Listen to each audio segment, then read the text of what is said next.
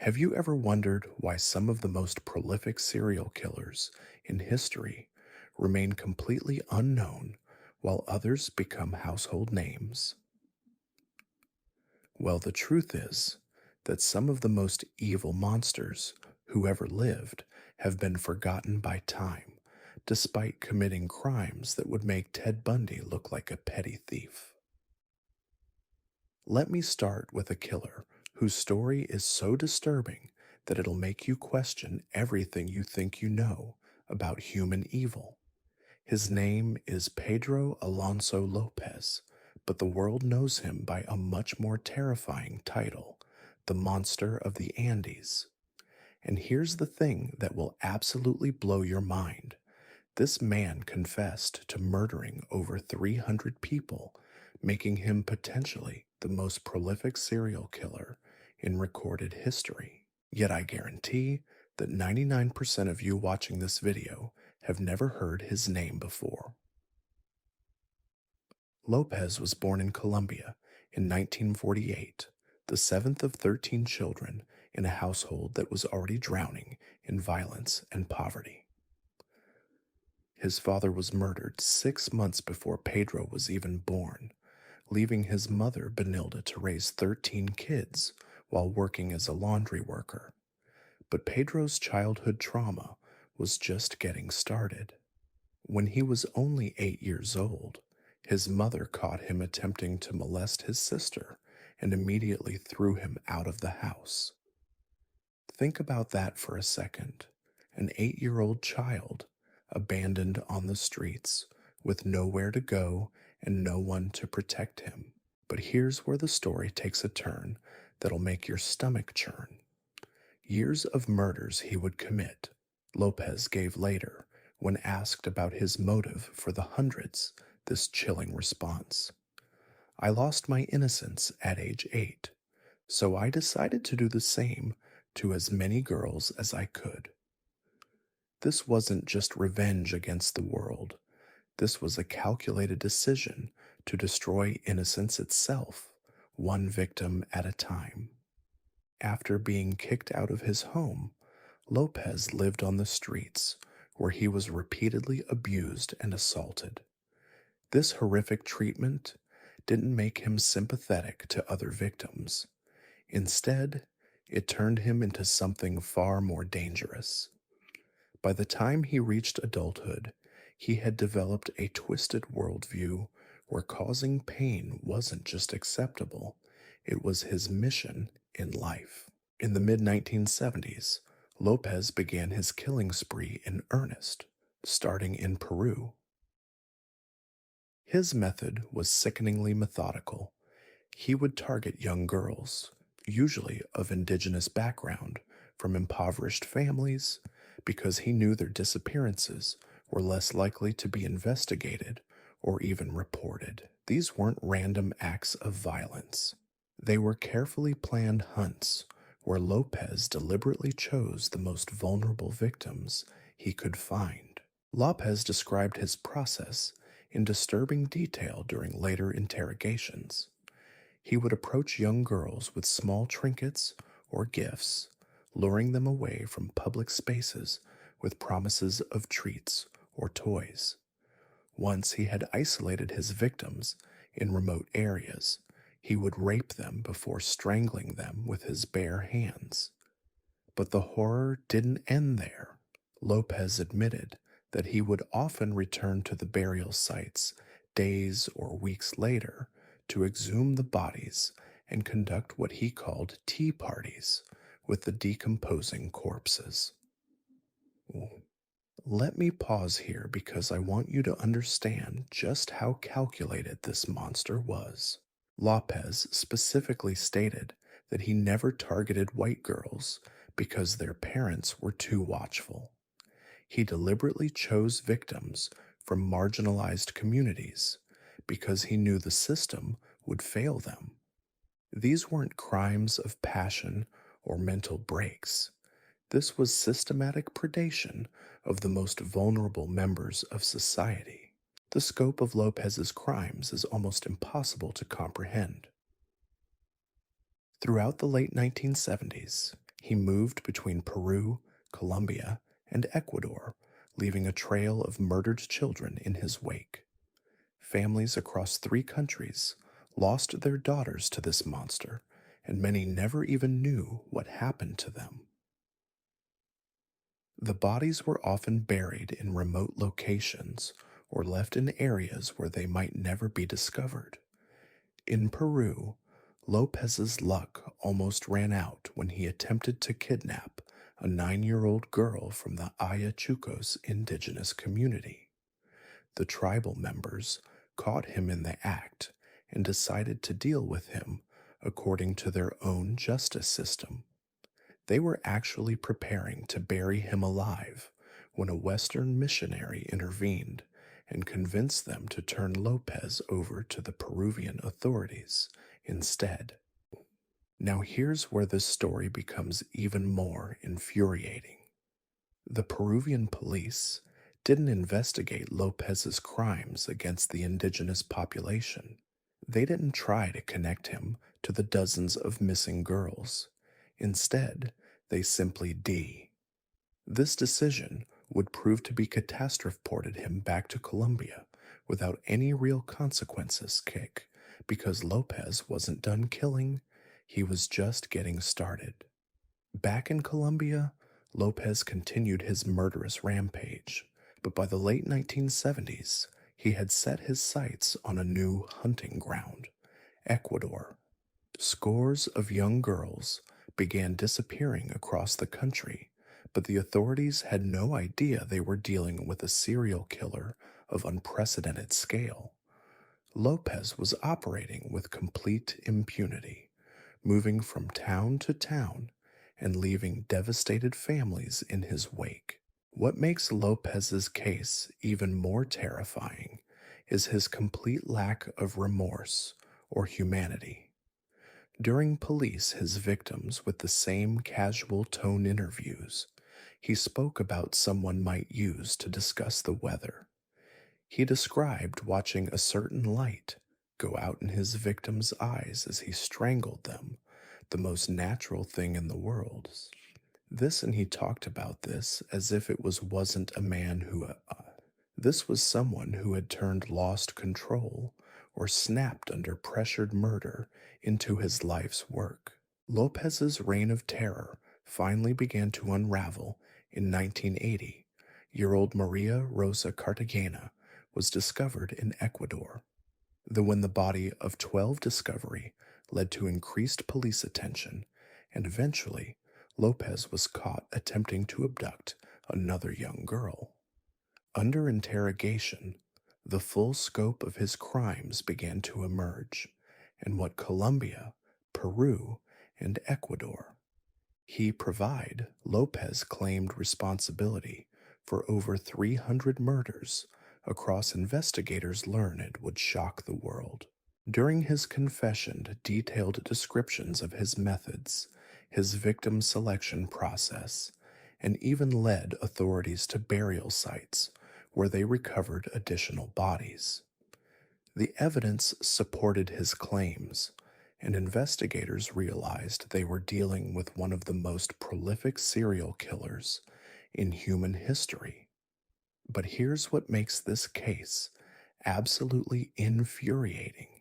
The Lopez was convicted of 57 murders on July 31st, 1981, justice system's complete failure to keep this monster locked away Ecuador and sentenced to the maximum penalty allowed under the country's laws is right, 16 years for 16 years in prison.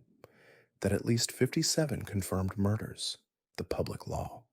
Even worse, Lopez's release was outraged, but the law was then 2 years early in 1994 for good behavior. Think about that for a moment. A man who confessed to hundreds of child murders was deemed well behaved enough to deserve early release. He was immediately deported back to Colombia, where prosecutors were expected to charge him for the murders he had committed there decades earlier. But the Colombian justice system failed just as spectacularly. Prosecutors couldn't build a strong enough case for the crimes Lopez had committed in their country years earlier. Instead of facing execution, Lopez was declared mentally incompetent and sent to a psychiatric hospital. Then, Lopez was in 1999, which the last confirmed sighting of Pedro was declared sane and released again in 1998, a decision that defies all logic and human decency. He'd been free for over 2 decades. He means that one of history's most prolific serial killers has been dead from old age, or he could still handle its most dangerous criminals. His victims represents everything that's wrong with how society, and that uncertainty makes his case even more terrifying. Lopez be out there somewhere, continuing his killing spree. Nobody knows, were chosen specifically because they were vulnerable, aimless citizens. And now different countries failed to protect their most marginalized. The justice systems in 3. A man who confessed to hundreds of murders walks free while the families of his victims still don't have closure.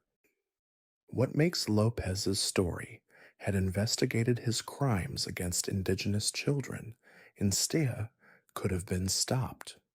If the Peruvian authorities, even more disturbing is how easily the Ecuadorian justice system had appropriate sentences could have been saved, if instead of simply deporting him, hundreds of lives. If the Colombian system had been for serial killers, he never would have been released. Better organized, he never would have walked free a second time. But perhaps a realization that Lopez is just most terrifying of all is the targeting society's most vulnerable members. His in plain sight, while one example of how evil can operate of people whose disappearances don't make victims, were poor, indigenous, and marginalized. Exactly the headlines or spark massive investigations. Lopez understood this and exploited it for over a decade. The monster of the Andes remains one of history's most successful serial killers, not because he was particularly clever or careful, but because he chose victims that society had already forgotten. His story serves as a chilling reminder that evil doesn't always announce itself with dramatic flourishes or media attention. Sometimes, the worst monsters are the ones we never hear about, operating in the shadows while preying on those who have no voice to cry for help. And Lopez's case is just the beginning. There are dozens of serial killers whose crimes are just as horrific, whose victim counts are just as staggering, but whose names remain unknown to the general public. These forgotten monsters have shaped our understanding of human evil in ways we're only beginning to comprehend. Now let me tell you about Richard Speck, a man whose name should be spoken in the same breath as the most notorious killers in history, yet somehow his story has faded from public memory.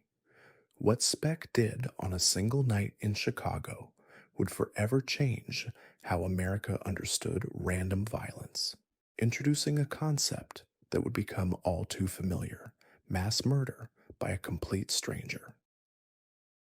Picture this. It's a warm summer evening in 1966, and 8 young nursing students are going about their normal routines in a townhouse on Chicago's South Side. They're studying, chatting, preparing for another day of helping patients at the local hospital. These women had no idea that they were being watched.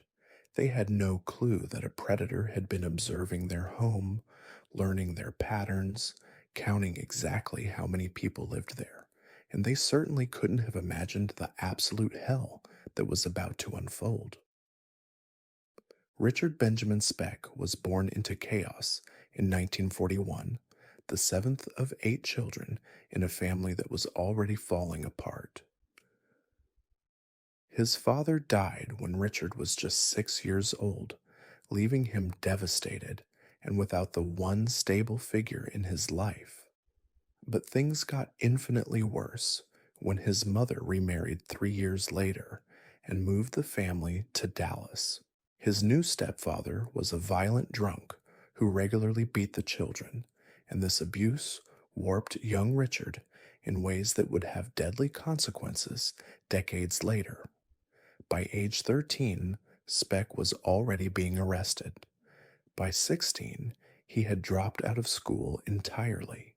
He spent his teenage years bouncing between jail cells and bar stools, drinking heavily, and getting into increasingly violent confrontations. This wasn't just typical teenage rebellion. This was a young. What made Speck particularly terrifying was man whose capacity for violence was growing more dangerous by the year, how ordinary he appeared to everyone around him. He wasn't some obvious psychopath skulking in the shadows. He was just another guy looking for work, trying to get his life together, someone you might sit next to at a bar without thinking twice. This ability to blend in, to appear completely normal while harboring murderous intentions, is what makes cases like his so absolutely chilling.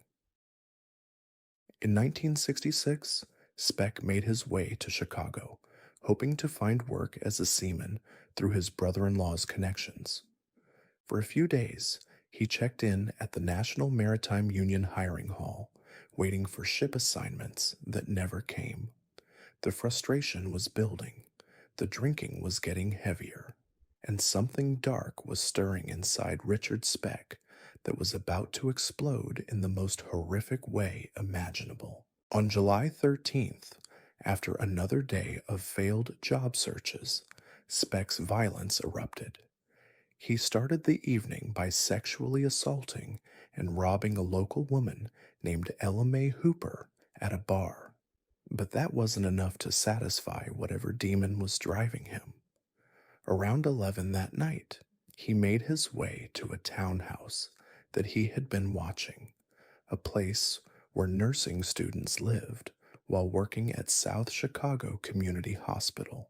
What happened next was 4.5 hours of methodical terror that would haunt America forever. Speck didn't just break into that house and kill everyone quickly. No, he turned that home into his personal torture chamber, holding 9 women hostage while he systematically murdered them one by one. Think about the psychological torture these women endured, knowing that their friends were being killed in other rooms while they waited for their turn to die. Speck's method was deliberate and cruel. He would take to 30 minutes torturing and killing her, then return one woman out of the room, spend 20 for the next victim. The women who remained could hear what was happening. They knew their fate. They had to sit there, paralyzed with terror, watching their numbers dwindle as the night wore on. But here's what makes this case even more disturbing. Speck wasn't in some psychotic rage. He wasn't out of control. This was calculated, methodical murder. He stabbed some victims, strangled others, and saved the worst for last. 20-ped and strangled, the final victim in a night of un-2-year-old Gloria Davy was raw. Know these details is because of one woman's incredible courage and quick imaginable horror. The only reason we thinking. Corazon Amorao, a Filipino nursing student, managed to roll under a bed and hide, while Speck was out of the room murdering one of her to the screams and violence, not friends. She stayed hidden for hours, listening, knowing if she would be discovered at any moment. Amurao's survival likely came down to a simple miscalculation by Speck. He had been watching the house and knew that 8 women lived there, but that visiting her future sister-in-law. When Speck finished night, there were actually 9 women present because one was killing what he thought was his eighth and final victim. He left the house, not realizing that one terrified woman remained hidden under a bed, trembling and praying that he wouldn't return.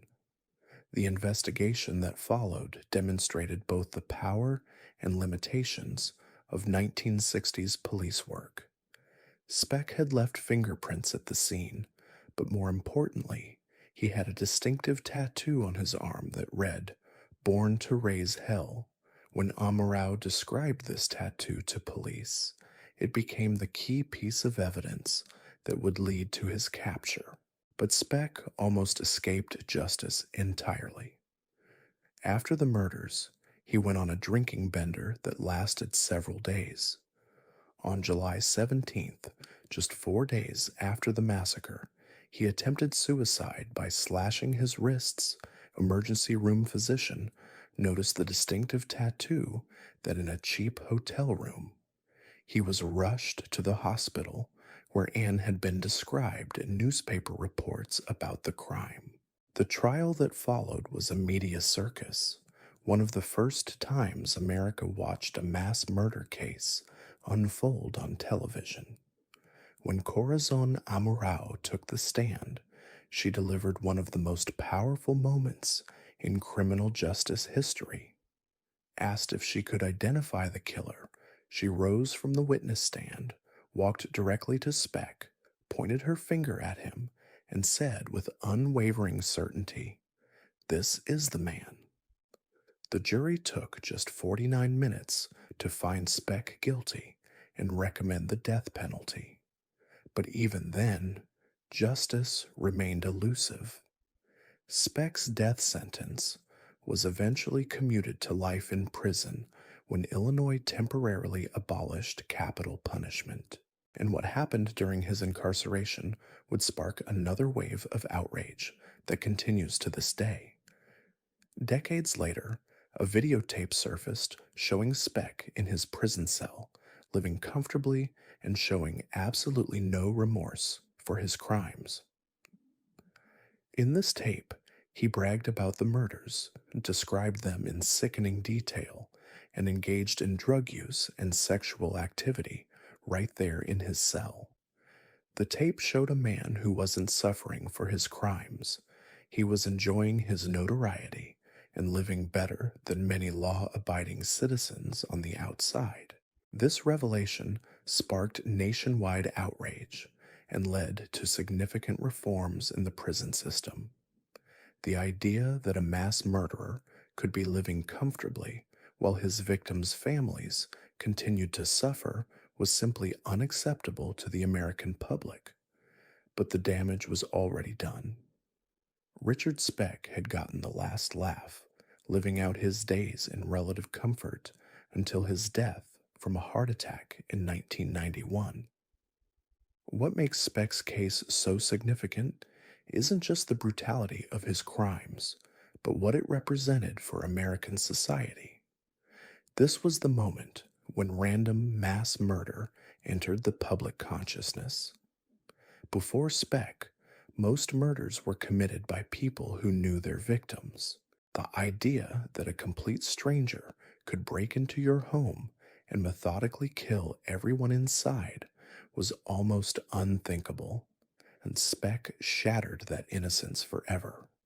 He introduced America to a new kind of fear, the fear that violence could strike anyone, anywhere, without warning or reason.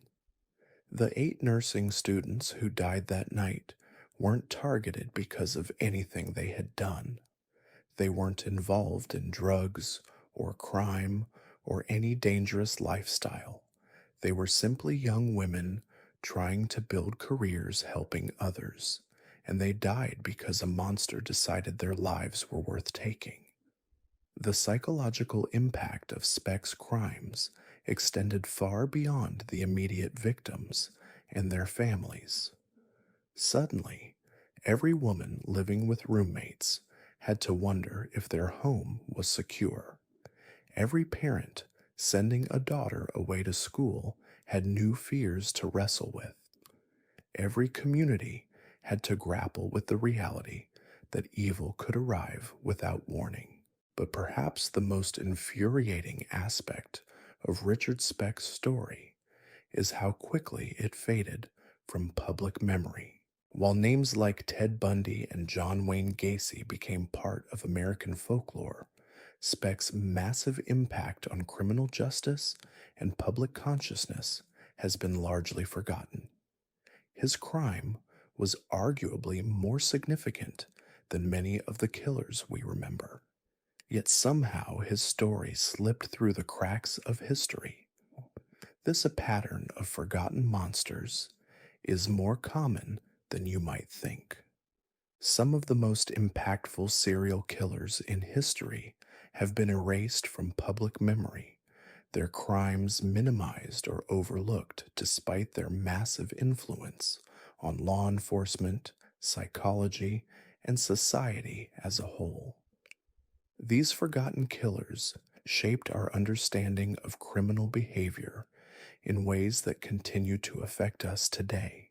Richard Speck's forgotten legacy brings us to our next monster, a killer whose charm and good looks allowed him to deceive everyone around him while committing some of the most random and terrifying murders in American history.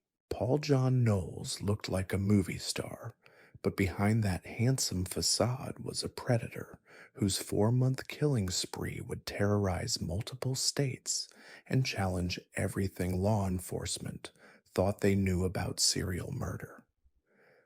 Picture this: it's 1974, and women across the country are falling for a man who looks like he stepped off a Hollywood movie set. Journalists who met him described Knowles as a dreamboat who resembled a cross between Robert Redford and Ryan O'Neal. His flowing whiskey-colored hair, devilish smirk, and sophisticated demeanor made him irresistible to women who had no idea they were flirting with death itself. This wasn't some creepy loner skulking in the shadows. This was a man who could walk into any room and instantly become the center of attention. But here's what makes Knowles absolutely terrifying.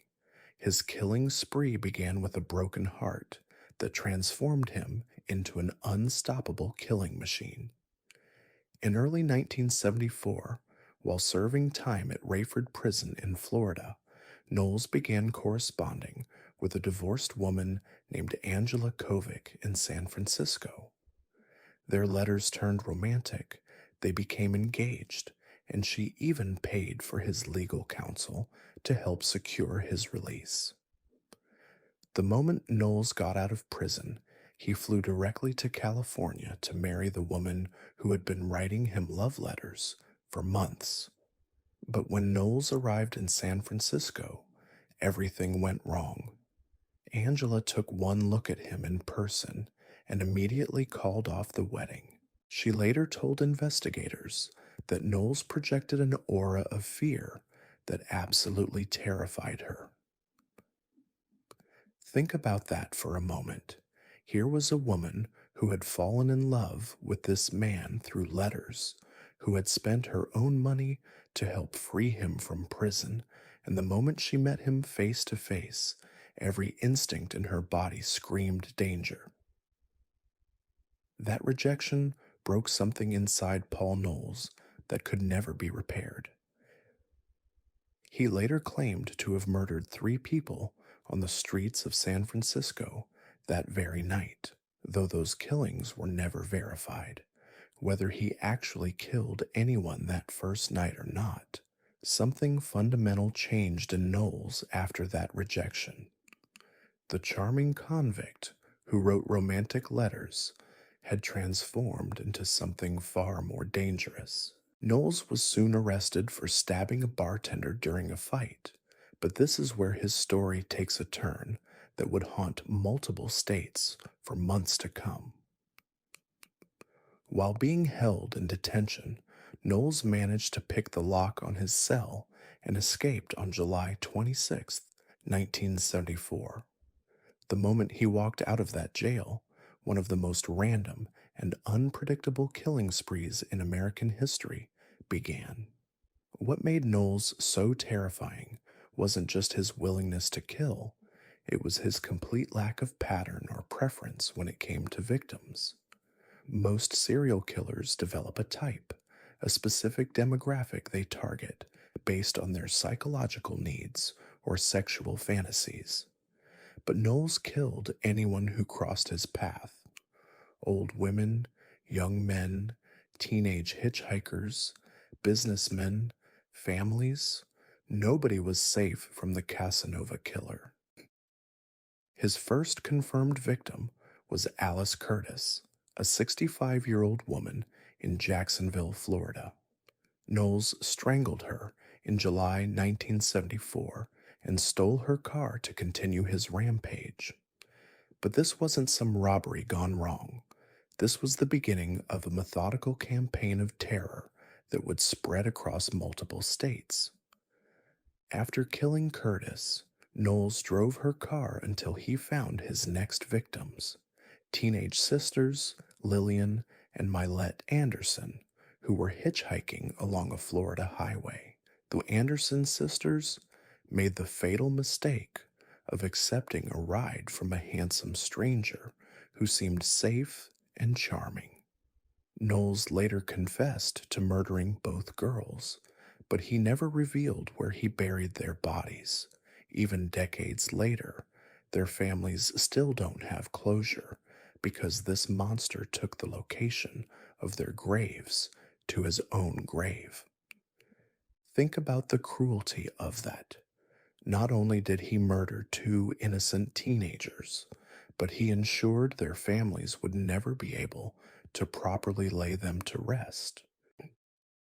As Knowles continued his killing spree, he began documenting his crimes in a way that revealed his twisted psychology. He started recording detailed confessions on audio tapes that he mailed to his Florida attorney, Sheldon Yavitz. On these tapes, Knowles spoke about his murders with chilling casualness, describing the intimate details of how he killed his victims and why he chose them. But what's most disturbing is what he said about his motivation for creating these recordings. "Brace yourself, I'm a mass murderer," Knowles told his attorney on one of these tapes. But he wasn't confessing out of guilt or remorse. He was bragging. Knowles explicitly told people that he wanted to become famous for his killings, and he believed these audio confessions would help him achieve that notoriety. This wasn't a man who had lost control or snapped under pressure. This was someone who had turned murder into performance art, documenting his crimes because he wanted the world to remember him as a killer. The geographic scope of Knowles's crimes created a nightmare scenario for law enforcement. While he was murdering people in Florida, Georgia, Texas, Connecticut, and Nevada, police departments in different states had no idea they were all dealing with the same killer. This was 1974, long before modern communication systems and databases that could connect crimes across state lines. Each murder was being investigated as an isolated incident, which allowed Knowles to stay ahead of the law while his body count continued to climb. In September 1974, Knowles's crimes reached a new level of brutality when he murdered Kathy Pierce in her own home while her 3-year-old son was present. For reasons that remain unclear, Knowles spared the child, a rare moment of mercy in an otherwise merciless killing spree. But the psychological trauma inflicted on that little boy, who witnessed his mother's murder, represents another dimension of Knowles's cruelty that extended far beyond his direct victims. October 1974 brought even more horror as Knowles murdered businessman William Bates, dumping his body in the woods like garbage. He also abducted and killed 2 women, Evelyn and Danny Goza, during this period. What made these crimes particularly terrifying was their complete randomness. These weren't crimes of passion or revenge. They were the actions of a man who had decided that other people's lives simply didn't matter. The investigations into Knowles's crimes was complicated by his ability to charm and manipulate everyone he encountered. So still, unlike other serial killers who were obviously disturbed or antisocial, Knowles could blend into any social situation. He could strike up conversations with potential victims, gain their trust, and appear completely normal right up until the moment he decided to kill them. This ability made him unpredictable and especially dangerous because nobody saw him coming. One investigator later told reporters, just about everywhere he went, he left a body. But connecting those bodies to a single killer proved nearly impossible while Knowles was still active. It was only after his capture that the full scope of his crimes became clear, and even then, investigators suspected there were more victims they never found. Knowles's end came in typical fashion for his chaotic and violent lifestyle. On November 17th, 1974, Florida Highway Patrol Trooper Charles Eugene Campbell spotted Knowles driving a stolen car and attempted to pull him over for what should have been a routine traffic stop. But nothing involving Paul Knowles was ever routine. When Campbell approached the vehicle, Knowles wrestled the trooper's gun away from him and commandeered the patrol car. Using the police siren, Knowles then pulled over an innocent motorist named James Meyer and stole his car, taking both Campbell and Meyer as prisoners. What happened next shows just how far Knowles had descended into pure evil. Instead of simply escaping, he drove both men to a remote stretch of woods in Pulaski County, Georgia, and executed them both. These weren't even random murders. This was the calculated killing of two men whose only crime was being in the wrong place when a monster needed to escape.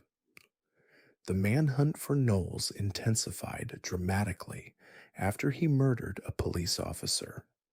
Every law enforcement agency in the region was now actively hunting the Casanova killer, and his luck was finally running out.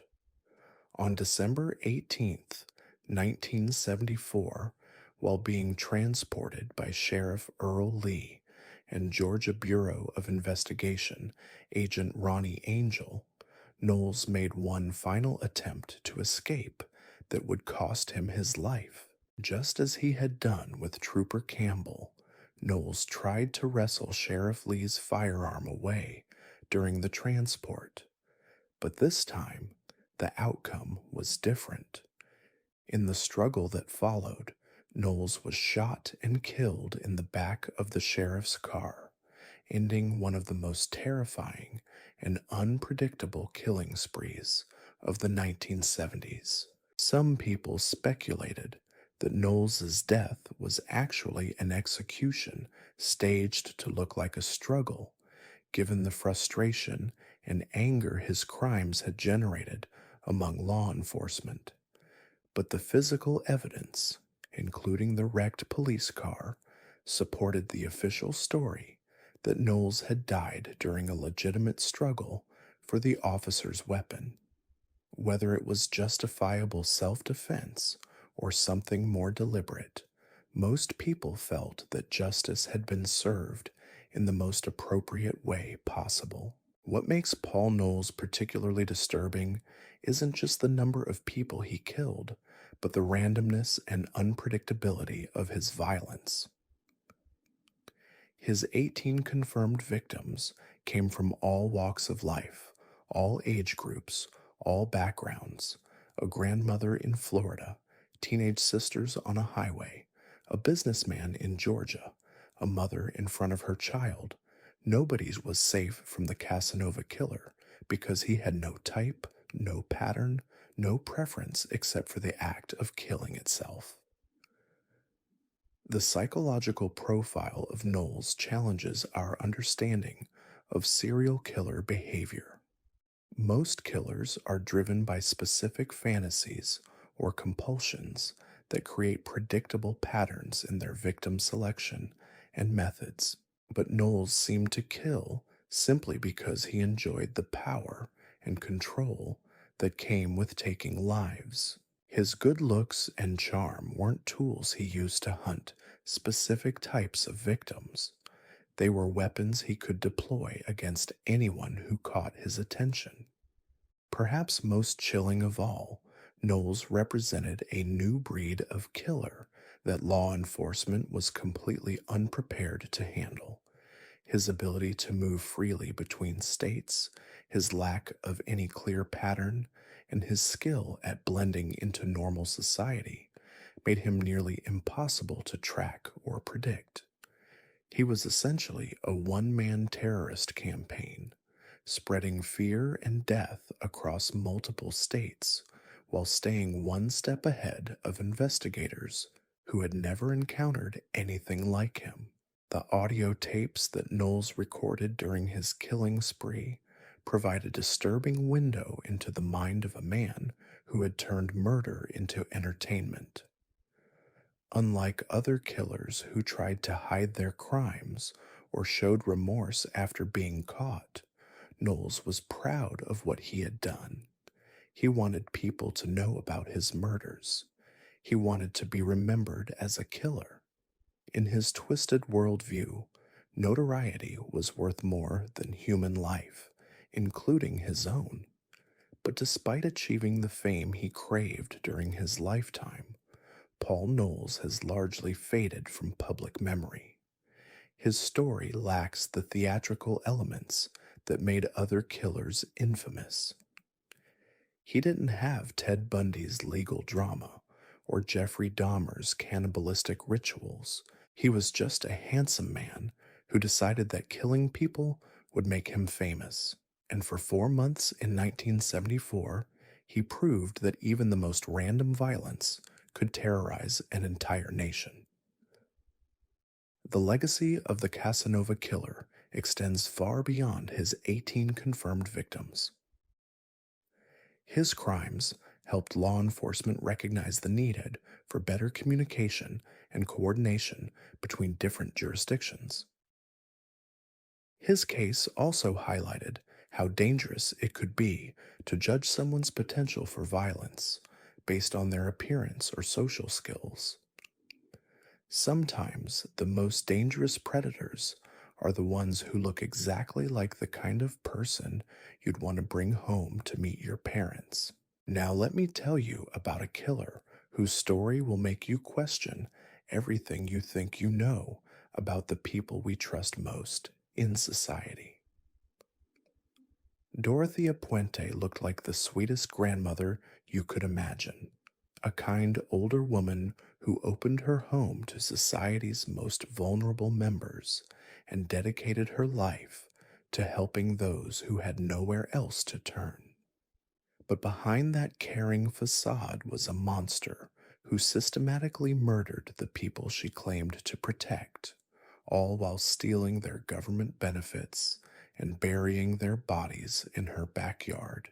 Picture a sweet elderly woman in vintage clothing and large glasses, someone who looks like she stepped out of a Norman Rockwell painting. Dorothea Puente ran a boarding house in Sacramento, California, and to everyone who knew her, she was a pillar of the community, funding charities, organizing Alcoholics Anonymous meetings, and providing shelter for society's forgotten members. But this grandmother figure was actually one of the most calculating and cold-blooded serial killers in American history, systematically poisoning and strangling her tenants before burying them in her garden and cashing their Social Security checks for years. Dorothea Helen Gray was born in 1929 into a nightmare that would shape her into the monster she became. Both of her parents were severe alcoholics, and her father regularly threatened suicide in head while they watched in terror. When Dorothea was 8 years old, her father died of tubercle front of his children, literally holding a gun to his sosis, but the trauma was far from over. Her mother worked as a prostitute and lost custody of all her children in 1938 before dying in crucial lesson that would define her entire life. Childhood of abandonment and instability taught Dorothea a motorcycle accident later that same year. This thing of care or compassion. She learned people were resources to be exploited, not human beings. Desired early that survival meant manipulation, that trust was weakness' easiest targets for someone clever enough to exploit them, and that the most vulnerable people in society were by the 1980s, Pooh image she presented herself as Ante had perfected her public, respectable, older matron who genuinely cared about helping vintage clothing, didn't dye her graying hair, and spoke soft alcoholics, homeless people, and the mentally ill. She warley with what seemed like genuine compassion for the Dowd herself as a respected member of Sacrament and Trodden. She established ships and radio programs while running her boarding house near carefully constructed persona was nothing more than camouflage for 15th and F Streets. But this is Hispanic community, funding scholar a predator who had identified the perfect hunting ground. Puente's boarding house became a death trap disguised as a sanctuary, where society's most vulnerable members came seeking help and instead found someone who saw them as nothing more than walking social security checks. The methodology behind Puente's crimes reveals a level of premeditation and callousness that's absolutely chilling. She didn't kill in fits of rage or during moments of psychological breakdown. Instead, she operated her boarding house like a systematic harvesting operation, carefully selecting victims who met specific criteria that would minimize her chances of getting caught. Her ideal victims were elderly people, chronic alcoholics, and mentally disabled individuals who had few family connections and limited social support systems. These were people whose disappearances might go unnoticed for weeks or months, giving Puente time to continue collecting their government benefits while covering up their deaths. She specifically targeted what law enforcement calls shadow people, individuals living on the margins of society who had already been forgotten by almost everyone. Puente's killing method was as calculated as her victim selection. She would poison her tenants with a combination of drugs, often mixing sedatives into their food or drink to make them compliant and confused. Once the victims were incapacitated, she would sometimes strangle them to ensure death, then bury their bodies in her backyard garden while continuing to cash their social security checks as if nothing had happened. What makes this case even more disturbing is how Puente manipulated the very system that was supposed to protect her victims. She read their mail, intercepted their government checks, and paid each tenant a small monthly stipend while keeping the remainder for what she claimed were boarding house expenses. To outside observers, it looked like she was providing a valuable service to people who couldn't manage their own finances. The boarding house was regularly visited by parole agents due to previous court orders requiring Puente to stay away from elderly people and prohibiting her from handling government checks. But despite these frequent visits, she was never charged with anything because she had become an expert at presenting herself as a caring caregiver who was genuinely trying to help society's most vulnerable members. Neighbors began to grow suspicious when Puente claimed to have adopted a homeless alcoholic man she called Chief to serve as her handyman. She had Chief dig extensively in the basement and remove soil and garbage from the property, then install a new concrete slabs before he mysteriously disappeared. But even then, people assumed Chief had simply moved on to find work elsewhere rather than suspecting he had become another victim buried beneath their feet. The systematic nature of Puente's operation is what sets her apart from other serial killers. This wasn't someone who killed during emotional outbursts or sexual frenzies. She was running a business where human beings were the raw material and government benefits were the product. Every aspect of her boarding house was designed to facilitate murder while maintaining the appearance of legitimate elder care. Puente's ability to maintain this facade for years demonstrates how society's most dangerous predators often hide behind masks of respectability and compassion. She understood that people wanted to believe in her goodness, that they needed to see elderly care providers as nurturing figures rather than potential threats. This psychological manipulation allowed her to operate in plain sight while systematically killing the people she claimed to protect. The investigation that finally brought down Dorothea Puente began in 1988 when social workers started looking for a missing tenant named Alvaro Montoya. Montoya was a mentally disabled man who had been living at Puente's boarding house, and when investigators came to check on his welfare, Puente told them he had left to visit relatives in Mexico. But social workers weren't satisfied with this explanation and decided to search the property more thoroughly. What they discovered in Puente's backyard would shock Sacramento and the entire nation.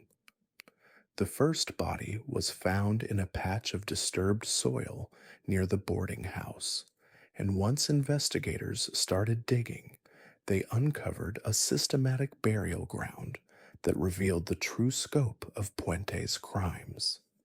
Body after body emerged from the garden where Puente had been growing vegetables and flowers while her victims decomposed beneath the soil. The forensic investigation revealed the calculated nature of Puente's murders. Victims had been poisoned with combinations of drugs designed to incapacitate them before death. Some showed signs of strangulation as well, indicating that Puente wanted to ensure her victims were dead before burial.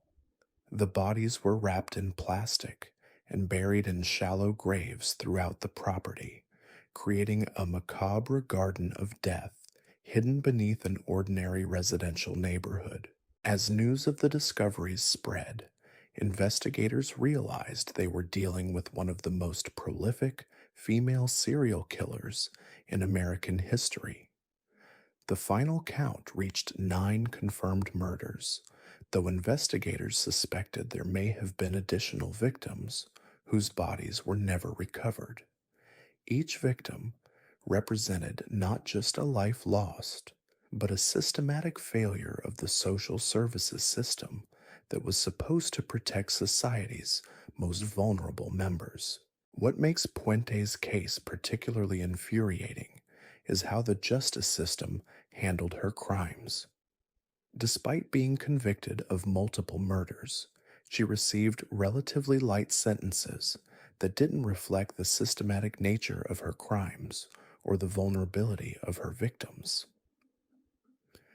The legal system seemed unprepared to deal with a killer who had turned elder care into a murder operation, treating her crimes as isolated incidents rather than a sustained campaign of predation. The psychological profile of Dorothea Puente challenges our understanding of female serial killers. While most female killers target family members or use methods that appear less violent, Puente operated more like a male predator, systematically hunting vulnerable victims for financial gain. Her ability to maintain a caring facade while committing horrific crimes demonstrates a level of psychological manipulation that rivals any male serial killer in history. Perhaps most disturbing of all is how Puente's crimes highlighted the invisibility of society's most vulnerable members. Her victims were people who had already been forgotten by families, abandoned by social systems, and marginalized by communities that didn't want to deal with their problems. Puente understood that these individuals could disappear without anyone asking difficult questions, and she exploited this social blindness to commit murder with impunity. The boarding house murders revealed a dark truth about how society treats its most vulnerable members. These weren't random victims who happened to cross paths with a killer. They were people who had been systematically failed by families, institutions, and communities long before they encountered Dorothea Puente. Their deaths represented not just individual tragedies, but a collective failure to protect those who couldn't protect themselves. Today, Dorothea Puente's name has largely faded from public memory, despite the fact that her crimes were among the most calculated and systematic in American history. She died in prison in 2011, taking with her any remaining secrets about additional victims or the full scope of her operation. But her legacy lives on in the reforms she inspired in elder care oversight and the recognition that predators often hide behind masks of compassion and respectability. The death house landlady represents everything that's terrifying about the monsters who walk among us. She wasn't some obviously disturbed individual skulking in shadows. She was a respected member of her community who used society's trust and compassion as weapons against the most vulnerable people she could find. Her story serves as a chilling reminder that evil doesn't always announce itself with dramatic flourishes or obvious warning signs. Sometimes, the most dangerous predators are the ones who look exactly like the kind of person you'd trust with your grandmother, who present themselves as helpers and caregivers while systematically destroying the lives they claim to protect. Dorothea Puente proved that the greatest monsters are often hiding in plain sight, using our own desire to believe in human goodness as camouflage for crimes that challenge everything we think we know about the nature of evil itself. But Puente's systematic approach to murder pales in comparison to our next forgotten monster, a killer whose crimes were so random and unpredictable that law enforcement had no idea how to stop him. This next case involves a man whose appearance was so ordinary that he could blend into any crowd, yet whose capacity for violence was so extreme that he terrorized multiple states while leaving investigators completely baffled about his motives, methods, or next target. This brings us to Gary Ridgway, better known as the Green River Killer, whose decades-long murder spree would become the longest-running serial killer investigation in American history. What makes Ridgway's case so disturbing isn't just the staggering number of victims he claimed, but how he managed to kill with complete impunity for over 20 years while living as a seemingly normal family man in suburban Washington. Picture this. It's the early 1980s in Seattle, and young women are disappearing at an alarming rate from the streets, truck stops, and motels around the Green River area. These aren't random disappearances that might have innocent explanations. Bodies are being discovered in remote locations, dumped along riverbanks, and hidden in forests throughout King County. But what makes this case absolutely terrifying is that the killer seems to have an unlimited supply of victims and an uncanny ability to avoid detection. Gary Leon Ridgway was born in 1949 in Salt Lake City, Utah, but moved to Washington State as a child, where he would eventually become one of the most prolific serial killers in American history. To everyone who knew him, Ridgway appeared to be the most ordinary man imaginable, a truck painter at a local factory, a churchgoer who carried a Bible and talked frequently about his faith, and a family man who seemed devoted to his wives and stepchildren. But this facade of normalcy was hiding something monstrous. Ridgway had developed an intense hatred for prostitutes and runaway girls that would drive him to commit murders for over 2 decades. What makes his psychology particularly disturbing is how he justified his crimes to himself. He believed he was cleaning up the streets by killing women he considered worthless to society. Ridgway's method was as calculated as it was cruel. He would cruise the areas around Seattle where sex workers operated, picking up women by posing as a potential customer. His ordinary appearance and mild demeanor made him seem safe compared to the obviously dangerous men these women encountered regularly. Many victims willingly got into his truck because he appeared to be just another lonely middle-aged man looking for companionship.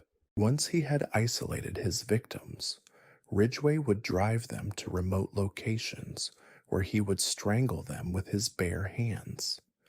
But what sets him apart from other killers is what he did after the murders.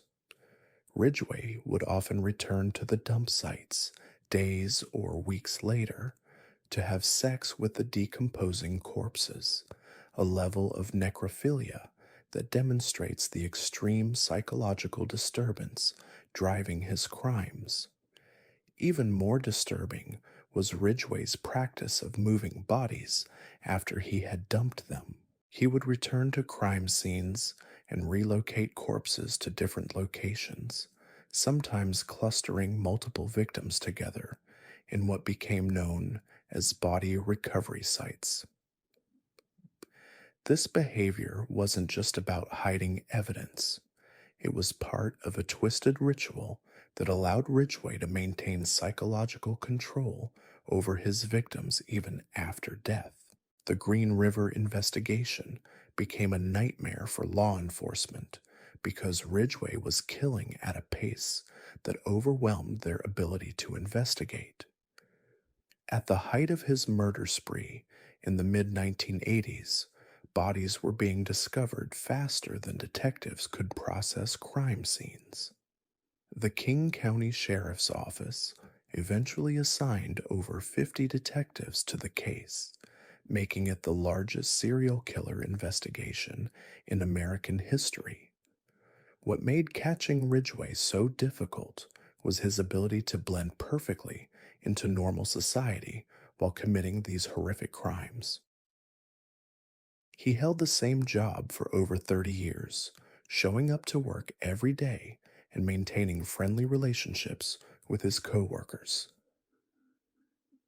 He went to church regularly and could quote Bible verses from memory.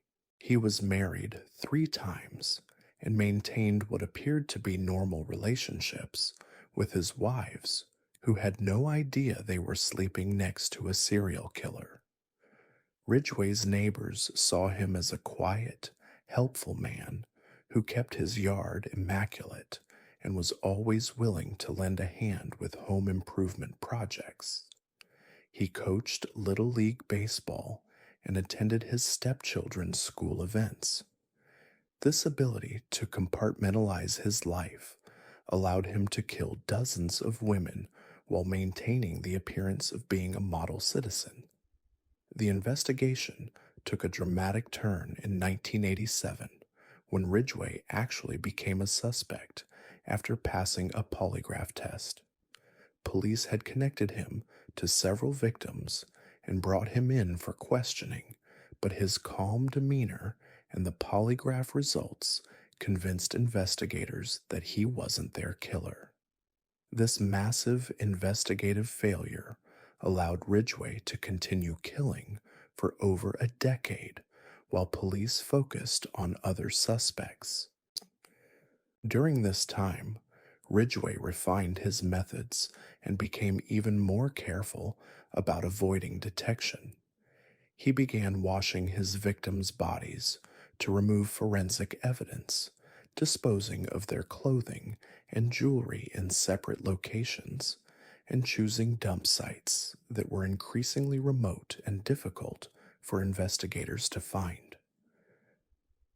His experience with earlier murders had taught him how to kill more efficiently while leaving fewer clues behind.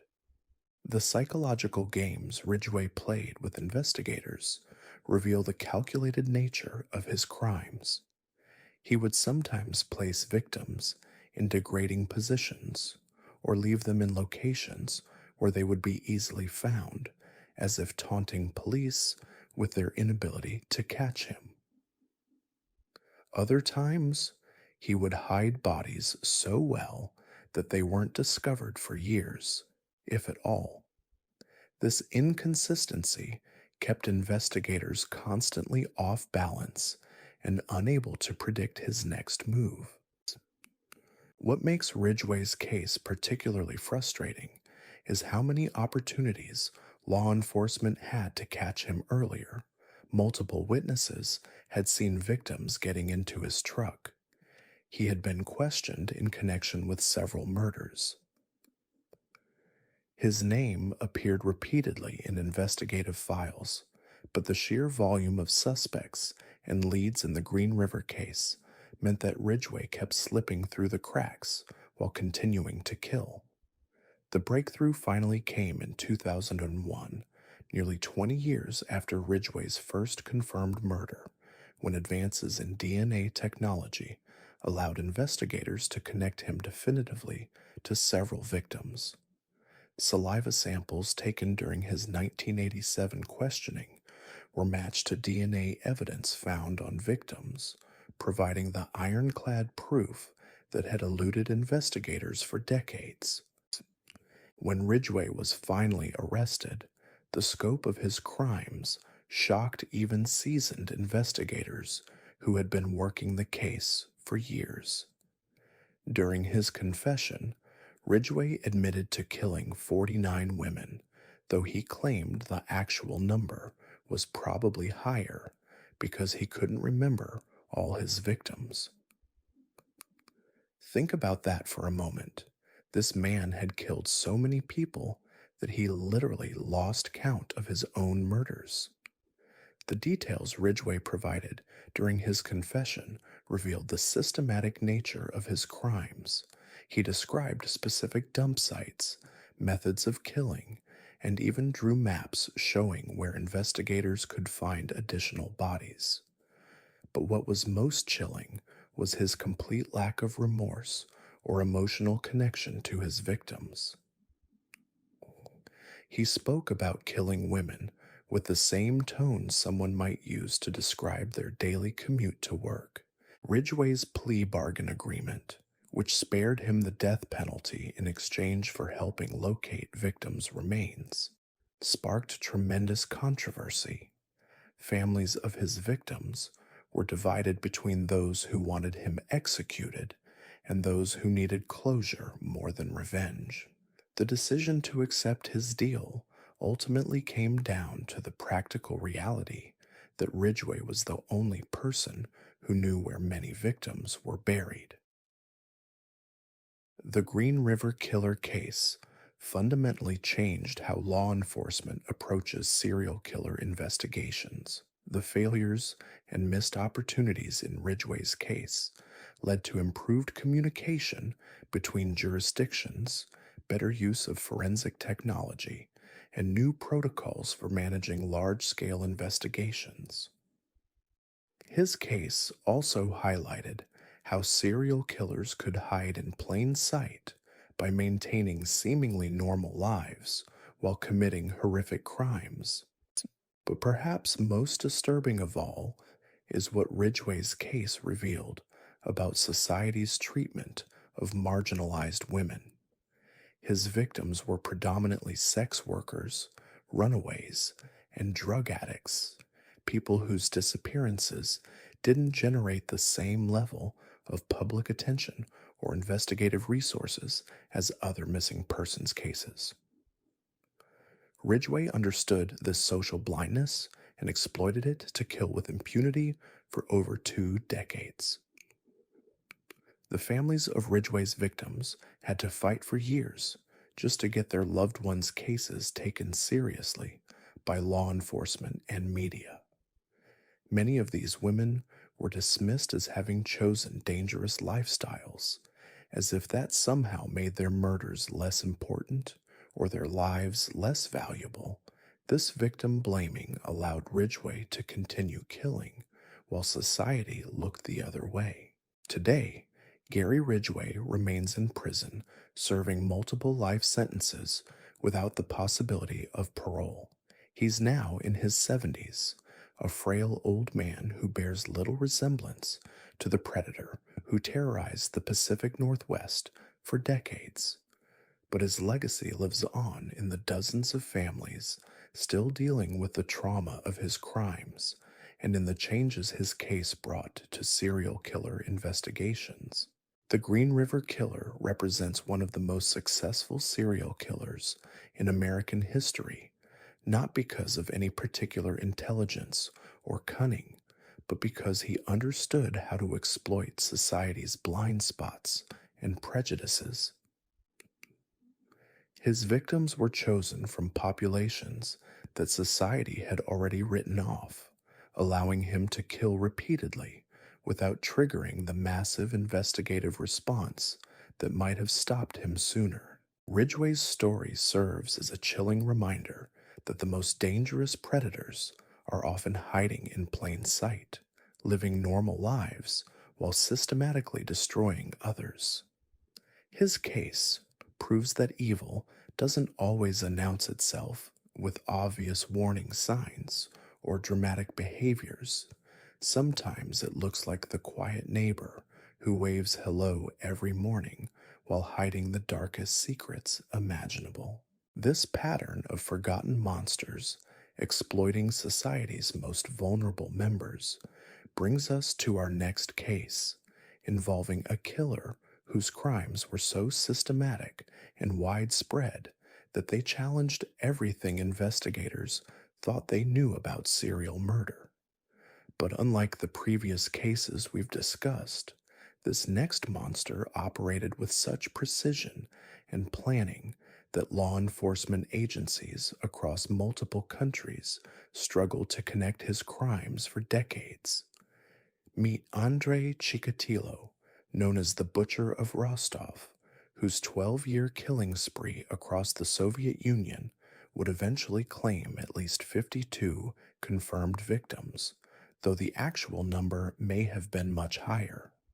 What makes Chikatilo's case particularly disturbing isn't just the scale of his crimes, but how the Soviet system's obsession with maintaining their image of a crime-free socialist paradise allowed him to kill with complete impunity for over a decade.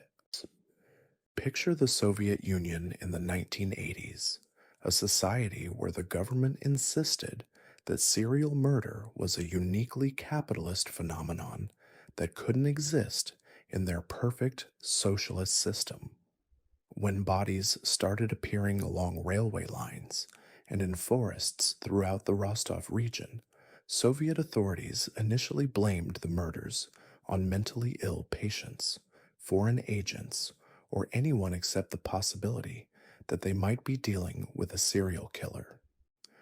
Andrei Romanovich Chikatilo was born in 1936 in Ukraine during one of the darkest periods in Soviet history.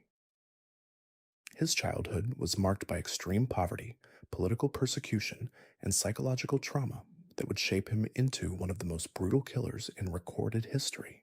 His father was captured by German forces during World War II and later imprisoned by the Soviets as a suspected collaborator, leaving young Andrei to grow up in a household dominated by shame and fear. The trauma of Chikatilo's early years created a psychology perfectly suited for violence and manipulation.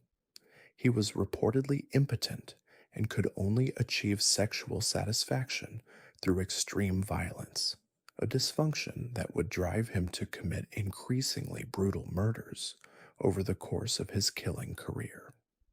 Unlike other serial killers who targeted specific demographics, Chikatilo killed children, teenagers, and adults of both sexes, making his crimes even more unpredictable and terrifying. Chikatilo's method was as brutal as it was systematic. He would approach victims at train stations, bus stops, or other public transportation hubs, using his respectable appearance as a middle-aged man in a suit to gain their trust. He often posed as someone offering work opportunities or assistance, particularly targeting young people who were traveling alone and vulnerable to manipulation. Once he had isolated his victims in remote locations, Chikatilo would unleash a level of violence that shocked even experienced investigators. He didn't just kill his victims, he mutilated them in ways that revealed extreme sexual sadism and psychological disturbance. Many victims were found with their eyes removed, as Chikatilo believed in the superstition that a victim's eyes would retain the image of their killer. The systematic nature of Chikatilo's crimes reveals a level of planning and organization that sets him apart from other serial killers. He carefully selected hunting grounds along transportation routes that allowed him to access victims from different communities while making it difficult for investigators to connect the crimes. His knowledge of the Soviet railway system, gained through his work as a supply clerk, gave him intimate familiarity with remote locations perfect for disposing of bodies. What makes Chikatilo's case particularly frustrating is how the Soviet system's failures allowed him to continue killing for so long. The communist government's insistence that serial murder couldn't exist in their society meant that investigators were forced to pursue politically acceptable explanations for the growing body count, no matter how implausible those theories might be. Soviet authorities initially blamed the murders on a group of mentally ill patients who had supposedly escaped from a local psychiatric hospital. When that theory proved unsustainable, they shifted to blaming foreign agents or capitalist infiltrators who were supposedly trying to undermine Soviet society through random violence. These politically motivated investigations wasted years of valuable time while Chikatilo continued killing. The investigation was further hampered by the Soviet Union's obsession with maintaining their international image. Admitting that a serial killer was operating in their territory would have contradicted their propaganda about socialism, eliminating crime and social problems. This political pressure meant that investigators couldn't seek assistance from international law enforcement agencies or share information that might have helped solve the case sooner. Even when Soviet investigators finally acknowledged they were dealing with a serial killer The system's failures continued to protect Chikatilo. The investigation became focused on a mentally disabled man named Alexander Kravchenko, who was tortured into confessing to crimes he didn't commit and eventually executed for murders he never committed. This tragic miscarriage of justice allowed Chikatilo to continue his killing spree, while an innocent man paid the ultimate price. The breakthrough in the Chikatilo case came through old-fashioned police work rather than advanced forensic techniques. Investigators began conducting massive surveillance operations at train stations and transportation hubs, watching for suspicious behavior and documenting everyone who passed through areas where bodies had been discovered. This labor-intensive approach eventually paid off when officers noticed Chikatilo acting nervously at a station near a recent crime scene. When investigators finally arrested Chikatilo in 1990, they discovered they were dealing with one of the most prolific serial killers in world history. During his confession, Chikatilo admitted to 56 murders, though he was ultimately convicted of 52 confirmed killings. The scope of his crimes had stretched across multiple Soviet republics and spanned over 12 years of systematic violence. The details that emerged during Chikatilo's trial revealed the full horror of his crimes. He hadn't just killed his victims, he had tortured them in ways that demonstrated extreme sexual sadism and psychological disturbance. Many victims had been partially cannibalized, with Chikatilo admitting that he had eaten parts of his victims' bodies as part of his ritual murders. What makes Chikatilo's psychology particularly disturbing is how he justified his crimes to himself. Unlike other killers who showed remorse or attempted to minimize their actions, Chikatilo seemed genuinely confused about why society considered his murders wrong. He spoke about his victims as if they were objects rather than human beings, displaying a level of dehumanization that shocked even experienced investigators. The trial of Andrei Chikatilo became a media sensation in the newly opened Soviet Union, representing one of the first times the Russian public had been exposed to the reality of serial murder in their society. The proceedings revealed not just the horror of Chikatilo's crimes, but the systematic failures that had allowed him to kill with impunity for over a decade.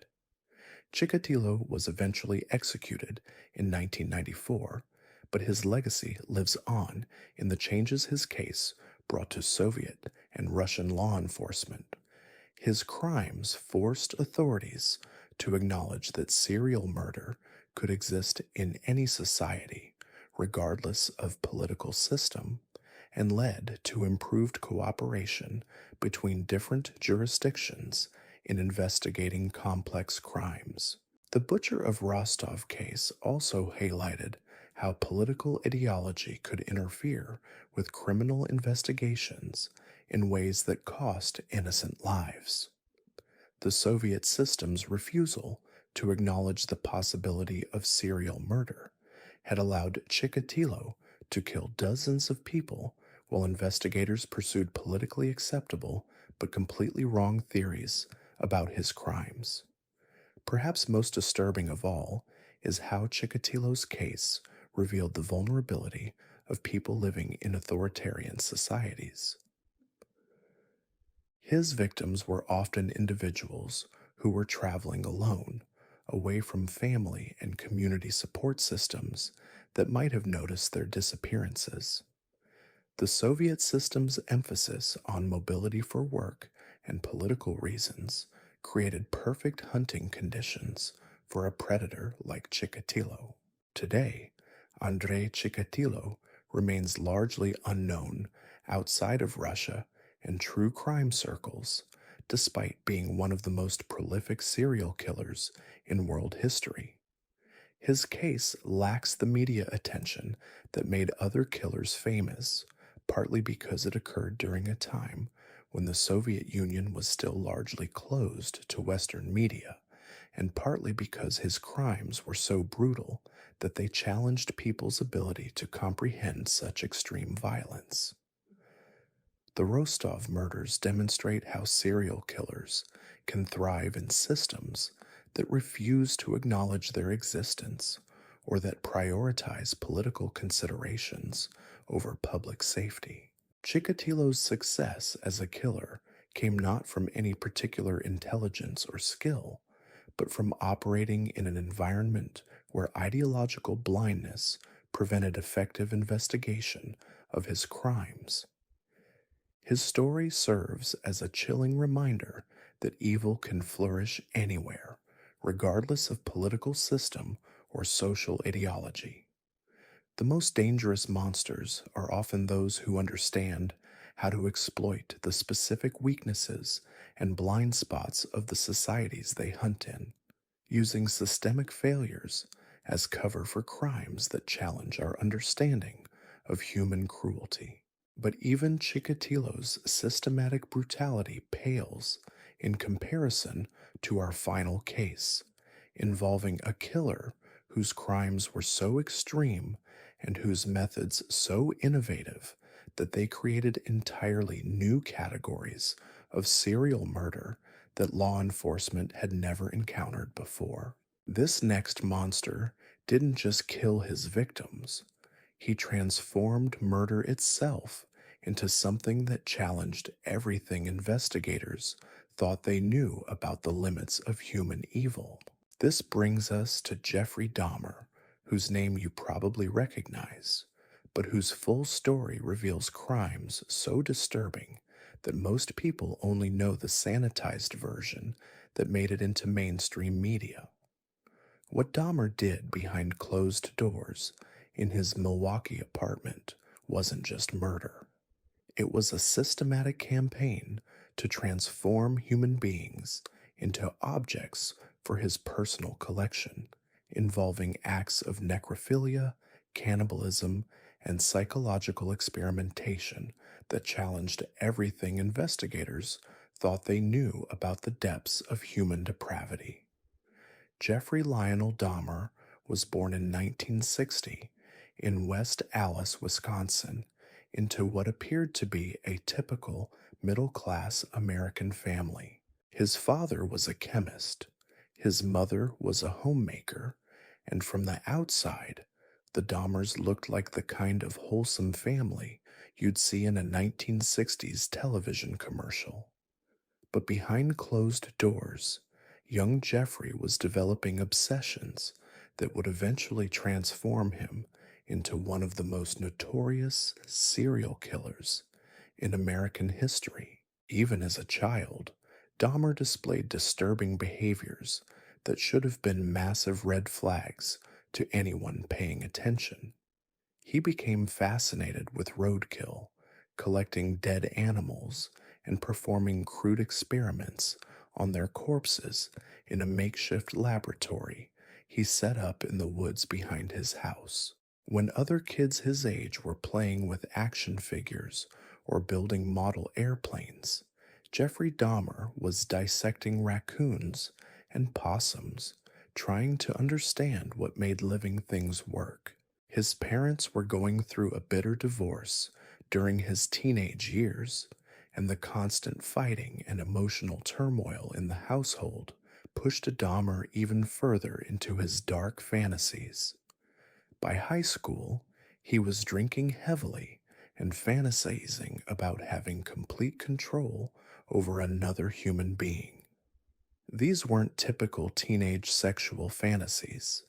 Dahmer dreamed about rendering people unconscious so he could do whatever he wanted to their bodies without resistance or complaint. What makes Dahmer's psychology particularly disturbing is how he described his motivations during later interviews. Unlike other serial killers who claimed they were driven by voices in their heads or uncontrollable urges, Dahmer was brutally honest about his desires.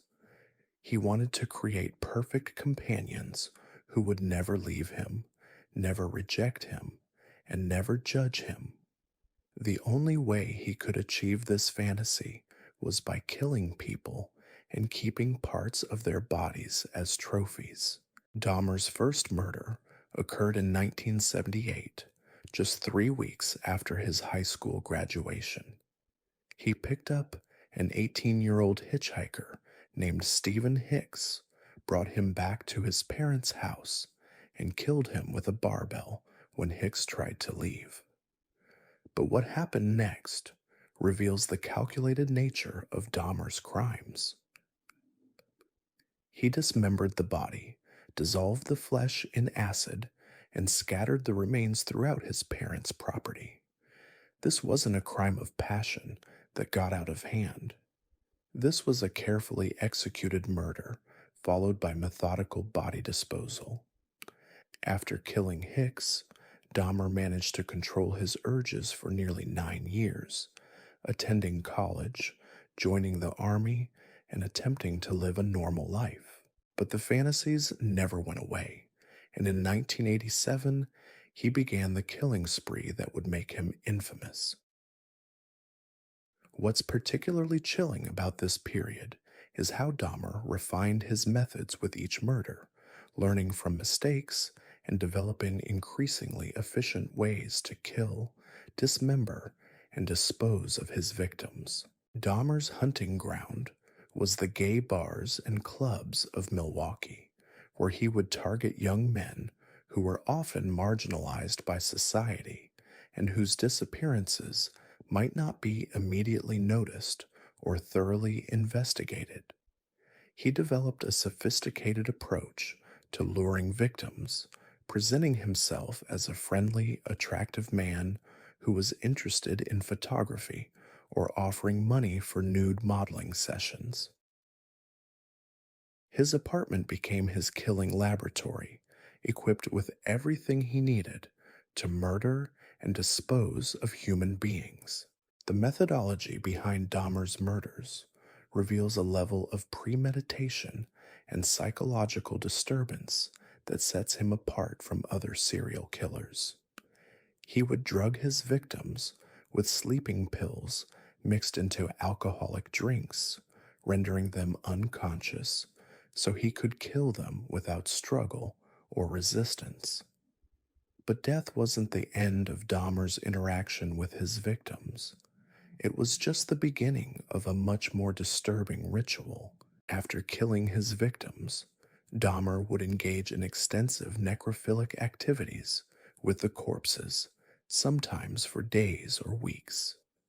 He photographed the bodies in various positions, creating a collection of images that he would use later for sexual gratification. But even this level of depravity wasn't enough to satisfy Dahmer's twisted psychology. He began experimenting with ways to preserve his victims' bodies, attempting to create a permanent collection of human remains. Dahmer's apartment became a house of horrors that defied imagination. He kept severed heads in his refrigerator and freezer, storing them like groceries alongside his regular food. He dissolved body parts in acid-filled containers, creating a makeshift laboratory for disposing of human remains. The smell was so overwhelming that neighbors complained repeatedly, but Dahmer always had explanations. Spoiled food, plumbing problems, anything except the truth about what was really causing the stench. But perhaps most disturbing of all were Dahmer's experiments with his victims while they were still alive. He began drilling holes in their skulls and injecting boiling water or muriatic acid directly into their brains, attempting to create living zombies who would be completely submissive to his will. These weren't mercy killings or quick deaths. They were prolonged torture sessions designed to transform human beings into mindless slaves. The psychological profile that emerged during Dahmer's interrogation revealed a man who had turned murder into performance art, documenting every aspect of his crimes with the same attention to detail that others might bring to a hobby or profession.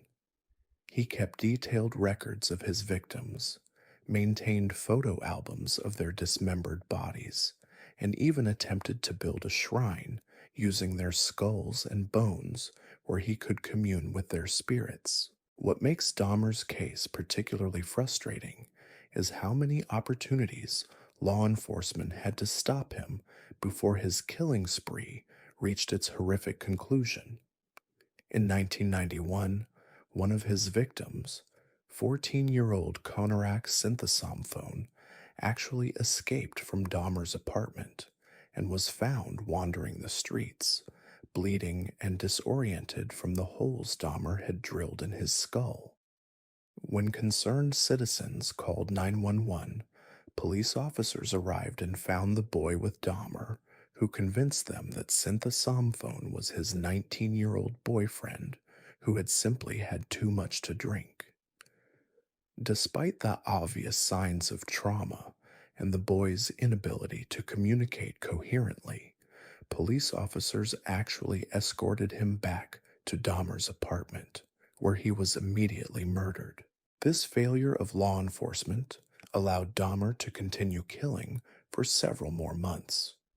The investigation that finally brought down Dahmer began in July 1991 when another victim, Tracy Edwards, managed to escape from the apartment with handcuffs still attached to one wrist.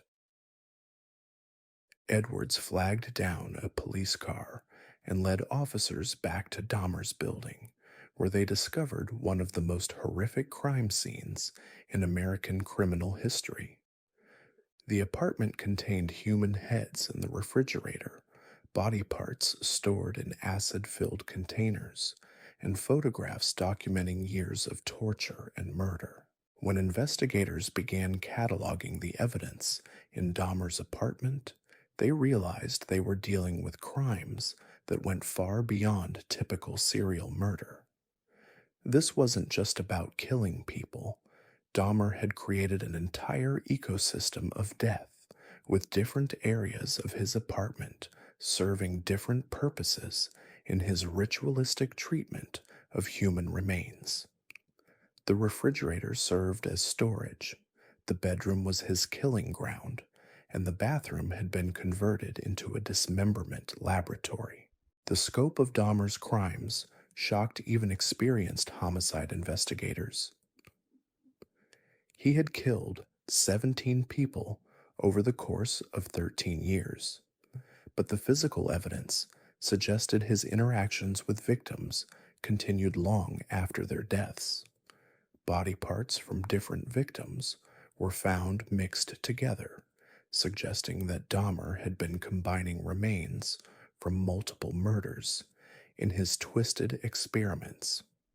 During his confession, Dahmer provided details about his crimes that were so disturbing that much of the information was never released to the public. He described eating parts of his victims not because he enjoyed the taste, but because he believed consuming their flesh would make them part of him forever. He talked about his experiments with preserving body parts and his attempts to create permanent trophies from human remains. What sets Dahmer apart from other serial killers is his complete honesty about his motivations and methods. Unlike killers who blame their crimes on mental illness, childhood trauma, or external factors, Dahmer accepted full responsibility for his actions. He described his murders as the logical result of fantasies that had been building since childhood, fantasies that involved complete domination and possession of other human beings. The psychological evaluation of Dahmer revealed a man who understood perfectly well that his actions were wrong, but simply didn't care about the moral or legal consequences. He wasn't psychotic or delusional. He was a calculating predator who had developed increasingly sophisticated methods for satisfying his darkest urges. This level of self awareness made his crimes even more disturbing because it eliminated any possibility that he was acting without understanding the consequences. Dahmer's trial became a media sensation, with the public struggling to comprehend how someone could commit such extreme acts of violence while appearing completely normal to everyone around him. His neighbors described him as quiet and polite. His co-workers saw him as reliable and competent, and even his victims initially trusted him enough to accompany him to his apartment. This ability to maintain a facade of normalcy while committing horrific crimes challenged everything people thought they knew about recognizing dangerous individuals. The victims' families faced the additional trauma of learning not just that their loved ones had been murdered, but that their remains had been desecrated in ways that defied human comprehension. Many families were never able to recover their relatives' remains for proper burial because Dahmer had dissolved or destroyed so much evidence. This denial of closure added another layer of cruelty to crimes that had already pushed the boundaries of human evil. Dahmer was sentenced to multiple life terms in prison, where he initially seemed to adapt well to incarceration. He expressed remorse for his crimes and claimed to have found religion, leading some people to believe he was genuinely trying to reform himself. But other inmates and prison officials remained skeptical of his transformation, viewing his apparent remorse as just another manipulation tactic. The debate about Dahmer's mental state and motivations continued throughout his incarceration. Some experts argued that his crimes were the result of severe mental illness that made him unable to control his actions.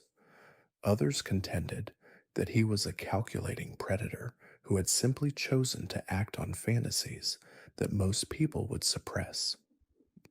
This disagreement highlighted the ongoing challenges in understanding and treating individuals capable of such extreme violence.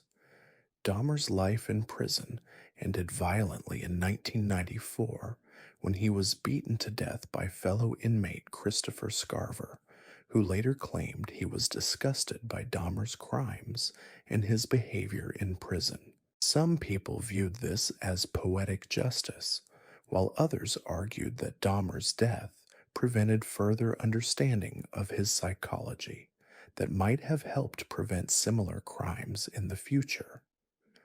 The legacy of Jeffrey Dahmer extends far beyond his individual crimes to encompass broader questions about how society identifies and treats potentially dangerous individuals. His case highlighted the failure of multiple institutions, family, education, military, law enforcement, to recognize and respond to warning signs that were present throughout his life. These systemic failures allowed Dahmer to progress from childhood animal cruelty to adult mass murder without effective intervention. The Dahmer case also exposed significant problems in how law enforcement handled crimes involving marginalized victims. Many of Dahmer's victims were young gay men of color whose disappearances didn't generate the same level of investigative attention as other missing persons cases. This disparity in treatment allowed Dahmer to continue killing while families struggled to get authorities to take their concerns seriously. Perhaps most disturbing of all is how Dahmer's crimes revealed the extent to which extreme violence could be hidden behind a facade of normalcy. His ability to maintain employment, housing, and social relationships while committing horrific murders demonstrated that the most dangerous predators might be completely indistinguishable from ordinary citizens until they choose to reveal their true nature. The psychological insights gained from studying Dahmer's case have influenced how law enforcement and mental health professionals approach serial murder investigations. His detailed confessions provided unprecedented insight into the mind of a serial killer, revealing the complex relationship between fantasy and action that drives such extreme violence. This information has been crucial in developing better methods for identifying and treating individuals who might be at risk of committing similar crimes.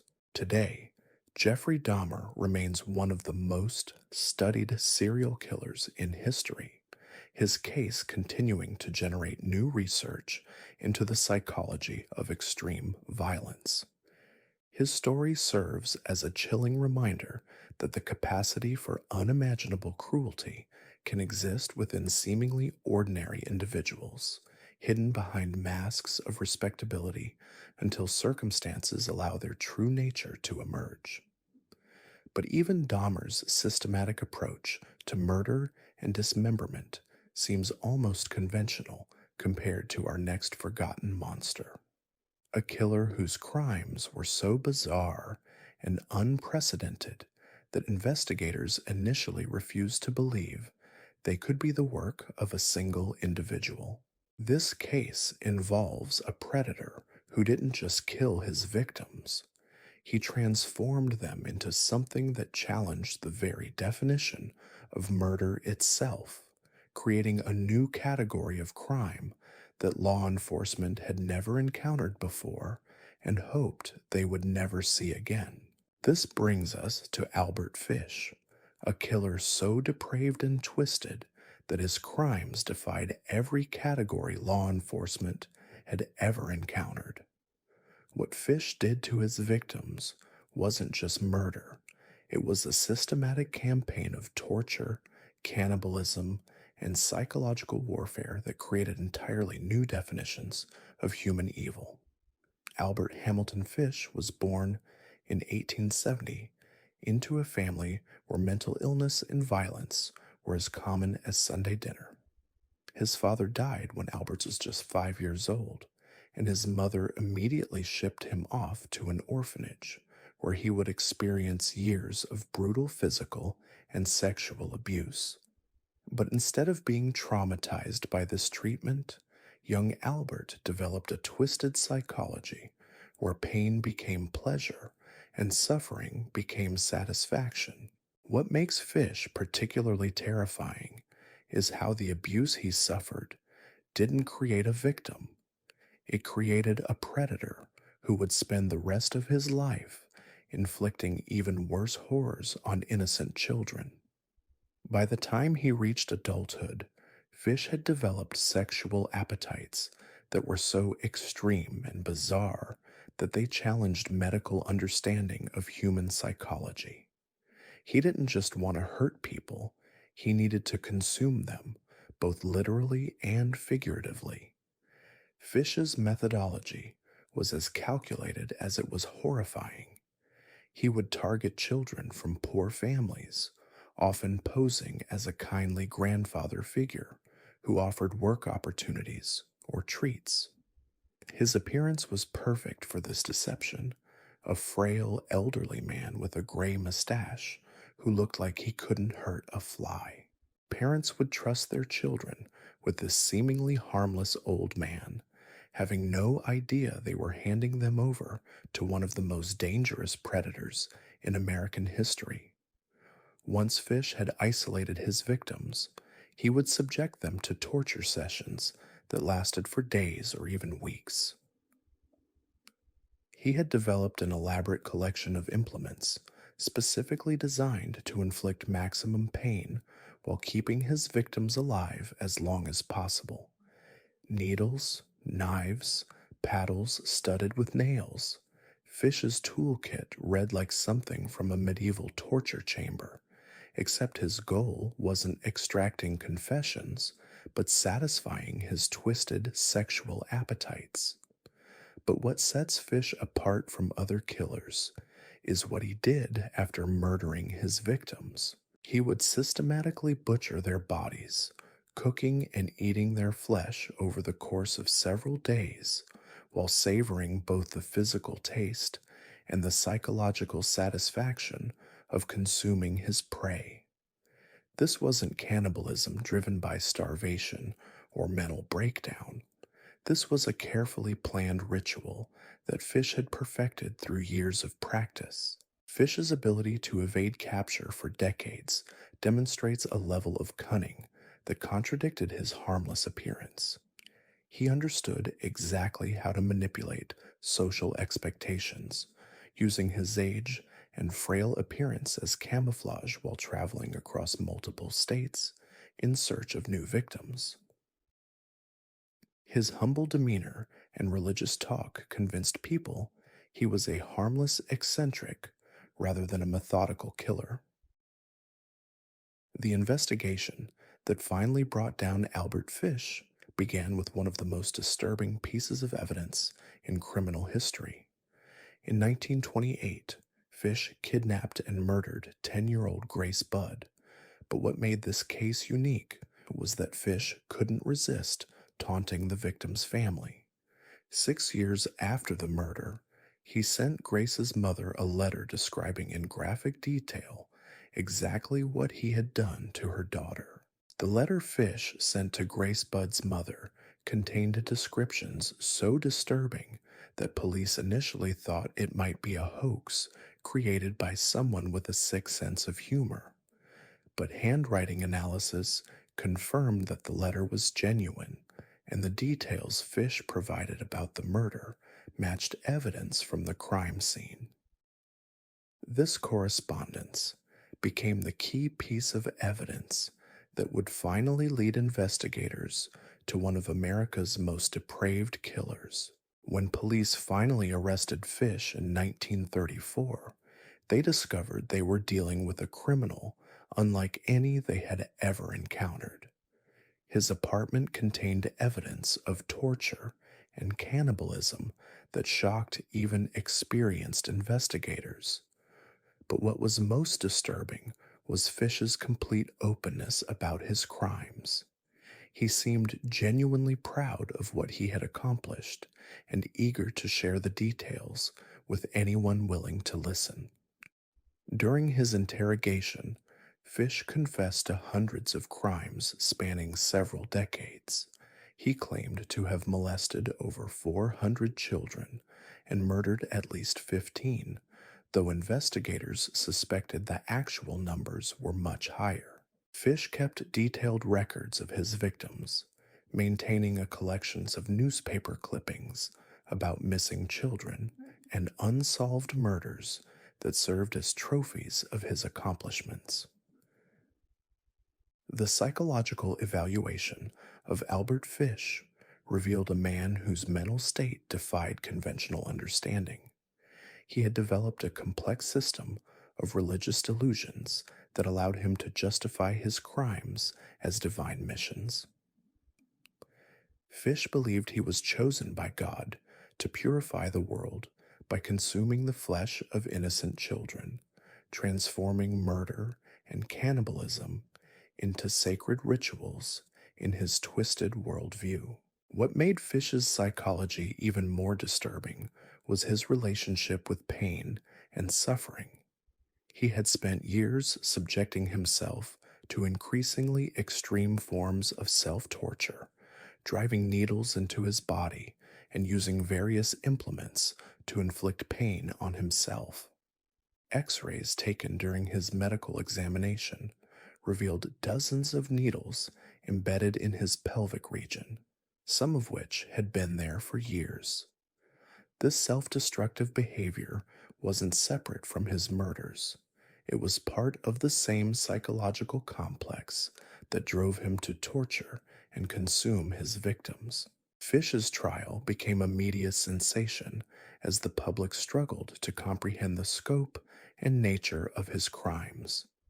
The prosecution presented evidence of torture, murder, and cannibalism that challenged jurors' ability to process such extreme violence. But what was most disturbing was Fish's demeanor throughout the proceedings. He appeared calm and even pleased by the attention his crimes were receiving. The defense attempted to argue that Fish was insane, pointing to his bizarre religious delusions and history of self-harm as evidence that he couldn't be held responsible for his actions. But the prosecution successfully argued that Fish's careful planning and ability to evade capture for decades demonstrated that he understood the consequences of his crimes and had chosen to commit them anyway. When the jury found Fish guilty and recommended the death penalty, he seemed genuinely excited by the prospect of execution. He told reporters that being electrocuted would be the ultimate thrill, combining his love of pain with the notoriety he craved. This reaction highlighted the complete absence of normal human emotions or moral understanding that had allowed Fish to commit such extreme crimes without remorse. Fish was executed in 1936, but his legacy continues to disturb criminologists and psychologists who study extreme violence. His case represented a convergence of sexual sadism, cannibalism, and religious delusion that created a criminal profile unlike any seen before or since. The combination of factors that produced Albert Fish remains one of the most studied examples of how childhood trauma, mental illness, and societal neglect can create monsters of unimaginable cruelty. The investigation of Fish's crimes also revealed significant failures in how society protected its most vulnerable members. Many of his victims came from poor families whose children's disappearances didn't generate the same level of police attention as cases involving wealthier families. This disparity in treatment allowed Fish to hunt with impunity among populations that society had already marginalized and forgotten. Perhaps most disturbing of all was how Fish's appearance and demeanor allowed him to gain access to victims who should have been protected. His ability to present himself as a harmless grandfather figure demonstrated how society's assumptions about age and respectability could be exploited by predators who understood how to manipulate social expectations.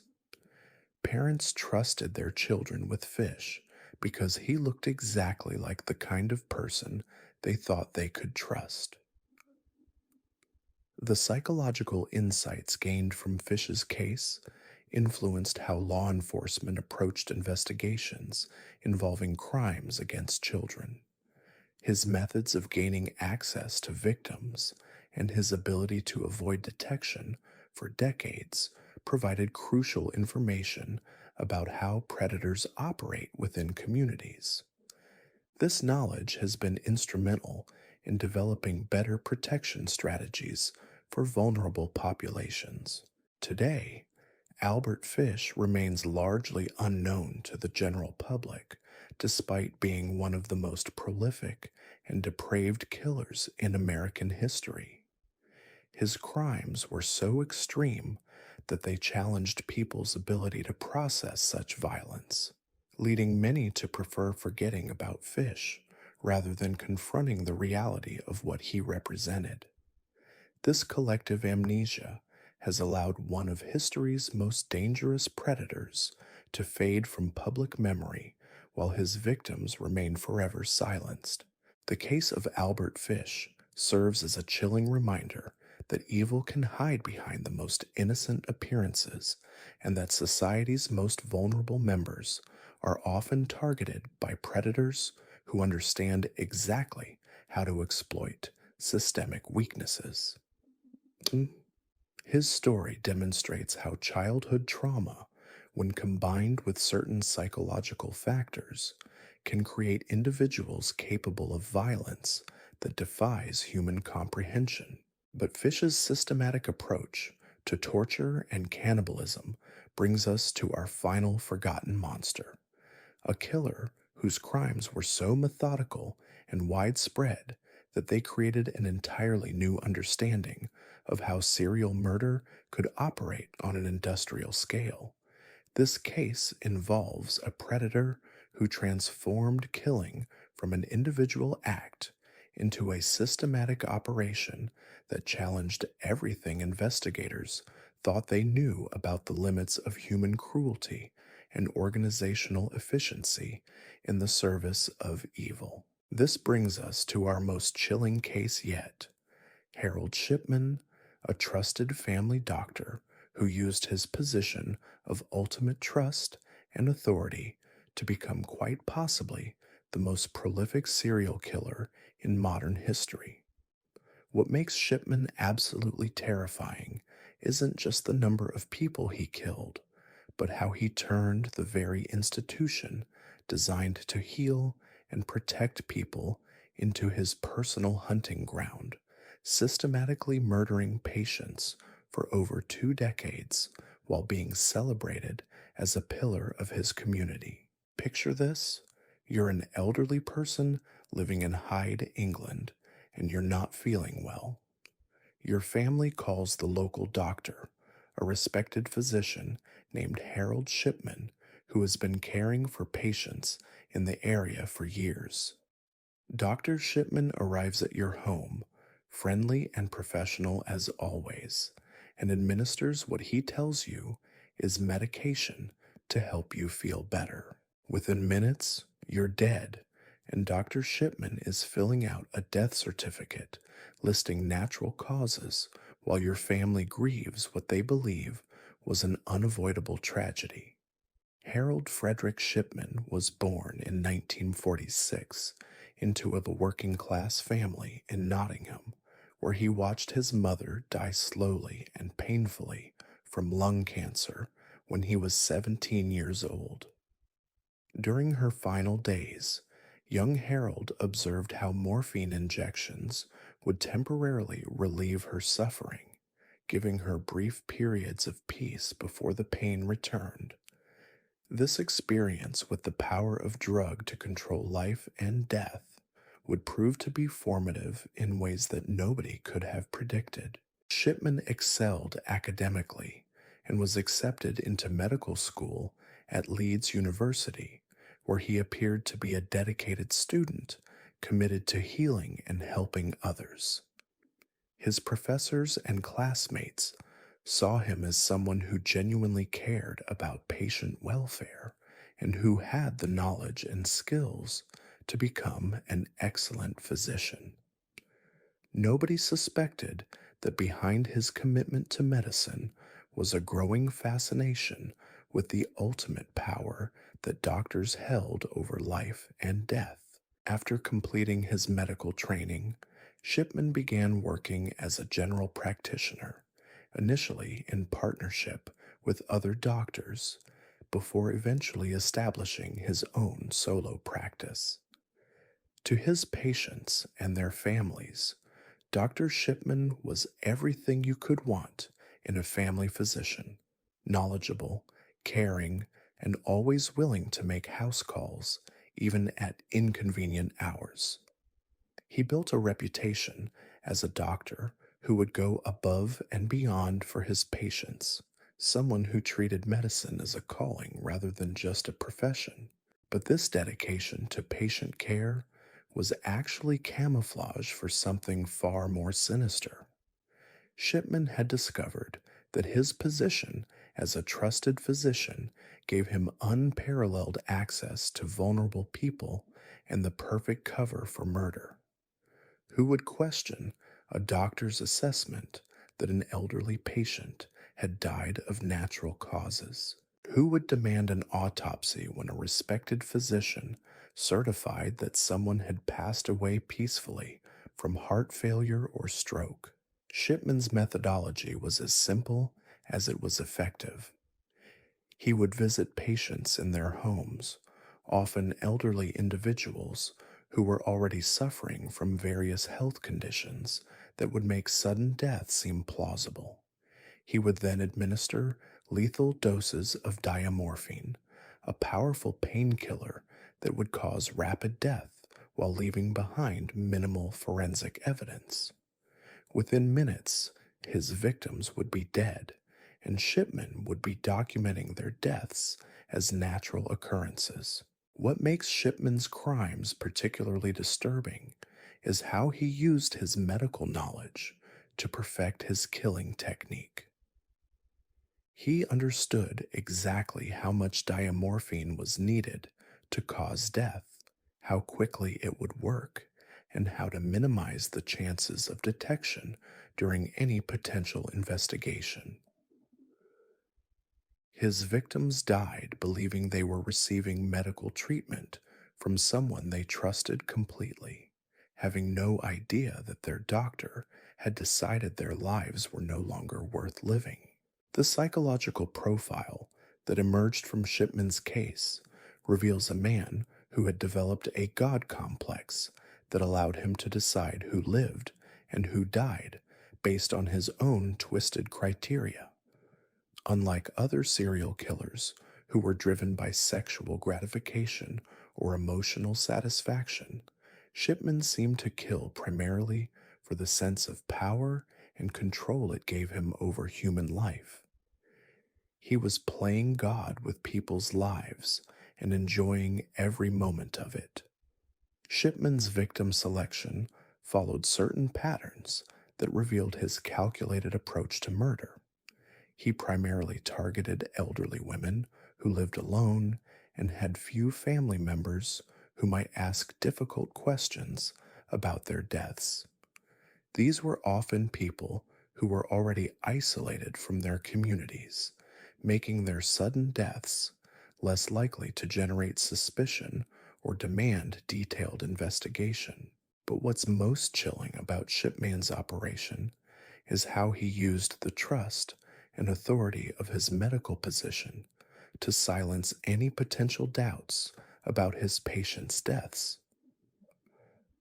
When family members expressed surprise that their loved one had died suddenly, Shipman would explain that elderly people often passed away unexpectedly due to underlying conditions they weren't aware of.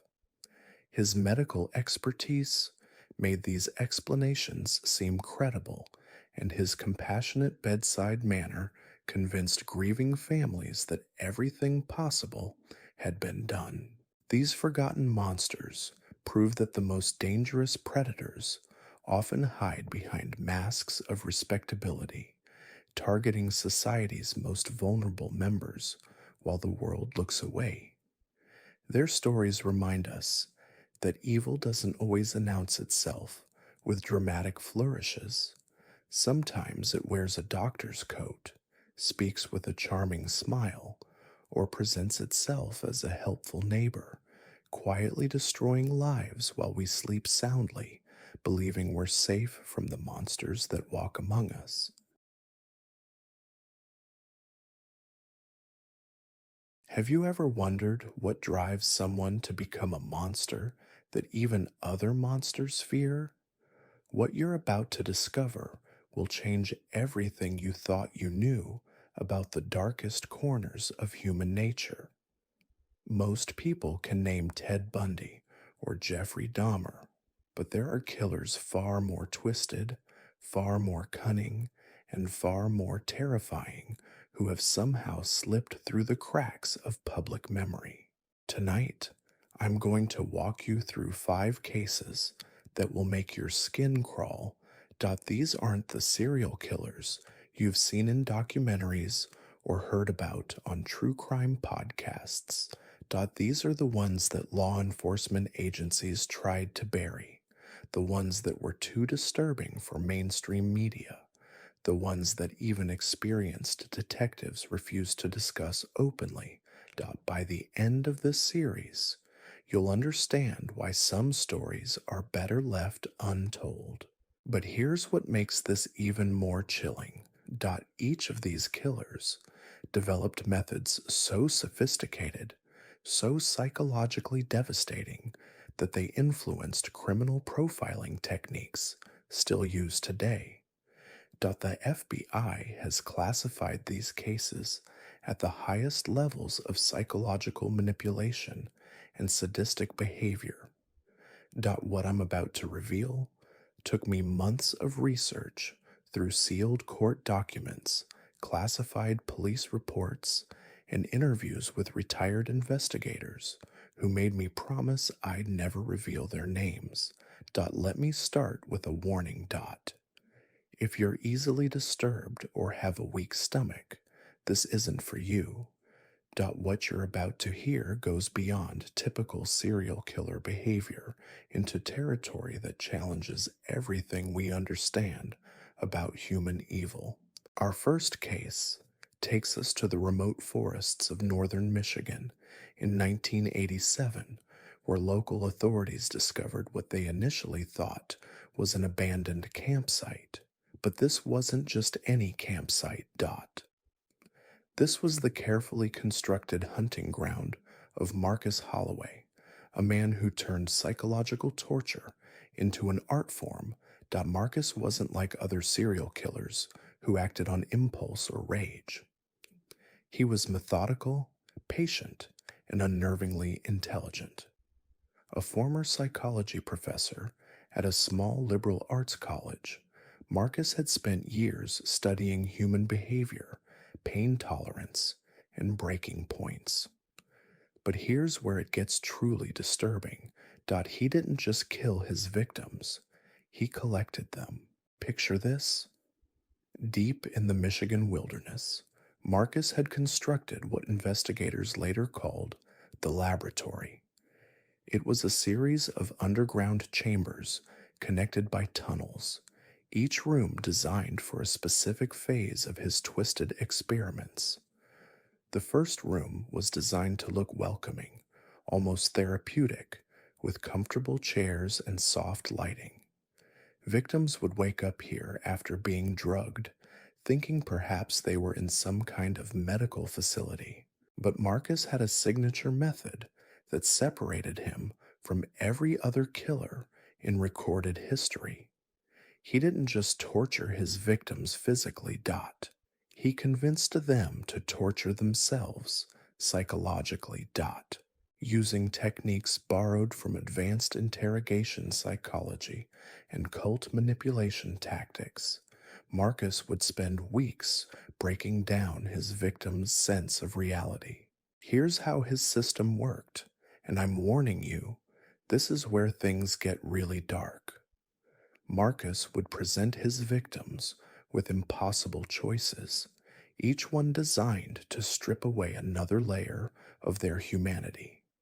He'd tell them that their family members were being held in other rooms, and that their cooperation would determine whether their loved ones lived or died. Of course, there were no family members. But the victims didn't know that. The psychological manipulation was so complete that by the time victims reached the final chamber, many were begging Marcus to end their suffering. But even then, he wouldn't simply kill them. He would make them participate in elaborate rituals that convinced them they were choosing their own fate. Former FBI profiler Sarah Chen, who worked the case before retiring, told me that Marcus had essentially weaponized the human need for control and choice. What made Marcus even more terrifying was his selection process. He didn't choose random victims. He specifically targeted people who worked in helping professions: social workers, therapists, nurses, teachers, people whose entire identity was built around helping others. Marcus would study them for months, learning their routines, their fears, their deepest insecurities. Then he would orchestrate elaborate scenarios to capture them. Take his third known victim, Jennifer Walsh, a school counselor from Grand Rapids. Marcus had been watching her for 6 months, learning that she took the same jogging route every Tuesday and Thursday evening. But he didn't just grab her off the street. Instead, Marcus staged what appeared to be a car accident near her running path. He positioned himself as an injured driver, crying for help. Jennifer, quote, "S natural instinct to help others," led her directly into his trap. But here's what makes this case even more chilling. Marcus documented everything.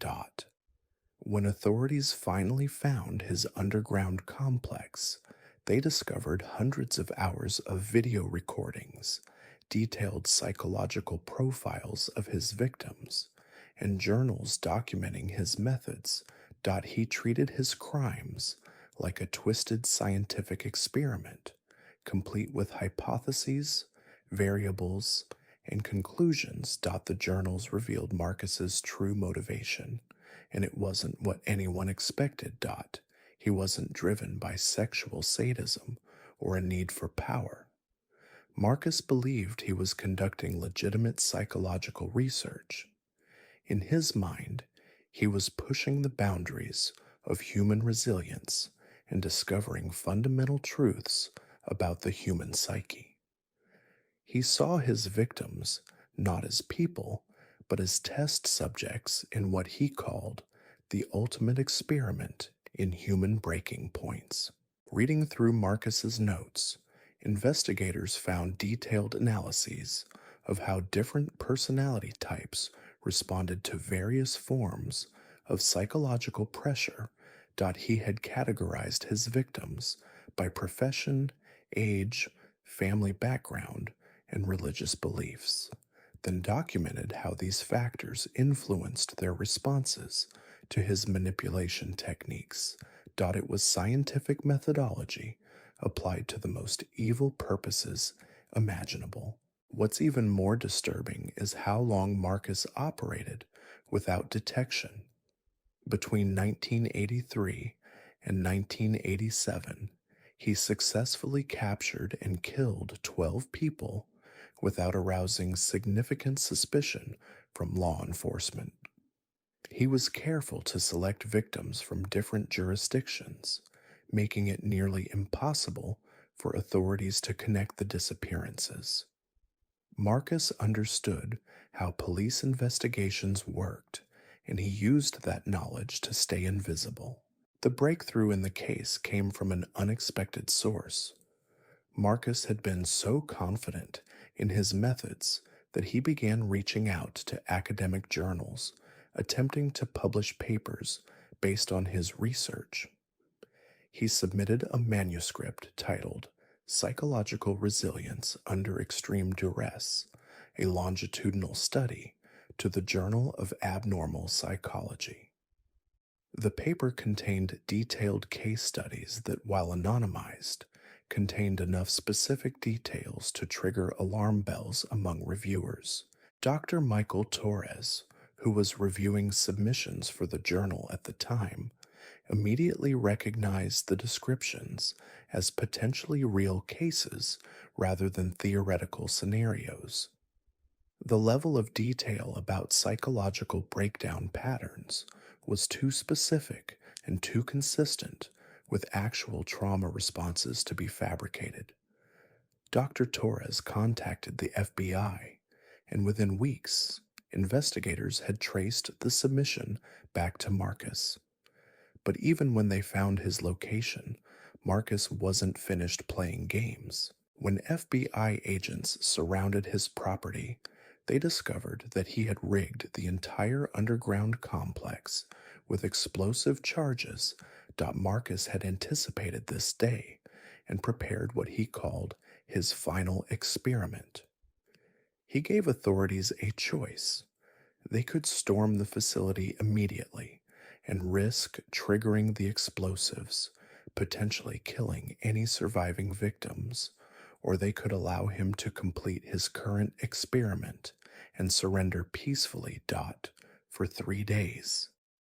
Negotiators worked around the clock while Marcus held his final victim, a young paramedic named David Kim.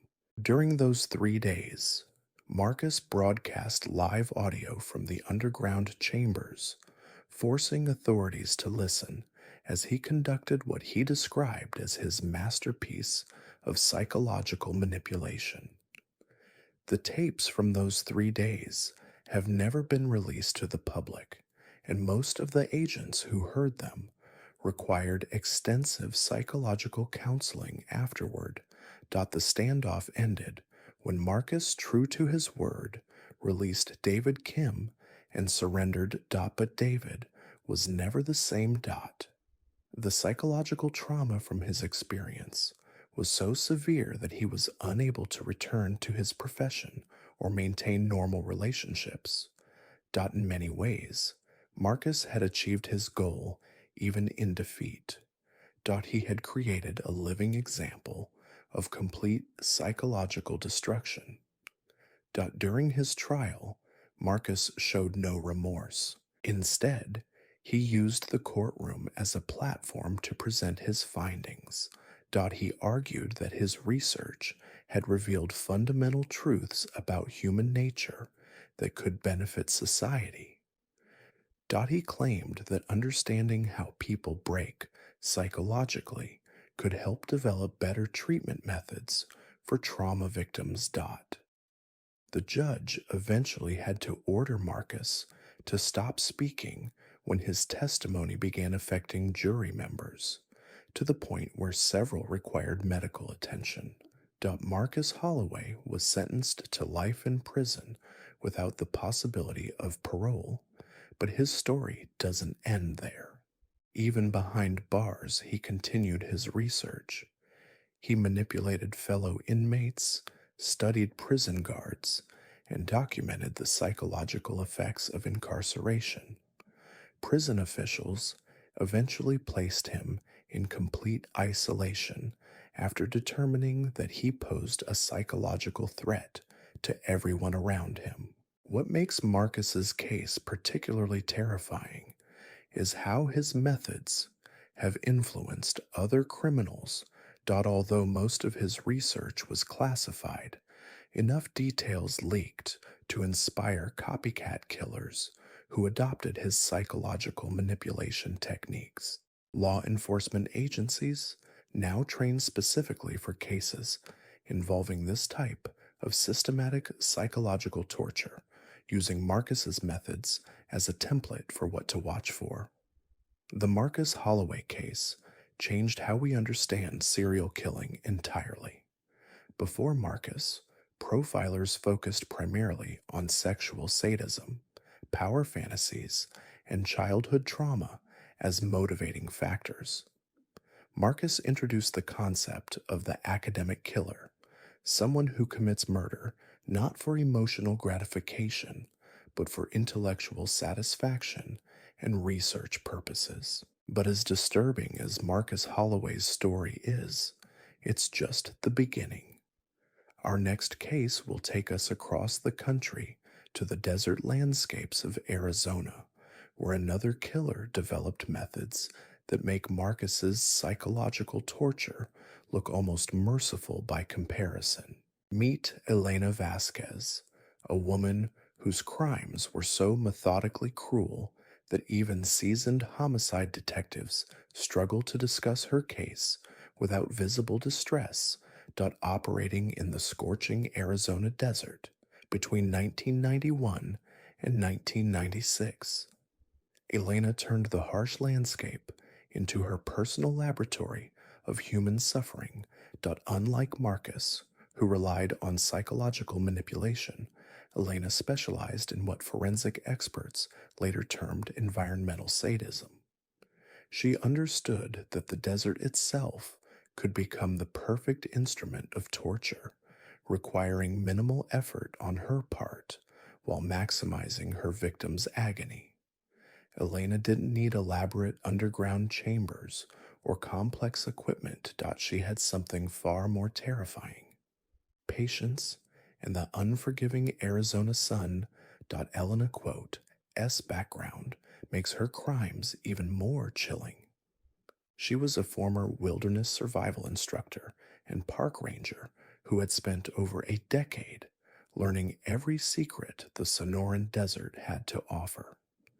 She knew which plants were poisonous, which animals were most aggressive, where water sources were located, and most importantly, she understood exactly how the human body deteriorates under extreme desert conditions. Her victim selection process was as calculated as her methods. Elena targeted experienced hikers and outdoor enthusiasts, people who thought they understood the desert's dangers. She would spend weeks studying hiking forums, outdoor gear shops, and trail registration logs, identifying individuals who planned solo expeditions into remote areas. Elena understood that experienced hikers would be more likely to venture far from established trails, making them perfect targets for her twisted experiments. The capture method Elena perfected was both simple and terrifyingly effective. She would position herself at strategic points along remote hiking trails, often near natural landmarks that solo hikers frequently photographed. Posing as a fellow hiker in distress, Elena would approach her targets with fabricated stories about twisted ankles, dehydration, or lost equipment. Her extensive knowledge of hiking terminology and desert survival made her deception completely convincing. But here's where Elena's true evil revealed itself. Instead of simply killing her victims quickly, she would incapacitate them with fast acting sedatives, then transport them to carefully selected locations deep in the desert. These weren't random spots. Elena had spent years mapping out areas with specific characteristics: maximum sun exposure, minimum chance of discovery, and natural features that would amplify psychological terror. Elena's signature was what she called the choice protocol. She would secure victims in positions where they could see multiple potential escape routes, but each route was actually a carefully designed death trap. Victims would wake up partially restrained, with just enough mobility to believe escape was possible. Elena would leave them with minimal water, just enough to survive for several days, and a handwritten note explaining their situation. The note would detail 3 possible escape routes. The first led to what appeared to be a road in the distance, but actually ended at a cliff face hidden by desert mirages. The second route led toward what looked like vegetation and potential water sources, but actually guided victims through areas populated by aggressive desert wildlife that Elena had deliberately disturbed. The third route appeared to lead back towards civilization, but was actually a carefully constructed loop that would bring victims back to their starting point after days of grueling desert travel. What made this psychological torture so devastating was that Elena would shadow her victims from a distance, documenting their choices and their deterioration. She had established hidden observation posts throughout her killing grounds, complete with water supplies and shade structures. While her victims slowly died from exposure, dehydration, and despair, Elena would watch from comfort, taking detailed notes on their behavior patterns. The psychological impact of Elena's methods went beyond simple physical torture. Victims would spend their final days believing they were making rational survival decisions, only to discover that every choice led to greater suffering. The cruel hope Elena provided made their deaths exponentially more traumatic than quick executions would have been. Elena's documentation was as extensive as it was disturbing. She maintained detailed journals describing each victim's decision making process, their physical deterioration timeline, and what she called breaking point analysis. She recorded the exact moment when each victim realized their situation was hopeless, documenting their transition from determination to despair to acceptance of death. But Elena's most chilling innovation was her use of false rescue scenarios. On several occasions, she would approach victims who were near death and pose as a rescue worker who had found them by chance. She would provide just enough medical care and hydration to stabilize them, then present them with a new set of impossible choices. Victims would experience overwhelming relief at being rescued, only to discover they had fallen into an even more elaborate trap. Consider the case of Thomas Mitchell, an experienced desert photographer who had planned a 3-day solo expedition to capture sunrise images at remote rock formations. Elena had been monitoring Thomas's online photography portfolio for months, learning his preferred locations and shooting schedule. She intercepted him on day 2 of his trip, using her standard distressed hiker routine. After sedating Thomas, Elena transported him to one of her most sophisticated killing grounds, a natural basin surrounded by towering rock formations that created the illusion of being trapped in a giant bowl. When Thomas regained consciousness, he found himself with enough water for 2 days, a functioning compass, and Elena's signature note explaining his 3 escape routes. Thomas chose the route that appeared to lead toward a highway visible in the distance. What he didn't know was that Elena had positioned reflective materials to create the illusion of vehicle traffic where none existed. Thomas spent 18 hours walking toward what he believed was salvation, only to discover empty desert. By the time he realized his mistake and attempted to return, his water supplies were nearly exhausted. Elena's journals describe watching Thomas through binoculars as he made the devastating realization that he had been deceived. She documented his exact words when he collapsed and began crying, his attempts to signal for help using reflective surfaces, and his gradual acceptance that he was going to die alone in the desert. But Elena wasn't finished with Thomas. On his 4th day in the desert, when he was barely conscious from dehydration, she appeared dressed as a search and rescue volunteer. She provided Thomas with water and basic medical attention, explaining that she was part of a team looking for him and that rescue helicopters were on the way. The relief and gratitude Thomas expressed, captured in Elena's audio recordings, is heartbreaking to hear. After stabilizing Thomas enough to ensure he would survive several more days, Elena presented him with a new scenario. She claimed that her radio had malfunctioned and that she needed to return to base camp to guide the rescue team to his location. She left Thomas with additional water and promised to return within 12 hours with help. Of course, Elena never intended to return. What makes this case particularly disturbing is that Elena left Thomas with a functioning GPS device, but one that she had programmed with false coordinates.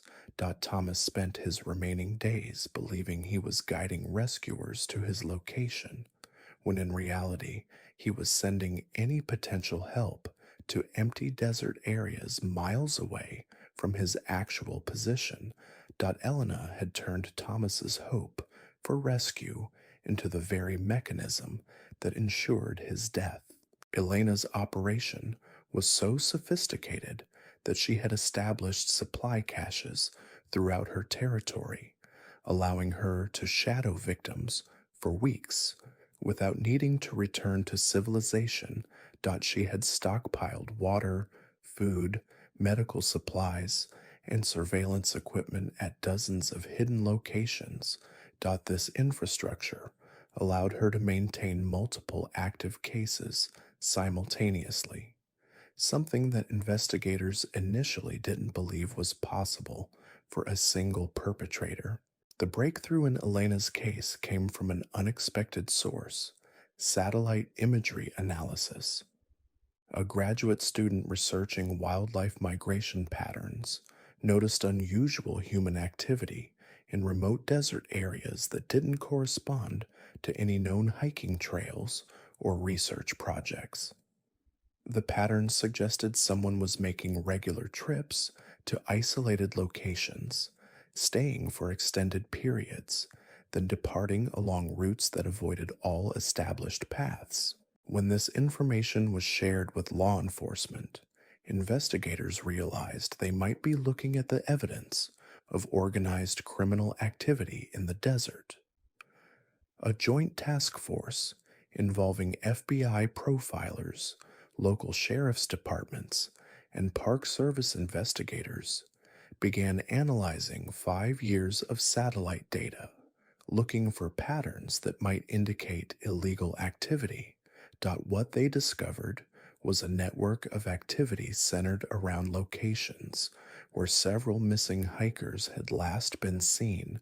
The satellite data showed evidence of temporary structures being erected and dismantled, vehicle tracks in areas where no roads existed, and movement patterns that suggested long-term surveillance of specific locations. The investigation intensified when searchers discovered one of Elena's observation posts, a carefully camouflaged shelter built into a rock formation overlooking a natural basin. Inside, they found surveillance equipment, detailed maps marked with victim locations, and journals documenting Elena's methods. The level of organization and premeditation revealed in these materials convinced investigators they were dealing with one of the most sophisticated serial killers in American history. But Elena had prepared for the possibility of discovery. When investigators closed in on her primary base of operations, they found that she had rigged the entire site with incendiary devices designed to destroy evidence. Elena had spent months preparing for this moment, creating contingency plans that would allow her to escape detection even if her operation was discovered. The final confrontation with Elena took place not in the desert, but in a small town outside Phoenix, where she had been living under an assumed identity. When FBI agents surrounded her modest apartment, Elena calmly surrendered without resistance. She had been monitoring law enforcement radio frequencies and knew that her capture was inevitable. During interrogation, Elena displayed no remorse for her crimes. Instead, she spoke about her work with the detached professionalism of a research scientist.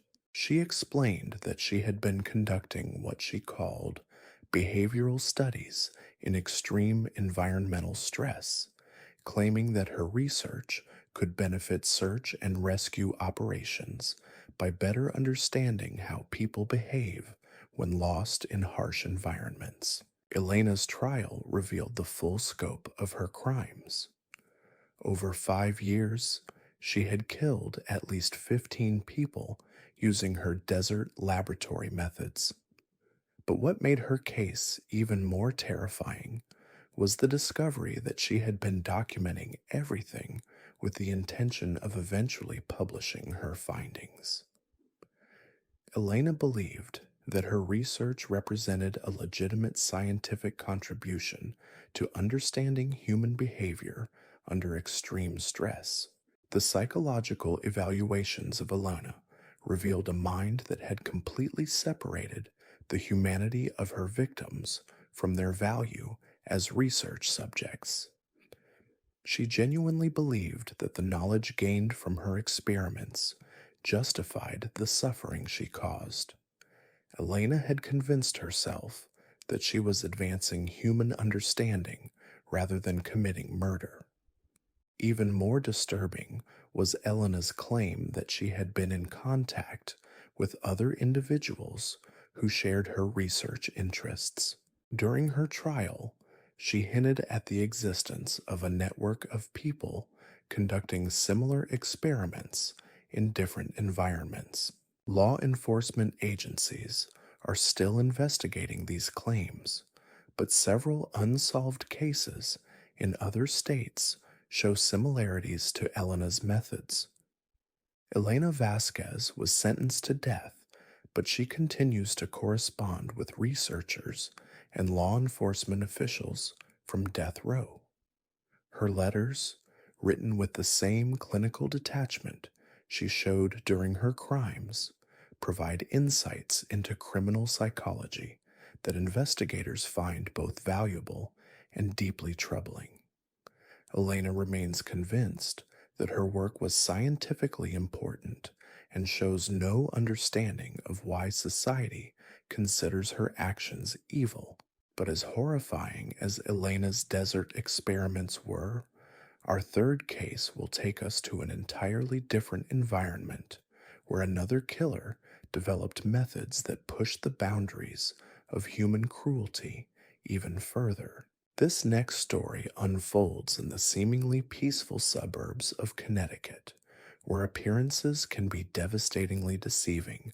Our third case brings us to the quiet suburban streets of Millfield, Connecticut, where between 1994 and 1999, Dr. Catherine Brennan operated what investigators later called the Perfect Neighbor Protocol. Catherine wasn't hiding in remote forests or desert wastelands. She was hiding in plain sight, using her position as a respected pediatric nurse and pillar of the community to orchestrate crimes so methodically evil that they redefined how law enforcement understands domestic predators. What made Catherine so dangerous wasn't just her access to vulnerable victims, it was her ability to weaponize trust itself. For over 15 years, she had built an impeccable reputation in Millfield. She volunteered at the local hospital, organized charity drives, coached Little League, and was the person neighbors called when they needed help with elderly parents or sick children. Catherine had made herself indispensable to her community, and that social capital became her hunting license. But Catherine's true genius lay in her understanding of family dynamics and medical authority. As a pediatric nurse with advanced training in child psychology, she possessed the knowledge that allowed her to identify the most vulnerable members of any family unit. She could spot signs of domestic stress, financial problems, marital discord, and parental exhaustion that others might miss. More importantly, she knew exactly how to exploit these weaknesses. Catherine's victim selection process was unlike anything law enforcement had encountered before. She didn't target strangers or random individuals. Instead, Catherine would integrate herself into families experiencing crisis situations, positioning herself as a helpful medical professional who could provide support during difficult times. Her victims weren't just the people she killed. Her victims were entire family units that she systematically destroyed from within. The methodology Catherine developed was called therapeutic manipulation by FBI profilers who studied her case. She would identify families dealing with medical emergencies, elderly care situations, or children with developmental challenges, Catherine would then volunteer her professional services, offering to help with home care, medication management, or simply providing respite for exhausted family members. Once Catherine gained access to a household, she would begin what she called environmental assessment. She would study family routines, relationship dynamics, financial pressures, and psychological stress points. Catherine documented everything in medical style charts that tracked each family member's vulnerabilities, dependencies, and potential breaking points. She approached family destruction with the same systematic methodology that other medical professionals use to treat diseases. Catherine's signature technique involved gradually introducing chaos into stable family systems while positioning herself as the solution to problems she had secretly created. She would alter medications, rearrange important documents, make anonymous calls to child protective services, or even stage minor household accidents that would increase family stress levels. A's problems escalated. Family members would turn to Catherine for help, never realizing she was the source of their troubles. The psychological manipulation Catherine employed was devastatingly effective because it exploited the deepest human needs for security and trust. She would create situations where family members began doubting their own perceptions and memories. Catherine would move objects, change medication dosages, or alter care schedules, then express concern when family members mentioned these discrepancies. Over time, her victims would begin questioning their own sanity. Consider the case of the Morrison family, who became Catherine's primary targets in 1996. Robert Morrison, a construction worker, had suffered a serious back injury that left him partially disabled and dependent on pain medication. His wife, Linda, was struggling to care for Robert while working full-time as a secretary to maintain their health insurance. Their teenage daughter, Sarah, was showing signs of depression and academic problems related to the family stress. Catherine inserted herself into the Morrison household by volunteering to help with Robert's physical therapy and medication management. She presented this as a community service, explaining that she wanted to help a local family in crisis.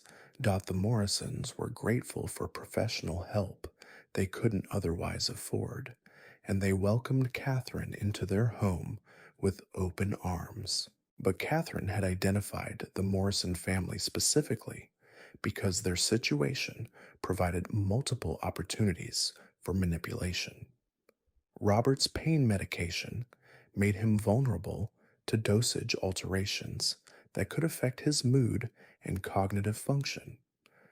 Linda quote, SS exhaustion made her susceptible to suggestion and memory confusion. Sarah's teenage emotional instability provided an easy target for psychological manipulation. Catherine began by making subtle changes to Robert's medication schedule, sometimes giving him higher doses that would make him groggy and irritable, other times reducing his medication to increase his pain levels. She would document these changes in official-looking medical charts, but the information she recorded was falsified to hide her tampering. Also, when Robert complained about inconsistent pain relief or mood swings, Catherine would suggest that his condition was deteriorating and recommend more aggressive treatments. Simultaneously, Catherine was working on Linda, gradually convincing her that Robert was becoming addicted to his pain medication and might be dangerous to have around their daughter. She would share fabricated stories about other patients who had become violent during addiction withdrawal, planting seeds of fear about Robert's potential for aggressive behavior. Catherine supported these suggestions with altered medication logs that made it appear Robert was taking more pills than prescribed. The manipulation of Sarah was perhaps Catherine's most cruel innovation. She would visit the Morrison home when Sarah was alone after school, engaging in conversations that appeared supportive but were actually designed to isolate Sarah from her parents. Catherine would suggest that Sarah's parents were too stressed to understand her problems, that their financial situation was worse than they were admitting, and that Sarah might need to consider alternative living arrangements for her own safety. Catherine's journals reveal that she found particular satisfaction in what she called triangulation events, moments when she could manipulate family members into conflicts with each other. She would tell Linda that Robert had made inappropriate comments about wanting stronger medications, then tell Robert that Linda was considering having him committed to a psychiatric facility.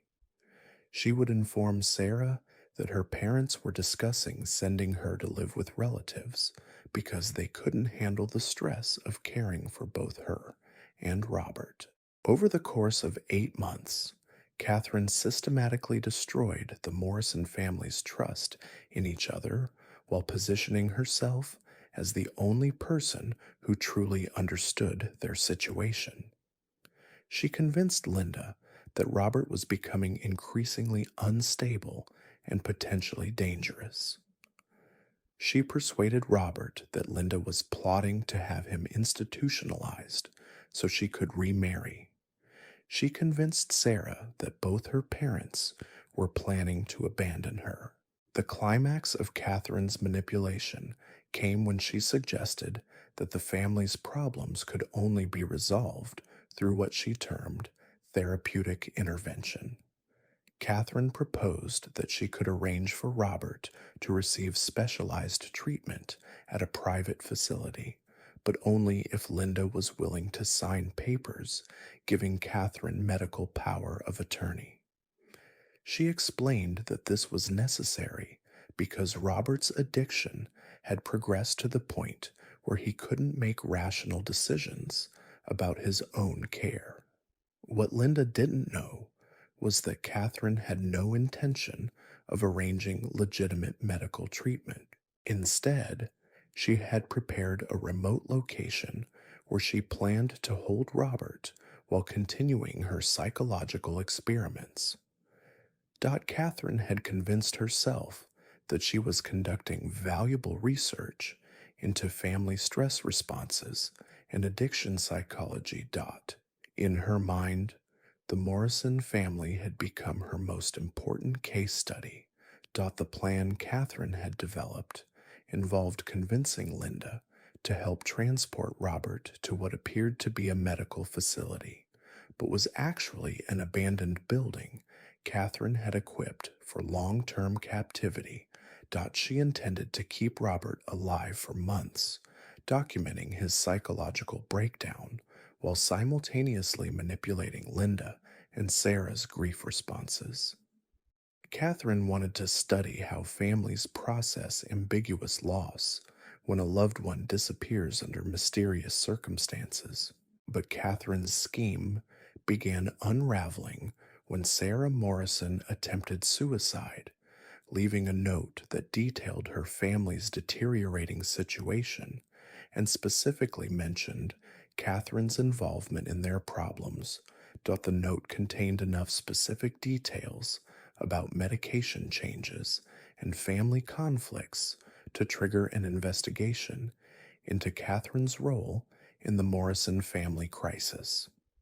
When paramedics responded to Sarah's suicide attempt, they found her note and immediately contacted social services and law enforcement. The investigation that followed revealed a pattern of families in crisis who had received help from Brennan and many of those families had experienced similar deteriorations in their situations after Catherine's involvement.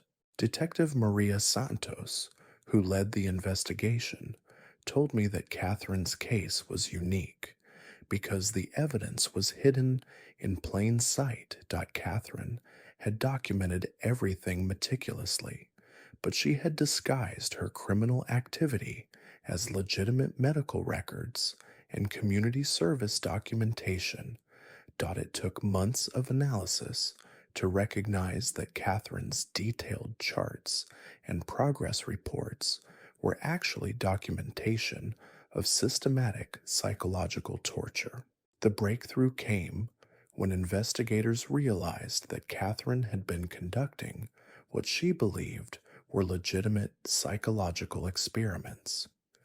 Her journals revealed that she had been studying family breakdown patterns with the intention of eventually publishing research papers on crisis intervention and therapeutic support.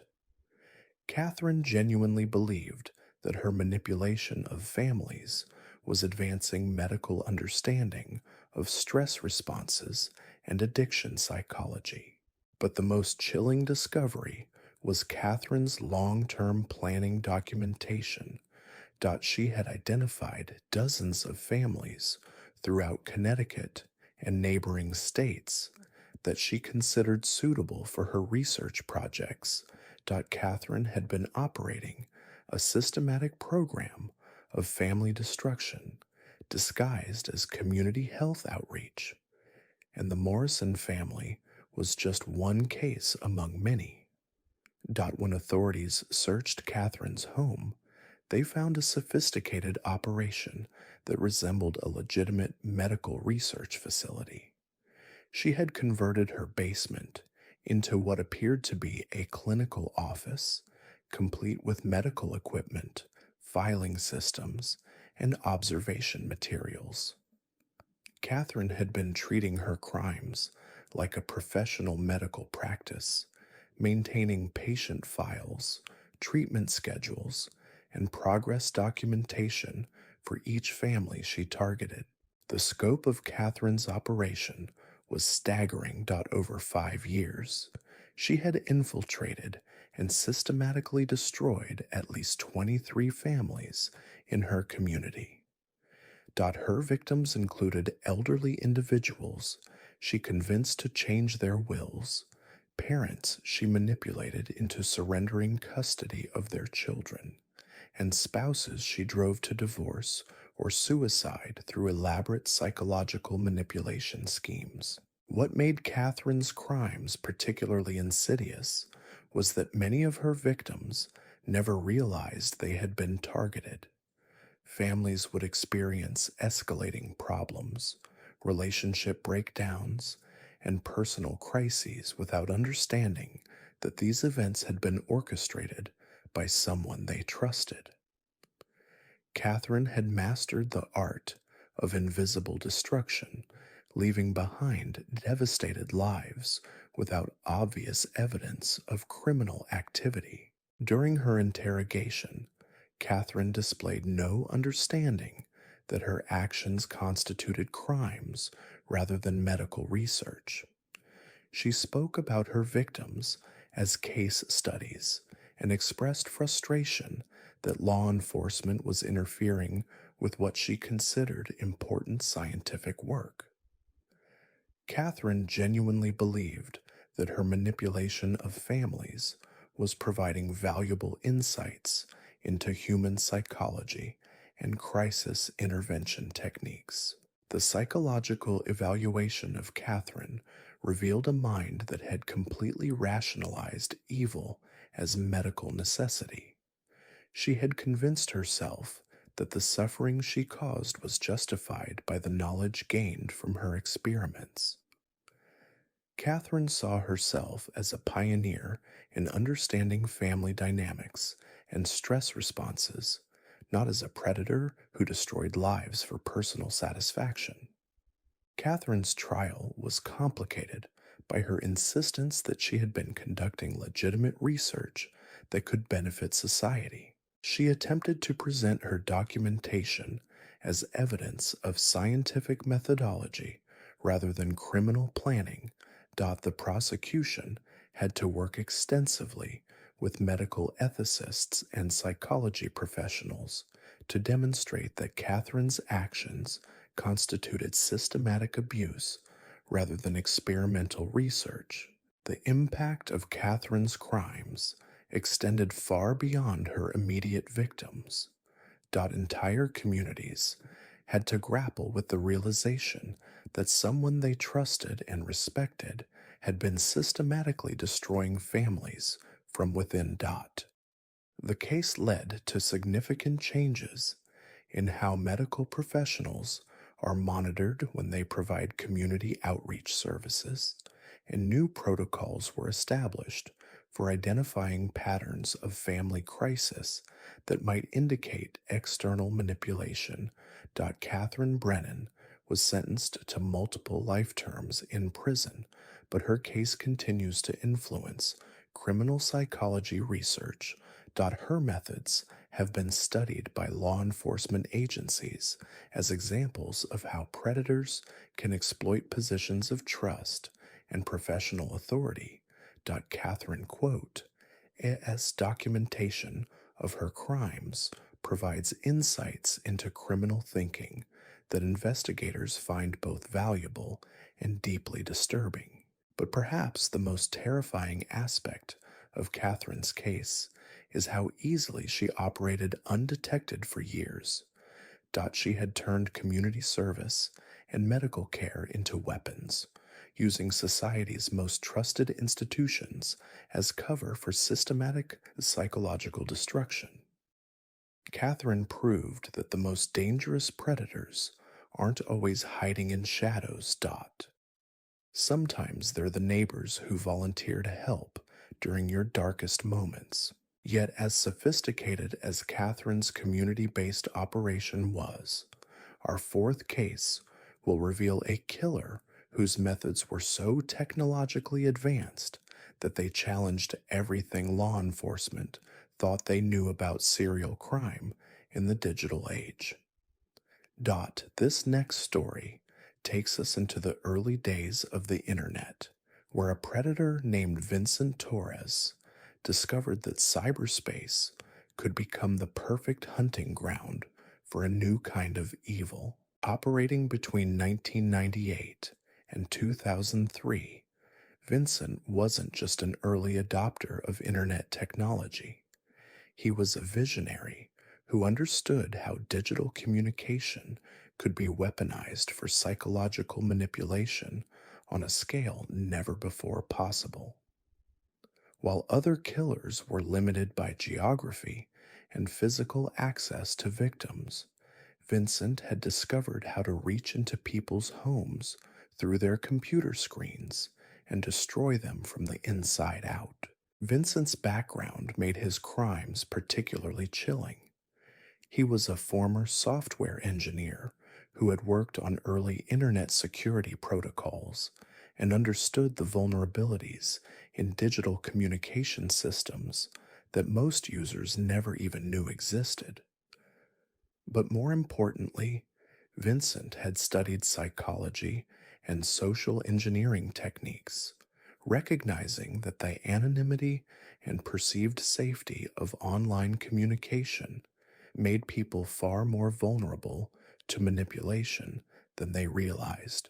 The methodology Vincent developed was called digital predation by the FBI cybercrime unit that eventually tracked him down. He would create elaborate online personas designed to appeal to specific psychological profiles, then use these false identities to build deep emotional connections with victims over periods of months or even years. But Vincent's ultimate goal wasn't catfishing or financial fraud. He was conducting long-term psychological experiments designed to drive his victims to complete mental breakdown. Vincent's victim selection process was incredibly sophisticated for its time. He would monitor early chat rooms, message boards, and primitive social media platforms, looking for individuals who displayed signs of emotional vulnerability, social isolation, or psychological instability. Dottie developed computer programs that could analyze posting patterns, word choices, and response times to identify people who were most susceptible to manipulation. Once Vincent identified a target, he would begin what he called digital integration. He would create multiple fake online identities that would gradually enter the victim's online social circle. Vincent might pose as a supportive friend, a romantic interest, a family member of someone the victim had mentioned, or even a mental health professional offering guidance. The key was that these personas would appear to be unconnected to each other, creating the illusion of a diverse support network that was actually controlled entirely by Vincent. The psychological manipulation Vincent employed was devastating because it exploited the deepest human needs for connection and understanding. His victims would find themselves surrounded by online friends who seemed to truly understand their problems and offer genuine support. But Vincent was carefully orchestrating every interaction to gradually isolate his victims from real world relationships while increasing their dependence on their online connections. Consider the case of Maria Chen, a graduate student studying literature at a small college in Vermont.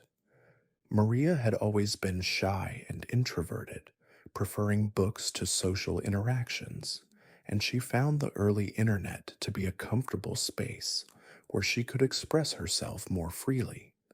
She began participating in online discussion groups about poetry and classic literature, sharing her thoughts and connecting with people who seemed to appreciate her intelligence and sensitivity. Vincent had been monitoring Maria's online activity for weeks before making contact.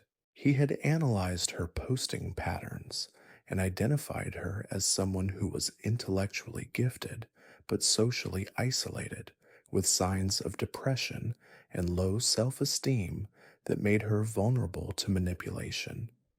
Vincent created his first persona specifically to appeal to Maria's interests, a fellow literature student named David who claimed to be studying at a university in California.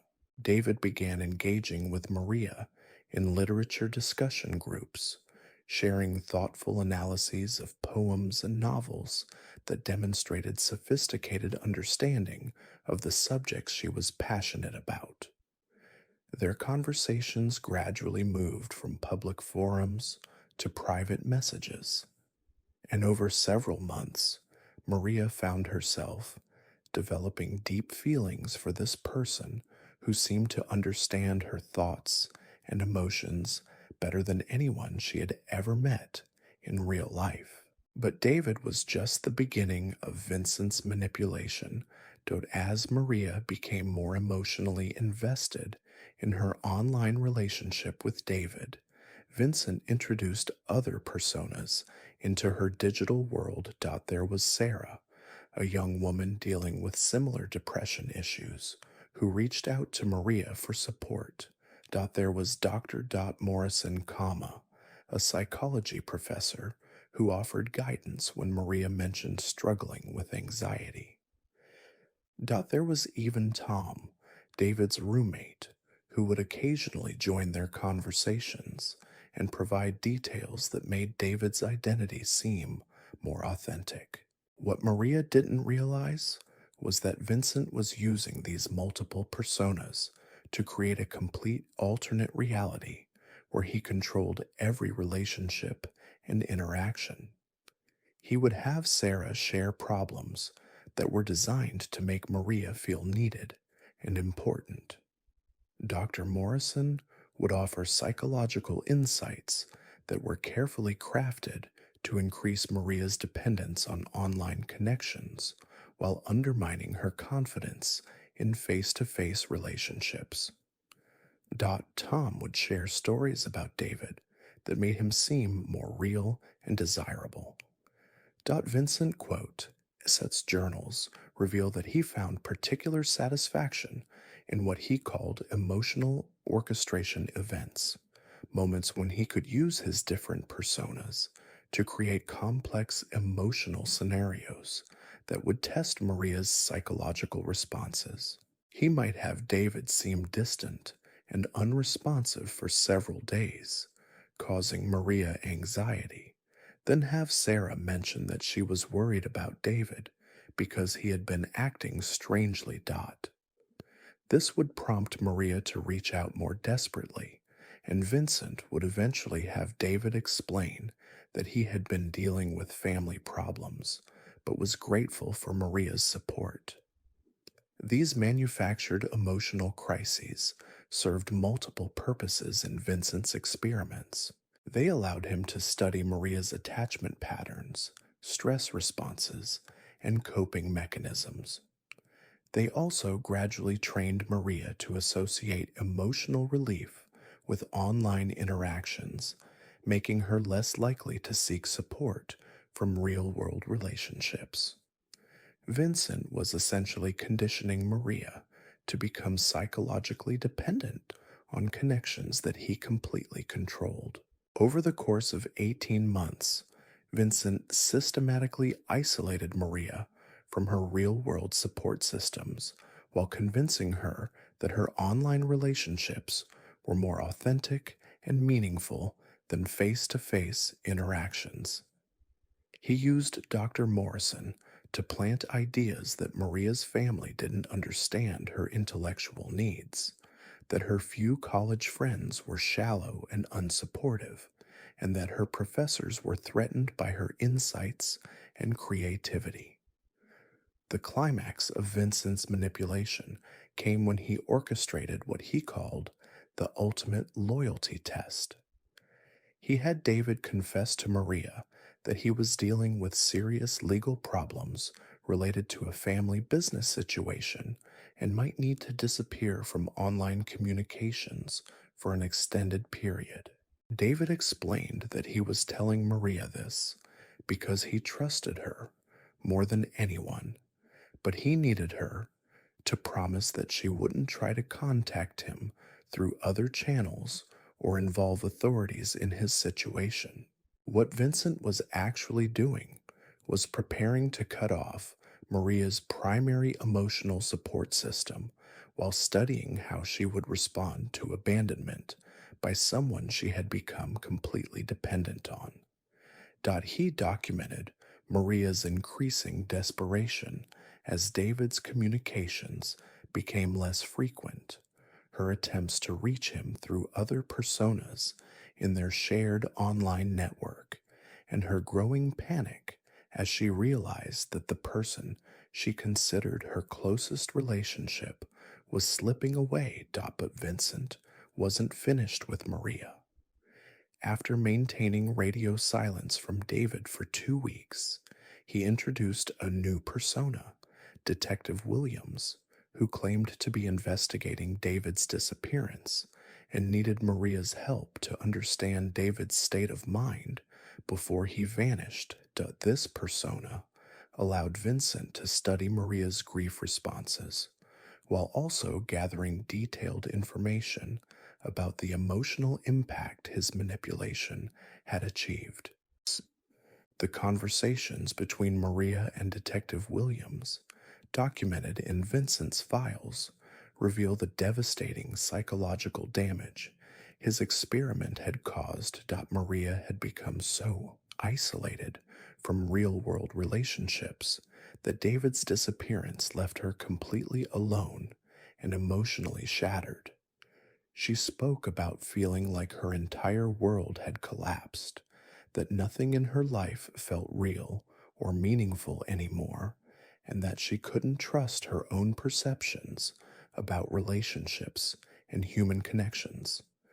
Vincent, S. documentation reveals that he considered Maria's case to be his masterpiece of digital psychological manipulation. He had successfully created and destroyed an entire emotional reality using nothing but carefully crafted online communications. Maria had experienced what felt like genuine love, friendship, and professional guidance, but every positive emotion had been artificially manufactured by Vincent to serve his experimental purposes. The scope of Vincent's operation was staggering.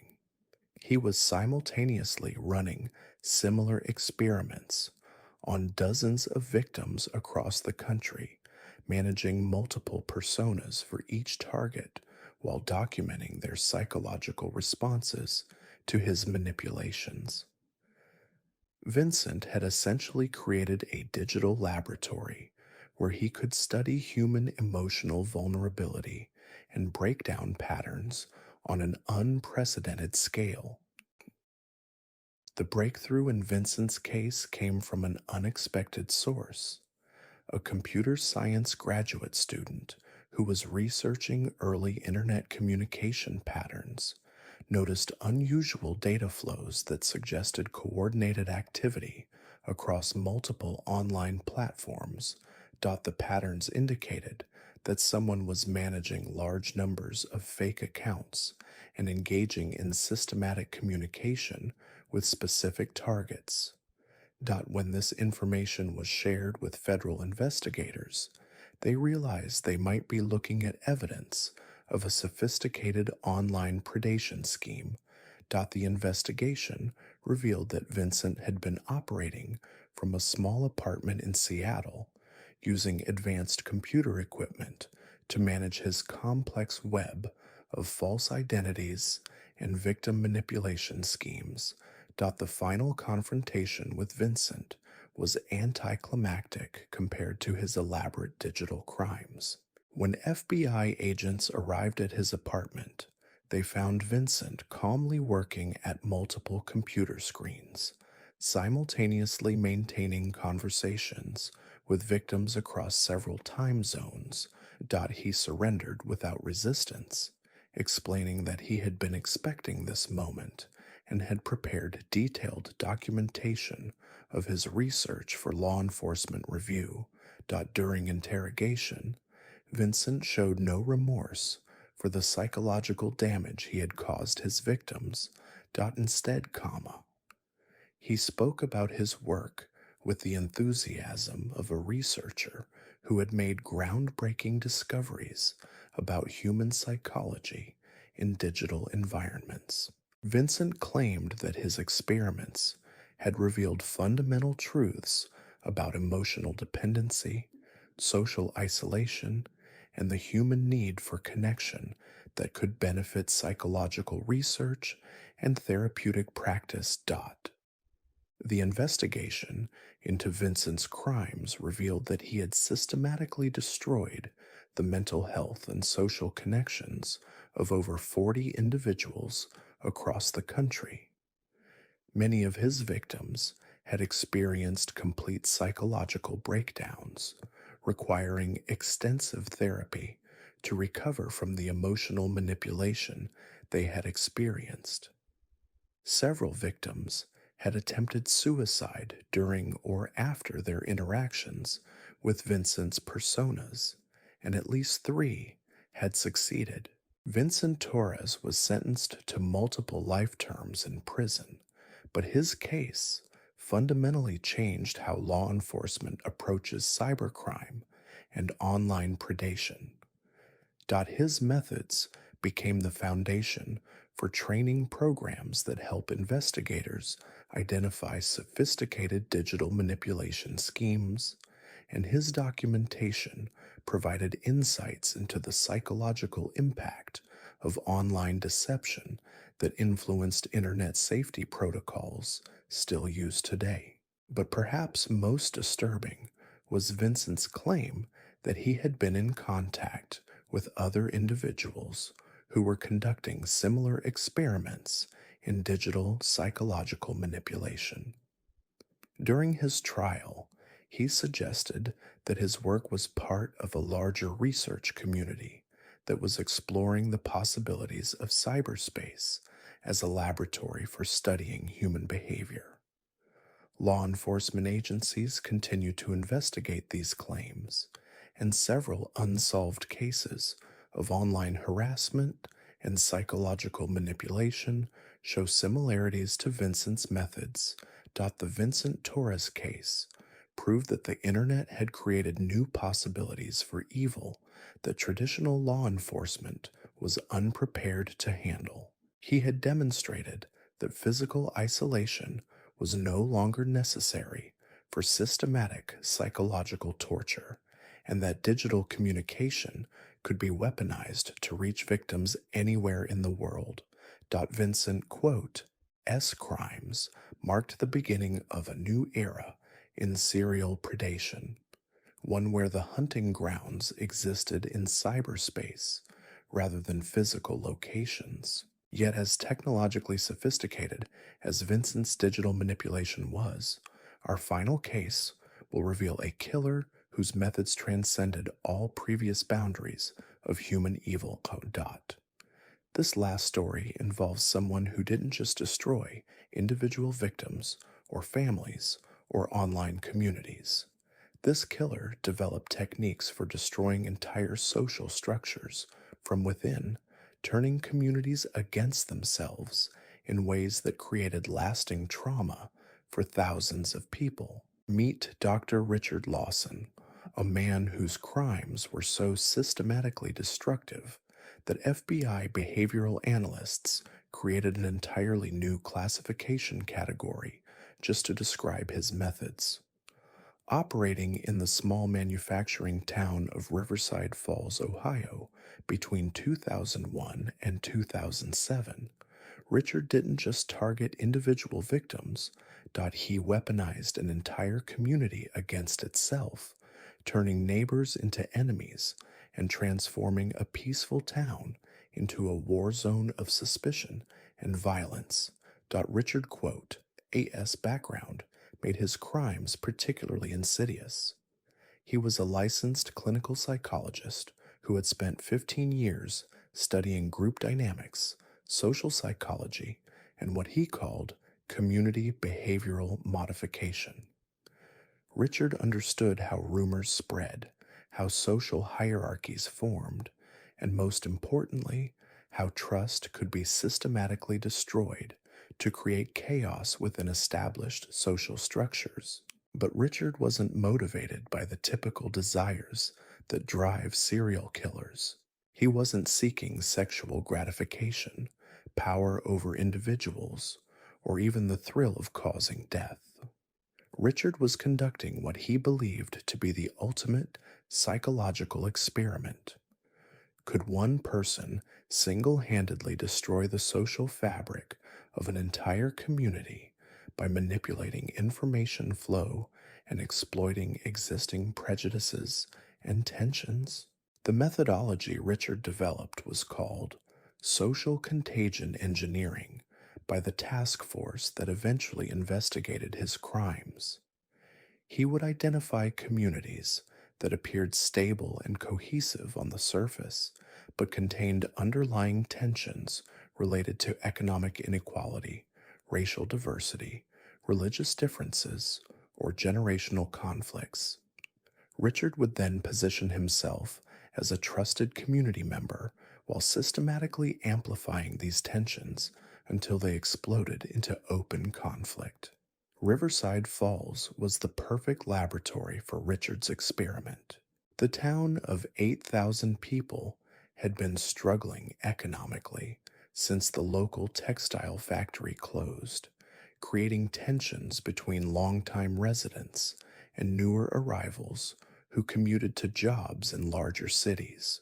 There were subtle racial divisions between the predominantly white established families and growing Latino population, religious tensions between traditional Protestant churches and a growing Catholic community, and generational conflicts between older residents who remembered the town's prosperous past and younger people who saw no future there.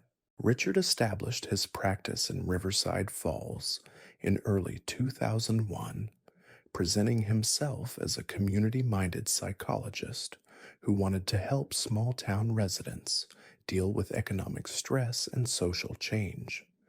He offered affordable therapy services, volunteered to counsel troubled teenagers, and provided free workshops on topics like stress management and family communication.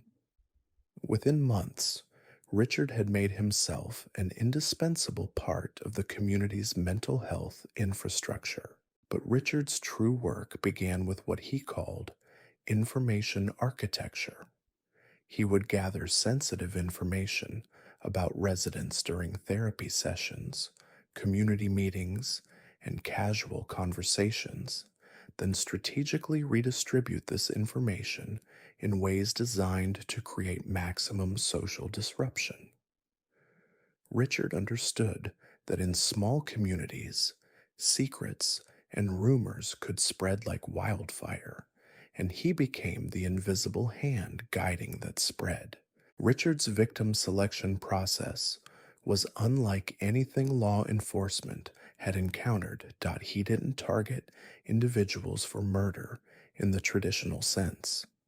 Instead, he identified what he called social leverage points, people whose destruction would create the maximum ripple effects throughout the community.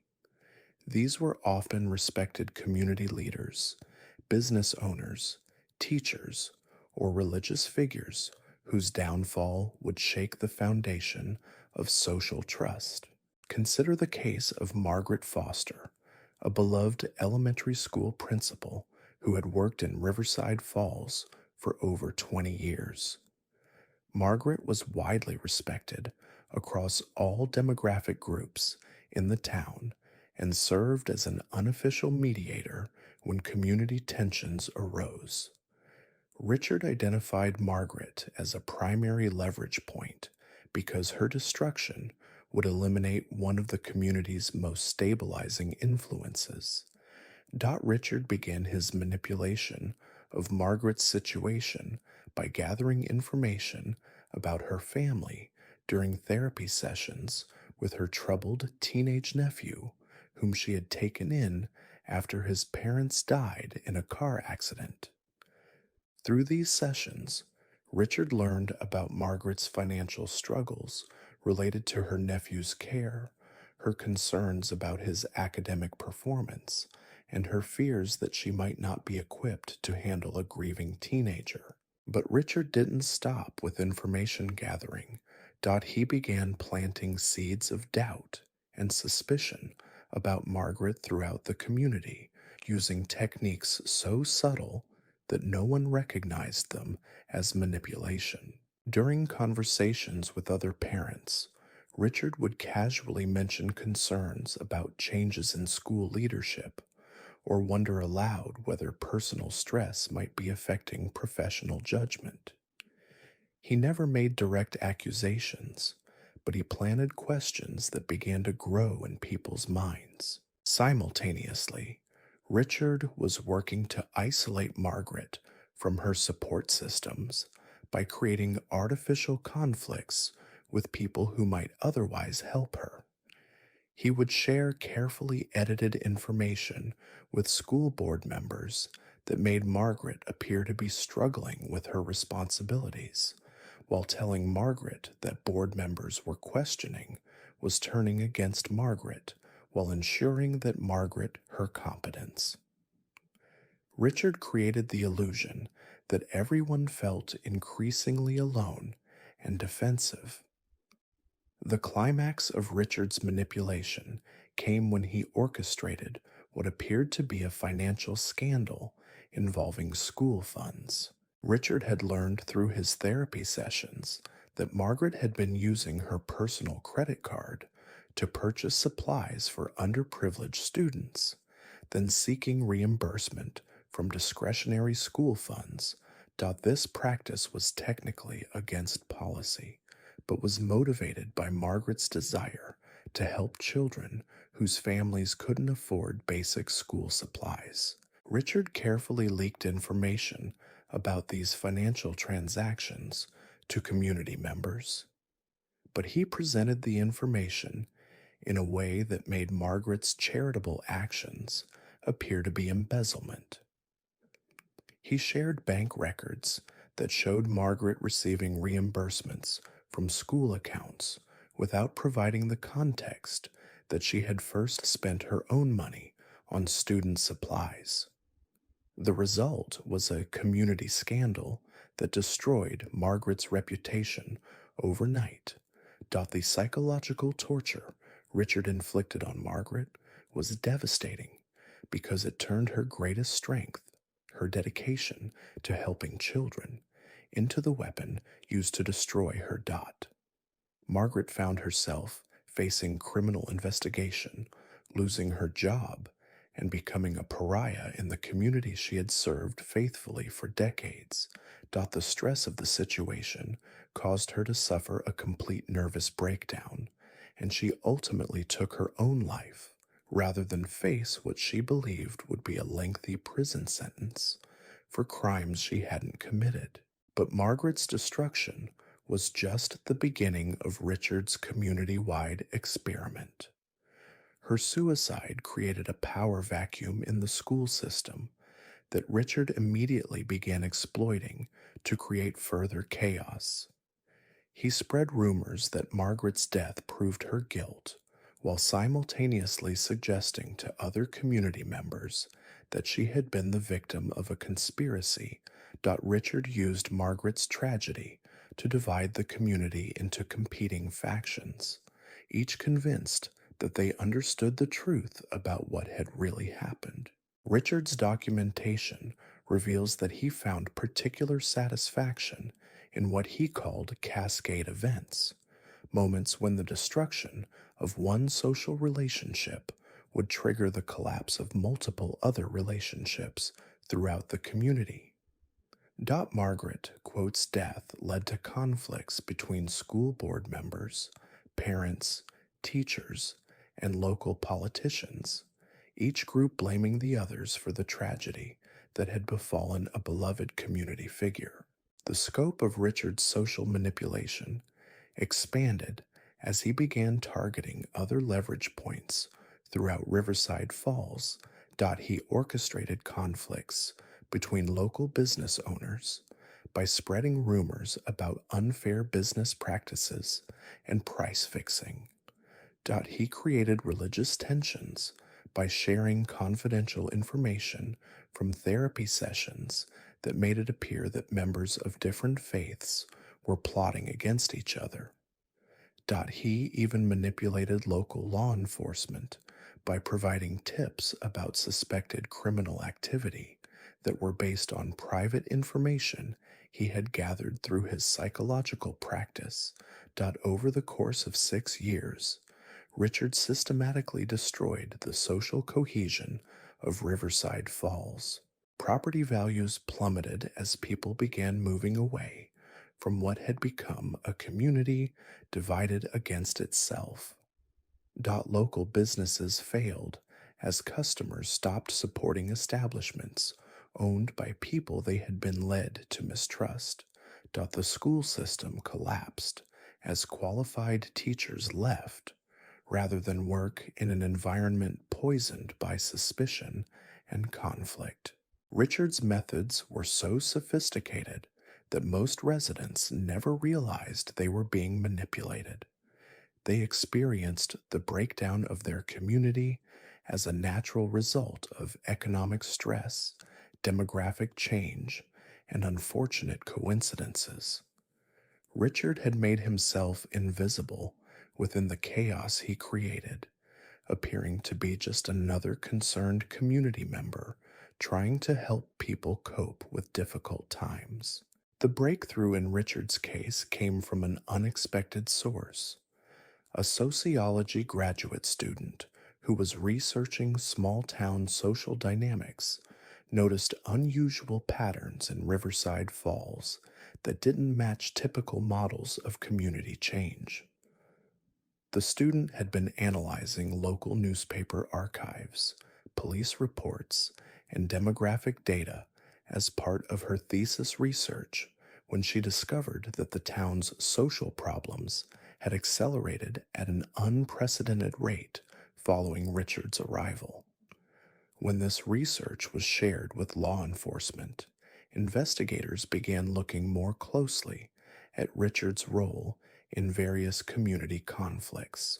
They discovered that Richard had been present at the center of nearly every major social disruption in Riverside Falls over the previous 6 years, always as a helper or mediator, but never as a suspect or target of suspicion.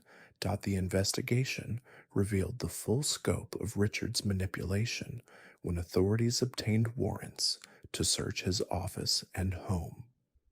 They found detailed files on hundreds of Riverside Falls residents, complete with psychological profiles, relationship maps, and what Richard called intervention schedules that documented his plans for manipulating specific individuals and social situations. Richard's journals revealed a mind that had completely rationalized community destruction as legitimate psychological research. He wrote extensively about his theories regarding social cohesion, conflict escalation, and behavioral modification on a community scale. Richard genuinely believed that his manipulation of Riverside Falls was advancing scientific understanding of group psychology and social dynamics.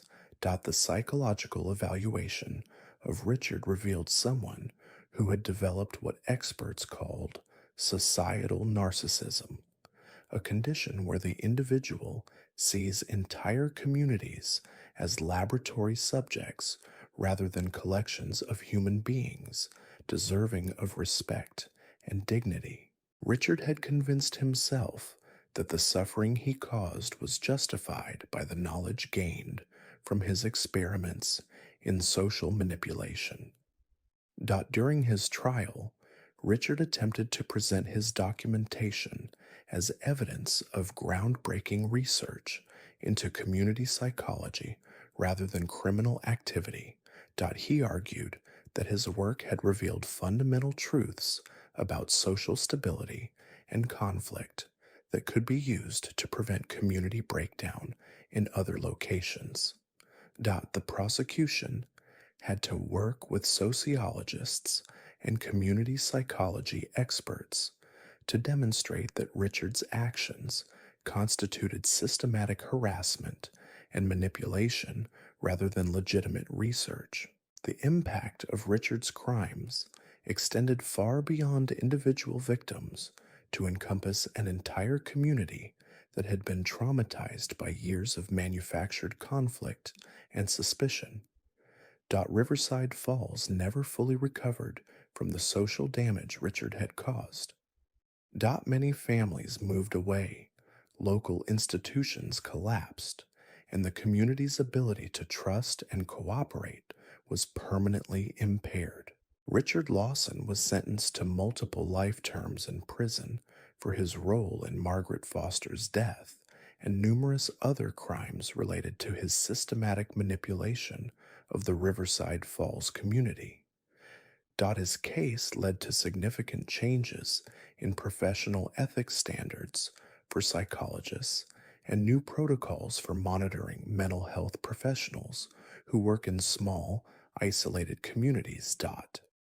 But perhaps the most terrifying aspect of Richard's case was his claim that community manipulation techniques could be scaled up to affect entire regions or even nations.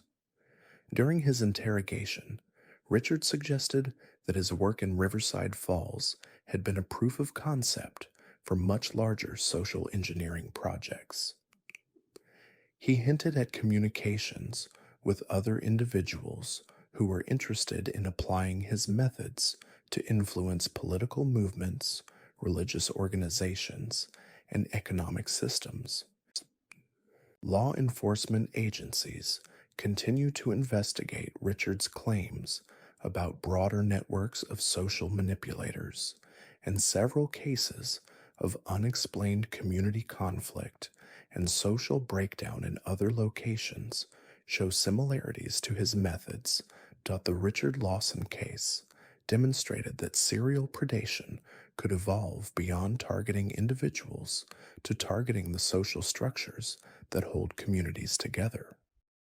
Richard, quote, AS documentation provides insights into the psychology of mass manipulation that investigators find both valuable and deeply troubling.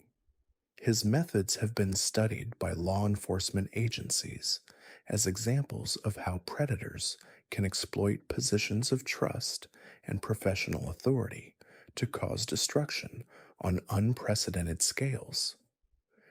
Richard proved that the most dangerous criminals aren't always those who kill individuals, but those who can weaponize human psychology to destroy entire ways of life. The 5 cases I've shared tonight represent an evolution in human evil that most people never imagined possible. Marcus Holloway turned psychological manipulation into scientific methodology. Elena Vasquez weaponized the natural environment itself. Brennan corrupted the institutions of care and community service. Vincent Torres pioneered digital predation that transcended geographic boundaries. And Richard Lawson proved that entire communities could be destroyed by a single individual who understood how to manipulate social dynamics. What makes these cases truly terrifying isn't just the suffering they caused, but the sophistication and intelligence behind their methods. These weren't crimes of passion or desperation. They were systematic campaigns of destruction carried out by individuals who had studied human psychology, social dynamics, and institutional vulnerabilities with the dedications of scholars and the ruthlessness of predators. Each of these killers believed they were conducting legitimate research that would benefit humanity's understanding of psychology, behavior, and social organization. They saw their victims not as people deserving of dignity and life, but as data points in experiments designed to push the boundaries of human knowledge. This rationalization allowed them to commit acts of unprecedented cruelty while maintaining their self-image as scientists and innovators. The techniques these killers developed continue to influence criminal behavior today. Law enforcement agencies have identified copycat crimes that borrow elements from their methods, and several unsolved cases show similarities to their approaches. More disturbing is the possibility that their documentation and research has inspired others to develop even more sophisticated methods of systematic human destruction. But perhaps the most chilling aspect of these cases is how they reveal the vulnerabilities in systems we depend on for safety and security. These killers exploited our trust in wilderness guides, medical professionals, community volunteers, online connections, and mental health services. They proved that the institutions designed to protect and help us can be weaponized by individuals who understand how to manipulate human psychology and social structures. The investigation and prosecution of these cases required law enforcement agencies to develop entirely new approaches to understanding and combating sophisticated criminal behavior. Traditional profiling techniques were insufficient for predators who operated like researchers, conducting long-term experiments. New training programs, investigative protocols, and victim support services had to be created to address crimes that transcended conventional categories of criminal behavior. These cases also revealed gaps in professional oversight and community protection systems that allowed dangerous individuals to operate undetected for years. The killers exploited weaknesses in credentialing systems, professional monitoring, and interagency communication that enabled them to maintain facades of respectability while conducting systematic campaigns of destruction. The psychological impact of these crimes extended far beyond their immediate victims to affect entire communities, professional organizations, and law enforcement agencies. People who had trusted these individuals as helpers, healers, and community members had to grapple with the realization that their trust had been systematically exploited for evil purposes. The betrayal of trust at this level creates lasting trauma that affects how people relate to institutions and authority figures. But understanding these cases also provides valuable insights into how such crimes can be prevented and detected in the future. The patterns these killers followed, the vulnerabilities they exploited, and the warning signs they displayed can help communities, institutions, and individuals recognize similar threats before they can cause widespread damage. The documentation these killers left behind serves as a disturbing but valuable resource for researchers studying criminal psychology, social manipulation, and institutional vulnerability. Their methods reveal how human psychology can be weaponized, but also how understanding these techniques can help develop better protection and prevention strategies. These cases represent a dark chapter in our understanding of human evil, but they also demonstrate the resilience of communities and institutions when they work together to identify and stop sophisticated predators. The investigators, prosecutors, and support professionals who worked these cases showed remarkable dedication and courage in confronting crimes that challenged their fundamental assumptions about human nature and criminal behavior. The legacy of these killers lies not just in the destruction they caused, but in the improvements to safety, security, and protection systems that their crimes necessitated. Their evil served as a catalyst for better training, improved oversight, and more sophisticated approaches to identifying and preventing systematic predation in all its forms. As we've seen through these 5 cases, evil can take forms that most people never imagined possible. The killers I've described tonight push the boundaries of human cruelty by combining intelligence, patience, and systematic methodology with complete disregard for human dignity and life. They remind us that the greatest monsters are often those who hide behind masks of respectability and helpfulness. But these stories also remind us of the importance of vigilance, community cooperation, and professional integrity in protecting ourselves and our communities from those who would exploit our trust and vulnerability. The techniques these killers used succeeded because they exploited our natural tendencies to trust, seek help, and connect with others. Understanding how these tendencies can be manipulated helps us maintain our humanity while protecting ourselves from those who would destroy it. The investigation and prosecution of these cases required unprecedented cooperation between law enforcement agencies, mental health professionals, academic researchers, and community organizations. This collaboration proved that even the most sophisticated criminal operations can be defeated when society commits the resources and expertise necessary to understand and combat them. These cases continue to influence how we approach criminal investigation, victim support, and community protection today. The lessons learned from confronting these killers have made our institutions stronger, our communities more resilient, and our understanding of human psychology more complete. In this way, the courage and dedication of those who brought these predators to justice serves as a lasting victory over the evil they represented. The most frightening aspect of these 5 cases is how they've influenced a new generation of predators who study their methods like textbooks.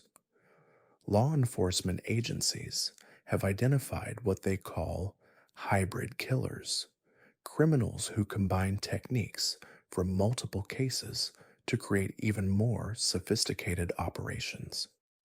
These new predators don't just copy one methodology, they synthesize approaches to create customized systems of destruction tailored to specific environments and victim types.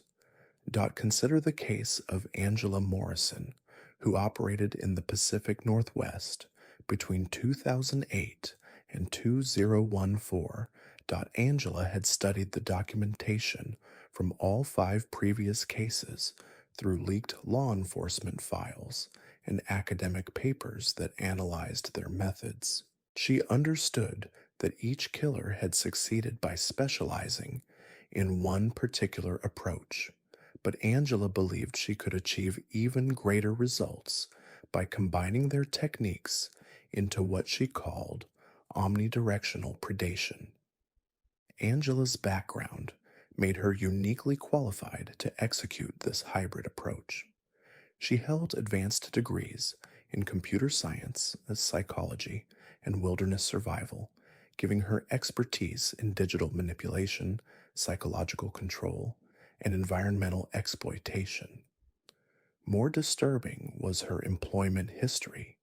She had worked as a consultant for various government agencies, helping them develop training programs for interrogation resistance and psychological warfare techniques.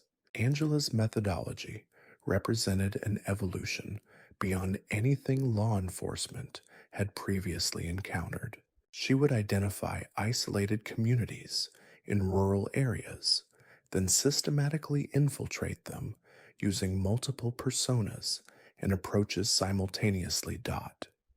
Angela would establish herself as a helpful computer technician offering to modernize local businesses, a wilderness guide providing safety training for outdoor enthusiasts, a therapist specializing in rural mental health issues, and even a community volunteer coordinating disaster preparedness programs.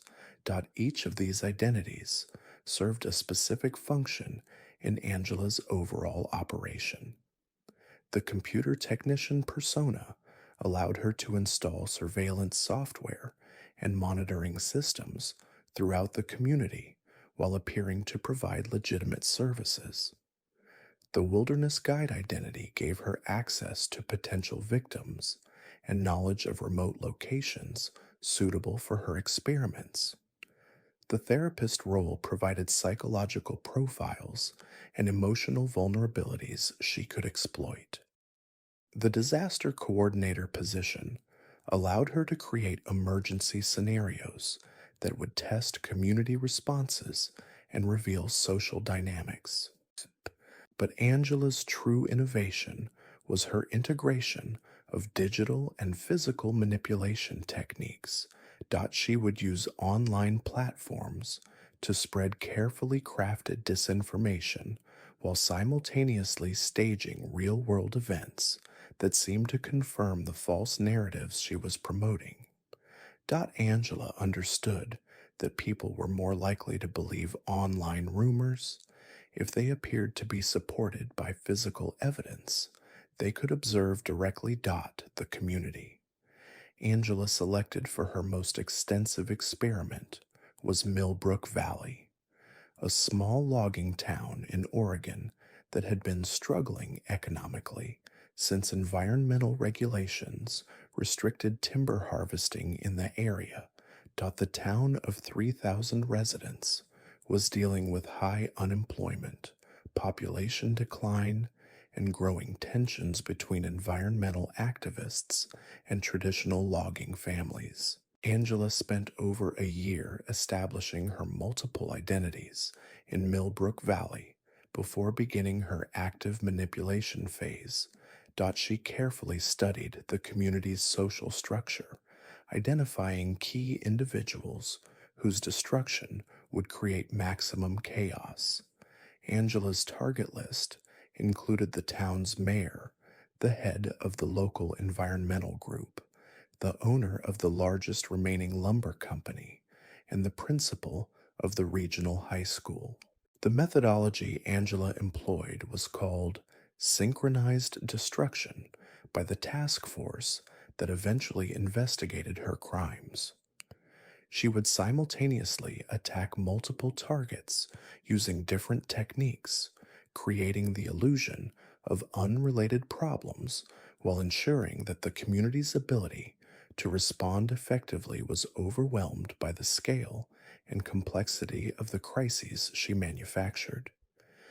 Angela began her operation by using her computer technician persona to hack into local government systems and alter public records in ways designed to create suspicion and conflict. She changed zoning documents to make it appear that certain property owners had received illegal permits, modified tax records to suggest favoritism in assessment practices, and altered environmental compliance reports to indicate that local businesses were violating regulations. Simultaneously, Angela was using her wilderness guide identity to orchestrate what appeared to be accidents in the surrounding forest areas. She would sabotage hiking trails to create dangerous conditions, then position herself to rescue victims while gathering intelligence about their psychological states and family relationships. Angela documented these interactions extensively, building detailed profiles that would inform her later manipulation efforts. The therapist persona allowed Angela to gather the most sensitive information about community members' psychological vulnerabilities. She offered free counseling services to people dealing with unemployment stress, family problems, and substance abuse issues.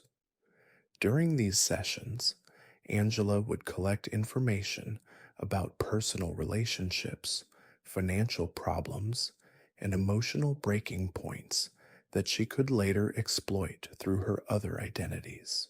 Perhaps most insidiously, Angela's disaster coordinator role enabled her to create artificial emergencies that would test and weaken the community's social cohesion. She would stage mock evacuation drills that revealed who had transportation, who lived alone, and who might be isolated during real emergencies. Angela used this information to identify the most vulnerable residents and develop targeted manipulation strategies for each individual. The climax of Angela's operation came when she orchestrated what appeared to be a series of unrelated crises that struck Millbrook Valley within a single week. A cyber attack disabled the town's computer systems and emergency communications. Several hikers went missing in the surrounding forests under suspicious circumstances. The local lumber company faced a massive environmental investigation based on leaked documents suggesting illegal dumping. The high school was evacuated due to anonymous bomb threats that appeared to be connected to online harassment campaigns targeting specific students and teachers. What made these events particularly devastating was that Angela had positioned her various personas as the primary resources for dealing with each crisis. The computer technician was called in to address the cybersecurity issues. The wilderness guide led search efforts for the missing hikers. The therapist provided counseling for traumatized students and teachers. The disaster coordinator managed the community's emergency response efforts, but Angela wasn't helping resolve these crises. She was using her positions of authority and trust to gather intelligence, spread disinformation, and escalate conflicts between different groups within the community. She would tell environmental activists that the lumber company was behind the cyber attacks, while convincing logging families that environmental groups were responsible for the missing hikers. Angela created elaborate conspiracy theories that made each faction believe they were under attack by their neighbors. Angela's journals reveal that she found particular satisfaction in what she called trust inversion events, moments when she could convince people that their most trusted community leaders were actually threats to their safety and security. She used her access to private information and her ability to manufacture false evidence to systematically destroy the reputations of anyone who might provide stability or leadership during the manufactured crisis. The psychological manipulation Angela employed was devastating because it exploited the community's natural desire to come together during emergencies. Instead of uniting in the face of adversity, Millbrook Valley fractured into competing factions, each convinced that other groups were responsible for their problems. Angela had weaponized the community's crisis response mechanisms, turning their strengths into vulnerabilities. Over the course of 6 months, Angela's synchronized attack destroyed the social fabric of Millbrook Valley more thoroughly than any single method approach could have achieved. Property values collapsed as residents lost faith in local institutions. Businesses failed as customers stopped supporting establishments owned by people they had been led to mistrust. The school system struggled to function as teachers, and administrators faced constant suspicion and harassment. But Angela's most chilling innovation was her documentation system. She had installed hidden cameras and recording devices throughout the community, creating what she called the complete record, a comprehensive video and audio archive of how her manipulation techniques affected every aspect of community life. Angela treated Millbrook Valley like a laboratory, documenting everything from individual psychological breakdowns to large-scale social collapse. The breakthrough in Angela's case came from an unexpected source. A cybersecurity expert working for a neighboring county noticed unusual network traffic patterns that suggested coordinated cyber attacks against multiple small communities in the region. The analysis revealed that someone was systematically infiltrating rural town computer systems using sophisticated techniques that required both technical expertise and detailed knowledge of local vulnerabilities. When this information was shared with federal investigators, they began looking for connections between the cyber attacks and other unusual events affecting small communities in the Pacific Northwest. The investigation revealed that Angela had been conducting similar operations in at least 6 different towns, using variations of her Millbrook Valley methodology to study how different communities responded to systematic manipulation and crisis. The final confrontation with Angela was complicated by the fact that she had prepared for the possibility of discovery by creating elaborate contingency plans. When investigators closed in on her operation, they discovered that Angela had rigged several locations with devices that would destroy evidence and potentially harm anyone who attempted to search her properties. She had also prepared multiple escape identities and established safe houses throughout the region. Angela ultimately surrendered when investigators threatened to reveal her activities to the communities she had been manipulating. She understood that her victims' anger would pose a greater threat to her safety than law enforcement custody. During her interrogation, Angela expressed pride in the sophistication of her methods and claimed that her research had advanced understanding of community psychology and crisis management far beyond anything achieved by previous researchers. The psychological evaluation of Angela revealed a mind that had synthesized the methodologies of previous killers into a comprehensive system for social destruction. She had studied their techniques, not just as criminal methods, but as scientific approaches that could be improved through combination and technological enhancement. Angela saw herself as the next evolutionary step in systematic predation. Angela's trial was complicated by the scope of her crimes and the difficulty of proving her involvement in events that appeared to be unrelated accidents and coincidences. The prosecution had to work with experts in multiple fields: cybersecurity, psychology, emergency management, and community sociology to demonstrate how Angela's various activities constituted a coordinated campaign of destruction rather than separate criminal incidents. The impact of Angela's crimes extended beyond individual victims to encompass multiple communities that had been traumatized by years of manufactured crises and systematic manipulation. Several towns never recovered from the social damage she had caused, and her methods influenced changes in how rural communities approach cybersecurity, emergency management, and mental health services. Angela Morrison was sentenced to multiple life terms in prison, but her case fundamentally changed how law enforcement approaches cases involving sophisticated criminal operations that combine multiple methodologies.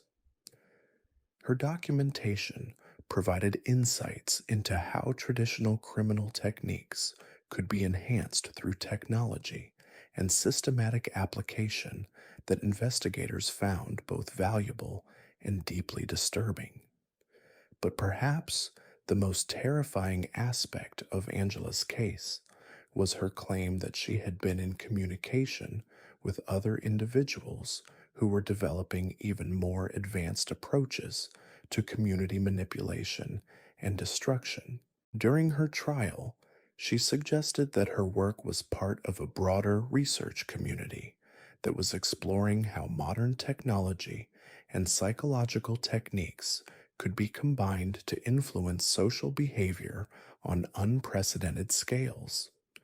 The Angela Morrison case proved that the methodologies developed by previous killers could be synthesized and enhanced to create new forms of systematic predation that traditional law enforcement was unprepared to handle. Her crimes marked another evolution in serial predation, one where multiple approaches could be combined to create destruction that transcended anything achieved by single method operations.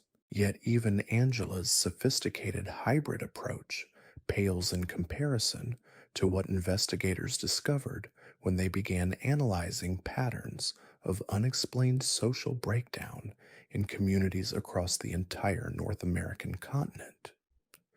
What they found suggested the existence of a coordinated network of individuals who had been conducting systematic experiments in community manipulation for over a decade.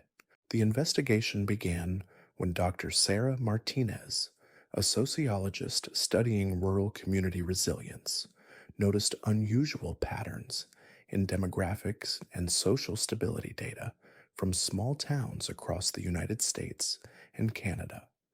Her research revealed that over 200 communities had experienced rapid social collapse between 2005 and 2015, with patterns of breakdown that didn't match typical models of economic or demographic change. Dr. Martinez's analysis revealed that these communities had experienced similar sequences of events: infrastructure failures, leadership scandals, environmental crises, and social conflicts that escalated beyond what their underlying conditions would normally produce. More disturbing was the discovery that many of these communities had been visited by similar types of outsiders: consultants, volunteers, and service providers who appeared briefly during crisis periods, then disappeared when situations deteriorated beyond recovery. When Dr. Martinez shared her research with federal law enforcement, investigators began cross-referencing her data with criminal cases involving systematic manipulation and community destruction. What they discovered was evidence of what appeared to be a coordinated network of individuals who had been conducting large-scale experiments in social engineering and community collapse. The investigation revealed that this network, which investigators called the Collective, had been operating for over 15 years, systematically targeting isolated communities to test various approaches to social manipulation and destruction. Members of the Collective would share information, techniques, and results through encrypted communication channels, treating their criminal activities like collaborative research projects. The scope of the Collective's operations was staggering. They had developed standardized protocols for community infiltration, systematic approaches to identifying and exploiting social vulnerabilities, and coordinated strategies for creating manufactured crises that would overwhelm local response capabilities. Most disturbing was their documentation system.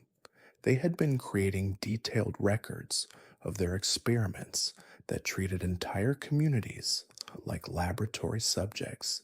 The methodology the Collective employed represented the ultimate evolution of systematic predation.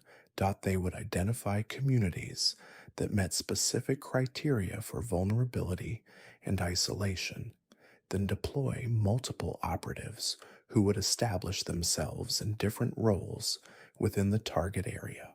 These operatives would work independently, but coordinate their activities to create synchronized attacks on community stability and social cohesion.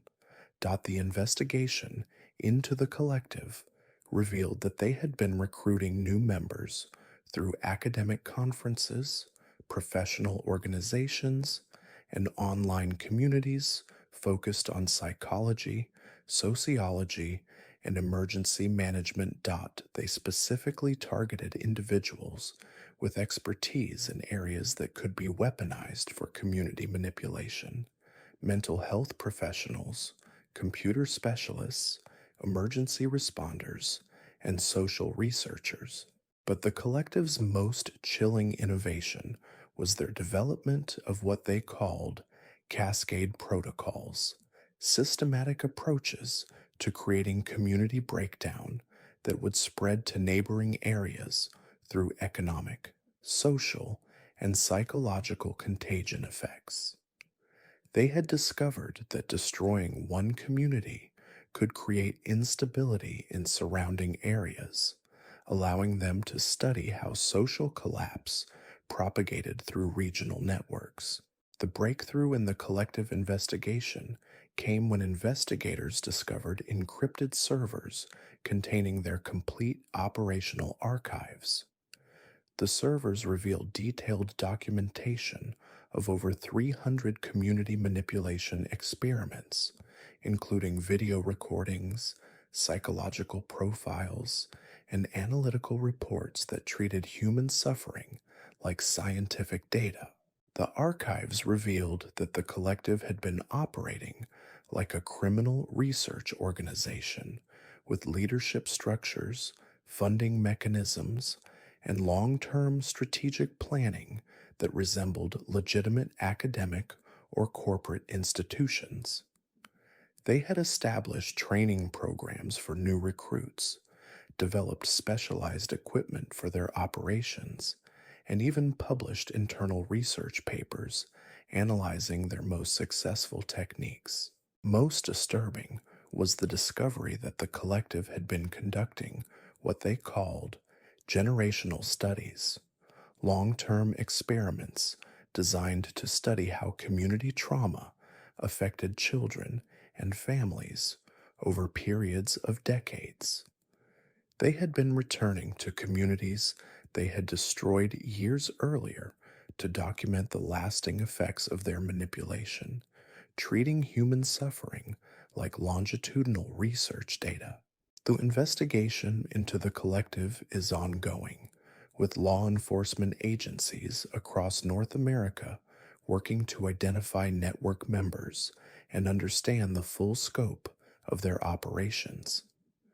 The case has fundamentally changed how investigators approach crimes involving systematic community manipulation and has led to new protocols for identifying and preventing coordinated attacks on social stability.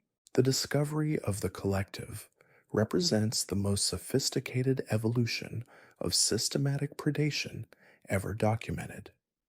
They had moved beyond individual killers operating alone to create organized networks that could conduct large-scale experiments in human destruction. Their methods combined elements from all previous cases while adding new innovations that pushed the boundaries of criminal sophistication to unprecedented levels. But perhaps the most terrifying aspect of the collective is that their investigation has revealed evidence suggesting the existence of even larger networks operating on international scales. The techniques they developed have appeared in cases involving political manipulation, religious extremism, and social unrest in countries around the world, suggesting that their methods have been adopted by groups with even broader destructive ambitions. The cases I've described tonight represent more than just individual crimes or even organized criminal activity.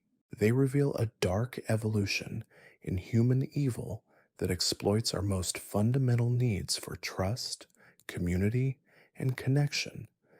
These predators have weaponized the very qualities that make us human, turning our strengths into vulnerabilities that can be systematically exploited.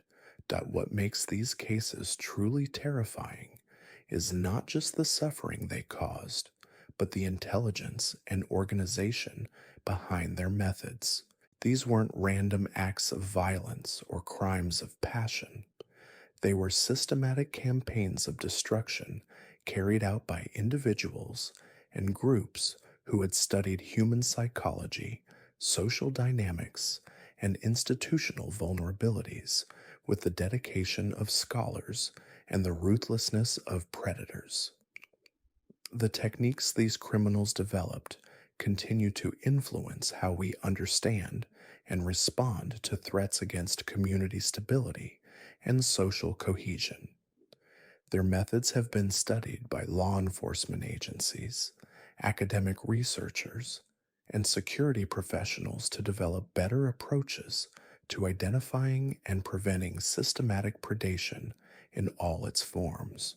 But understanding these cases also reveals the resilience of human communities when they work together to identify and resist sophisticated manipulation attempts. The investigators, prosecutors, and community members who confronted these predators showed remarkable courage and determination in defending the social bonds that hold civilization together. The legacy of these cases lies not just in the destruction they caused, but in the knowledge gained from understanding how such destruction can be prevented in the future. Their evil has served as a catalyst for better training, improved security protocols, and more sophisticated approaches to protecting the social structures that enable human flourishing. As we've seen through these cases, evil can take forms that challenge our fundamental assumptions about human nature and criminal behavior.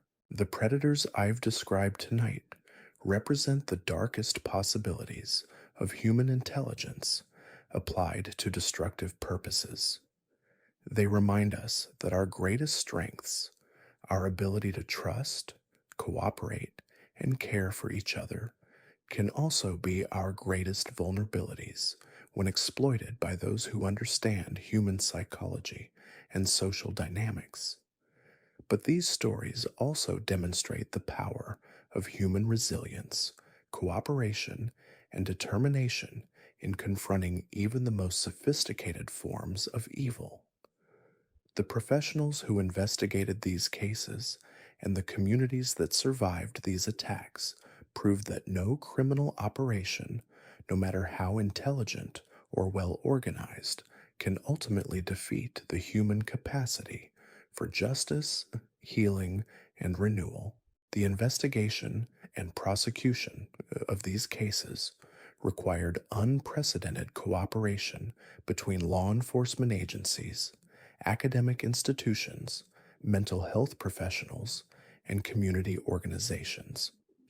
This collaboration proved that even the most complex criminal operations can be defeated when society commits the necessary resources and expertise to understand and combat them. These cases continue to influence how we approach community protection, institutional security, and social resilience today.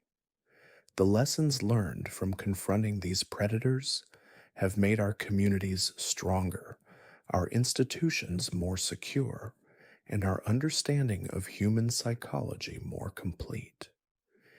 In this way, the courage and dedication of those who brought these criminals to justice serves as a lasting victory over the evil they represented. The techniques and insights gained from these investigations have been shared with communities, institutions, and security professionals around the world, helping to prevent similar crimes and protect vulnerable populations from systematic predation. The dark knowledge gained from understanding these cases has been transformed into tools for protection and prevention that serve the cause of human dignity and community resilience. The most disturbing aspect of these revelations isn't what we've uncovered so far, but what investigators discovered when they began analyzing communication patterns between known members of these criminal networks. Deep within encrypted servers seized during the collective raids, analysts found references to something called the Synthesis Project, a coordinated effort to combine all previous methodologies into what they termed total social architecture. The Synthesis Project represented the ultimate evolution of systematic predation, moving beyond targeting individual communities to attempting large-scale manipulation of entire regional populations. The documentation recovered suggests that network members had been developing techniques to influence political processes, economic systems, and social movements across multiple states simultaneously. Dr. James Crawford emerged as the apparent architect of the Synthesis Project. Crawford's background made him uniquely qualified for this level of systematic manipulation. He held advanced degrees in political science, economics, and social psychology, and had worked as a consultant for various government agencies, developing strategies for population management and social control during crisis situations. But Crawford's true innovation was his understanding that previous predators had been thinking too small.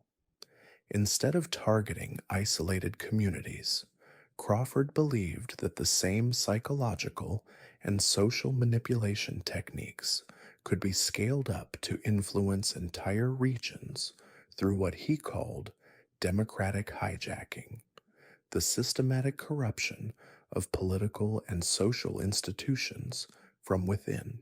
The methodology Crawford developed was called institutional parasitism by the joint task force that investigated his network. Crawford would identify political districts, economic regions, or social movements that were experiencing tension or instability, then deploy operatives to key positions within the existing power structures. These operatives wouldn't destroy institutions directly. Instead, they would corrupt them slowly, turning democratic processes and social services into weapons for psychological manipulation. Crawford's victim selection process was unprecedented in its scope and sophistication. Rather than targeting individuals or communities, he focused on entire demographic groups and political constituencies.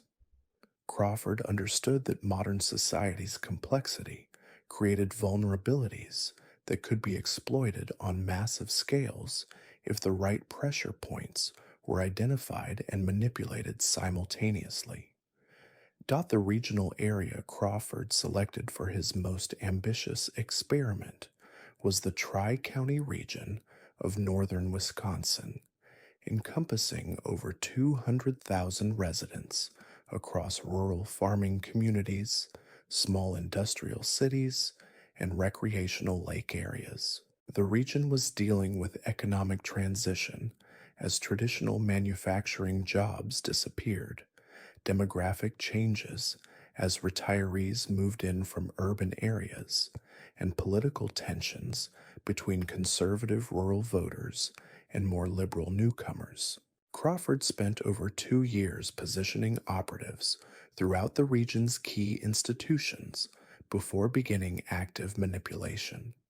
His network included people who had secured positions as city council members, school board officials, local media personalities, business leaders, and even law enforcement administrators.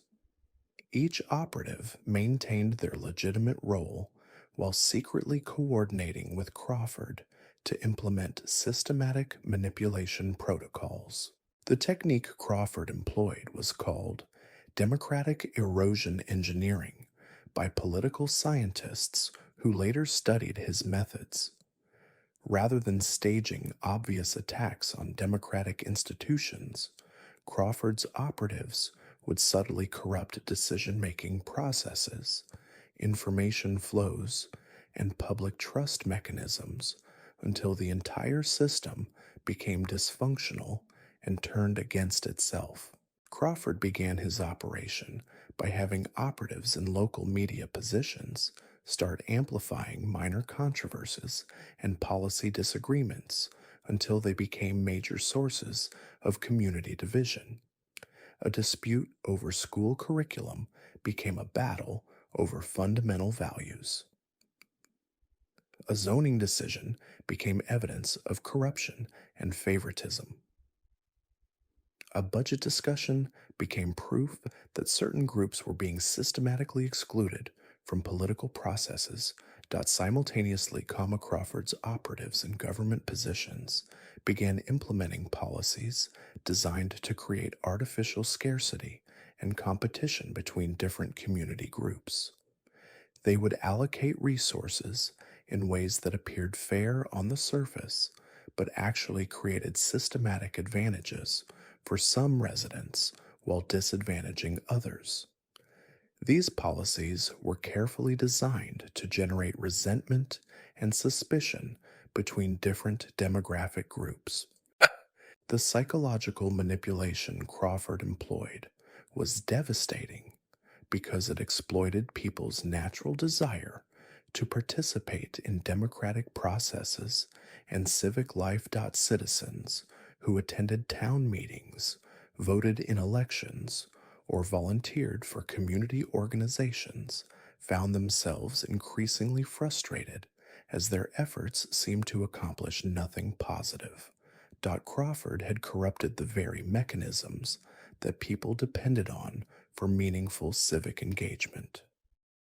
Crawford, quote, S. documentation reveals that he found particular satisfaction in what he called trust collapse events, moments when citizens would lose faith in democratic institutions entirely and either withdraw from civic participation or resort to increasingly extreme measures to achieve their goals.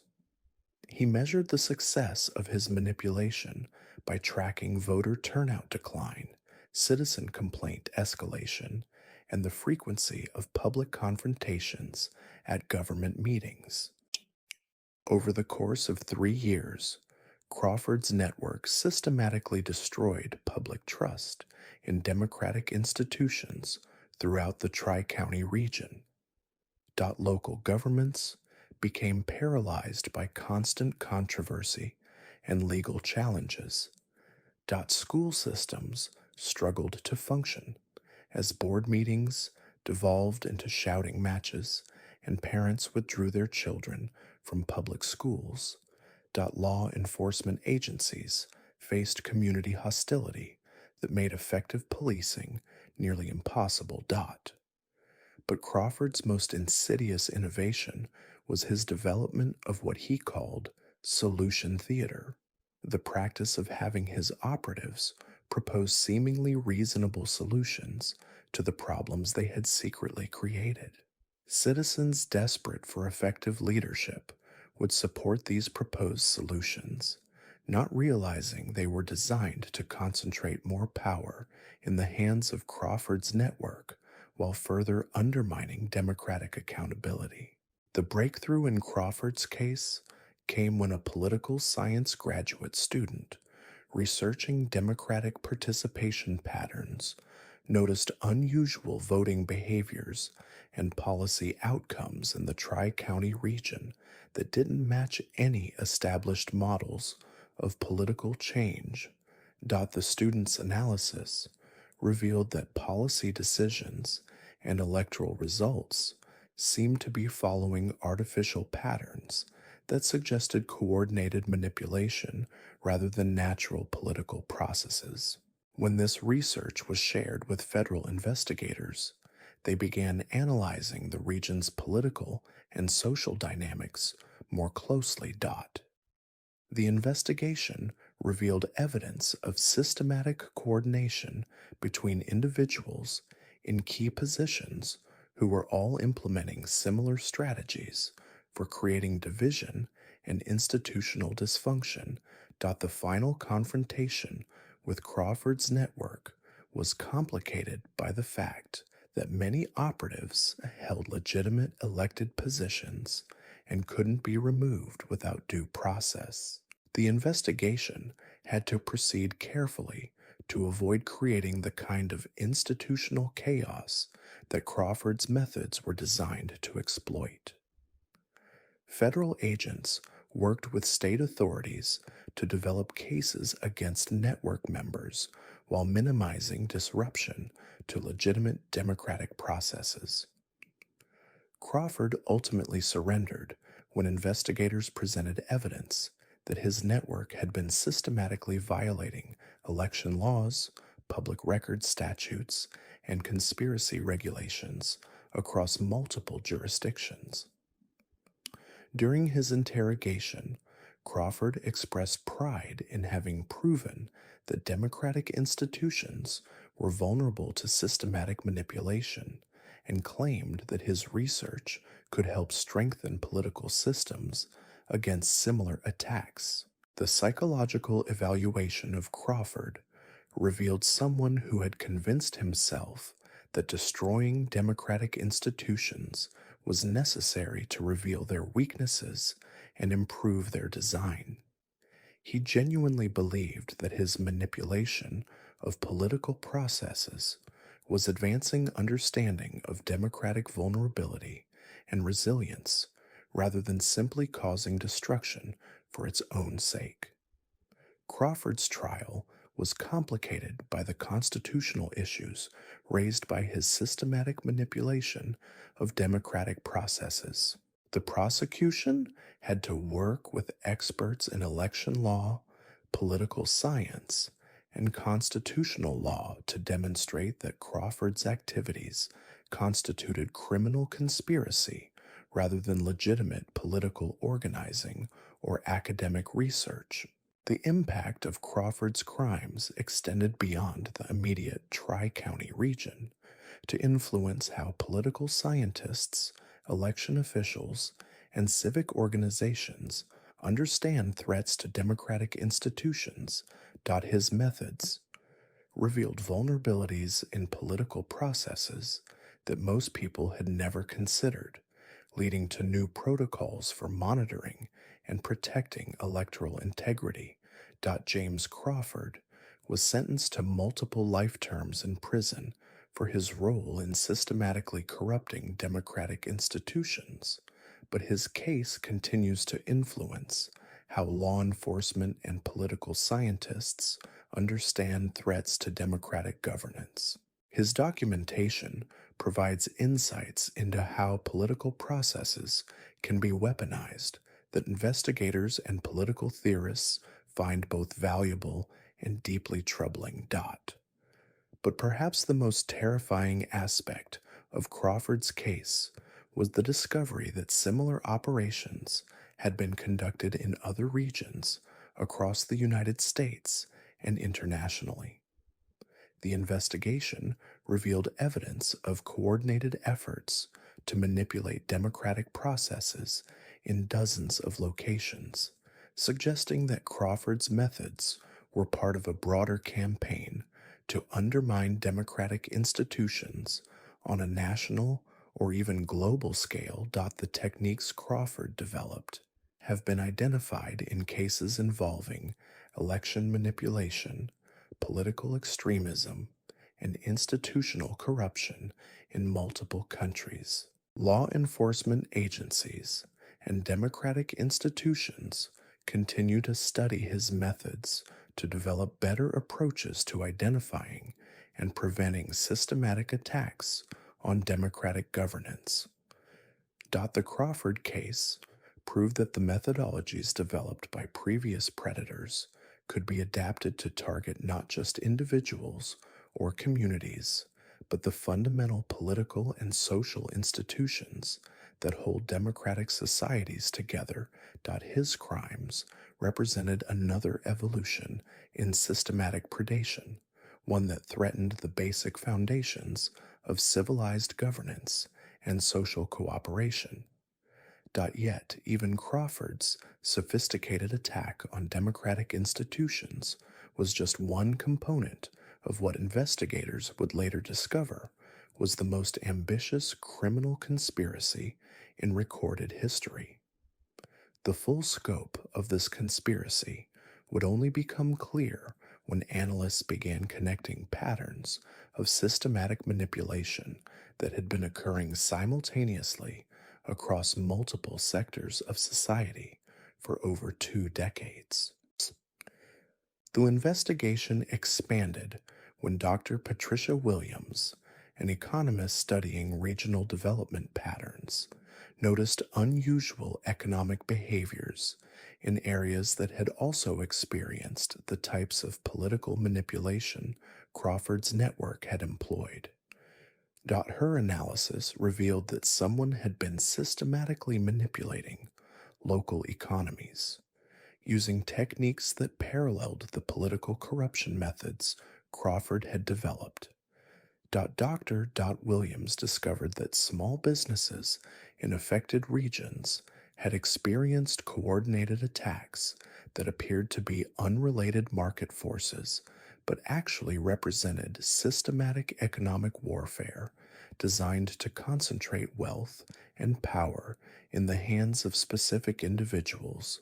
The patterns suggested that economic manipulation had been coordinated with political corruption to create comprehensive control over entire regional populations. When Dr. Williams shared her research with the task force investigating Crawford's network, analysts realized they were looking at evidence of what appeared to be a multi-dimensional attack on the fundamental structures of democratic society. The conspiracy involved not just political manipulation, but coordinated economic warfare, social engineering, and institutional corruption, operating simultaneously across multiple sectors. The investigation revealed that this comprehensive conspiracy, which analysts called the Architecture Project, had been operating for over 20 years, with the goal of systematically dismantling democratic institutions and replacing them with authoritarian control systems. The project involved hundreds of operatives working in coordinated cells across the United States and internationally. The Architecture Project represented the ultimate evolution of systematic predation, a coordinated attack on the basic foundations of democratic civilization itself. The operatives involved weren't just targeting individuals, communities, or even regional populations. They were attempting to reshape the fundamental structures of society to eliminate democratic governance and individual freedom, entirely. The methodology. The Architecture Project employed combined elements from all previous cases while adding new innovations that pushed criminal conspiracy to unprecedented levels of sophistication and scope. They had developed systematic approaches to corrupting every major institution of democratic society, political processes, economic systems, educational institutions, media organizations, and even law enforcement agencies. The investigation into the Architecture Project is ongoing, with law enforcement agencies, intelligence services, and international organizations working together to understand the full scope of this conspiracy and prevent its ultimate goals from being achieved. The case has fundamentally changed how we understand threats to democratic institutions and has led to new approaches for protecting the foundations of free society. But even as investigators work to uncover and dismantle the Architecture Project, evidence continues to emerge, suggesting that this conspiracy was itself just one component of even larger networks operating on global scales. The techniques developed by systematic predators over the past 3 decades appear to have been adopted by organizations with the resources and ambition to threaten not just individual communities or regions, but the entire structure of human civilization. The cases I've described tonight represent more than criminal activity. They reveal a coordinated assault on the fundamental bonds that hold human society together, from individual psychological manipulation to community destruction to democratic corruption. These predators have developed techniques that threaten every level of human social organization. What makes these revelations truly terrifying is the realization that the techniques I've described are not just historical curiosities, but active threats that continue to evolve and spread.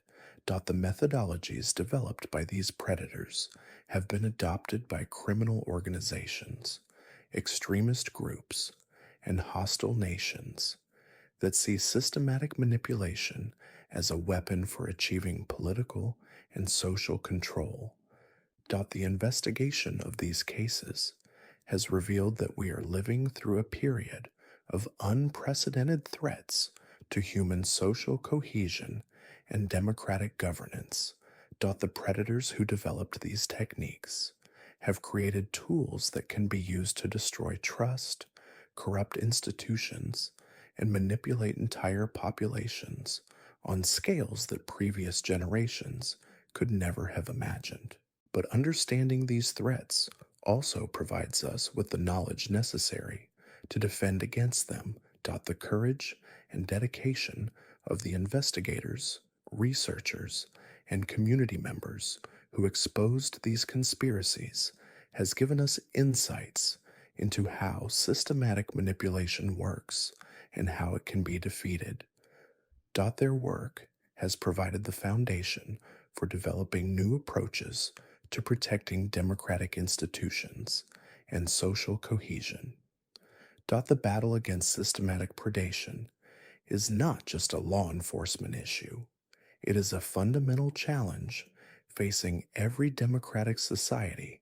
The techniques these predators developed exploit the very qualities that make democratic civilization possible: trust, cooperation, and the willingness to participate in shared institutions and social processes. Defending against these threats requires not just better law enforcement and security measures, but renewed commitment to the values and practices that strengthen democratic institutions and social bonds. We must work together to build communities that are resilient against manipulation, institutions that are transparent and accountable, and social processes that promote genuine cooperation rather than manufactured conflict. The legacy of these cases should not be fear or despair, but determination to protect and strengthen the foundations of human civilization. The predators I've described tonight represent the darkest possibilities of human intelligence and organization, but they also reveal the incredible resilience and courage of people who refuse to let evil triumph over justice and human dignity.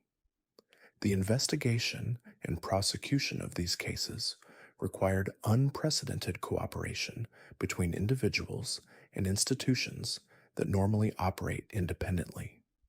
Law enforcement agencies, academic researchers, community organizations, and ordinary citizens work together to expose and defeat criminal conspiracies that threaten the basic foundations of their society. This cooperation proves that no criminal organization, no matter how sophisticated or well-resourced, can ultimately defeat the human capacity for justice, truth, and mutual aid. The techniques these predators developed were powerful, but they were not more powerful than the combined efforts of people committed to protecting their communities and democratic institutions. The knowledge gained from these investigations continues to influence how we approach community protection, institutional security, and democratic resilience. The dark insights into human psychology and social dynamics that these cases revealed have been transformed into tools for strengthening the bonds that hold civilization together. As we move forward, we must remember that the price of freedom and social cohesion is eternal vigilance against those who would exploit our trust and corrupt our institutions. The cases I've described tonight remind us that evil can take sophisticated and organized forms, but they also demonstrate that such evil can be defeated when good people work together with courage, intelligence, and determination. The battle against systematic predation is not over. It may never be completely over as long as human nature contains the potential for both great good and great evil. But the victories achieved against the predators I've described tonight prove that this battle can be won, and that the foundations of human dignity and democratic civilization can be defended against even the most sophisticated attacks. The story of these cases is ultimately not about the triumph of evil, but about the triumph of those who refused to let evil succeed. Their courage and sacrifice have given us the knowledge and tools necessary to protect ourselves and our communities from similar threats in the future. That legacy of resistance and resilience is perhaps the most important lesson we can take from these dark chapters in human history. The most chilling discovery emerged when investigators realized that the architecture project had been conducting what they called generational programming, systematic manipulation designed not just to control current populations, but to shape the psychological development of entire generations of children. This represented a level of long term social engineering that pushed the boundaries of human evil into territory that challenged every assumption about criminal motivation and capability. The architect of this generational manipulation program was Dr. Rebecca Torres, a developmental psychologist who had spent over 15 years studying how childhood experiences shape adult behavior, decision making processes, and social attachment patterns. But Rebecca had twisted this knowledge into a comprehensive system for producing what she called psychologically optimized populations, entire generations of people whose fundamental psychological structures had been manipulated from birth to make them more susceptible to authoritarian control. Rebecca's background made her uniquely qualified for this level of systematic manipulation. She held advanced degrees in developmental psychology, educational theory, and cognitive neuroscience, and had worked extensively with government agencies developing programs for childhood education and social development. But Rebecca had also studied the methodologies of every previous predator, understanding how their techniques could be adapted for use on developing minds during critical formation periods. The methodology Rebecca developed was called cognitive architecture modification by the team of psychologists and neuroscientists who eventually studied her program. She had identified specific developmental stages during childhood and adolescence when psychological interventions could permanently alter how individuals processed information, formed relationships, and responded to authority figures. Rebecca's approach was far more subtle and long term than previous predators had attempted. Instead of targeting adults with established psychological patterns, she focused on systematically influencing the environments where children developed their fundamental understanding of reality, trust, and social cooperation. Rebecca understood that changes made during critical developmental periods would become permanent features of personality structure that would persist throughout adult life. The victim selection process Rebecca employed was unprecedented in its scope and ambition. Rather than targeting specific individuals or communities, she focused on entire educational systems, youth organizations, and family service programs that served large numbers of children over extended periods. Rebecca's goal was to influence the psychological development of thousands of children simultaneously, creating entire cohorts of adults whose thinking patterns had been systematically altered. The regional area Rebecca selected for her most comprehensive experiment was the 5-county school district system in central Montana, which served over 30,000 students from kindergarten through high school. The region was ideal for her purposes because it was geographically isolated, economically dependent on a few major employers, and had limited resources for independent oversight of educational and social service programs. Rebecca spent over 3 years positioning operatives throughout the region's child serving institutions before beginning active manipulation. Her network included people who had secured positions as school administrators, curriculum coordinators, child psychologists, social workers, youth group leaders, and even pediatric medical professionals. Each operative maintained their legitimate role while secretly implementing Rebecca's developmental manipulation protocols. The technique Rebecca employed was called environmental psychology modification by researchers who later studied her methods. Rather than directly interacting with children in obvious ways, Rebecca's operatives would systematically alter the environments where children learned, played, and developed social relationships. These alterations were designed to shape fundamental cognitive and emotional patterns during critical developmental windows. Rebecca began her operation by having operatives in educational positions introduce subtle changes to curriculum content, teaching methods, and classroom management techniques that were designed to influence how children processed information and formed beliefs about authority, truth, and social cooperation. These changes appeared to be normal educational innovations, but were actually systematic interventions designed to alter cognitive development patterns.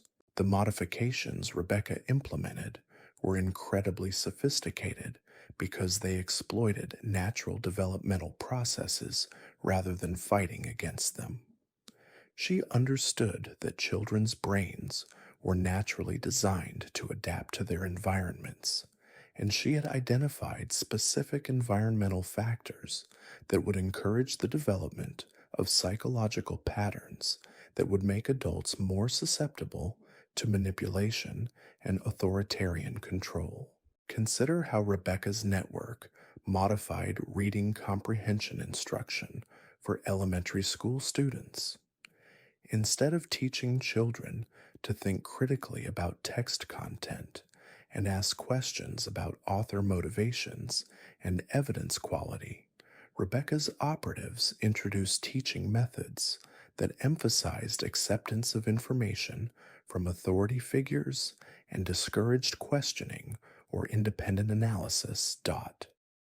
These modifications were implemented gradually over multiple school years so that children experienced them as normal parts of their educational development rather than sudden changes that might trigger resistance or parental concern. By the time students reached middle school, they had been systematically trained to accept information from authority figures without critical evaluation and to feel uncomfortable when asked to form independent judgments about complex issues. Simultaneously, Rebecca's operatives in youth organizations and social service programs were implementing complementary interventions designed to shape how children developed emotional regulation skills and social attachment patterns. They would create structured activities and social environments that rewarded compliance with group consensus while subtly punishing independent thinking or emotional autonomy. The psychological manipulation Rebecca employed was devastating because it occurred during developmental periods when children's brains were naturally forming the neural pathways that would govern adult thinking and behavior patterns. Unlike adult victims, who retained memories of their pre-manipulation psychological states, children who experienced Rebecca's interventions would grow up believing that their altered thinking patterns represented their natural personalities and preferences. Rebecca's documentation reveals that she found particular satisfaction in what she called baseline shift events, moments when she could measure how her interventions had permanently altered children's fundamental cognitive and emotional responses. She would conduct psychological assessments that compared children's development patterns to normal baselines, documenting how her environmental modifications had successfully created lasting changes in personality structure. Over the course of 8 years, Rebecca's network systematically altered the psychological development of an entire generation of children in the central Montana region. Students who grew up in this system showed measurably different patterns of critical thinking, emotional independence, and social behavior compared to children from other regions who had not been exposed to her interventions. The breakthrough in Rebecca's case came when a child development researcher studying educational outcomes in rural areas noticed unusual patterns in standardized test results and psychological assessment data from the Central Montana School District. The patterns suggested that children in this region were developing cognitive and emotional profiles that differed significantly from normal developmental trajectories. Dr. Michael Chen, who led this research, discovered that children from the affected region showed consistently lower scores on measures of independent thinking, creative problem solving, and emotional autonomy, while showing higher scores on measures of compliance with authority and acceptance of group consensus. These patterns were so consistent across multiple age groups that they appeared to represent systematic findings with educational authorities and law enforcement. Investigators began environmental influences rather than natural variation. When Dr. Chen shared his examining the programs and personnel that had been influencing child development in the region, the investigation revealed evidence of coordinated efforts by individuals in key positions to implement systematic changes to educational and social service programs that went far beyond normal pedagogical innovations. The investigation into Rebecca's network was complicated by the fact that her interventions had been implemented through legitimate educational and social service channels, making it difficult to distinguish between criminal manipulation and normal programmatic changes. Investigators had to work with experts in child development, educational psychology, and neuroscience to understand how Rebecca's methods constituted systematic abuse rather than alternative approaches to child development. The final confrontation with Rebecca came when investigators discovered her comprehensive documentation system, which revealed the true scope and intentionality of her developmental manipulation program. Rebecca had maintained detailed records of every intervention, complete with psychological assessments measuring their effectiveness and long-term planning documents outlining how the altered children would be utilized as adults. During her interrogation, Rebecca showed no remorse for the psychological damage she had caused to thousands of children. Instead, she spoke about her work with the pride of a researcher who had achieved groundbreaking results in understanding human developmental plasticity. Rebecca claimed that her interventions had created better adapted to living in organized societies. The psychological evaluation of Rebecca more socially stable and cooperative individuals who would be revealed someone who had convinced herself that manipulating child development was advancing human social evolution rather than causing systematic psychological damage. She genuinely believed that traditional approaches to child development were inefficient and that her methods represented scientific improvements to human psychological architecture. Rebecca's trial was complicated by the unprecedented nature of her crimes and the difficulty of proving long term psychological damage to victims who had no memory of normal developmental experiences. The prosecution had to work with experts in developmental psychology, educational law, and child protection to demonstrate that Rebecca's systematic manipulation of child development constituted criminal abuse rather than innovative educational practice.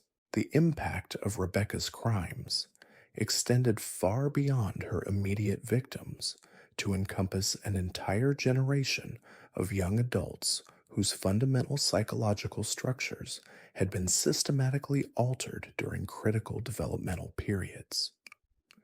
Many of these individuals required extensive therapeutic intervention to develop the critical thinking skills and emotional independence that had been systematically suppressed during their childhood development.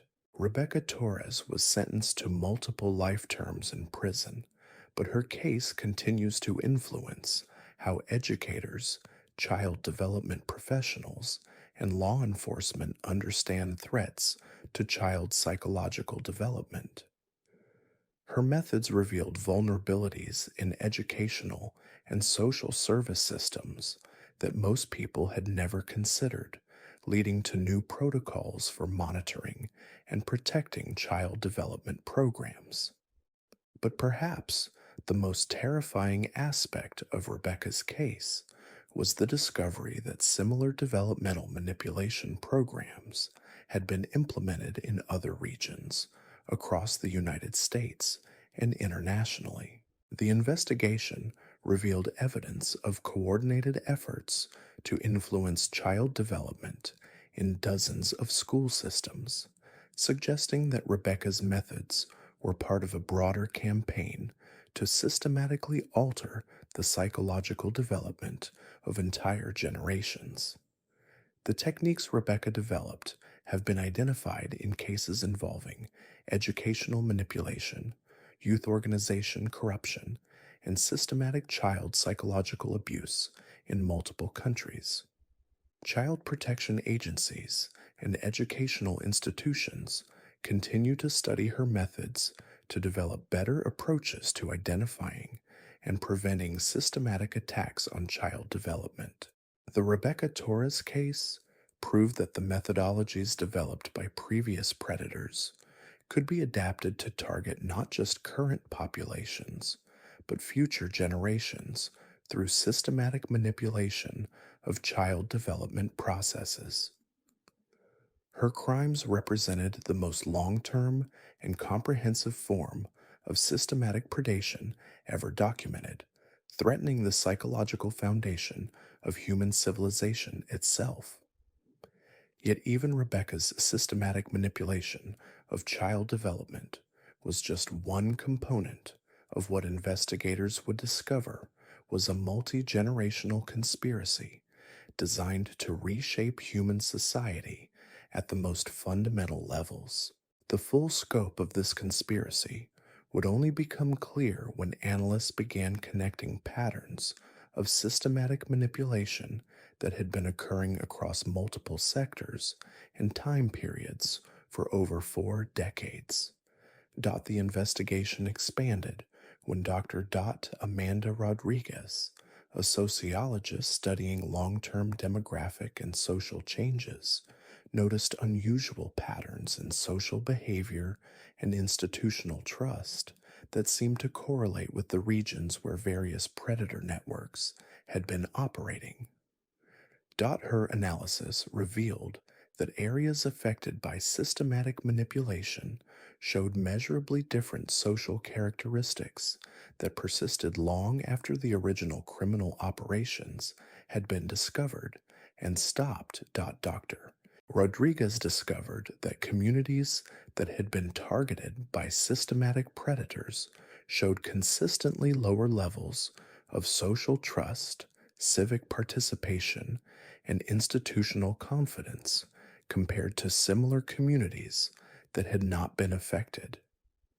More disturbing was her finding that these effects appeared to be transmitting from parents to children, creating intergenerational patterns of social dysfunction that were spreading beyond the originally targeted areas.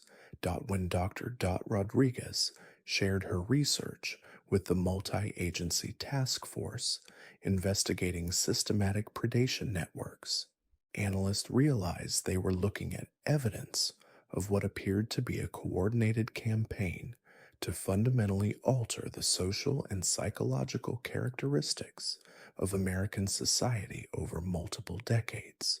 The conspiracy involved not just immediate criminal goals, but long term social engineering designed to reshape the basic foundations of democratic culture. The investigation revealed that this comprehensive conspiracy, which analysts called the Foundation Protocol, had been operating for over 40 years with the goal of systematically undermining the psychological, social, and cultural foundations that support democratic institutions and individual freedom. The protocol involved multiple generations of operatives working in coordinated campaigns across every major sector of American society. The Foundation Protocol represented the ultimate evolution of systematic predation, a multi generational attack on the basic psychological and social foundations of democratic civilization. The operatives involved weren't just targeting individuals, communities, or even current generations. They were attempting to reshape the fundamental characteristics of human society to eliminate the psychological and social foundations that make democratic governance and individual freedom possible. The methodology, the Foundation Protocol, employed combined elements from all previous cases while operating on timescales that spanned multiple human generations. They had developed systematic approaches to gradually altering the psychological, social, and cultural characteristics that support democratic institutions, individual critical thinking, and social cooperation across entire populations over periods of decades. The investigation into the Foundation Protocol continues, with researchers and law enforcement agencies working to understand how systematic manipulation techniques developed over the past 4 decades have influenced the fundamental characteristics of American society. The case has revealed that many social and political problems that appear to be natural developments may actually be the result of systematic manipulation campaigns designed to undermine democratic culture. But perhaps the most chilling aspect of the Foundation Protocol investigation is the realization that the techniques and goals it represents may not be unique to American society. Evidence continues to emerge, suggesting that similar long-term manipulation campaigns have been conducted in democratic societies around the world, representing a global assault on the psychological and social foundations of human freedom. The cases I've described tonight reveal more than just criminal activity. They expose a systematic assault on human civilization that has been operating for decades at levels of sophistication and coordination that challenge our fundamental assumptions about the nature of social reality. The predators who developed these techniques have created weapons that can destroy not just individuals or communities, but the basic foundations of democratic society itself.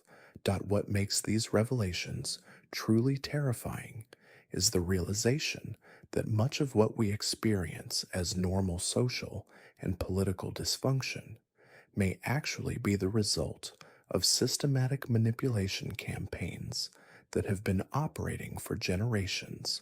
The problems we face as a society, declining trust in institutions, increasing social polarization, weakening civic engagement, may not be natural developments, but manufactured crises designed to undermine our capacity for democratic governance and social cooperation.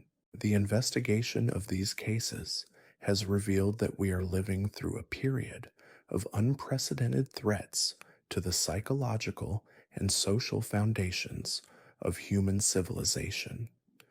The techniques developed by systematic predators have been weaponized by organizations with the resources and patience to conduct multi-generational campaigns against the basic structures that support human freedom and dignity.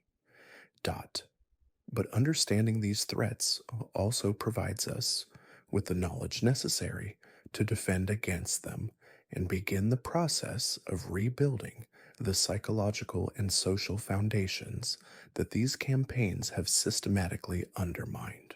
The courage and dedication of the researchers and investigators who exposed these conspiracies has given us insights into how systematic manipulation works and how its effects can be reversed.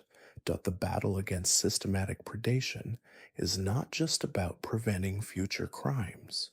It is about recognizing and healing the damage that decades of systematic manipulation have already caused to our psychological, social, and cultural foundations. This healing process will require unprecedented cooperation between individuals, communities, institutions, and entire societies committed to rebuilding the foundations of human civilization. Defending against these threats and healing their damage requires more than just better law enforcement and security measures. It requires a fundamental renewal of our commitment to the values, practices, and institutions that support democratic culture, critical thinking, and genuine social cooperation.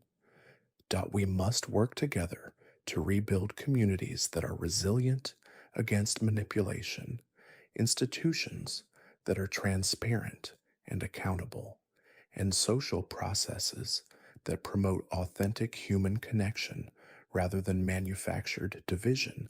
The legacy of these cases should not be despair about the vulnerability of human society, but determination to strengthen the foundations that make human freedom and dignity possible. The predators I've described tonight represent the most sophisticated assault on human civilization ever documented, but they also reveal the incredible resilience and adaptability of people who refuse to surrender their humanity to those who would destroy it. The investigation and prosecution of these cases required cooperation on scales never before achieved in human history. Researchers, law enforcement agencies, community organizations, educational institutions, and ordinary citizens work together across geographic, professional, and cultural boundaries to expose and defeat criminal conspiracies that threaten the basic foundations of their civilization. This cooperation proves that no criminal organization, no matter how sophisticated, well-resourced, or patient, can ultimately defeat the human capacity for truth, justice, and mutual aid when people work together with courage, intelligence, and determination. The techniques these predators developed were powerful, but they were not more powerful than the combined efforts of people committed to protecting and rebuilding the foundations of human civilization. The knowledge gained from these investigations continues to influence how we understand and address threats to psychological, social, and cultural foundations of democratic society. The insights into systematic manipulation that these cases revealed are being transformed into tools for strengthening the psychological resilience, social cohesion, and cultural foundations that support human freedom and dignity. As we move forward, we must remember that the price of civilization is eternal vigilance against those who would systematically undermine its foundations. The cases I've described tonight remind us that evil can take forms that operate across generations and challenge the basic structures of human society. But they also demonstrate that such evil can be recognized, exposed, and defeated when people work together with the courage and determination to defend their civilization. The battle against systematic predation will require sustained effort across multiple generations to fully understand and reverse the damage that decades of systematic manipulation have caused to our psychological, social, and cultural foundations. But the victories achieved against the predators I've described tonight prove that this battle can be won, and that the foundations of human civilization can be rebuilt stronger and more resilient than before. The story of these cases is ultimately about the triumph of human resilience, courage, and cooperation over the most sophisticated forms of evil ever documented. The people who exposed and defeated these predators have given us the knowledge, tools, and inspiration necessary to protect and rebuild the foundations of human civilization for future generations. That legacy of resistance, healing, and renewal is the most important gift we can take from these dark chapters in human history. The predators I've revealed tonight represent the darkest evolution of human evil our species has ever witnessed. From Marcus Holloway's psychological laboratories to the Foundation Protocol's multi-generational assault on civilization itself, we've journeyed through levels of systematic destruction that challenge everything we thought we knew about the capacity for human cruelty. But here's what you need to understand, Dot. These aren't just stories from our past. The techniques these killers pioneered continue to evolve, spreading through networks we're still discovering, influencing crimes we haven't even recognized yet.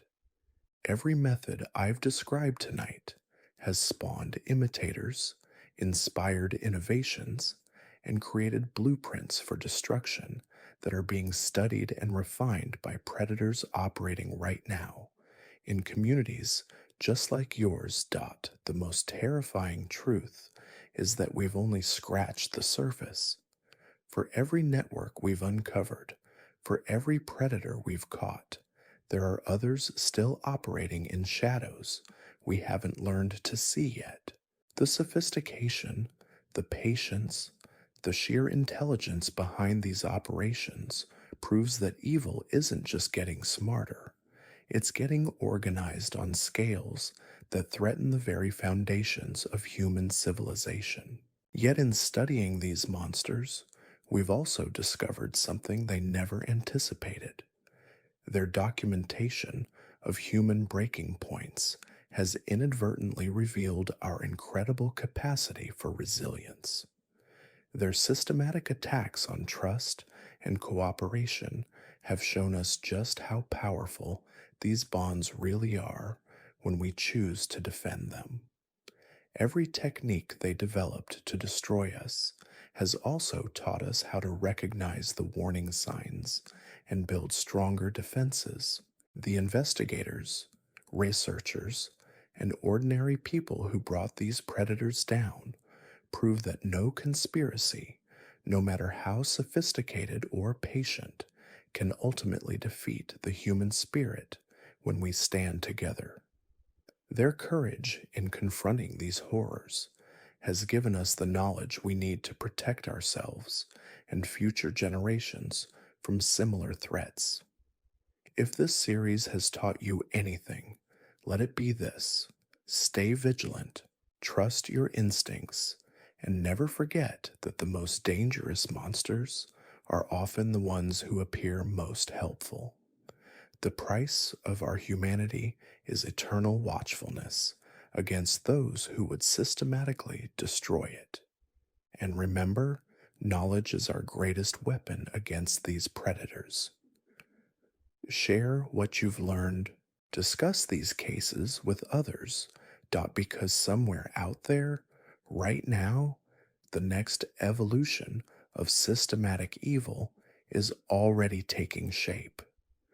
The question isn't whether we'll face threats like these again. The question is whether we'll be ready when we do. Picture this: a librarian who spent decades poisoning patrons through contaminated book pages, a traveling ice cream vendor who used his cheerful melody to lure victims into soundproof compartments, a nursing home volunteer who convinced families their loved ones needed special care, only to subject them to unimaginable horrors in a hidden basement laboratory. These aren't the household names like Bundy or Dahmer that dominate true crime documentaries. These are the monsters who operated in plain sight, whose methods were so calculated and disguise so perfect that they've remained shadows in criminal history. Today, we're diving into the cases that even seasoned investigators whisper about, the killers whose stories are so disturbing they've been deliberately kept from public knowledge. What you're about to hear will fundamentally change how you view the people around you, because these weren't the stereotypical loners lurking in dark alleys. These were pillars of their communities, trusted figures who weaponized that trust in ways that defied every psychological profile ever written. By the end of this series, you'll understand why some evil is too calculated, too methodical, and too terrifying for the world to fully acknowledge. But I need to warn you about something first. The cases I'm about to reveal aren't just shocking because of their brutality. They're shocking because of how easily they could happen again. How the very systems designed to protect us became the hunting grounds for predators whose intelligence matched their cruelty. Let quote S start with Margaret Holloway, known in her small Vermont town as the beloved head librarian who dedicated 43 years of her life to fostering literacy and learning. Children would run to her during story time. Parents trusted her book recommendations, and the elderly found comfort in her gentle guidance through the maze of shelves that had become her kingdom. What nobody realized was that Margaret had been conducting the longest-running poisoning spree in American history right under everyone's noses. It began in 1978, when Margaret discovered something fascinating about the absorption properties of paper. During her graduate studies in library science, she'd learned about the various chemicals used in book preservation and binding processes. But Margaret's curiosity went far deeper than academic interest. She began experimenting with how certain toxins could be absorbed into paper fibers, creating what she called her special collection. The method was diabolically simple. Margaret would select books based on borrowing patterns, identifying titles that were checked out frequently, but by different people each time. Travel guides, popular novels, self-help books, anything with high circulation and low repeat readership. She would then treat specific pages with a cocktail of slow acting poisons that absorbed through skin contact during normal reading. The genius wasn't just in the delivery method, but in the selection process. Margaret studied her patrons obsessively, learning their reading habits, their health conditions, their family situations. She would choose different toxins for different people, ensuring that symptoms would appear days or weeks after exposure and would mimic existing health conditions or natural causes. For the elderly patron with heart problems, she'd use compounds that would trigger cardiac episodes. For the young mother struggling with anxiety, substances that would cause what appeared to be stress-related breakdowns. For the college student already pushing their limits, toxins that would seem like exhaustion or academic pressure finally taking its toll. Margaret kept meticulous records. Hidden in a false bottom drawer of her desk, she documented every treated book, every target, every outcome. What started as curiosity evolved into something far more sinister. A decades-long study in human vulnerability and social blindness. The most chilling aspect wasn't the murders themselves, but how Margaret used her position to comfort the very families she was destroying. She would attend funerals, offer condolences, and even donate books to memorial funds. She created reading lists for grieving spouses, recommended titles for struggling children, all while knowing she held the power to extend or end their suffering at will. Margaret's downfall came not from investigation, but from her own meticulous nature. In 2019, a water leak in the library's basement revealed her hidden records room, containing 41 years of documentation proving systematic murder of over 200 patrons. The journals revealed a mind that had transformed intellectual curiosity into methodical elimination of what she termed intellectual inferiors. But here's what makes Margaret's case truly terrifying. The investigation revealed she had been training a replacement. A young assistant librarian named David Chen had been learning Margaret's methods for over 5 years, believing he was participating in advanced bibliographic preservation techniques. David quote, S. own hidden journals, discovered after Margaret's arrest, showed he had already begun his own experimental phase. The case forced a complete reevaluation of how we monitor trusted institutions. Libraries across the country implemented new security protocols, but experts argue that Margaret's true innovation wasn't just the method, but the patience. 41 years of careful selection, documentation, and refinement created a killing system so sophisticated that it could theoretically be replicated anywhere books are borrowed. Now, you might think that level of calculated patience is rare, but our next case proves that some killers don't just plan for years, they plan for generations. Meet Dr. Harrison Webb, a pediatrician whose family practice in rural Montana became the epicenter of what investigators now call the most complex intergenerational murder scheme ever documented. For 37 years, Dr. Webb didn't just kill his patients, he systematically engineered genetic damage that would create victims for decades to come. Dr. Webb, quote, S method required an understanding of genetics that was decades ahead of his time. In the early 1980s, while most doctors were just beginning to understand hereditary diseases, Webb was already experimenting with ways to introduce genetic mutations through what appeared to be routine childhood vaccinations. The plan was breathtaking in its scope and horrifying in its execution.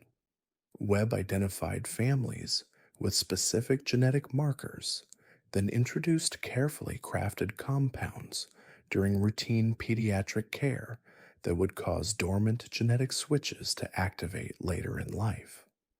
These weren't immediate deaths, but programmed cellular destruction that would manifest as cancer, organ failure, or neurological breakdown 15 to 30 years later. But Webb's true genius lay in the selection process. He targeted families whose children would eventually spread across the country, ensuring that when the programmed health failures began manifesting, they would appear random and unconnected. A brain tumor in Seattle, kidney failure in Denver, early onset Alzheimer's in Philadelphia, all traced back to a small town pediatrician's office in Montana. Webb kept detailed genetic charts of every family he treated, mapping out projected timelines for when his interventions would take effect. He calculated carrier rates for the genetic modifications, predicting how many grandchildren would inherit the programmed vulnerabilities. His basement office contained detailed family trees spanning multiple generations, with notations indicating projected death dates and causes. The investigation revealed Webb had been testing different compounds and delivery methods throughout his career. Early victims from the 1980s began dying in the 2000s, exactly when Webb's projections indicated they would. But the most disturbing discovery was his progression notes, showing how he refined his techniques based on the success rates of earlier interventions. Webb quote, S case only came to light when a genetic counselor in California noticed an unusual cluster of rare cancers among patients whose only connection was being born in the same small Montana town. The statistical impossibility of such clustering triggered a federal investigation that eventually traced back to Webb's practice. When authorities searched Webb's property, they found not just the documentation of past crimes, but active preparations for future phases. Webb had been recruiting medical students, offering them specialized training in what he called advanced pediatric genetics. 3 of his protégés had already established practices in other states, and preliminary investigations suggest they had begun implementing Webb's protocols in their own patient populations. The most chilling discovery was Webb's master timeline projecting genetic damage effects through 2087.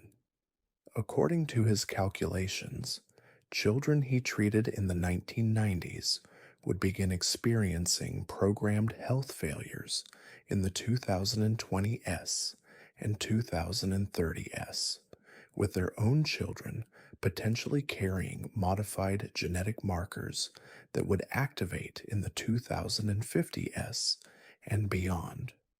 This case fundamentally changed how we understand the potential scope of medical serial killing. Webb proved that a single perpetrator could create victim pools spanning multiple generations, making traditional investigation methods completely inadequate for detecting such crimes. But as sophisticated as Margaret's library poisoning scheme and Webb's genetic manipulation program were, they pale in comparison to our next case, which involves a killer who didn't just target individuals or families, but entire communities through a method so ingenious that it's still being studied by criminal psychologists today. Samuel Torres looked like every community's dream neighbor, a successful small business owner who ran a chain of popular food trucks Throughout the Pacific Northwest, Torres was known for his charitable work, his involvement in local festivals, and his genuine care for the communities he served. What people didn't realize was that Torres had spent 15 years perfecting a mobile killing system disguised as beloved local cuisine. Torres understood something fundamental about human psychology that most killers miss. People associate food with safety, comfort, and community. His food trucks weren't just businesses, they were carefully crafted psychological weapons designed to exploit the deepest levels of human trust. The method was as brilliant as it was horrifying. Torres had identified a psychological blind spot that even law enforcement agencies hadn't considered. The communal nature of food truck dining creates an environment where individual victims become invisible within the crowd. Unlike a restaurant, where servers might notice if someone doesn't finish their meal or seems unwell, food truck customers scatter immediately after purchase, taking their meals to park benches, office buildings, or their cars. This dispersal pattern became Torres's greatest advantage. He could target specific individuals within a crowd while ensuring that any adverse reactions would occur in isolation, away from witnesses who might connect the symptoms to the food source. But Torres's innovation went far beyond simple poisoning. He had developed what investigators later termed a behavioral profiling system that allowed him to select victims based on psychological vulnerabilities rather than random chance. Torres spent months studying each community before establishing his food truck route. He would attend local events, observe social dynamics, and identify individuals who displayed what he called isolation markers. Single parents eating alone at lunch breaks, elderly people who came to community events but sat by themselves, teenagers who seemed disconnected from their peer groups. Torres realized that these individuals were less likely to have someone notice if they suddenly became ill or failed to return home at their usual time. The selection process was methodical and patient. Torres would engage these potential victims in seemingly casual conversation over multiple visits, learning about their schedules, their living situations, their relationships with family and co-workers. He presented himself as a caring community member, someone who remembered their usual order and asked about their day. This psychological grooming process could take weeks or even months, building a foundation of trust that would make his ultimate betrayal even more devastating. Once Torres had gathered sufficient intelligence on a target, he would begin the final phase of his process, using a sophisticated understanding of pharmacology that he had developed through years of self-study. Torres would prepare customized compounds that would produce different effects based on each victim's specific circumstances. For someone he knew lived alone, he might use a fast-acting agent that would incapacitate them quickly. For victims who had regular check-ins with family or co-workers, he would employ slower-acting substances that would allow them to return home before symptoms manifested. The genius of Torres's system wasn't just in the chemistry, but in the timing and logistics. He had mapped out precise routes through each community, understanding traffic patterns, emergency response times, and the locations where victims were likely to consume their meals. This allowed him to predict not just when symptoms would appear, but where victims would be when they became incapacitated, ensuring maximum delay in discovery and treatment. Torres's food trucks were equipped with hidden compartments containing an extensive pharmaceutical laboratory. He had developed methods for incorporating his compounds into specific ingredients, allowing him to prepare targeted meals while simultaneously serving safe food to other customers. The psychological impact of this selective targeting created an environment where Torres could operate in plain sight, surrounded by satisfied customers who would later serve as character witnesses to his apparent normalcy and community spirit. What made Torres particularly dangerous was his understanding of investigative patterns. He knew that food poisoning cases are typically investigated as isolated incidents unless there's an obvious common source affecting multiple victims simultaneously. By spacing his attacks across different communities and time periods, and by ensuring that each victim appeared to have consumed their meal in a different location, Torres created an investigative nightmare where connections between cases were nearly impossible to establish.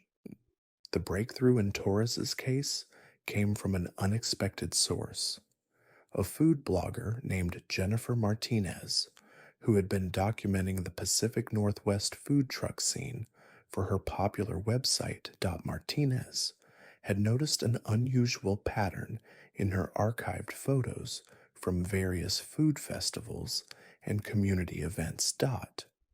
In reviewing hundreds of images spanning 3 years, she realized that Torres appeared in the background of numerous photos taken at locations where people had later died under mysterious circumstances. Martinez, quote, as the discovery prompted a comprehensive review of emergency services calls in communities along Torres's established routes.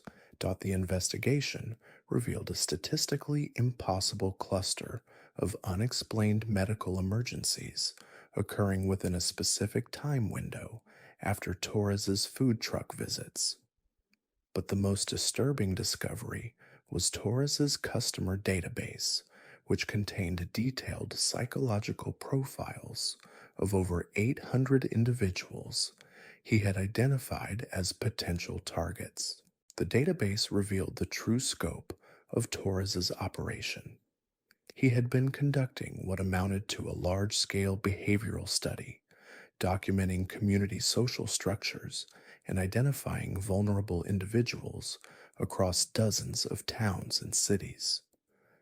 His notes included detailed observations about family dynamics, work schedules, social connections, and psychological states that would have impressed academic researchers in their thoroughness and insight.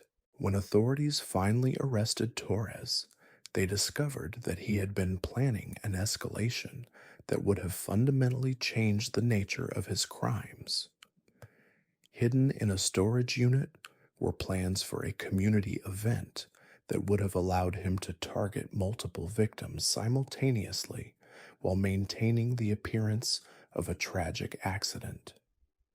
The event would have been disguised as a charitable food distribution for low-income families, allowing Torres to select victims based on their social isolation and economic vulnerability.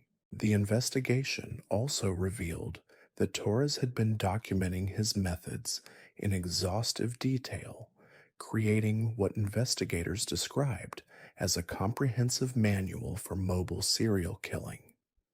The manual included psychological profiling techniques, pharmaceutical preparation methods, logistical planning strategies, and even recommendations for selecting communities based on law enforcement response capabilities and media attention patterns.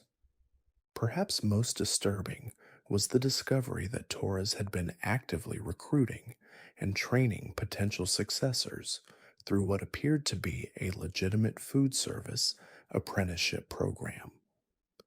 3 individuals had completed Torres's training program and established their own food truck operations in different regions of the country. When authorities investigated these operations, they found evidence that all three apprentices had begun implementing Torres's targeting and profiling methods. This revelation transformed the Torres case from an individual serial killer investigation into a potential network of coordinated predators operating mobile killing systems across multiple states. The investigation expanded to include federal agencies and required the development of entirely new investigative protocols for detecting and preventing mobile serial killing operations. But Torres's true innovation wasn't just the mobility of his operation or the sophistication of his targeting methods.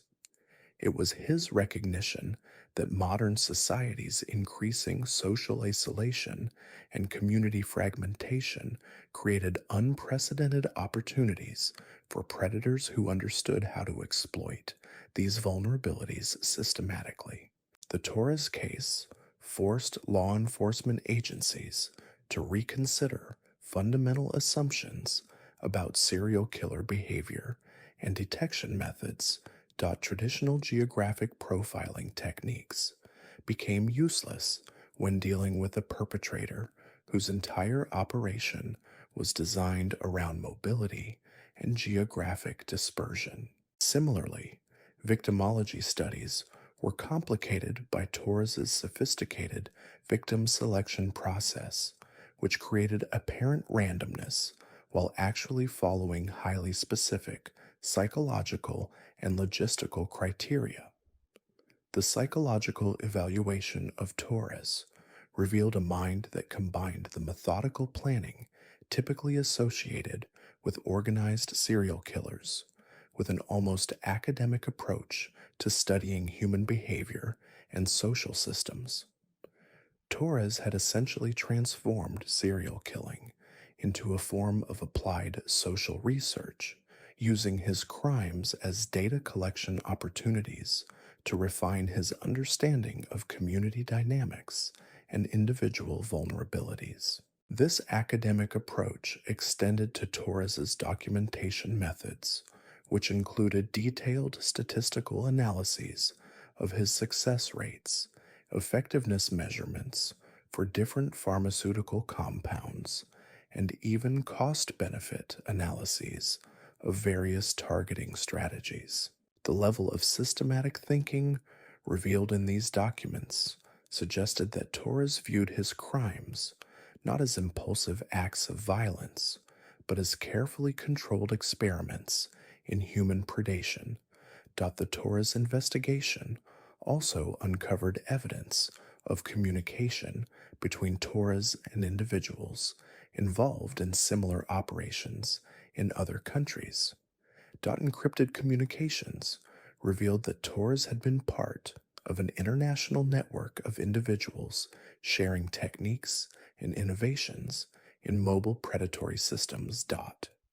This discovery suggested that the food truck operation was just one example of a broader evolution in serial killing methodologies that prioritized mobility, systematic victim selection, and operational sustainability over traditional territorial approaches. The implications of Torres's international connections led investigators to what they now consider the most sophisticated killing network ever discovered.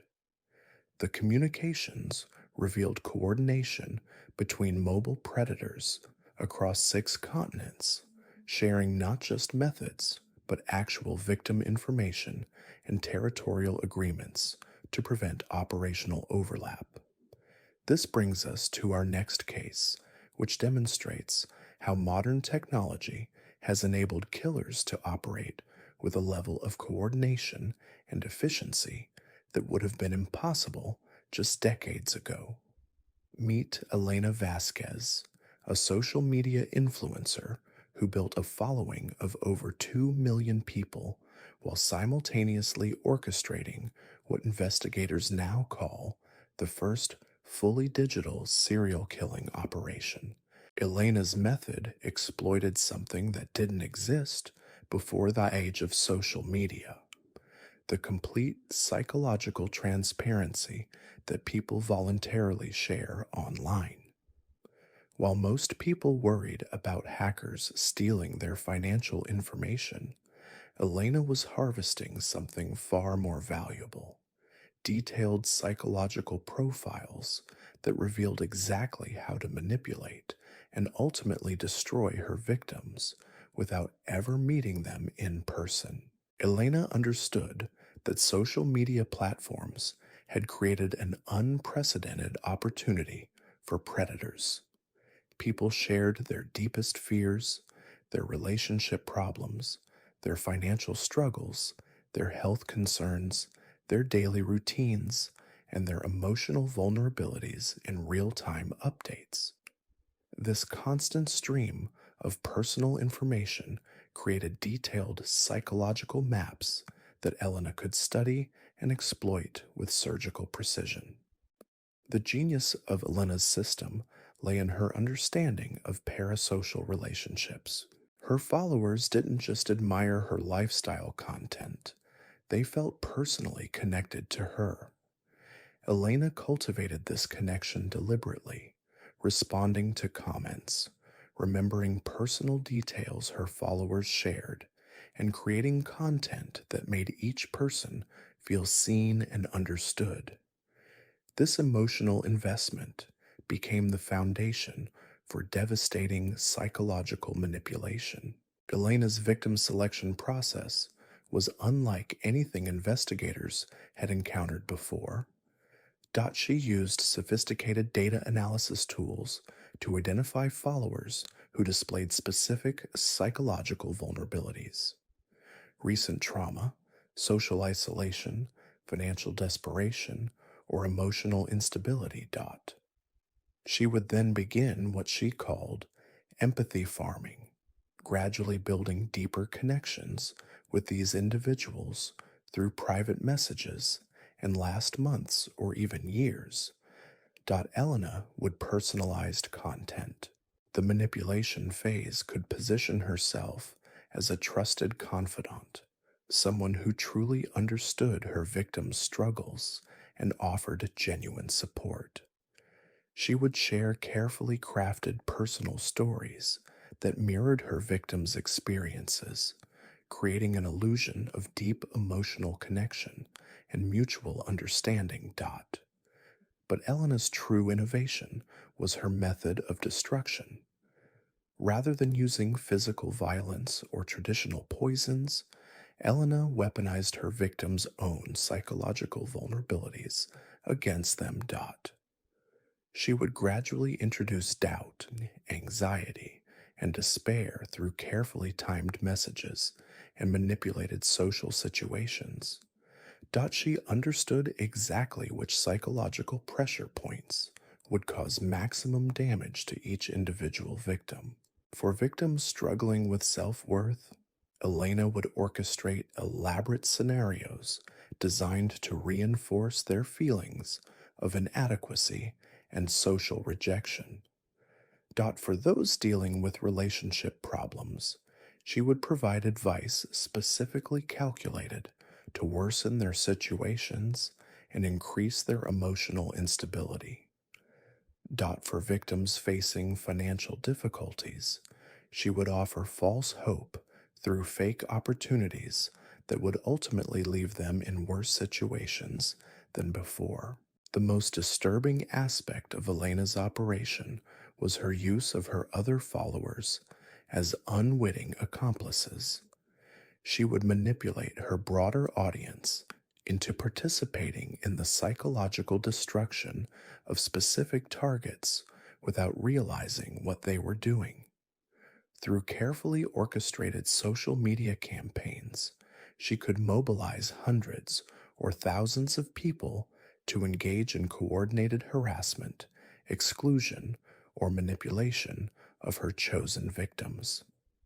Elena documented each case with the same meticulous attention to detail that characterized our previous killers.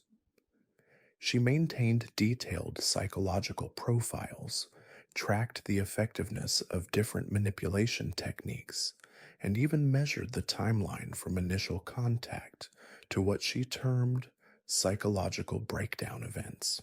The investigation revealed that Elena had successfully driven 47 people to suicide over a 6 year period, with dozens more suffering severe psychological damage that resulted in hospitalization, job loss, relationship destruction, and long term mental health problems.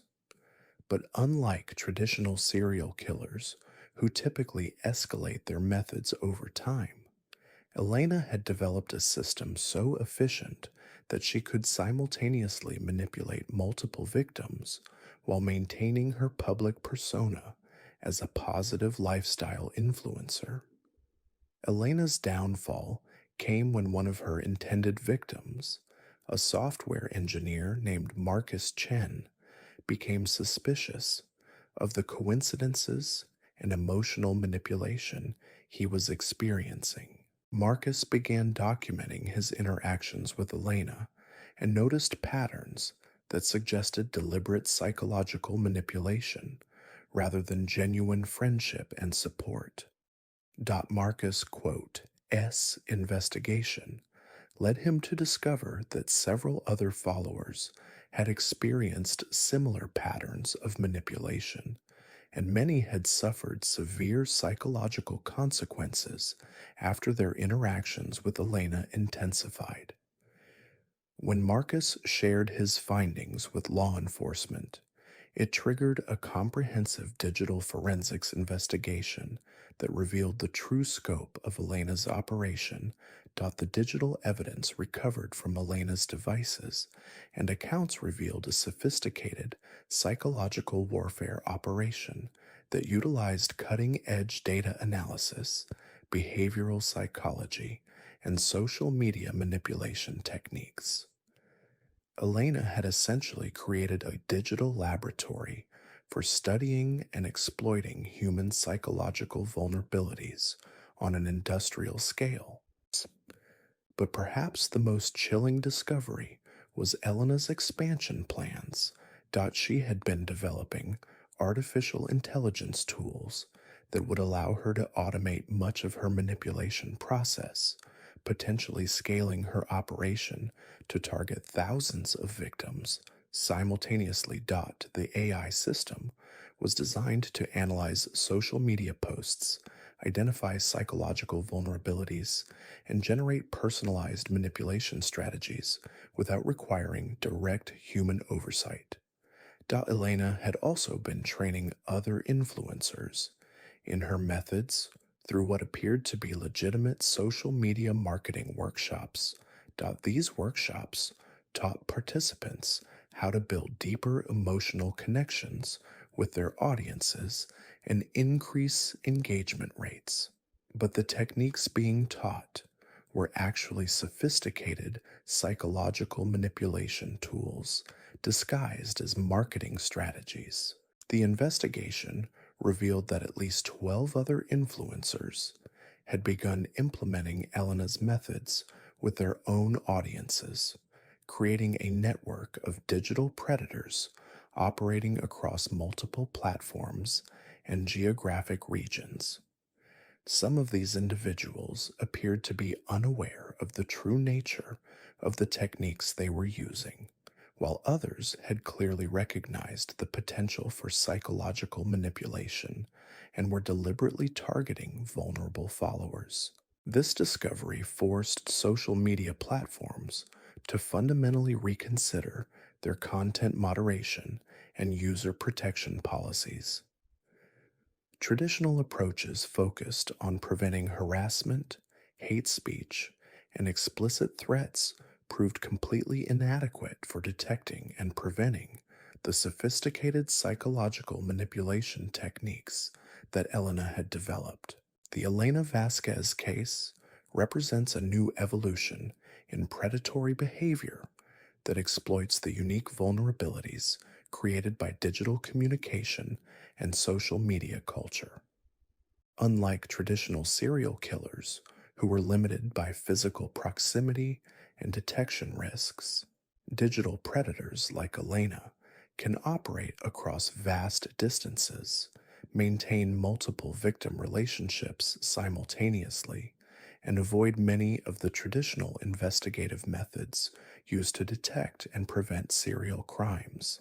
The psychological evaluation of Elena revealed a mind that combined deep understanding of human psychology with complete absence of empathy or moral restraint. Elena viewed her victims not as human beings deserving of compassion, but as fascinating psychological puzzles to be solved and manipulated for her own entertainment and intellectual satisfaction.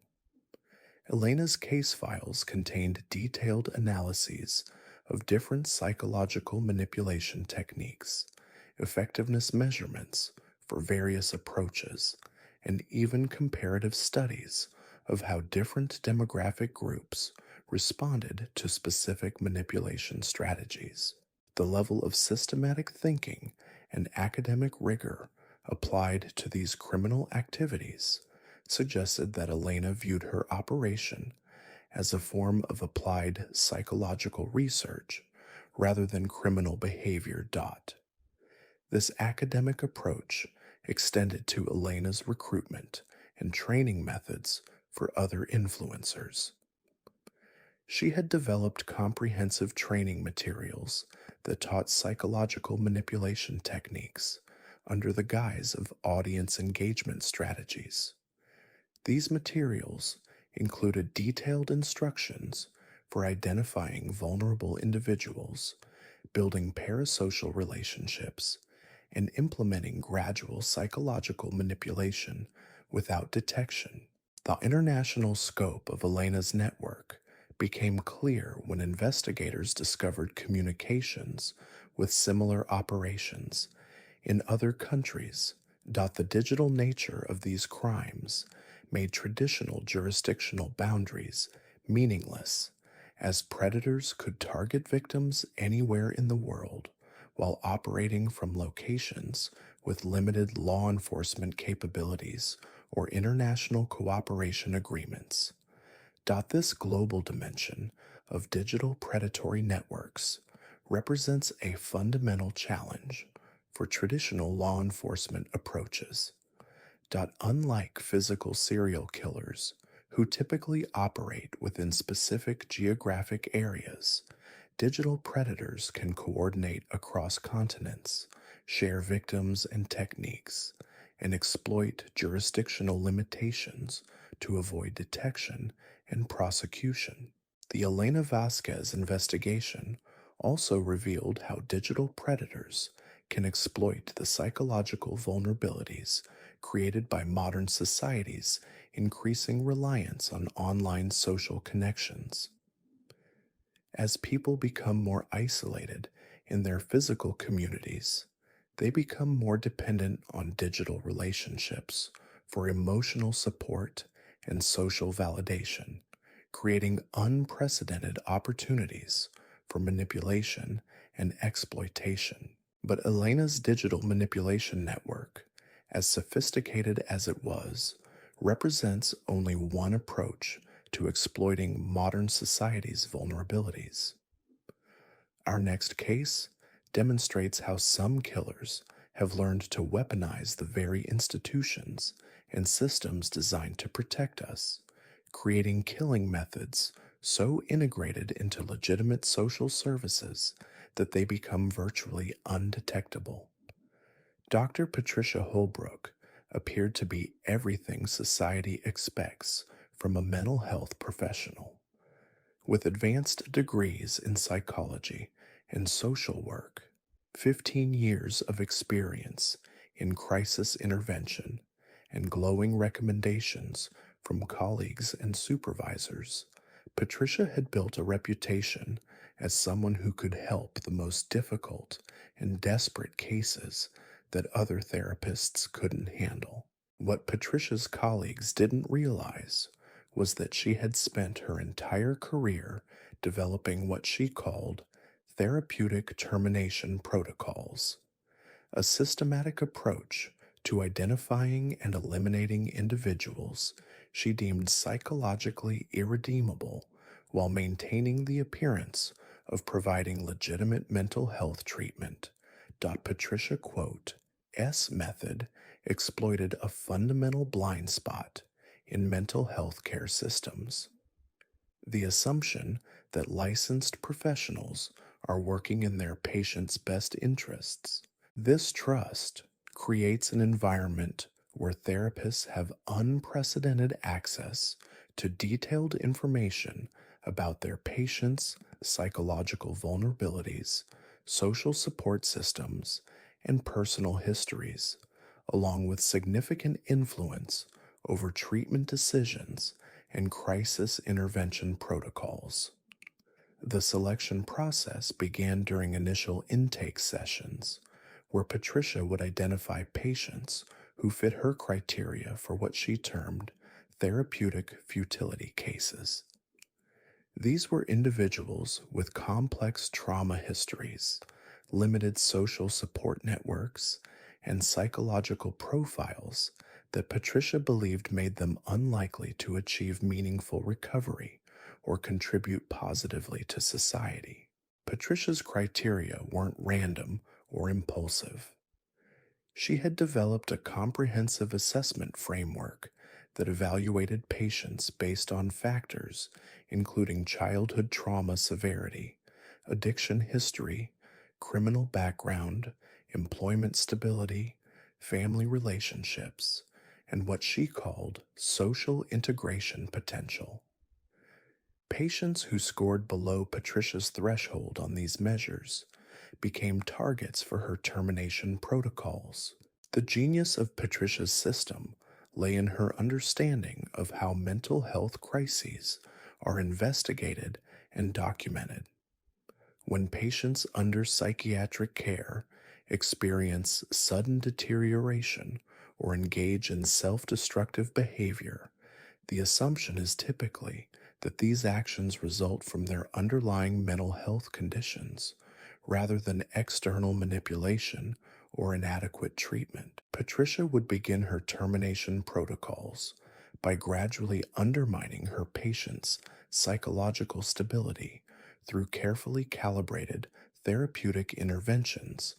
She would reframe positive developments as temporary setbacks, introduce doubt about their recovery potential, and systematically dismantle the coping mechanisms and support systems that might prevent psychological collapse. The manipulation was so subtle that patients often believed their deteriorating mental state was a natural progression of their underlying conditions. Patricia would validate these beliefs while simultaneously providing false reassurance about treatment progress, creating a psychological double-bind that maximized confusion and hopelessness while maintaining the therapeutic relationship. Patricia's understanding of crisis intervention protocols allowed her to orchestrate situations where her patients would be most likely to engage in self-destructive behavior during periods when emergency response systems were overwhelmed or understaffed.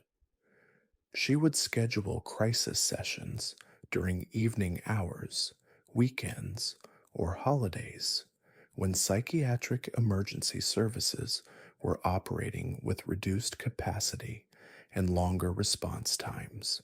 The documentation Patricia created for these cases was masterful in its deception. Her clinical notes described patients who were engaging with treatment but struggling with severe underlying conditions that made recovery challenging. She would document treatment interventions that appeared evidence-based and appropriate, while actually describing activities designed to worsen her patients' psychological states. Patricia's case files contained detailed psychological profiles that would have impressed academic researchers, but the profiles were being used to identify the most effective methods for psychological destruction rather than treatment planning. She had essentially transformed evidence based therapeutic techniques into weapons for systematic psychological warfare against vulnerable individuals. The investigation that eventually exposed Patricia's operation began when a colleague noticed unusual patterns in her patient outcomes. Dr. Michael Torres, a psychiatrist working in the same mental health facility, observed that Patricia's patients seemed to experience unusually high rates of treatment failures, psychiatric hospitalizations, and what appeared to be suicide attempts compared to similar patients treated by other therapists. Dr. Torres initially assumed these patterns reflected the severity of Patricia's caseload, as she was known for accepting the most challenging patients that other therapists were reluctant to treat. However, when he began reviewing specific cases, he noticed that many of Patricia's patients had actually shown initial improvement in treatment before experiencing sudden and severe psychological deterioration. The statistical analysis that Dr. Torres conducted revealed patterns that were essentially impossible to explain through natural treatment progression or random variation in patient outcomes. The timing of patient crises, the specific nature of psychological deterioration, and the failure of typically effective interventions all suggested systematic manipulation rather than treatment failure.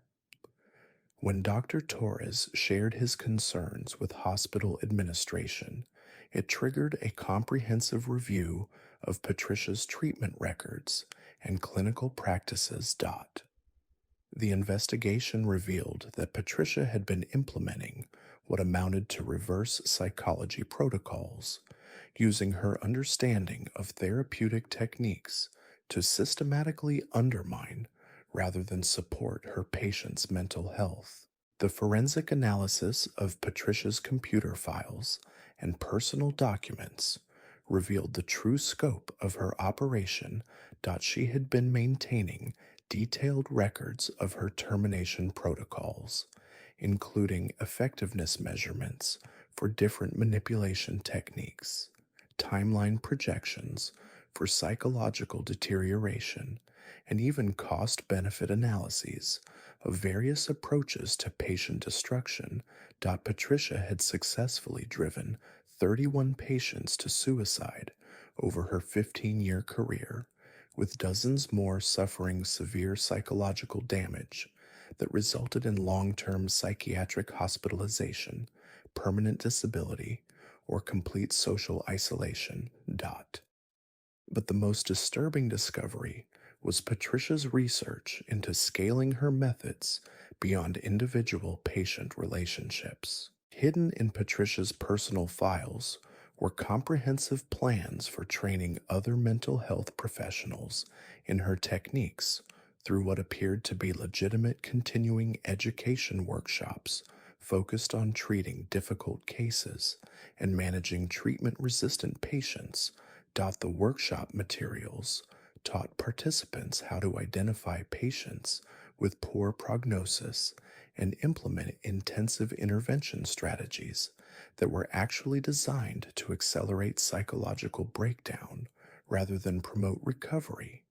Patricia had already conducted 3 of these workshops for mental health professionals in different states, training over 40 therapists, social workers, and counselors in her methods.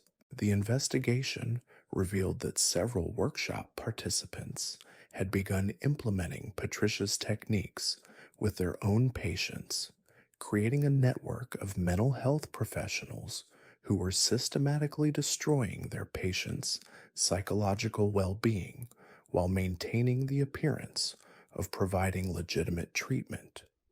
This discovery forced mental health care systems to fundamentally reconsider their oversight and quality assurance protocols. Traditional approaches focused on ensuring that therapists were providing evidence-based treatments, proved completely inadequate for detecting professionals who were using their clinical knowledge and therapeutic relationships to deliberately harm their patients. The Patricia Holbrook case represents a particularly insidious form of institutional predatory behavior that exploits the trust and vulnerability inherent in therapeutic relationships.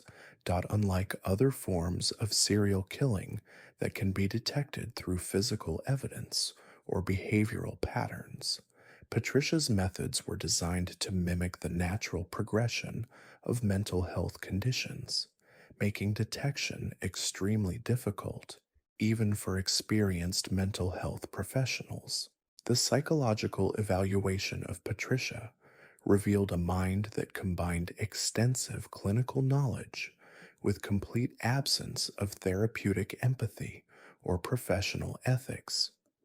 Patricia viewed her patients not as individuals deserving of care and support, but as interesting case studies in psychological manipulation and destruction. Patricia's clinical documentation revealed a systematic approach to patient destruction that she had refined over more than a decade of practice.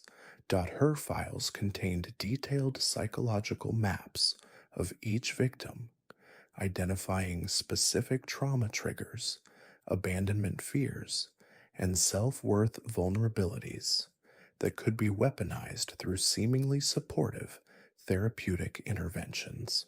The most chilling aspect of Patricia's methodology was her use of what she termed progressive hope extraction.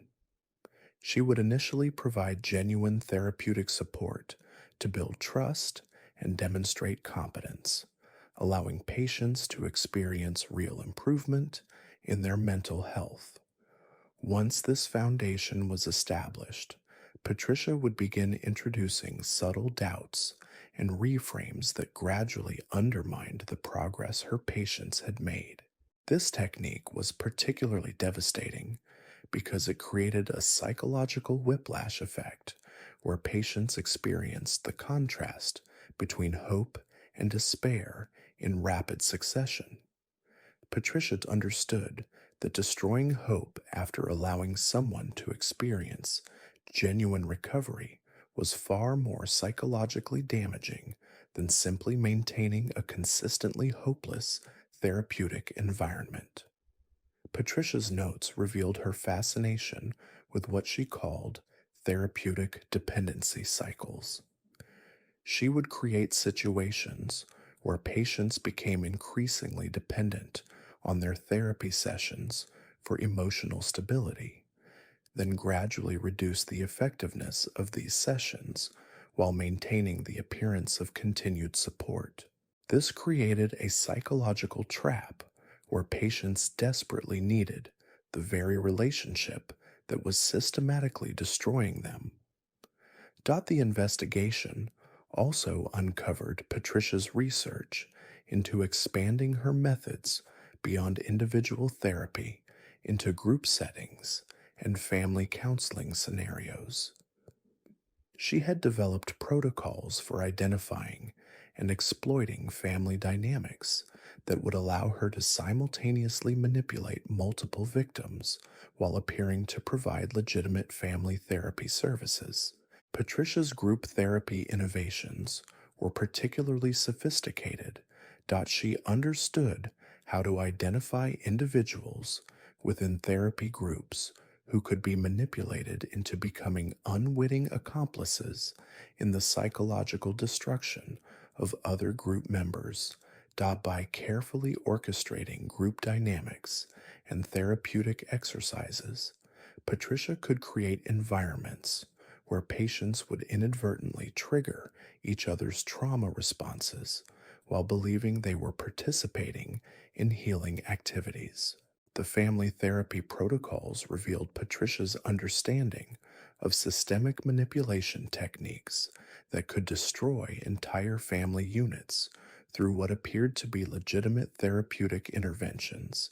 She had identified ways to exacerbate existing family conflicts, undermine healthy communication patterns, and create psychological triangulation that would isolate vulnerable family members and make them more susceptible to individual manipulation. But Patricia's institutional approach to serial killing, as systematic as it was, pales in comparison to our next case, which demonstrates how some predators have learned to exploit the vast logistical networks that keep modern society functioning.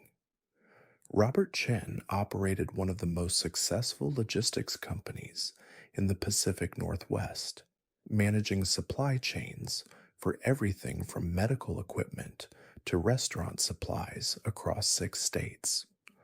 What made Robert's company so efficient wasn't just his understanding of transportation networks and inventory management, but his recognition that these systems could be weaponized to create the perfect killing infrastructure. Robert realized that modern society's dependence on complex supply chains created unprecedented opportunities for systematic poisoning on a scale that individual killers could never achieve. Unlike previous cases where killers targeted specific individuals or small groups, Robert developed methods for introducing lethal contamination into products that would reach thousands of potential victims across vast geographic areas. The genius of Robert's system lay in his understanding of supply chain vulnerabilities and regulatory blind spots. He identified specific points in manufacturing and distribution processes where contamination could be introduced without triggering quality control measures or traceability protocols. These insertion points were typically during secondary processing or repackaging operations where multiple suppliers' products were combined or modified before final distribution. Robert quotes victim selection process was unlike anything investigators had encountered. Rather than choosing specific individuals, he targeted demographic groups and geographic regions based on purchasing patterns and distribution networks. He could predict with remarkable accuracy which populations would be most likely to consume specific contaminated products and when these consumption events would occur. The sophistication of Robert's operation required extensive knowledge of manufacturing processes, chemical interactions, regulatory compliance requirements, and consumer behavior patterns. He had essentially created a comprehensive database of how different products moved through supply chains, from manufacturing to final consumption, identifying vulnerabilities at each stage that could be exploited for systematic contamination. Robert quote, S contamination methods were designed to create maximum confusion and investigative difficulty. He would introduce different types of contaminants into different product lines, ensuring that any resulting illnesses would appear unrelated and would be attributed to various causes, ranging from natural disease outbreaks to manufacturing defects or environmental factors. The timing of Robert's attacks was calculated to exploit seasonal patterns and regulatory schedules. He would introduce contamination during periods when health departments were overwhelmed with routine seasonal illnesses, making it difficult to identify unusual patterns or connect seemingly unrelated cases. He also timed his operations to coincide with regulatory inspection cycles, ensuring that contaminated products would reach consumers before any quality control issues could be detected. Robert quote, S documentation revealed a mind that viewed mass poisoning as an engineering problem to be solved through systematic analysis and optimization. His files contained detailed statistical models predicting contamination, spread patterns, effectiveness measurements for different chemical agents, and even cost benefit analyses of various supply chain manipulation strategies. The investigation that exposed Robert's operation began when a biostatistician named Dr. Sarah Williams noticed unusual clustering patterns in foodborne illness reports across multiple states. The clusters didn't match typical patterns for natural disease outbreaks or single source contamination events, suggesting a more complex and systematic source of contamination. Dr. Williams's analysis revealed that the illness clusters were following supply chain distribution patterns rather than geographic or demographic boundaries. This discovery suggested that the contamination source was embedded within the distribution system itself rather than originating from specific manufacturing facilities or retail locations. The forensic investigation that followed required unprecedented cooperation between federal agencies, state health departments, and private industry partners. Investigators had to trace contamination backwards through multiple supply chain networks, identifying common distribution points and analyzing product movement patterns across thousands of retail locations. The breakthrough came when investigators discovered that all of the contaminated products had passed through warehouses or distribution centers managed by Robert's logistics company at specific points in their supply chains. The statistical probability of this connection being coincidental was essentially zero, leading to focused investigation of Robert's operations and facilities. When authorities searched Robert's facilities, they found sophisticated contamination equipment hidden within legitimate warehousing and distribution infrastructure.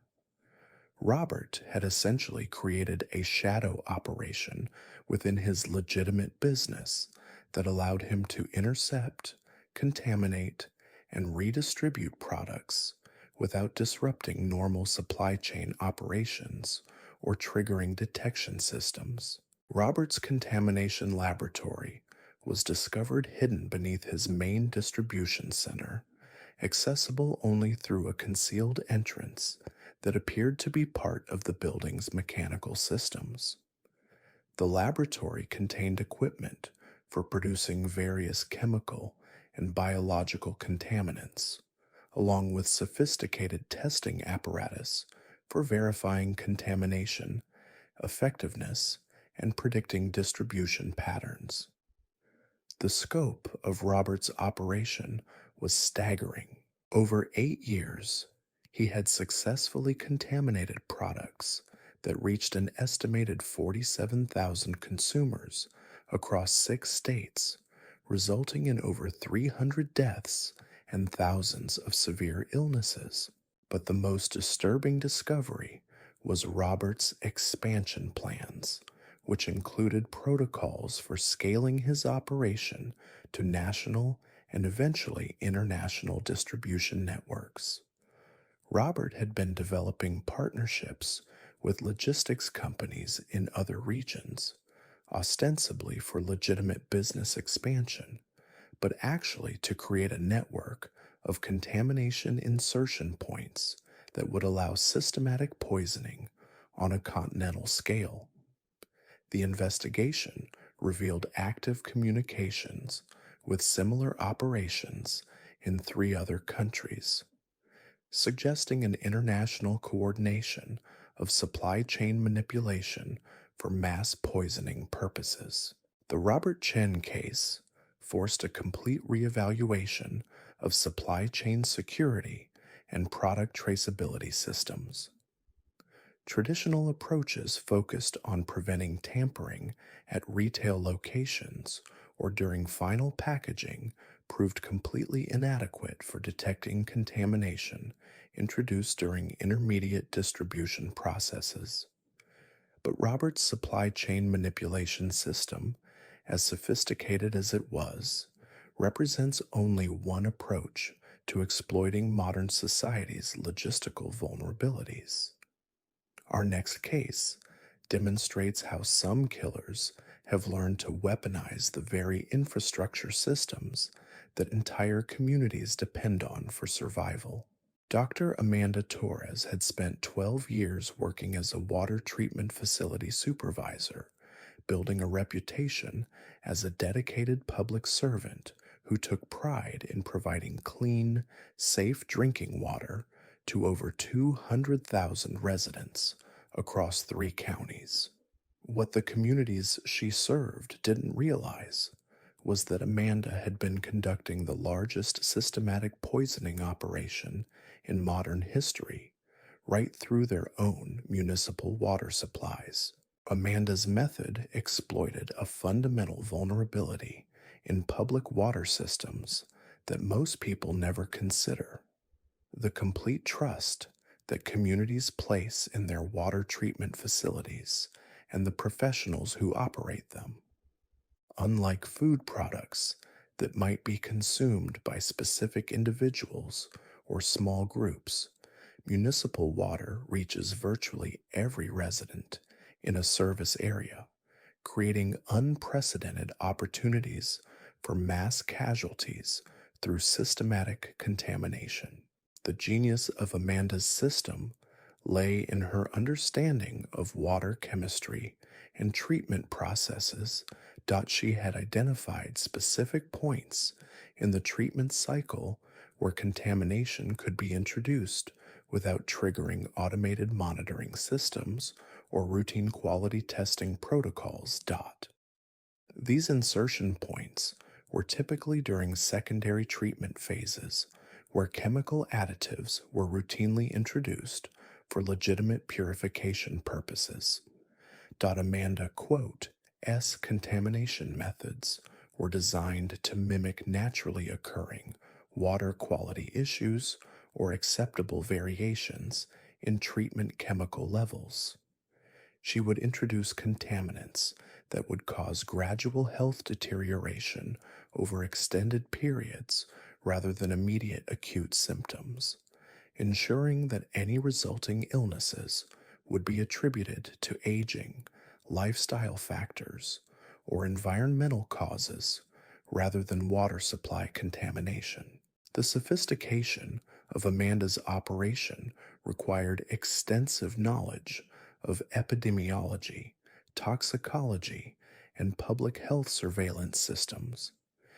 She had essentially created a comprehensive understanding of how different contaminants would affect various population groups and how resulting health impacts would be detected and investigated by public health authorities.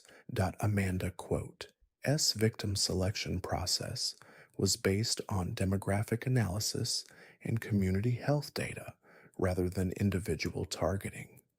She could predict which population groups would be most vulnerable to specific types of contamination and could adjust her methods to target particular age groups, health conditions, or geographic areas within her service territory.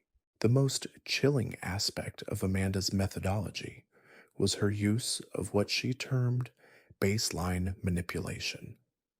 She would gradually introduce low-level contamination over extended periods to establish new baseline health conditions within her service communities, then introduce acute contamination events that would appear to be temporary spikes rather than systematic poisoning campaigns.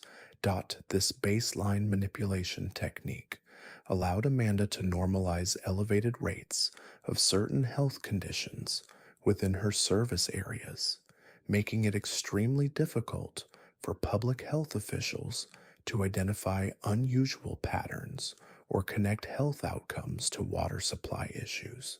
Communities gradually adapted to higher rates of neurological problems, kidney disease, and immune system disorders, without recognizing these changes as evidence of systematic poisoning. Amanda quote, S documentation revealed a mind that viewed mass poisoning as a form of applied public health research.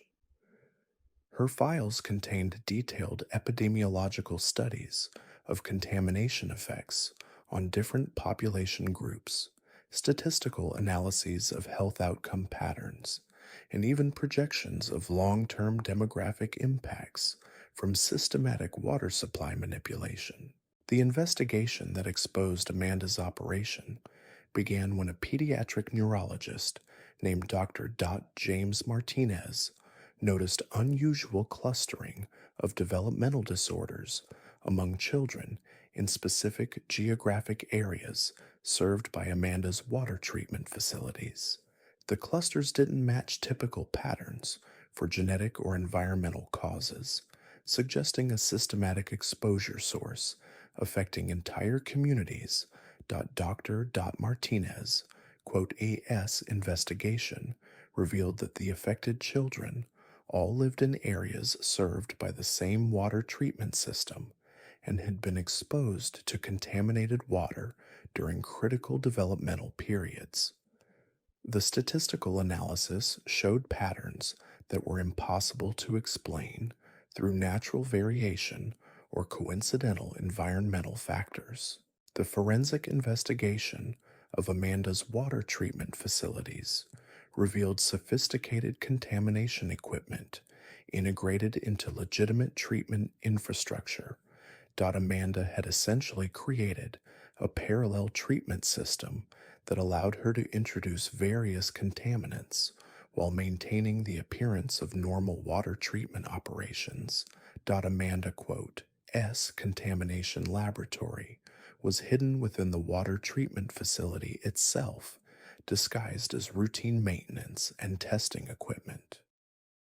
The laboratory contained apparatus for producing various chemical and biological contaminants, along with sophisticated monitoring systems for tracking contamination levels and predicting health impact timelines.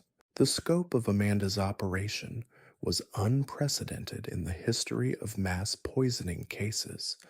Over 14 years, she had systematically contaminated water supplies serving over 200,000 residents, resulting in an estimated 800 deaths and thousands of chronic health conditions, including neurological disorders, kidney disease, and immune system dysfunction. But the most disturbing discovery was Amanda's research into coordinating water supply contamination across multiple treatment facilities and service areas. She had been developing protocols for synchronizing contamination events across regional water systems to create widespread health crises that would overwhelm public health response capabilities. Amanda had established communications with water treatment professionals in other regions, ostensibly for technical consultation and professional development, but actually to build a network of contamination insertion points that would allow coordinated poisoning across multiple communities simultaneously. The investigation revealed active planning for what Amanda termed regional health impact events that would have affected millions of residents across multiple states. The scale of destruction that Amanda was planning represented a fundamental shift from serial killing to what could only be described as chemical warfare against civilian populations. The Amanda Torres case forced a complete overhaul of water treatment facility security and monitoring protocols. Traditional approaches focused on preventing external tampering or contamination proved completely inadequate for detecting internal manipulation by trusted facility operators. But Amanda's municipal water contamination system, as devastating as it was, represents only one approach to exploiting critical infrastructure vulnerabilities. Our final case demonstrates how some killers have learned to weaponize the very air that entire populations depend on for survival, creating killing methods so integrated into environmental systems that they become virtually undetectable until it's far too late. Dr. Marcus Webb had built a distinguished career as an atmospheric scientist and air quality consultant, working with major cities to monitor and improve their air quality management systems. With advanced degrees in atmospheric chemistry and environmental engineering, Marcus was regarded as one of the leading experts in understanding how pollutants move through urban air systems and affect public health. What Marcus's colleagues and clients didn't realize was that he had been using his expertise and access to air quality monitoring systems to conduct what investigators now consider the most sophisticated atmospheric poisoning operation ever attempted. Marcus had essentially transformed entire city air systems into delivery mechanisms for systematic mass poisoning disguised as routine environmental monitoring and pollution control activities. Marcus's method exploited a critical vulnerability in urban air quality management that most people never consider: the complete dependence that modern cities have on atmospheric monitoring and pollution control systems operated by trusted scientific professionals. These systems have unprecedented access to the air that millions of people breathe daily, along with sophisticated understanding of atmospheric circulation patterns and pollutant distribution mechanisms. The genius of Marcus's system lay in his understanding of atmospheric chemistry and meteorological patterns. He had identified specific insertion points in air monitoring and pollution control systems where contamination could be introduced and would be distributed throughout urban areas according to predictable atmospheric circulation patterns. Marcus's contamination methods were designed to mimic naturally occurring air quality variations or acceptable levels of urban pollution. He would introduce contaminants during periods of natural atmospheric mixing or weather events that would mask the artificial introduction of harmful substances into the urban air supply. The sophistication of Marcus's operation required extensive knowledge of atmospheric physics, toxicology, and urban planning systems. He had created comprehensive models of how different contaminants would disperse through various urban environments under different meteorological conditions, allowing him to predict exposure patterns and health impacts with remarkable accuracy. Marcus's victim selection process was based on atmospheric modeling and demographic analysis rather than individual targeting. He could predict which neighborhoods and population groups would receive the highest contamination concentrations based on prevailing wind patterns, urban geography, and atmospheric circulation systems. The most chilling aspect of Marcus's methodology was his understanding of how air quality health impacts are investigated and attributed by public health authorities. He knew that respiratory health problems are typically attributed to existing air pollution, industrial emissions, or natural environmental factors rather than systematic atmospheric poisoning. Marcus would time his contamination events to coincide with natural weather patterns or seasonal pollution cycles that would provide plausible explanations for any resulting health impacts.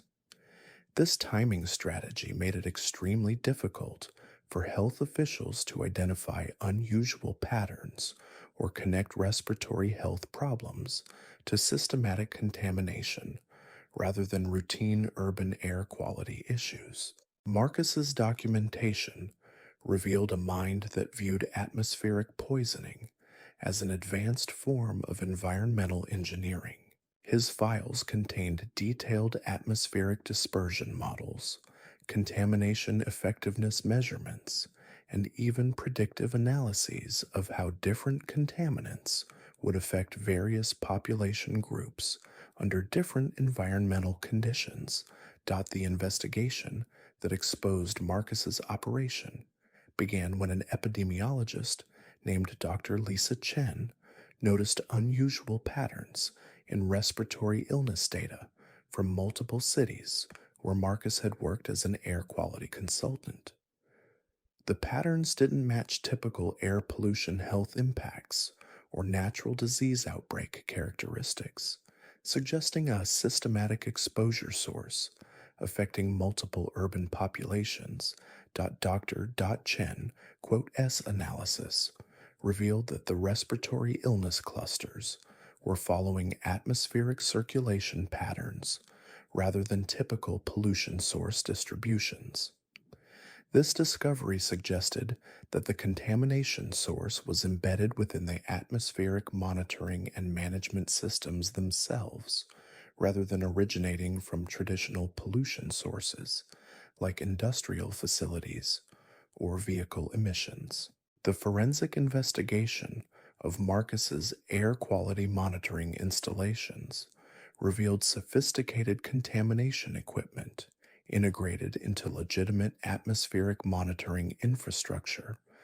Marcus had essentially created a parallel atmospheric management system that allowed him to introduce various contaminants while maintaining the appearance of routine air quality monitoring and pollution control operations.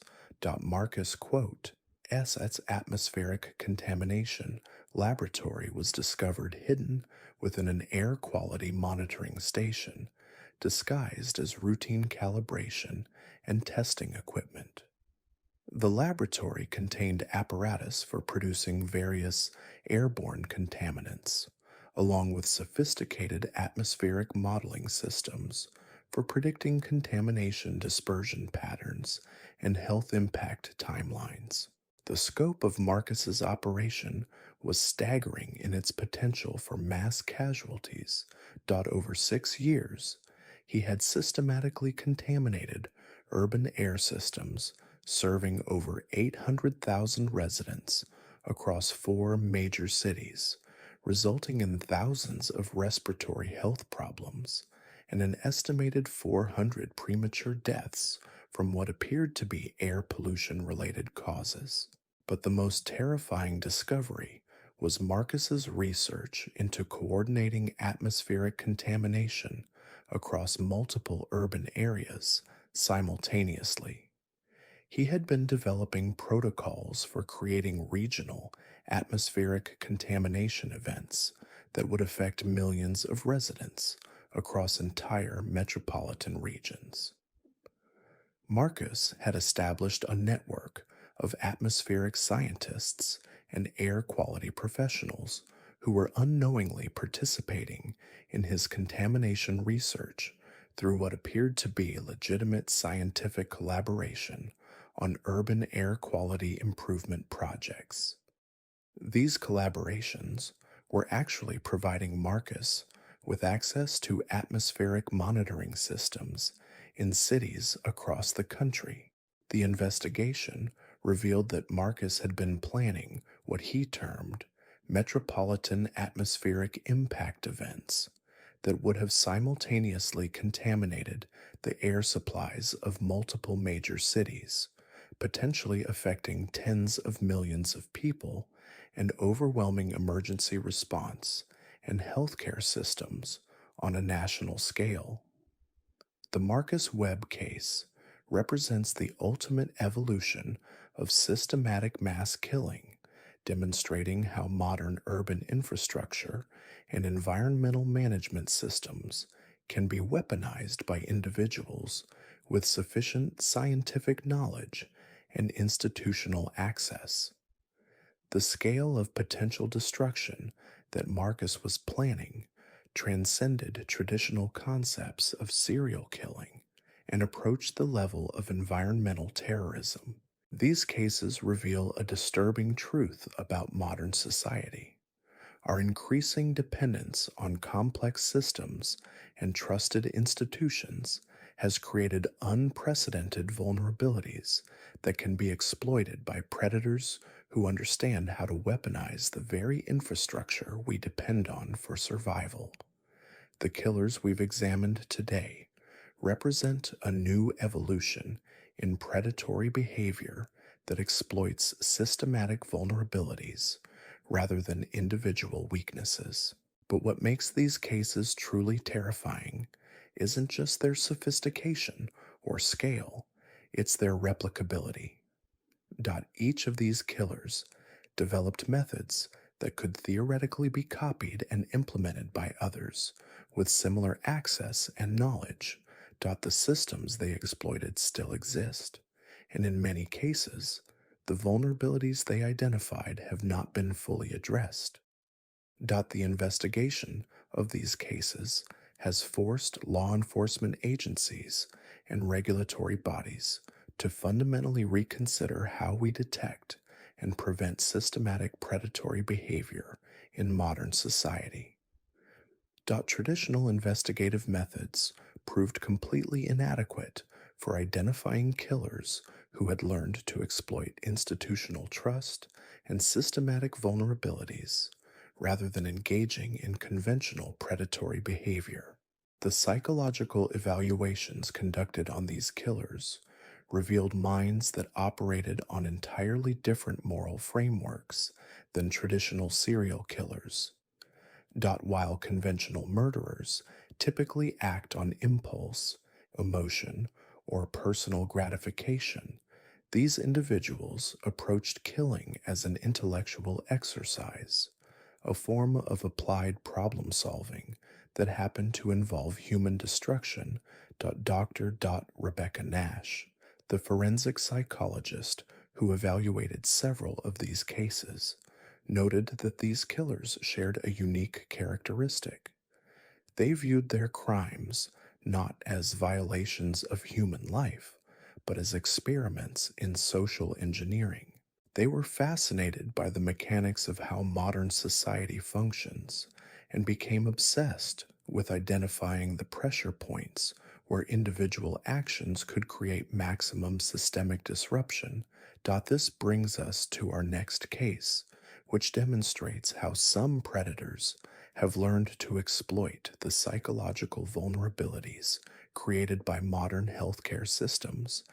Meet Dr. Jonathan Miles, an anesthesiologist who spent 18 years developing what he called consciousness manipulation protocols that allowed him to systematically torture and kill patients during surgical procedures while maintaining the appearance of providing legitimate medical care.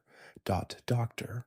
Miles understood something that most people never consider about surgical procedures: the complete helplessness and dependency that patients experience under anesthesia creates unprecedented opportunities for abuse that can never be detected or reported by victims. Patients under general anesthesia are entirely dependent on their medical team for survival, with no ability to perceive, remember, or report what happens to them during surgery. The genius of Miles's system lay in his understanding of anesthetic pharmacology and consciousness states. He had developed techniques for manipulating anesthesia levels to create what he termed awareness windows, where patients would regain partial consciousness during surgery, but would have no memory of the experience afterward. During these awareness windows, Miles would subject patients to various forms of psychological and physical torture while they were paralyzed and unable to respond or defend themselves. The patients would experience the full terror and pain of these attacks, but would have no conscious memory of them after awakening from surgery. Miles's victim selection process was based on surgical schedules and patient vulnerability assessments. He would identify patients undergoing lengthy procedures that would provide sufficient time for his torture protocols, focusing particularly on individuals who were socially isolated or had limited family support systems that might notice changes in behavior or psychological state after surgery. The most disturbing aspect of Miles's methodology was his documentation of what he called subconscious trauma implantation. He believed that traumatic experiences during anesthesia, even when not consciously remembered, would create lasting psychological damage that would manifest as anxiety, depression, and behavioral changes that patients would attribute to surgical stress or recovery difficulties. Miles kept detailed records of his torture sessions, including physiological measurements of patient stress responses, documentation of different torture techniques and their effectiveness, and long term follow up studies of how his victims' psychological states changed after their surgical experiences. The investigation revealed that Miles had been conducting what amounted to systematic human experimentation using surgical patients as unwilling subjects.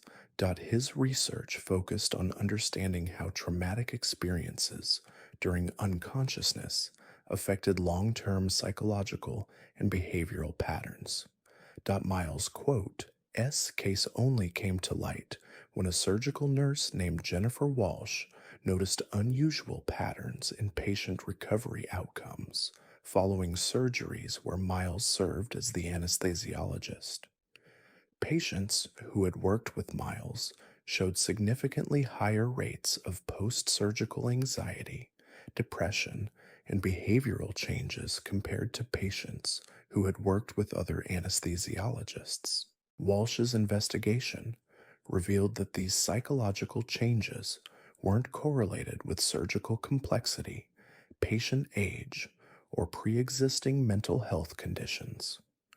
The only consistent factor was Miles's involvement in the anesthesia management during these procedures. When authorities investigated Miles's equipment and records, they discovered sophisticated monitoring and recording devices that allowed him to document patient responses during his torture sessions. Miles had essentially created a hidden laboratory within legitimate operating rooms where he could conduct torture experiments on helpless victims. The scope of Miles's operation was staggering. Over 18 years, he had tortured over 400 patients during surgical procedures, with many victims experiencing lasting psychological damage that they never understood or could explain. But Miles had also been escalating his methods, and investigators discovered evidence that he had begun killing patients during surgery by inducing cardiac arrest or respiratory failure during his torture sessions. The most chilling discovery was Miles's research into expanding his methods to other medical settings and recruiting additional medical professionals to participate in his experiments. He had developed training materials for what he called advanced consciousness research that were actually detailed instructions for torturing patients during medical procedures. Miles had already recruited 3 other anesthesiologists and 2 surgical nurses who had begun implementing his methods in their own practices. The investigation revealed that this network had been operating across multiple hospitals and surgical centers, creating a coordinated system for systematic patient abuse disguised as legitimate medical care. But Miles's medical torture network, as horrifying as it was, represents only one approach to exploiting healthcare vulnerabilities. Our next case demonstrates how some predators have learned to weaponize the prescription drug system to create what investigators now consider the most sophisticated mass poisoning operation ever conducted through legitimate pharmaceutical channels.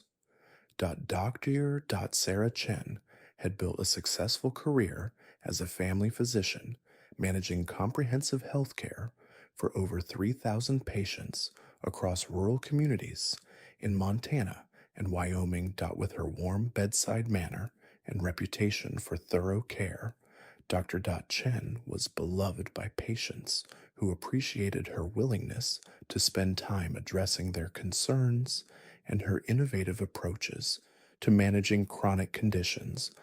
What Dr. Chen's patients didn't realize was that she had been conducting a massive pharmaceutical experiment using her prescription authority to systematically poison entire families and communities through carefully orchestrated medication protocols that appeared to be legitimate medical treatment. Dr. Chen, S method, exploited a critical vulnerability in prescription drug monitoring that most people never consider. The complete trust that patients place in their physician's medication decisions and the assumption that prescribed drugs are safe when taken as directed by medical professionals. The genius of Chen's system lay in her understanding of drug interactions and pharmaceutical chemistry. She had identified combinations of commonly prescribed medications that would create toxic effects when taken together, but only after extended periods of concurrent use that would make the connection between symptoms and medication nearly impossible to detect. Chen would prescribe these dangerous medication combinations to entire families, telling patients that the drugs were for different health conditions and that taking them together was perfectly safe. She would carefully space the prescription dates and use different pharmacies to avoid triggering automated drug interaction warnings that might alert pharmacists to the dangerous combinations. The most sophisticated aspect of Chen's operation was her use of what she called generational poisoning protocols.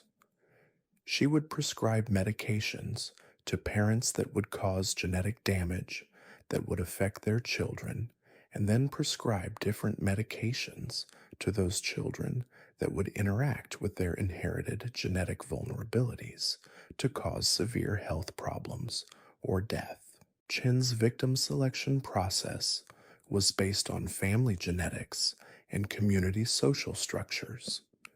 She would identify families with specific genetic markers that made them susceptible to particular types of drug-induced damage, then develop multi-generational poisoning strategies that would affect multiple family members over extended time periods.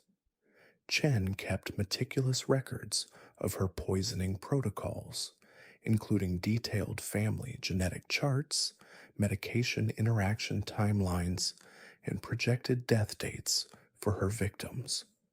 Her documentation revealed a mind that viewed mass poisoning as a form of applied pharmacological research rather than criminal activity. The investigation that exposed Chen's operation began when a pharmacist named David Rodriguez noticed unusual prescription patterns involving multiple patients who were all receiving similar combinations of medications that could potentially interact dangerously if taken concurrently. Rodriguez's analysis revealed that these prescription patterns were centered around Dr. Chen's patient population, and that many of her patients were receiving medication combinations that violated standard prescribing guidelines for drug safety and interaction prevention. When authorities investigated Chen's prescription records and patient files, They discovered comprehensive documentation of systematic poisoning protocols affecting over 800 patients across multiple communities. Chen had essentially created a pharmaceutical laboratory using her medical practice as cover for large scale human experimentation. The scope of Chen's operation was unprecedented in the history of medical serial killing. She had systematically poisoned entire communities through prescription medications, resulting in over 200 deaths and thousands of chronic health conditions that patients and their families attributed to natural aging or genetic predisposition rather than systematic poisoning. But Chen's pharmaceutical poisoning network was even more extensive than initially discovered. The investigation revealed that she had been training other physicians in her methods through what appeared to be legitimate continuing medical education programs focused on innovative approaches to chronic disease management and pharmaceutical therapy optimization. Chen had recruited 12 other family physicians who had begun implementing her poisoning protocols with their own patient populations, creating a network of medical professionals who were systematically killing their patients through carefully orchestrated prescription drug poisoning disguised as comprehensive health care. The most terrifying discovery was Chen's research into scaling her methods to affect entire regional populations through coordinated prescription drug campaigns that would target specific demographic groups and geographic areas simultaneously. She had been developing protocols for what she termed community health optimization events that would have systematically poisoned thousands of people across multiple states. This brings us to our most disturbing case, which demonstrates how modern communication technology has enabled killers to coordinate systematic murder operations across international boundaries with a level of sophistication that challenges every assumption about how serial killers operate. The investigation began when cybersecurity analysts at the Federal Bureau of Investigation noticed unusual patterns in encrypted communications traffic that suggested coordination between individuals involved in suspicious activities across multiple countries. The communication patterns didn't match typical criminal networks focused on drugs, weapons, or financial crimes, but instead appeared to involve systematic information sharing about targeting strategies and operational methodologies. The breakthrough came when FBI analysts managed to decrypt portions of these communications and discovered that they were coordinating what appeared to be systematic killing operations across 6 continents. The network included individuals from various professional backgrounds who were sharing techniques, victim information, and territorial agreements to prevent operational overlap. The network operated through what investigators termed professional specialization protocols. Different network members had developed expertise in specific killing methodologies and would share their techniques with other members while receiving training in complementary approaches. This created a comprehensive knowledge base that allowed network members to adapt their methods based on local conditions and available opportunities. Network members included the water treatment supervisor, Amanda Torres, the food truck operator Samuel Torres, the social media influencer Elena Vasquez, and dozens of other individuals who had developed sophisticated killing systems within their respective professional environments. The network provided coordination, training, and logistical support that allowed these individual operations to scale beyond what any single killer could achieve independently. The most chilling aspect of this network was its systematic approach to victim selection and territorial management. Members would coordinate their operations to ensure that victim populations didn't overlap and that killing patterns wouldn't create detectable connections between different operations. This coordination allowed network members to operate for extended periods without triggering law enforcement investigations. The network had also developed sophisticated training and recruitment protocols that allowed experienced members to identify and recruit new participants from various professional backgrounds. The recruitment process was disguised as professional development and continuing education opportunities that gradually introduced potential recruits to increasingly sophisticated killing methodologies. Network communications revealed that members were planning coordinated mass casualty events that would simultaneously activate killing systems across multiple countries and professional contexts. These events were designed to overwhelm emergency response and law enforcement capabilities while creating maximum confusion about the systematic nature of the attacks. The investigation of this international network is ongoing, with law enforcement agencies across multiple countries working to identify and apprehend network members before they can implement their planned, coordinated attacks. The scope and sophistication of this network has forced a fundamental reevaluation of how serial killing investigations are conducted and how international law enforcement cooperation addresses systematic criminal behavior.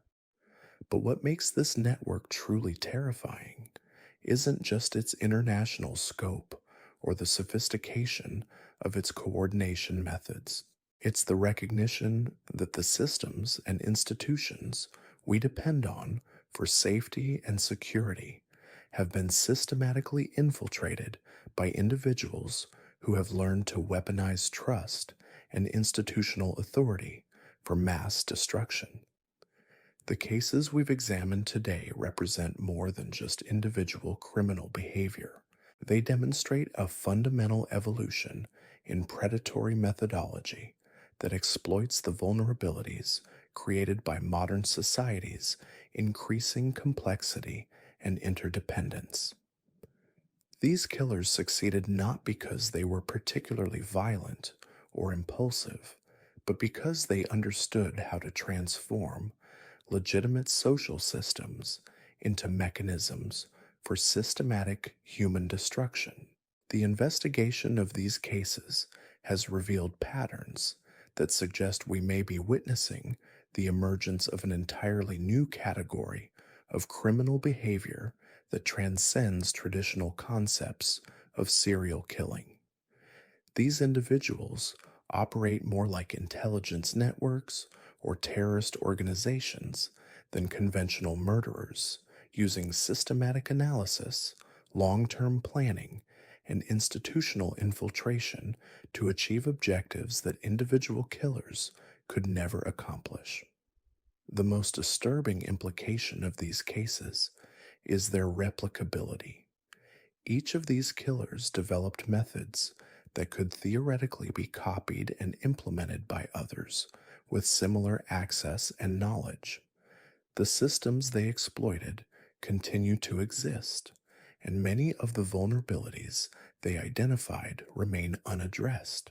Law enforcement agencies are now grappling with the reality that traditional investigative methods are inadequate for detecting and preventing this type of systematic predatory behavior. The assumption that serial killers operate as isolated individuals pursuing personal gratification has been fundamentally challenged by cases that demonstrate coordinated, systematic approaches to mass killing that prioritize efficiency and concealment over personal satisfaction. The psychological profiles of these killers also challenge conventional understanding of criminal motivation and behavior. Unlike traditional serial killers, who typically display identifiable behavioral patterns and psychological disturbances, these individuals often appear to be highly functional, successful professionals who are well integrated into their communities and show no obvious signs of psychological instability. This normalcy makes them particularly dangerous because it allows them to operate for extended periods without triggering suspicion from colleagues, supervisors, or community members who might otherwise notice concerning behavior patterns. Their professional competence and social integration actually become tools for concealing and facilitating their criminal activities. The international coordination revealed in these cases suggests that we may be dealing with a phenomenon that extends far beyond individual criminal behavior. The systematic sharing of techniques, coordination of territorial operations, and collaborative planning of mass casualty events indicates a level of organization and strategic thinking that resembles state sponsored terrorism more than conventional serial killing. This recognition has forced law enforcement and intelligence agencies to develop entirely new approaches for detecting and preventing systematic predatory networks. Traditional methods focused on behavioral analysis and geographic profiling have proven inadequate for addressing threats that operate across professional boundaries, international borders, and extended time periods. The technological aspects of these cases also highlight how modern communication and information systems can be weaponized by individuals with sufficient technical knowledge and criminal intent. The ability to coordinate operations across vast distances, share detailed technical information, and maintain operational security through encrypted communications has fundamentally changed the scale and scope of potential criminal operations.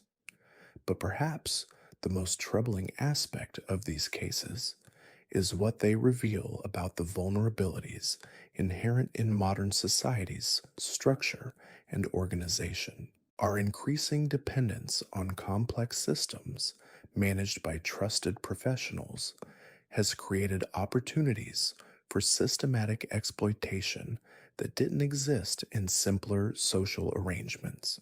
The killers we've examined today succeeded precisely because they understood how to exploit the trust and dependency relationships that make modern society function. They weaponize the very institutions and systems that are supposed to protect us, transforming healthcare, food safety, water treatment, and other essential services into mechanisms for systematic destruction. This exploitation of institutional trust represents a fundamental challenge to how we organize and secure modern society. The assumption that professional credentials, institutional oversight, and regulatory compliance provide adequate protection has been proven catastrophically wrong in these cases. The response to these revelations has required unprecedented cooperation between law enforcement agencies, regulatory bodies, and private industry partners. Traditional jurisdictional boundaries and institutional silos have proven inadequate for addressing threats that operate across professional, geographic, and temporal boundaries.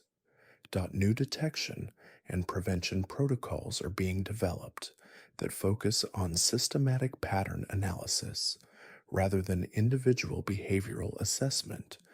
These protocols attempt to identify unusual patterns in institutional operations, professional activities, and systematic outcomes that might indicate infiltration by predatory networks. However, the development of these new security measures raises important questions about the balance between safety and privacy, professional autonomy and oversight, and institutional efficiency and security. The measures required to prevent systematic exploitation of institutional trust may fundamentally change how professional relationships and institutional operations are structured and monitored. The cases we've examined today also raise profound questions about human nature and the potential for evil within seemingly normal individuals. The killers we've discussed were not obviously disturbed or socially isolated individuals, but successful professionals who appeared to be contributing members of their communities. This normalcy challenges comfortable assumptions about how evil manifests in human behavior and forces recognition that sophisticated predatory behavior can emerge from individuals who appear to be model citizens. The implications of this recognition extend far beyond criminal justice and touch on fundamental questions about trust, authority, and social organization. The ongoing investigation of the international network discovered in these cases continues to reveal new connections and potential threats. Law enforcement agencies are working to identify additional network members and prevent planned coordinated attacks, but the scope and sophistication of the network makes complete identification and neutralization extremely challenging. The network's systematic approach to recruitment and training suggests that even if current members are identified and arrested, the knowledge and methodologies they developed may continue to spread through professional communities and criminal organizations. The techniques they pioneered could potentially be adapted and implemented by future predators who lack the original network's coordination but understand the basic principles of systematic institutional exploitation. This possibility has forced law enforcement and security agencies to focus not just on identifying current threats, but on developing long-term strategies for preventing the proliferation of systematic predatory methodologies. This prevention effort requires unprecedented cooperation between education institutions, professional organizations, regulatory agencies, and law enforcement to identify and address the systematic vulnerabilities that these cases have revealed. The educational and professional implications of these cases are also significant. Many of the killers we've examined used knowledge and skills gained through legitimate professional training to develop their predatory methodologies. This raises important questions about how professional education and training programs can identify and address the potential for systematic exploitation of professional knowledge and authority. Professional organizations and educational institutions are now grappling with how to maintain the open exchange of knowledge and techniques that drives professional advancement while preventing the systematic abuse of professional authority and expertise. This balance is particularly challenging in fields like healthcare, engineering, and information technology, where professional knowledge can potentially be weaponized for mass destruction. The regulatory and oversight implications of these cases are equally complex.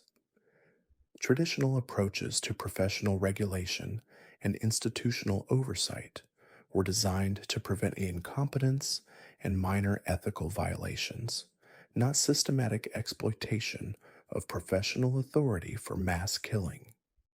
The sophistication and systematic nature of the threats revealed in these cases require fundamental changes in how professional activities are monitored and regulated. But these changes must be implemented without destroying the professional autonomy and institutional efficiency that make modern society function. The challenge is developing oversight systems that can detect systematic predatory behavior while preserving the trust and flexibility that allow professionals and institutions to serve their legitimate functions effectively. The international dimensions of these cases also highlight the need for unprecedented cooperation between law enforcement agencies, regulatory bodies, and professional organizations across national boundaries. The systematic nature of these threats and their ability to exploit jurisdictional limitations require coordinated responses that transcend traditional concepts of national sovereignty and institutional authority. This international cooperation is complicated by differences in legal systems, professional standards, and cultural approaches to privacy and institutional oversight. Developing effective responses to systematic predatory networks requires harmonizing these different approaches while respecting legitimate national and cultural differences. The technological aspects of these cases also require new approaches to cybersecurity and communications monitoring. The ability of predatory networks to coordinate across vast distances through encrypted communication systems poses fundamental challenges to traditional law enforcement methodologies. Addressing these technological challenges requires balancing legitimate privacy and civil liberties concerns with the need to detect and prevent systematic criminal behavior. This balance is particularly difficult because the same technologies that enable systematic predatory coordination also provide essential functions for legitimate professional and personal communications. The cases we've examined today represent only the beginning of what may be a fundamental shift in the nature of criminal threats facing modern society. The systematic approaches to exploitation and destruction that these killers pioneered may represent the early stages of an evolution in predatory behavior that will continue to adapt and develop as technology and social organization continue to change. Understanding and preventing these threats requires recognition that traditional approaches to criminal justice and public safety may be inadequate for addressing systematic exploitation of institutional vulnerabilities. The response to these challenges will require fundamental changes in how we structure and secure modern society while preserving the openness and trust that makes civilized life possible. The investigation of these cases continues, and new revelations about the scope and sophistication of systematic predatory networks emerge regularly. Each new discovery forces further reevaluation of our assumptions about criminal behavior and the security of the systems we depend on for survival. But perhaps the most important lesson from these cases is the recognition that evil can emerge from the most unexpected sources and can exploit the very systems designed to protect us. This recognition demands vigilance, but it also demands that we maintain the trust and cooperation that makes civilization possible while developing the wisdom to distinguish between legitimate authority and systematic exploitation. The balance between security and freedom, vigilance and trust will define how successfully modern society adapts to the threats revealed in these cases. The killers we've examined today succeeded because they understood how to exploit our trust and dependency. Our response must demonstrate that we can learn to detect and prevent systematic exploitation while preserving the social bonds and institutional relationships that make human flourishing possible. These cases force us to confront uncomfortable truths about the vulnerabilities inherent in complex social systems and the potential for evil within seemingly normal individuals. But they also demonstrate the power of systematic investigation, international cooperation, and technological innovation to expose and prevent even the most sophisticated criminal operations.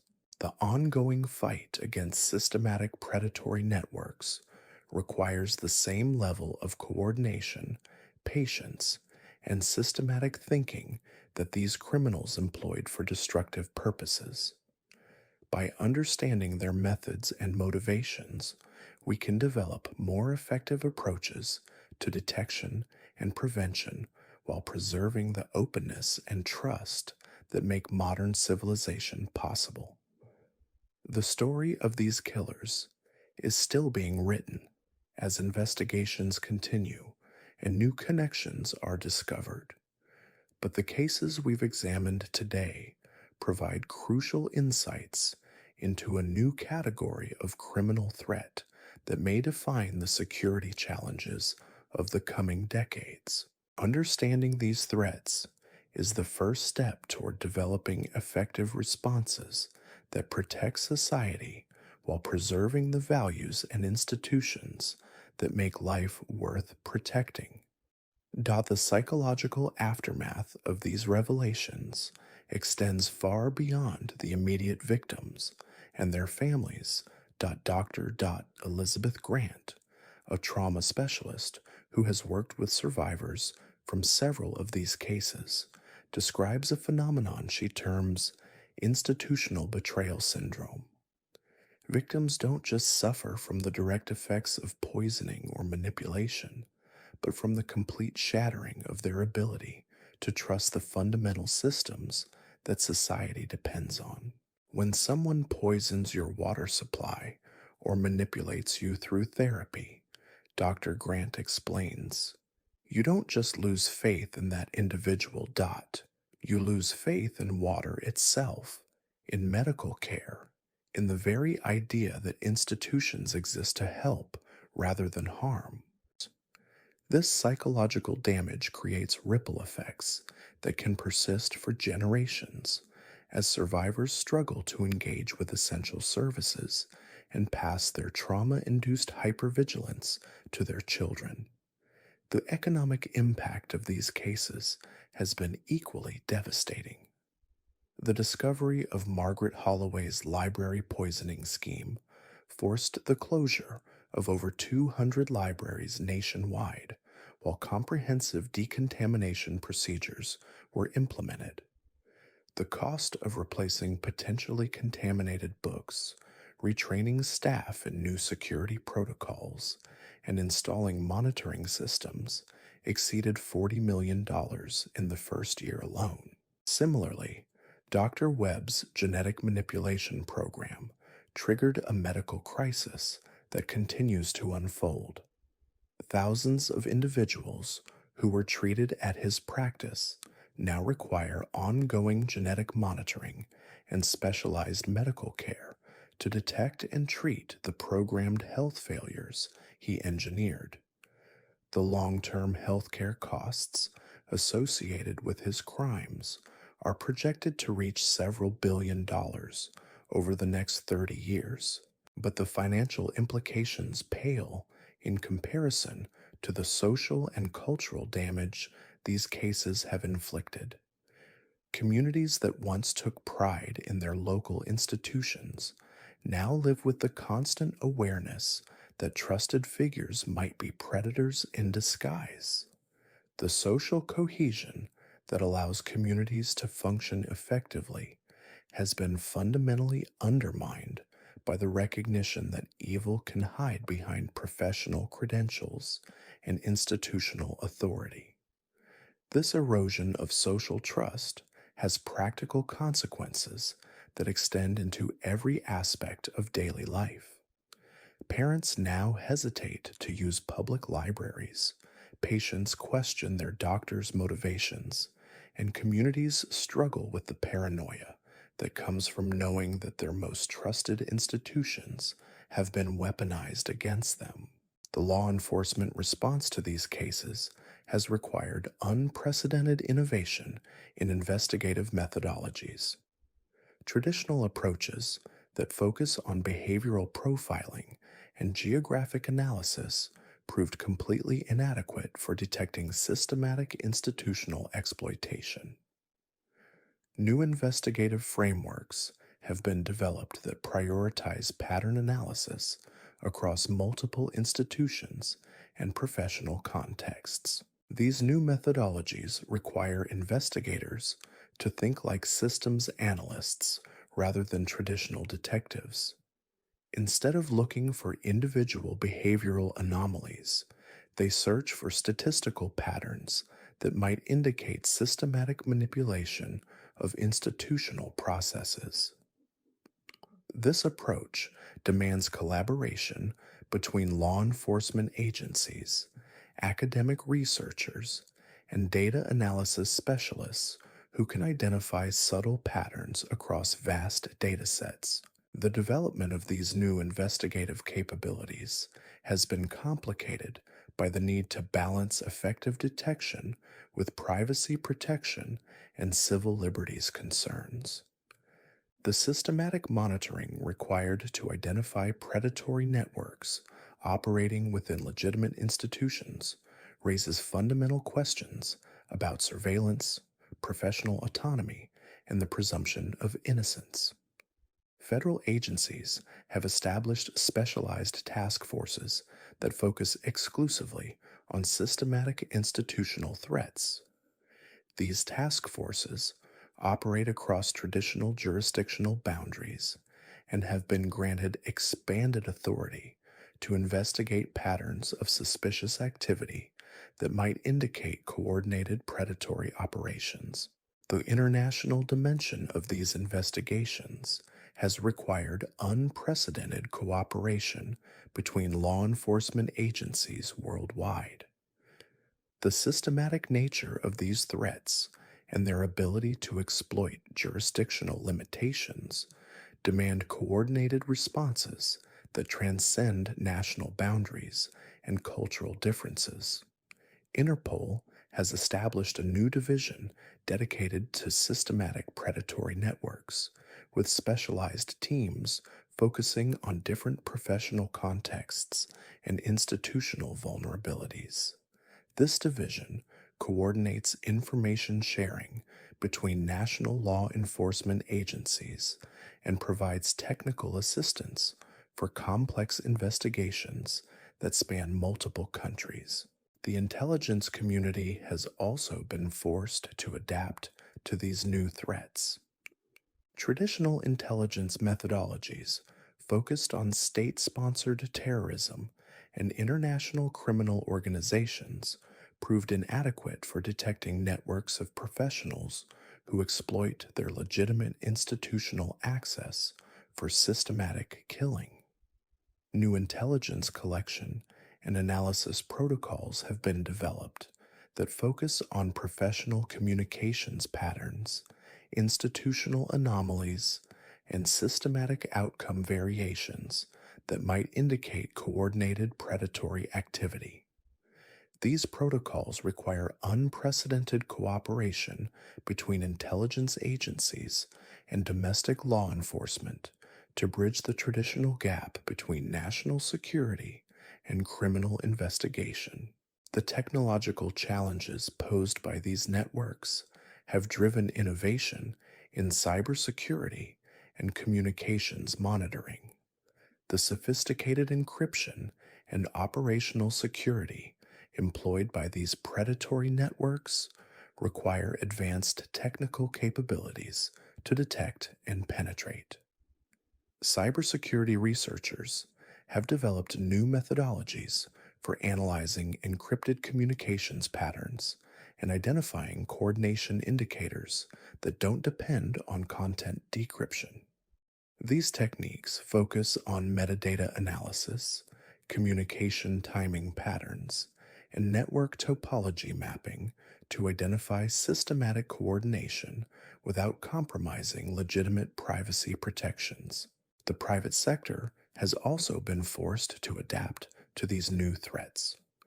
Industries that were previously considered low risk for systematic exploitation have had to implement comprehensive security protocols and monitoring systems to detect potential infiltration by predatory networks.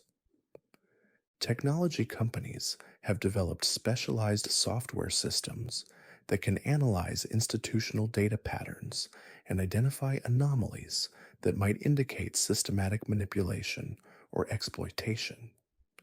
These systems use advanced machine learning algorithms to detect subtle patterns that would be impossible for human analysts to identify across large data sets.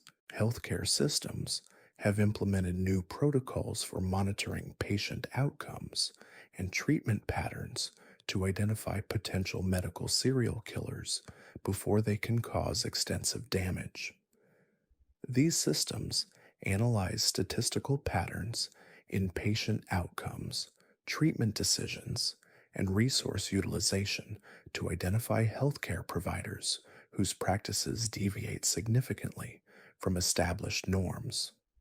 Educational institutions have developed new screening and monitoring protocols for students and faculty in professional programs that could potentially be exploited for systematic predatory behavior.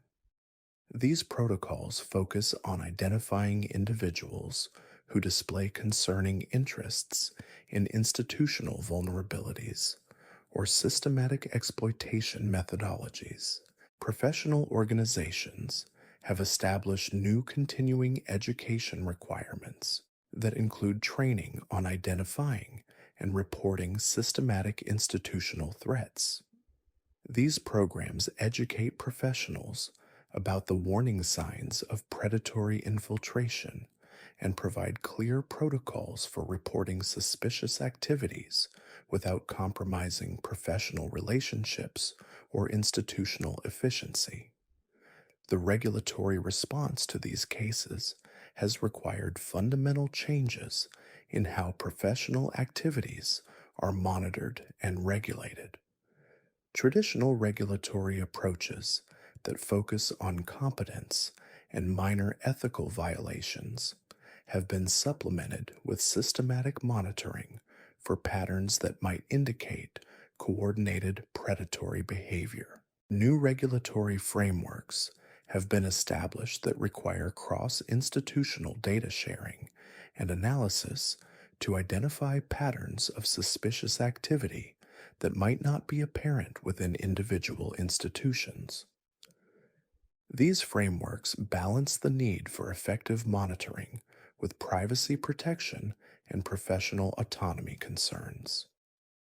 The legal system has also been forced to adapt to these new categories of criminal behavior. Traditional legal frameworks for serial killing and mass violence proved inadequate for addressing systematic institutional exploitation that occurs over extended time periods and involves complex coordination between multiple perpetrators. New legal categories have been established that specifically address systematic institutional exploitation and coordinated predatory networks. These legal frameworks provide prosecutors with the tools necessary to address the full scope of these crimes while ensuring that legitimate professional activities are not criminalized. The judicial system has developed specialized courts and procedures for handling complex cases involving systematic institutional exploitation. These specialized courts have judges and staff with expertise in the technical and institutional aspects of these crimes, along with the resources necessary to manage complex multi jurisdictional prosecutions. The correctional system has also had to develop new approaches for managing offenders who have committed systematic institutional crimes. Traditional correctional programs focused on individual rehabilitation prove inadequate for addressing the systematic thinking and institutional knowledge that these offenders possess. New correctional programs have been developed that focus on disrupting the systematic thinking patterns and institutional knowledge that enable these crimes. These programs require specialized staff with expertise in the professional and technical aspects of systematic institutional exploitation. The academic response to these cases has driven new research into the psychological, sociological, and institutional factors that enable systematic predatory behavior. Universities have established new research programs that focus on understanding how professional knowledge and institutional authority can be systematically exploited for criminal purposes. This research has revealed important insights into the psychological profiles of systematic institutional predators. Unlike traditional serial killers, who typically display identifiable psychological disturbances, these individuals often appear to be highly functional professionals who have developed sophisticated rationalization systems that allow them to view their crimes as legitimate professional activities. The sociological research has focused on understanding how institutional structures and professional cultures can be systematically exploited by predatory networks. This research has identified specific institutional vulnerabilities and cultural factors that make systematic exploitation more likely to occur and persist undetected. The institutional research has examined how organizational structures, oversight mechanisms, and professional relationships can be strengthened to prevent systematic exploitation while preserving the efficiency and autonomy that make institutions effective. This research has informed the development of new institutional designs and management practices that balance security with functionality. The public health response to these cases has required fundamental changes in how disease surveillance and outbreak investigation are conducted. Traditional public health methodologies that focus on identifying natural disease outbreaks or single source contamination events proved inadequate for detecting systematic poisoning operations that span extended time periods and geographic areas. New public health surveillance systems have been developed that can identify subtle patterns in health outcomes that might indicate systematic institutional poisoning. These systems use advanced statistical analysis and machine learning algorithms to detect anomalies that would be impossible for traditional epidemiological methods to identify. These surveillance systems require unprecedented coordination between healthcare providers, public health agencies, and law enforcement to ensure that suspicious patterns are investigated promptly and thoroughly. This coordination has required new legal frameworks and information sharing protocols that balance public health protection with privacy and civil liberties concerns. The international public health response has involved developing new protocols for coordinating disease surveillance and outbreak investigation across national boundaries. The systematic nature of these threats and their ability to exploit jurisdictional limitations require coordinated responses that transcend traditional concepts of national public health authority. The World Health Organization has established new programs for coordinating international responses to systematic institutional poisoning operations. These programs provide technical assistance and coordination support for complex investigations that span multiple countries and institutional contexts. The mental health implications of these cases extend far beyond the immediate victims to affect entire communities and professional groups. Mental health professionals have documented widespread anxiety, depression, and trust disorders among individuals who have been exposed to news coverage of these cases or who work in professions that have been infiltrated by predatory networks. New therapeutic approaches have been developed specifically for treating institutional betrayal trauma and the complex psychological effects of systematic exploitation. These approaches focus on helping victims rebuild their ability to trust essential institutions while maintaining appropriate vigilance against potential threats. Support groups have been established for survivors of systematic institutional crimes, providing safe spaces for individuals to process their experiences and develop coping strategies for navigating a world where trusted institutions may harbor predatory threats. These groups have become essential resources for helping survivors rebuild their lives and relationships. The media coverage of these cases has raised important questions about how systematic institutional crimes should be reported to inform the public without creating unnecessary panic or undermining essential institutional relationships. News organizations have developed new editorial guidelines for covering these cases that balance public safety information with responsible journalism practices.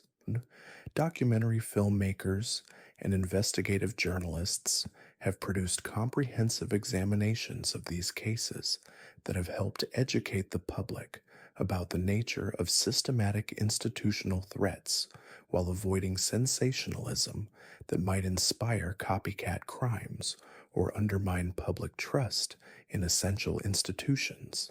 The educational implications of these cases have forced fundamental changes in how professional education programs prepare students for careers in fields that could potentially be exploited for systematic predatory behavior. Professional schools have implemented new curricula that include training on recognizing and preventing systematic institutional exploitation. These educational programs focus on developing ethical reasoning skills, institutional awareness, and professional responsibility that can help prevent future professionals from becoming involved in predatory networks or failing to recognize and report suspicious activities within their institutions. Professional continuing education programs have been expanded to include regular training on systematic institutional threats and reporting obligations. These programs ensure that practicing professionals remain aware of evolving threats and maintain the knowledge necessary to identify and respond to potential predatory activity within their professional environments.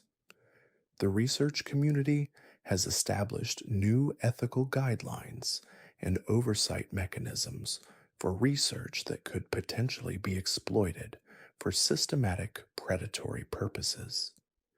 These guidelines ensure that legitimate research activities are conducted safely while preventing research findings from being misused for criminal purposes. The technology sector has developed new tools and methodologies for detecting systematic institutional exploitation through data analysis and pattern recognition. These tools provide law enforcement agencies and institutional security professionals with the capabilities necessary to identify subtle patterns that might indicate coordinated predatory activity. These technological innovations have been balanced with strong privacy protections and civil liberties safeguards to ensure that legitimate professional activities are not inappropriately monitored or restricted. The development of these tools has required unprecedented cooperation between technology companies, civil liberties organizations, and law enforcement agencies. The insurance industry has been forced to develop new risk assessment methodologies and coverage products that address the unique challenges posed by systematic institutional crimes.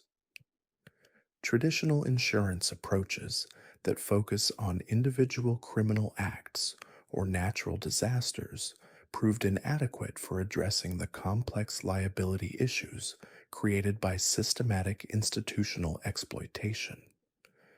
New insurance products have been developed that provide coverage for the extensive cleanup, remediation, and victim compensation costs associated with systematic institutional crimes. These products require sophisticated risk assessment methodologies that can evaluate institutional vulnerabilities and predatory network threats. The financial services industry has developed new monitoring and reporting protocols for detecting financial patterns that might indicate systematic institutional exploitation or predatory network coordination. These protocols focus on identifying unusual financial flows, resource allocation patterns, and coordination indicators that might suggest criminal activity. The pharmaceutical industry has implemented new security protocols and supply chain monitoring systems to prevent the systematic exploitation of drug distribution networks for mass poisoning operations. These systems provide end-to-end tracking and verification capabilities that make it extremely difficult for predatory networks to introduce contaminants without detection. The food and beverage industry has developed similar security enhancements that focus on preventing systematic contamination of food supply chains. These enhancements include sophisticated monitoring systems, supply chain verification protocols, and rapid response capabilities for containing potential contamination events. The water treatment industry has implemented comprehensive security upgrades that include personnel screening, facility monitoring, and treatment process verification systems designed to prevent systematic contamination of public water supplies. These upgrades provide multiple layers of protection against both external attacks and internal exploitation.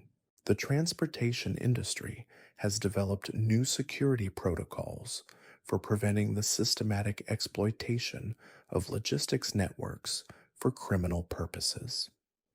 These protocols include enhanced personnel screening, cargo monitoring, and supply chain verification systems that make it extremely difficult for predatory networks to manipulate transportation systems. The communications industry has implemented new monitoring and security protocols for detecting and preventing the coordination of systematic criminal activities through communication networks. These protocols balance the need for effective threat detection with privacy protection and civil liberties concerns. The energy sector has developed enhanced security protocols for preventing systematic exploitation of power generation and distribution systems. These protocols focus on personnel screening, system monitoring, and coordination detection capabilities that can identify potential threats before they can cause significant damage.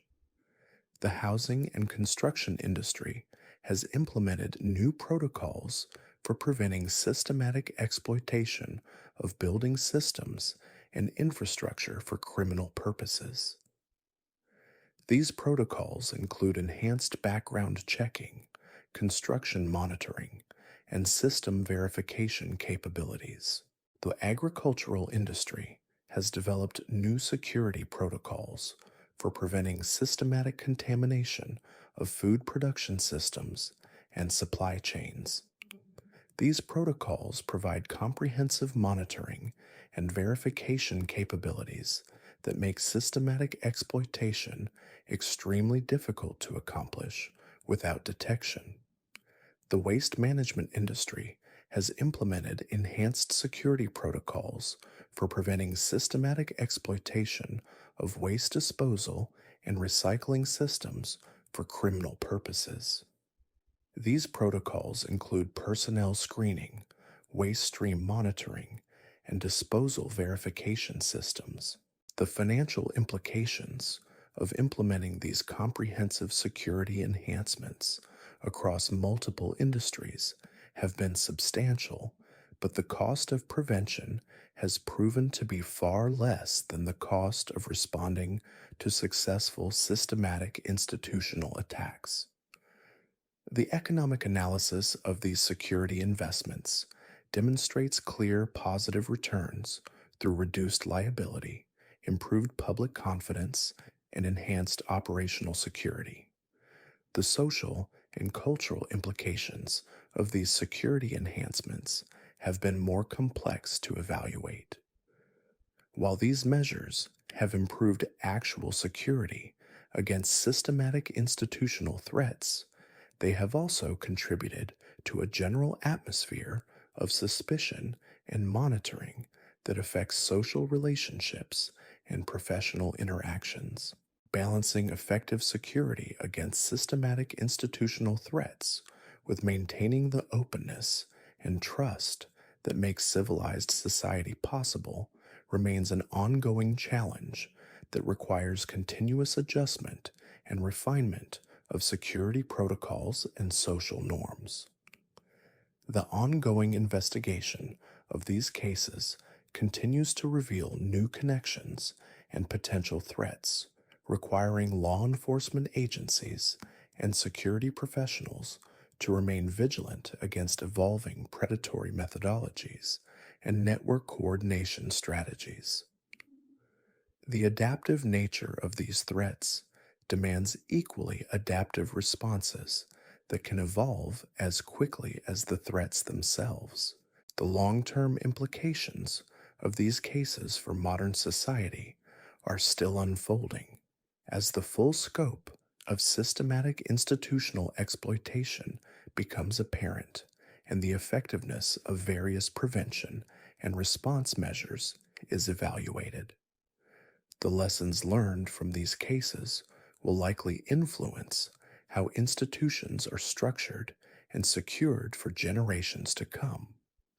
The fundamental challenge revealed by these cases is how to maintain the trust and cooperation that make modern civilization possible while developing the wisdom and vigilance necessary to detect and prevent systematic exploitation of that trust. This balance will define how successfully modern society adapts to the realities of systematic institutional predatory behavior. The story of these cases serves as both a warning about the vulnerabilities inherent in complex social systems and a demonstration of society's capacity to adapt and respond to new categories of threats. The comprehensive response that has emerged from these revelations shows that even the most sophisticated criminal operations can be detected and prevented through systematic investigation, international cooperation, and technological innovation. Understanding these threats and developing effective responses requires recognizing that traditional approaches to criminal justice and public safety must evolve to address systematic exploitation of institutional vulnerabilities. The success of this evolution will determine whether modern society can preserve the benefits of complex institutional structures while protecting against their systematic exploitation by predatory networks. The cases we have examined today represent a fundamental challenge to how we understand criminal behavior and institutional security in modern society. The response to this challenge will require continued vigilance, innovation, and cooperation across all sectors of society to ensure that the systems designed to protect and serve humanity cannot be systematically exploited for destruction. The ongoing fight against systematic predatory networks requires the same level of coordination, patience, and systematic thinking that these criminals employed for destructive purposes, but directed toward protection and preservation of the social bonds and institutional relationships that make human flourishing possible. This fight will define the security challenges of the coming decades and will require sustained commitment from all sectors of society to succeed. The psychological evaluation conducted on these network members revealed minds that operated on fundamentally different moral frameworks than society had previously encountered. Dr. Rachel Morrison, the forensic psychiatrist who spent 3 years interviewing captured network participants, described them as possessing what she termed systematic empathy suppression. Unlike traditional psychopaths who lack empathy entirely, these individuals had learned to selectively disable their emotional responses to human suffering while maintaining normal social functioning in other contexts. They weren't born without conscience, Dr. Morrison explained in her classified report. They systematically trained themselves to view human beings as data points in elaborate experiments. They developed sophisticated rationalization systems that allowed them to maintain their self image as intelligent, valuable members of society while simultaneously orchestrating mass destruction. This psychological profile created unprecedented challenges for law enforcement interrogation and legal prosecution. Traditional interrogation techniques that rely on appealing to conscience or leveraging emotional responses proved completely ineffective against individuals who had spent years conditioning themselves to view their crimes as intellectual achievements rather than moral failures. The network's recruitment methods exploited this psychological transformation process. New members weren't recruited through traditional criminal channels, but through what appeared to be legitimate professional development opportunities. The network had developed a gradual indoctrination process that slowly introduced potential recruits to increasingly sophisticated methodologies for exploiting institutional vulnerabilities. This recruitment process typically began with invitations to exclusive professional conferences or workshops that focused on advanced problem solving techniques in various fields. These events appeared completely legitimate and often featured respected academics and industry leaders as speakers. However, the real purpose was to identify individuals who displayed the intellectual curiosity and systematic thinking patterns that the network valued. Potential recruits who showed interest in understanding complex systems and identifying inefficiencies would be invited to more specialized workshops that gradually introduced concepts related to systematic manipulation and institutional exploitation. The progression was so gradual that participants often didn't realize they were being recruited into a criminal organization until they had already committed to participating in activities that would be difficult to explain to authorities. The network's training programs were sophisticated enough to rival graduate level education in their respective fields. Members received comprehensive instruction in psychology, chemistry, systems analysis, and operational security that would have impressed academic researchers. This training was disguised as professional development and continuing education, making it difficult for authorities to distinguish between legitimate learning activities and criminal preparation.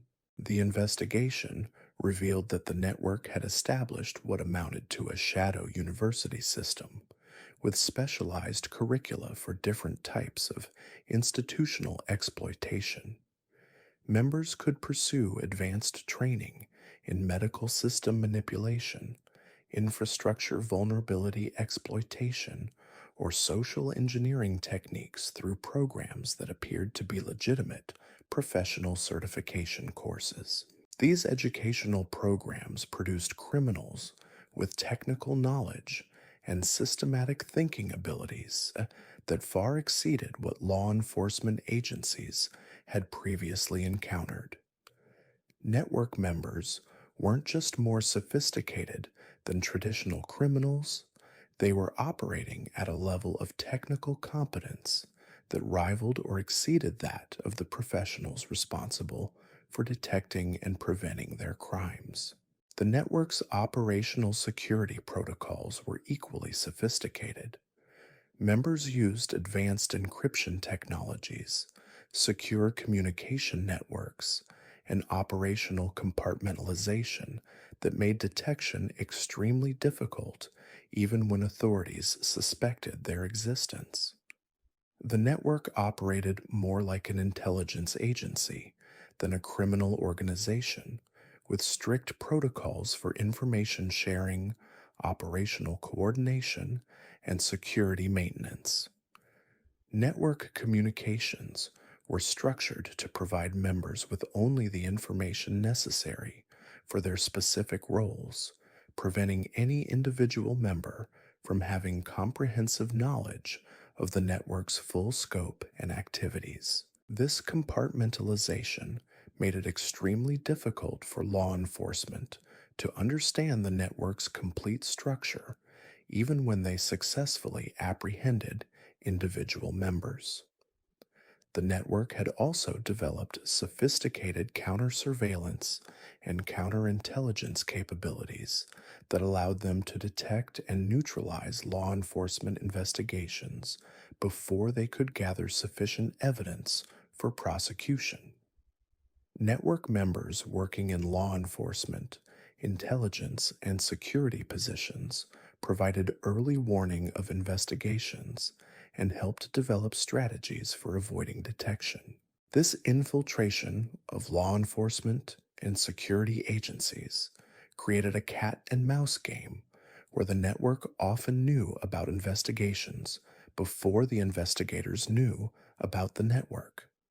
The discovery of this infiltration forced a complete re-evaluation of security protocols within law enforcement agencies and led to the development of new investigation methodologies that could operate without being compromised by network infiltration. The network's international structure added additional layers of complexity to law enforcement efforts. Network operations were coordinated across multiple countries with different legal systems, jurisdictional boundaries, and law enforcement capabilities.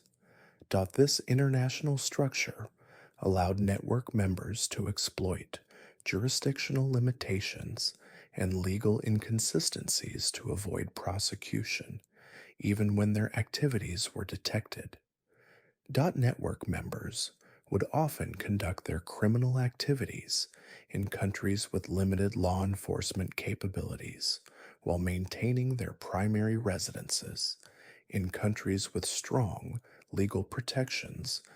This geographic separation made it extremely difficult for authorities to gather evidence and pursue prosecutions effectively. The network had also established relationships with corrupt officials in various countries who provided protection, early warning of investigations, and assistance with operational logistics. These corrupt relationships created additional barriers to effective law enforcement action and required extensive international cooperation to overcome. The technological infrastructure supporting the network's operations was equally sophisticated. Network members had developed custom software systems for coordinating operations, sharing information, and maintaining operational security. These systems used advanced encryption, distributed networking, and anonymous communication protocols that made detection and penetration extremely difficult. The network's technological capabilities extended beyond simple communication and coordination tools. Members had developed sophisticated data analysis systems that could identify institutional vulnerabilities, predict law enforcement responses, and optimize operational effectiveness. These systems represented a level of technological sophistication that rivaled or exceeded that of many legitimate organizations.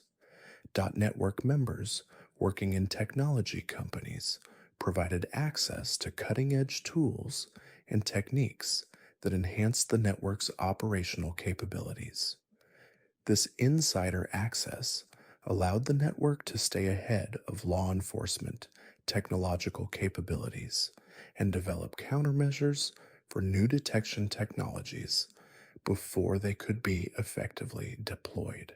The financial structure supporting the network's operations was complex and sophisticated enough to avoid detection by financial intelligence agencies. Network funding came from multiple sources, including legitimate business operations, investment returns, and proceeds from criminal activities that were carefully laundered through complex financial structures.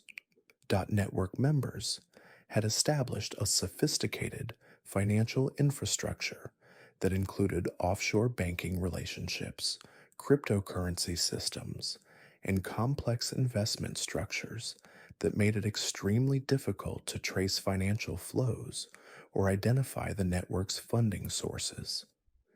This financial infrastructure was managed by network members with extensive experience in international finance and money laundering.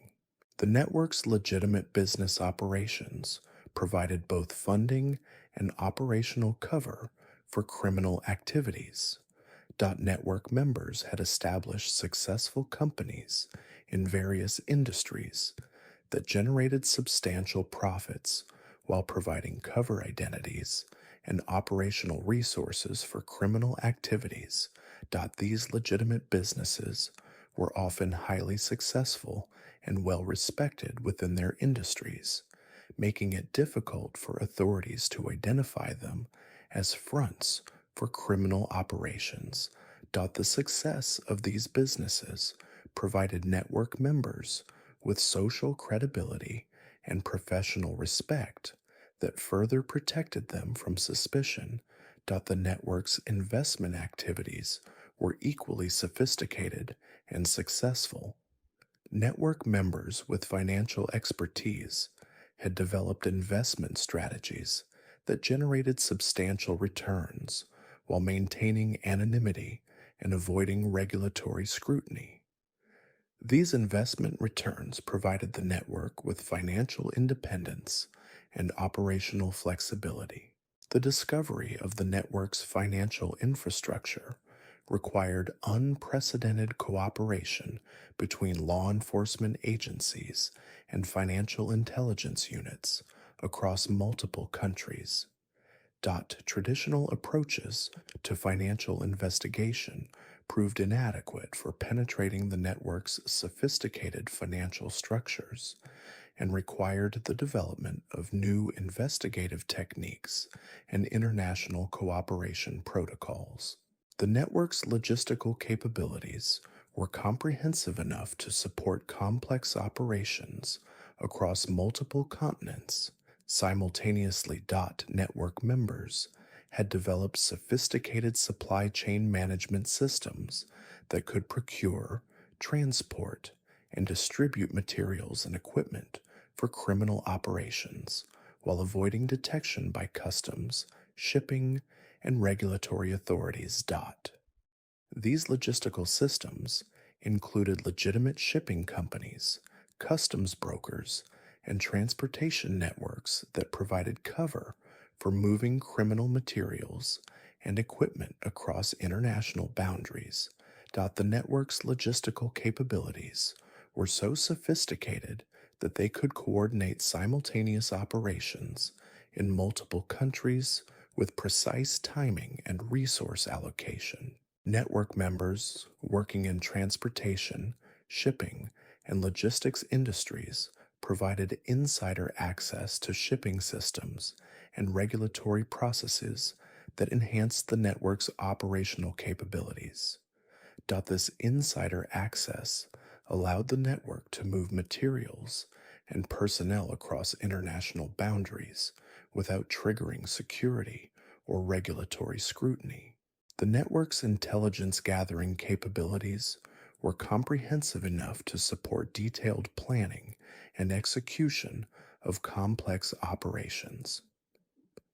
Network members had developed sophisticated intelligence collection and analysis systems that provided detailed information about target institutions, law enforcement capabilities, and operational environments. This intelligence infrastructure included network members working in various government agencies, academic institutions, and private organizations who provided access to classified information, research data, and institutional intelligence that supported network operations. The network's intelligence capabilities extended beyond simple information gathering to include active surveillance, counterintelligence, and influence operations that helped protect network activities and neutralize potential threats. These capabilities were managed by network members with extensive experience in intelligence operations and security services. The psychological warfare aspects of the network's operations were particularly sophisticated and disturbing. Network members had developed comprehensive understanding of mass psychology, social manipulation, and information warfare that allowed them to influence public opinion, manipulate media coverage, and undermine law enforcement investigations.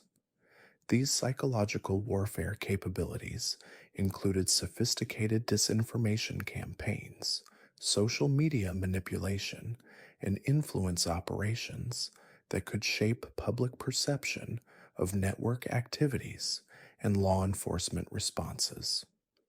The network could effectively control media narratives and public understanding of their crimes, making it difficult for authorities to generate public support for investigation and prosecution efforts. Network members working in media, academic, and public relations industries provided expertise and operational capabilities that enhanced the network's psychological warfare operations. These members could influence news coverage, academic research, and public policy discussions in ways that protected network interests and undermined law enforcement efforts. The network's research and development capabilities were extensive enough to support continuous innovation and improvement of criminal methodologies. Network members had established sophisticated research programs that studied institutional vulnerabilities, developed new exploitation techniques, and improved operational effectiveness. These research programs operated like legitimate academic or corporate research activities with systematic methodologies, peer review processes, and publication systems that shared findings among network members. The quality and sophistication of this research rivaled that produced by legitimate academic and corporate research institutions. Network research activities were supported by members working in universities, research institutions, and corporate research departments who provided access to facilities, equipment, and expertise that enhanced the network's research capabilities. This insider access allowed the network to conduct sophisticated research activities without maintaining obvious criminal research facilities. The network's training and development programs were comprehensive enough to continuously improve member capabilities and prepare new members for increasingly sophisticated operations. These training programs included advanced technical instruction, operational security training, and psychological conditioning that prepared members for complex criminal activities. Training activities were disguised as legitimate professional development and continuing education programs that could be attended without raising suspicion. The quality and comprehensiveness of these training programs exceeded what was available through legitimate professional organizations in many fields. The network's quality assurance and performance measurement systems were sophisticated enough to continuously evaluate and improve operational effectiveness. Network operations were systematically analyzed, documented, and evaluated to identify best practices and areas for improvement. These quality assurance systems operated like legitimate business or academic performance measurement programs with systematic data collection, statistical analysis, and performance optimization protocols that continuously improved network capabilities and effectiveness. The network's strategic planning capabilities were comprehensive enough to coordinate long-term operations across multiple countries and institutional contexts. Network leadership had developed sophisticated strategic planning processes that could coordinate complex operations over extended time periods while adapting to changing conditions and opportunities. These strategic planning capabilities included comprehensive risk assessment, resource allocation, and contingency planning that allowed the network to maintain operational effectiveness even when facing significant law enforcement pressure or operational challenges. The network's crisis management and continuity planning capabilities were sophisticated enough to maintain operations even when facing significant disruption from law enforcement actions or operational failures. The network had developed comprehensive contingency plans for various scenarios that could threaten network operations or member security. These contingency plans included procedures for operational shutdown, member extraction, evidence destruction, and network reconstitution that could be implemented rapidly when facing law enforcement action or other operational threats. The investigation of this network has revealed the emergence of a new category of criminal organization that operates more like a multinational corporation or intelligence agency than a traditional criminal enterprise. The sophistication and scope of this network's operations have forced a fundamental reevaluation of how law enforcement agencies approach organized crime investigation and prevention. The network's success in operating for extended periods without detection has demonstrated the inadequacy of traditional law enforcement approaches for addressing systematic institutional exploitation. New investigative methodologies, international cooperation protocols, and technological capabilities have been developed specifically to address the threats posed by this type of sophisticated criminal organization. The ongoing investigation continues to reveal new aspects of the network's operations and uncover additional members and criminal activities.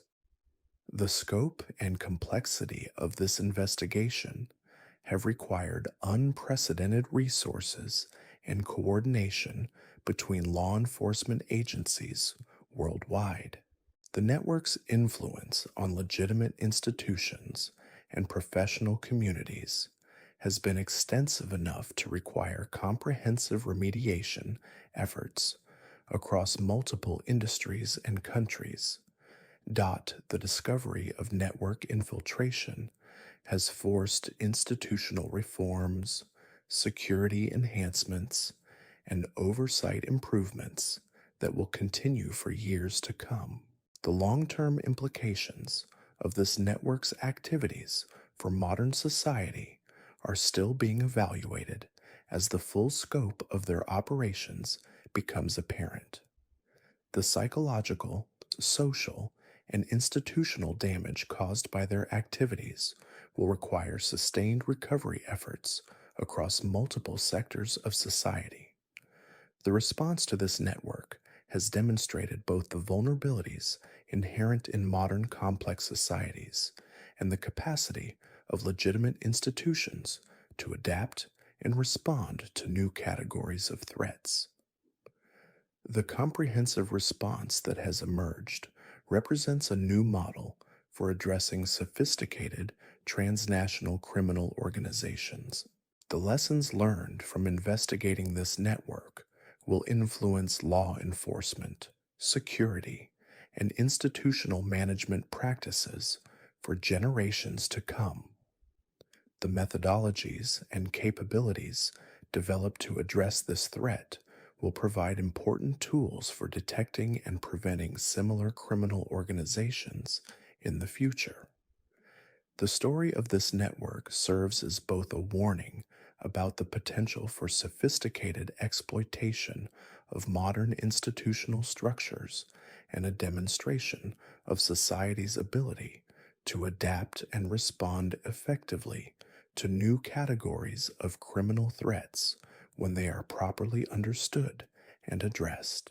The ongoing fight against this network and similar threats requires sustained commitment from all sectors of society to maintain the vigilance, cooperation, and institutional integrity necessary to preserve the benefits of modern civilization while protecting against its systematic exploitation by sophisticated criminal organizations. The ultimate success of these efforts will determine whether modern society can maintain the openness, trust, and cooperation that make human flourishing possible while developing the wisdom and capabilities necessary to detect and prevent systematic exploitation of these essential social bonds. The network's influence extended into educational institutions through a program they called academic seeding. Dr. Catherine Blake, a professor of criminology at Northwestern University, had been unknowingly participating in what appeared to be legitimate interdisciplinary research on institutional vulnerabilities and social system optimization. Her research on predictive behavioral modeling had been funded through grants that originated from network front organizations. Blake's work focused on developing algorithms that could predict individual behavioral responses to systematic stress and institutional manipulation. Her academic papers, published in respected journals, contained detailed methodologies for identifying psychological vulnerabilities in large populations and predicting how individuals would respond to various forms of systematic pressure. What Blake didn't realize was that her research was being used by the network to refine their victim selection processes and optimize their manipulation techniques.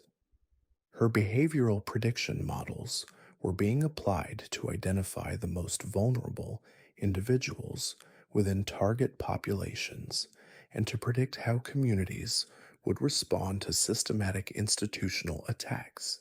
The network had been funding similar research projects at universities worldwide, creating a comprehensive academic research program that appeared to be legitimate social science research, but was actually providing the theoretical foundation for systematic predatory operations.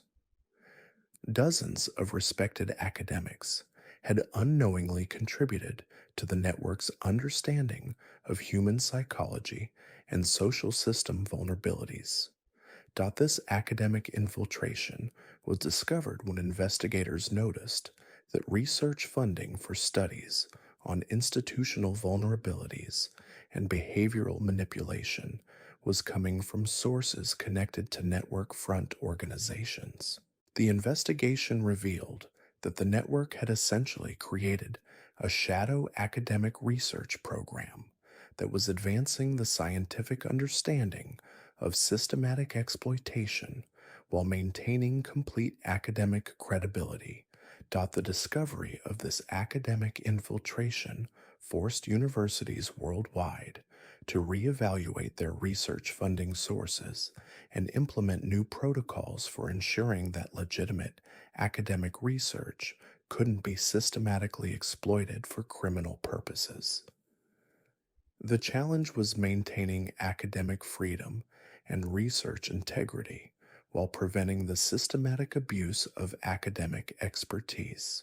Professor Blake's reaction to discovering how her research had been exploited was devastating. "I spent 15 years developing tools that I believed would help society understand and prevent institutional abuse," she explained to investigators. "To discover that my work was being used to perfect systematic exploitation techniques has fundamentally shaken my faith in the academic research process. The psychological impact on academics who discovered their research had been exploited extended far beyond individual researchers to affect entire academic disciplines. Fields like social psychology, institutional analysis, and behavioral prediction modeling were forced to confront the reality that their research could be systematically weaponized by sophisticated criminal organizations. This revelation led to the development of new ethical guidelines for research that could potentially be exploited for systematic harm. Academic institutions implemented new review processes for research proposals that examined not just the immediate ethical implications of studies, but their potential for systematic misuse by criminal organizations. The network's exploitation of academic research represented a fundamental challenge to the traditional assumption that knowledge creation is inherently beneficial and that academic research operates in isolation from criminal activities. The discovery forced a reevaluation of how academic knowledge is disseminated and how researchers can protect their work from systematic exploitation. The network's infiltration of healthcare systems extended beyond individual predators, like Dr. Patricia Holbrook, to include systematic manipulation of medical research and pharmaceutical development processes.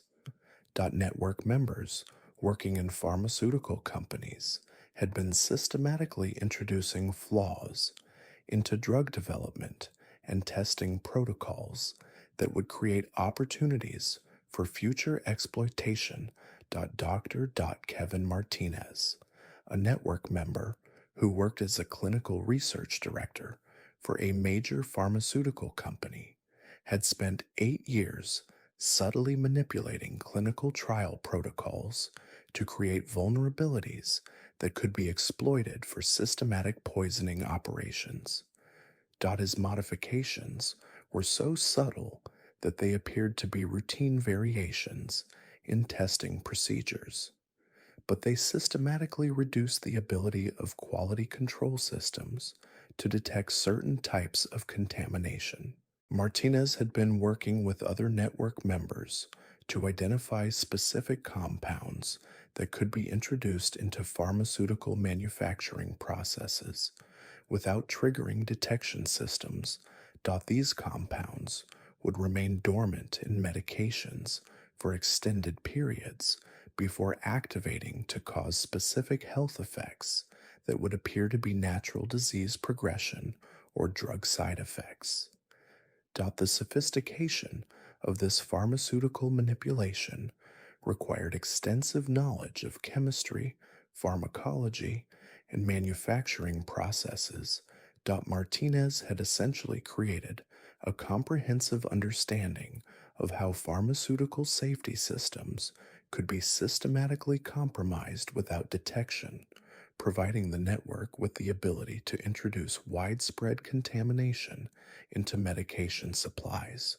The investigation revealed that Martinez had been training other network members in pharmaceutical manipulation techniques through what appeared to be legitimate continuing education programs for pharmaceutical industry professionals. These training programs taught participants advanced quality control techniques that were actually sophisticated methods for introducing undetectable contamination into pharmaceutical products. The discovery of this pharmaceutical infiltration forced the entire pharmaceutical industry to reevaluate their manufacturing security and quality control protocols. New systems were implemented that could detect the subtle manipulation techniques that Martinez had developed, but the process required extensive industry-wide cooperation and significant financial impact of discovering systematic pharmaceutical manipulation extending investment. The psychological throughout the medical community and affected public trust in medication safety. Patients began questioning the safety of prescription drugs, and healthcare providers struggled with how to maintain patient confidence while acknowledging the reality of sophisticated contamination threats. The network's healthcare infiltration also. Network members working in medical device companies had developed included systematic manipulation of medical device manufacturing and testing processes as methods for introducing vulnerabilities into devices that could be exploited remotely to cause patient harm while appearing to be device malfunctions or natural failures. Dr. Jennifer Walsh, a biomedical engineer who worked for a major medical device manufacturer, had been systematically introducing software vulnerabilities into cardiac pacemakers and insulin pumps that could be exploited through wireless communications to cause device malfunctions that would appear to be natural failures or patient-specific complications. Walsh's modifications were sophisticated enough to avoid detection during routine quality assurance testing, while providing network members with the ability to remotely cause device failures in specific patients. The network could essentially assassinate individuals with medical devices while maintaining complete deniability and avoiding any evidence of external interference. The investigation revealed that Walsh had been coordinating with other network members to identify patients with specific medical devices who could be targeted for systematic elimination. This targeting was based on social isolation, limited family support, and other factors that would make suspicious device failures less likely to trigger detailed investigation. The discovery of this medical device manipulation forced the entire medical device industry to implement new cybersecurity protocols and wireless communication security systems. The challenge was maintaining the connectivity and functionality that made modern medical devices effective while preventing systematic exploitation by sophisticated criminal networks. The network's infiltration of emergency response systems represented one of their most dangerous operational capabilities. Network members working in fire departments, emergency medical services, and disaster response agencies had developed methods for systematically compromising emergency response capabilities to enhance the effectiveness of their criminal operations. Fire Captain Roberts Chen had spent 12 years systematically sabotaging fire department response capabilities in ways that would appear to be equipment failures, communication problems, or personnel issues. His sabotage activities were timed to coincide with network operations that required delayed emergency response to maximize casualties and minimize the chance of victims receiving life-saving medical treatment. Chen's methods included introducing subtle mechanical failures into fire trucks and emergency equipment that would cause breakdowns during critical response situations. He had also developed methods for disrupting communication systems and GPS navigation that would delay emergency response times without appearing to be deliberate sabotage. These cases reveal a chilling truth. Evil doesn't always lurk in shadows or announce itself with obvious warning signs. The most dangerous predators are often the ones we trust most, operating within the very systems designed to protect us. They exploit our fundamental need to believe in institutional safety, transforming libraries into poison distribution centers, medical care into torture chambers, and community gathering places into hunting grounds. What makes these killers truly terrifying isn't just their body counts or their methods, but their patience and their understanding of human psychology. They recognized that modern society's complexity creates unprecedented opportunities for systematic exploitation. They weaponized our trust, our dependency, and our interconnectedness against us. The scariest part? These methods are still out there, documented in investigation files, potentially inspiring the next generation of predators who understand that the most effective way to kill isn't through random violence, but through systematic infiltration of the institutions we can't live without.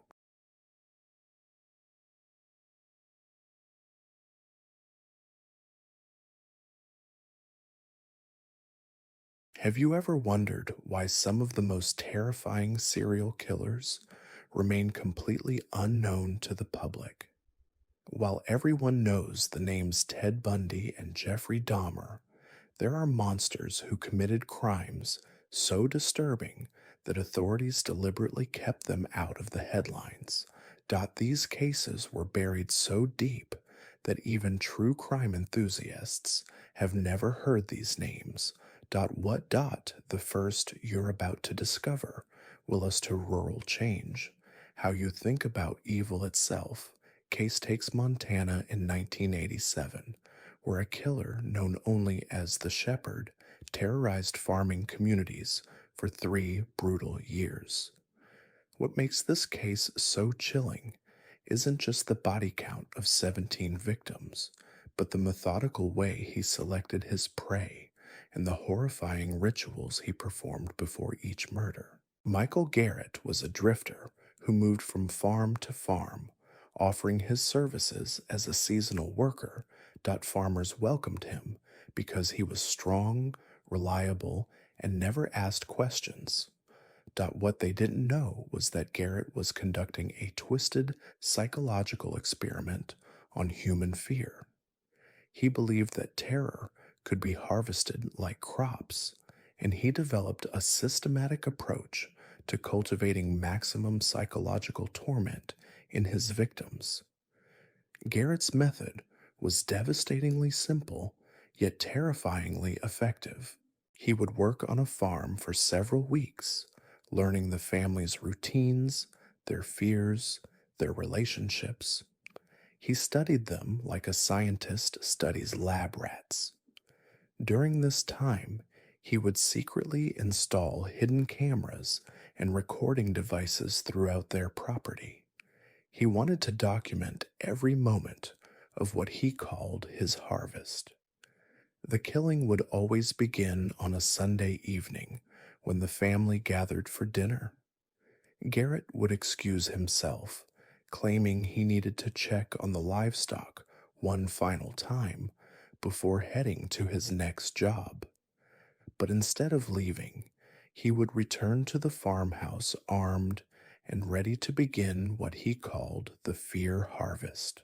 His first victim was the of Billings, Tom Hendricks' family outside, and Sarah Hendricks lived with their 3 teenage children on a cattle ranch that had been in their family for generations. Garrett had worked for them during the summer of 1987, and the family had grown to trust him completely. Sarah even invited him to join them for Sunday dinner on his last day. What happened next defies comprehension. Garrett returned to the house after dark and cut the power, plunging the family into darkness. But this wasn't a simple home invasion.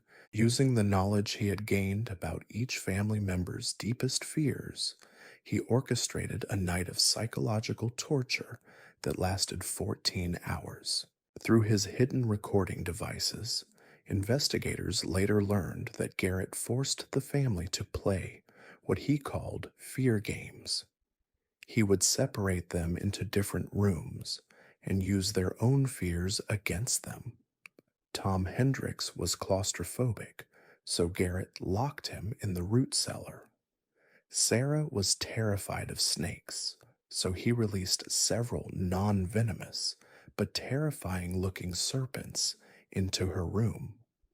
The teenage children were forced to listen to their parents' terror through the intercom system Garrett had installed. But the most disturbing aspect of Garrett's method was his patience. He didn't kill quickly.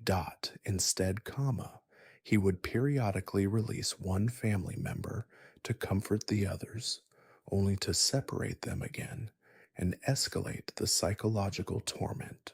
He was studying their breaking points, documenting how fear evolved and intensified over time. The Hendricks family was discovered 3 days later by a neighbor who noticed the cattle hadn't been fed. All 5 family members had been killed, but not until Garrett had pushed each of them to complete psychological collapse. The crime scene was so disturbing that 3 of the responding officers required psychological counseling. What made Garrett even more dangerous was his intelligence. He was a former psychology graduate student who had been expelled from the University of Montana for conducting unauthorized experiments on fellow students. His academic background gave him a sophisticated understanding of human behavior and fear response that he weaponized in the most horrific way possible. The investigation into the Hendricks murders initially focused on robbery, but nothing had been stolen. The house was undisturbed except for the evidence of Garrett's psychological torture chamber. It wasn't until investigators discovered the hidden cameras and recording equipment that they realized they were dealing with something far more sinister than a typical home invasion. FBI behavioral analysts were brought in to study the recordings, but many refused to listen to more than a few minutes. The systematic nature of the psychological torture revealed a killer unlike anything they had encountered before. Dr. Patricia Williams, a forensic psychologist who consulted on the case, later described Garrett's methods as the most sophisticated psychological warfare she had ever documented. The recordings revealed that Garrett spoke to his victims throughout the OR psychology. He treated the deal, explaining his theories about fear and human entire experience as a research project, taking detailed notes and conducting what he called exit interviews with his victims before killing them. These conversations, captured on his hidden devices, provided investigators with unprecedented insight into the mind of a serial killer. But Garrett was just getting started. 3 months after the Hendricks murders, he struck again at the Morrison farm, 30 miles south of Billings. The pattern was identical. He had worked for the family during harvest season, gained their trust, installed his surveillance equipment, and then returned to conduct another fear harvest. The Morrison case was even more disturbing because Garrett had refined his methods. This time, he brought additional equipment and had developed new psychological torture techniques based on what he had learned from the Hendricks family. The recordings from the Morrison farm revealed a killer who was evolving, becoming more sophisticated and more cruel with each attack. James and Linda Morrison lived with their adult son David, who had developmental disabilities. Garrett exploited this family dynamic, using David's condition to intensify the psychological torture of his parents. He forced James and Linda to watch as he subjected, creating a level of parred David to terror that the young man couldn't understand, an anguish that was almost unbearable to document. The investigation began to reveal disturbing patterns in Garrett's background. He had been conducting unauthorized psychological experiments since college, always focusing on fear response and psychological breaking points. Former classmates described him as brilliant but disturbing, someone who seemed to view other people as test subjects rather than human beings. University records showed that Garrett had been particularly interested in the work of controversial psychologists who had studied torture and psychological warfare. He had written his master's thesis on the psychological effects of prolonged fear before being expelled for ethical violations. The thesis, which investigators later recovered, read like a blueprint for the murders he would eventually commit. What made Garrett so difficult to catch was his mobility and his careful selection of victims. He targeted isolated farming families who lived far from neighbors and law enforcement. He would work for them during busy seasons when extra help was desperately needed, making himself indispensable before revealing his true nature. By the time his crimes were discovered, he was already hundreds of miles away, preparing to infiltrate his next victim family. The third attack came 6 months later at the Brennan Ranch near the Wyoming border. By this time, law enforcement had connected the cases and were beginning to understand they were dealing with a serial killer who was unlike anything they had encountered before. But Garrett was always one step ahead, and his psychological sophistication made him nearly impossible to profile using traditional methods. The Brennan family consisted of Robert and Margaret Brennan, both in their 60s, who lived alone on a remote cattle ranch. Garrett had worked for them during the spring roundup, and they had been so impressed with his work ethic that they offered him a permanent position. He declined, claiming he preferred the freedom of seasonal work, but he had already begun installing his surveillance equipment and studying their routines. The Brennan case would prove to be Garrett's most elaborate and disturbing experiment yet.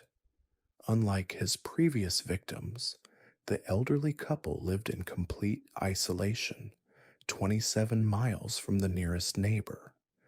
This gave Garrett unlimited time to conduct what he would later describe in his recordings as his masterpiece of psychological research. Robert Brennan was a Korean War veteran who suffered from severe PTSD, while Margaret had developed agoraphobia after a car accident years earlier. Garrett had learned these details during his time working on their ranch, and he planned to exploit both conditions in ways that would maximize their terror and psychological breakdown. The attack began on a cold November evening when Garrett returned to the ranch under the pretense of retrieving tools he had forgotten. But instead of collecting anything, he disabled their truck and cut the phone lines, ensuring the couple was completely trapped.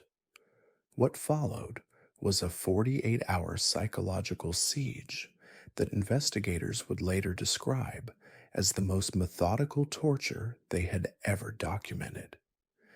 Garrett's recordings revealed that he had spent weeks preparing for this assault.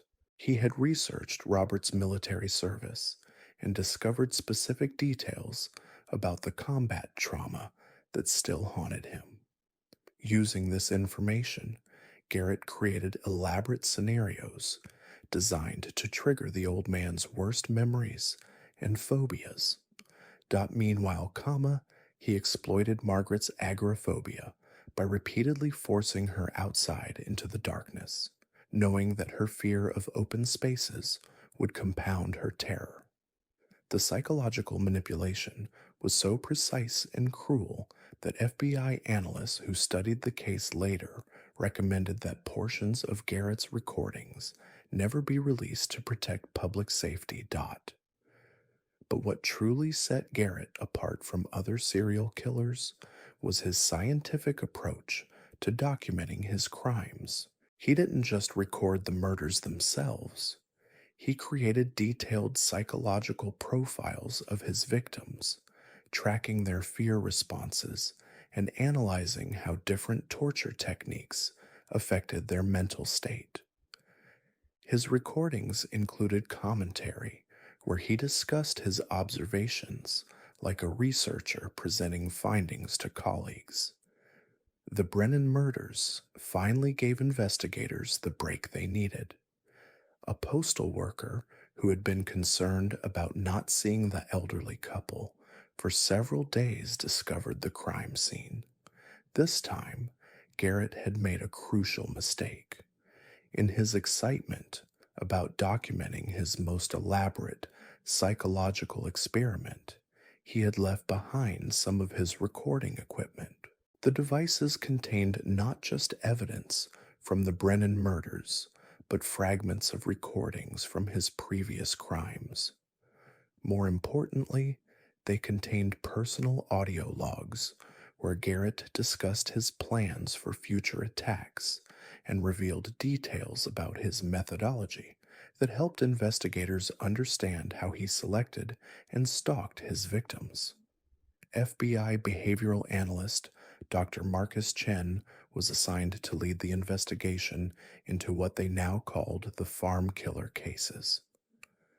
Chen had studied some of the most notorious serial killers in American history, but Garrett's psychological sophistication presented unique challenges. Unlike typical serial killers who were driven by impulse or sexual gratification, Garrett operated with the methodical precision of a researcher conducting experiments. Chen's analysis revealed that Garrett was following an academic research model, treating each murder as a case study in his twisted investigation of human fear response. The killer kept detailed notes, recorded extensive data, and even appeared to be preparing some kind of comprehensive report on his findings. The investigation took a disturbing turn when Chen discovered that Garrett had been corresponding with several universities under false identities, attempting to submit papers based on his murder research to academic journals. The papers, written in sophisticated psychological terminology, described experiments in fear induction and psychological breaking points without revealing that the subjects had been murder victims. One particularly chilling document found in Garrett's possession was titled Longitudinal Study of Terror Response in Isolated Family Units. Written in the dry, clinical language of academic research, it detailed his methodology for selecting victims, establishing trust, and then conducting what he called fear harvesting experiments. The document read like a legitimate research paper, complete with statistical analysis and theoretical frameworks. Chen realized that Garrett wasn't just killing for pleasure or psychological gratification. He genuinely believed he was conducting groundbreaking research into human psychology and fear response. This delusion made him incredibly dangerous because he viewed his victims not as human beings, but as research subjects whose suffering was justified by the scientific knowledge he believed he was gaining. The investigation also revealed that Garrett had been planning to expand his research significantly. Notes found in his possession outlined plans for what he called comparative fear studies involving different family structures, age groups, and psychological profiles. He had already identified dozens of potential victim families across multiple states. Law enforcement agencies across the Mountain West began coordinating their efforts as they realized the scope of Garrett's planned killing spree. The killer had created detailed files on over 50 farming families, complete with psychological profiles, family dynamics, and vulnerability assessments. Each file was labeled with clinical terminology, treating potential victims like laboratory specimens. The fourth confirmed attack occurred at the Patterson homestead in rural Idaho, just 3 weeks after the Brennan murders. Daniel and Ruth Patterson lived with their twin 12-year-old daughters on a remote wheat farm. Garrett had worked for them during harvest season, and the family had been impressed by his knowledge of both farming and child psychology. They had even asked him to help tutor their daughters in mathematics. This case demonstrated how Garrett's methods continued to evolve and become more sophisticated. He had realized that children's fear responses differed significantly from adults, and he wanted to study these differences in what he called a controlled family environment. The Patterson farm became his laboratory for understanding how parental protective instincts could be weaponized to create unprecedented levels of psychological trauma. Garrett's approach with the Patterson family was more elaborate than any of his previous crimes. He had installed surveillance equipment, not just in the house, but throughout the entire farm property. Motion sensors, hidden cameras, and listening devices created a comprehensive monitoring system that allowed him to track every movement and conversation. The psychological torture began subtly, with Garrett using his surveillance system to create an atmosphere of paranoia and dread. Strange sounds would emanate from empty rooms, personal items would be moved slightly, and the family would catch glimpses of movement in their peripheral vision. Garrett was studying how sustained, low level psychological pressure affected family dynamics before he revealed himself. When Garrett finally made his presence known, he had already pushed the Patterson family to a state of heightened anxiety and fear. His recordings captured detailed observations about how the parents' protective instincts intensified their own terror when they realized their children were in danger. He documented how this created a feedback loop of escalating panic that he could manipulate with scientific precision. The Patterson case files revealed the true depth of Garrett's psychological sophistication. He had created detailed behavioral models predicting how each family member would respond to different types of threats. These models allowed him to orchestrate scenarios that maximized psychological impact while providing him with the data he needed for his twisted research. But Garrett's scientific approach to murder was about to become his downfall. His obsession with documentation and data collection had created a vast trail of evidence that investigators were beginning to piece together. More importantly, his need to analyze and understand his own methods had led him to establish patterns that law enforcement could predict and potentially intercept. The breakthrough in the case came from an unexpected source. Dr. Lisa Hartwell, a forensic linguistics expert at the University of Colorado, was reviewing Garrett's academic submissions when she noticed something crucial. The writing style and psychological terminology matched papers that had been submitted to her own department years earlier by a graduate student who had been expelled for ethical violations. Cross-referencing university records revealed Garrett's true identity and his academic background. More importantly, it provided investigators with his psychological profile and research interests, giving them insight into how he selected victims and planned his attacks. The academic trail also revealed that Garrett had been building towards something much larger than individual family murders.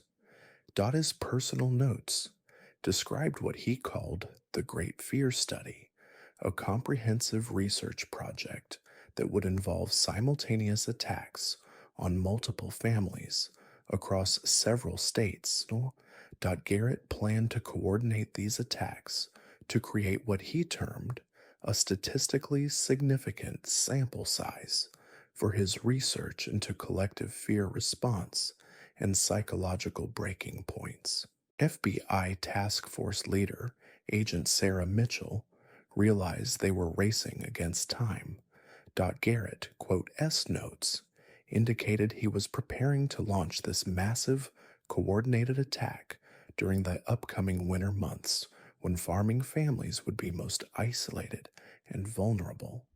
The planned scope was unprecedented in serial killer history, involving potential victims across Montana, Idaho, Wyoming, and North Dakota. The investigation took on new urgency as agents worked to identify the families on Garrett's target list.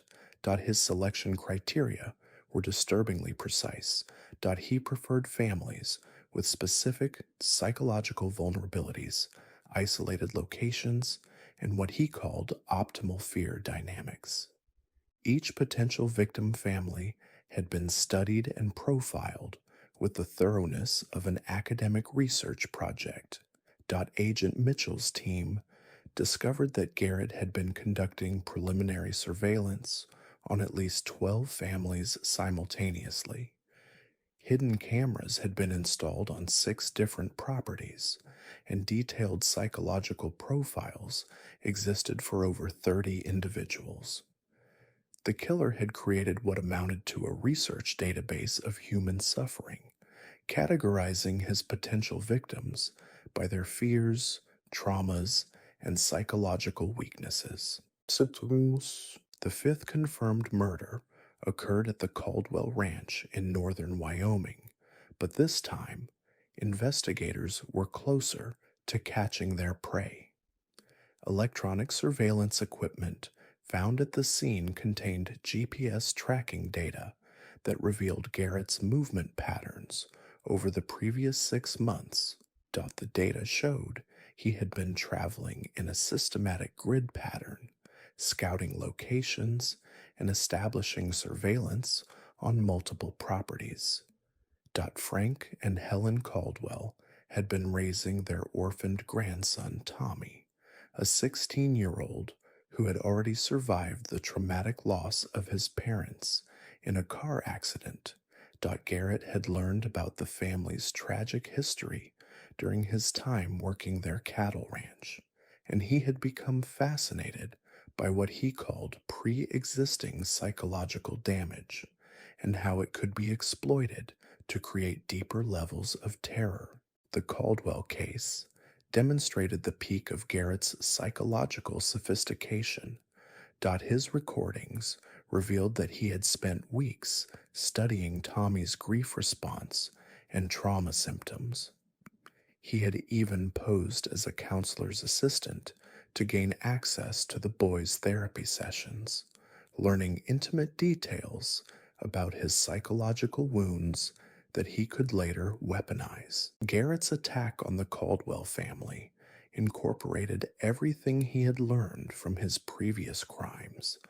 He used their love for Tommy as a psychological weapon, forcing the elderly couple to watch as he subjected the boy to scenarios specifically designed to trigger his trauma responses. The cruelty was so methodical and precise that investigators who reviewed the evidence required extensive psychological counseling. But this time, Garrett had underestimated his victims. Tommy Caldwell had been working with a therapist who had taught him coping mechanisms for dealing with overwhelming fear and trauma. When Garrett began his psychological assault, Tommy was able to maintain enough composure to activate a panic alarm system that his grandparents had installed after a previous break-in attempt. The alarm signal reached the sheriff's department, and for the first time, law enforcement arrived while Garrett was still conducting his experiment. The killer managed to escape, but he left behind crucial evidence, including detailed notes about his methodology and plans for future attacks.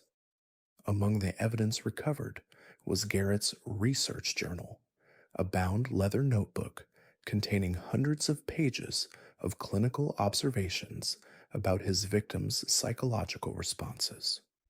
The journal read like a twisted academic dissertation, complete with charts, graphs, and statistical analyses of fear response patterns. Each murder was documented with the detached precision of a laboratory experiment. The journal revealed that Garrett viewed himself as a pioneer in psychological research, believing his work would revolutionize the understanding of human fear and trauma response. He had been preparing to submit his findings to academic conferences under the guise of legitimate research, using fabricated data sources to hide the fact that his subjects had been murder victims. Dr. Patricia Williams, the forensic psychologist consulting on the case, was horrified by the sophistication of Garrett's methodology. His understanding of psychological manipulation was more advanced than many trained therapists, and he had developed techniques for inducing specific types of trauma that had never been documented in academic literature.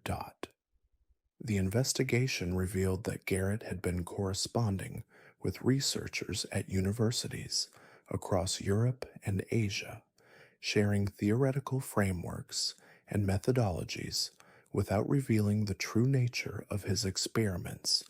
Several prominent psychologists had unknowingly provided him with advice and feedback that he had incorporated into his murder techniques. Law enforcement agencies coordinated a massive manhunt as they realized Garrett was preparing for his planned multi-state killing spree. His journal contained detailed timelines and logistical plans for simultaneous attacks on 8 different families. The coordination required for such an operation demonstrated that Garrett possessed organizational skills far beyond typical serial killers. The breakthrough came when Agent Mitchell's team discovered that Garrett had rented storage units in 4 different states to stockpile equipment for his planned attacks.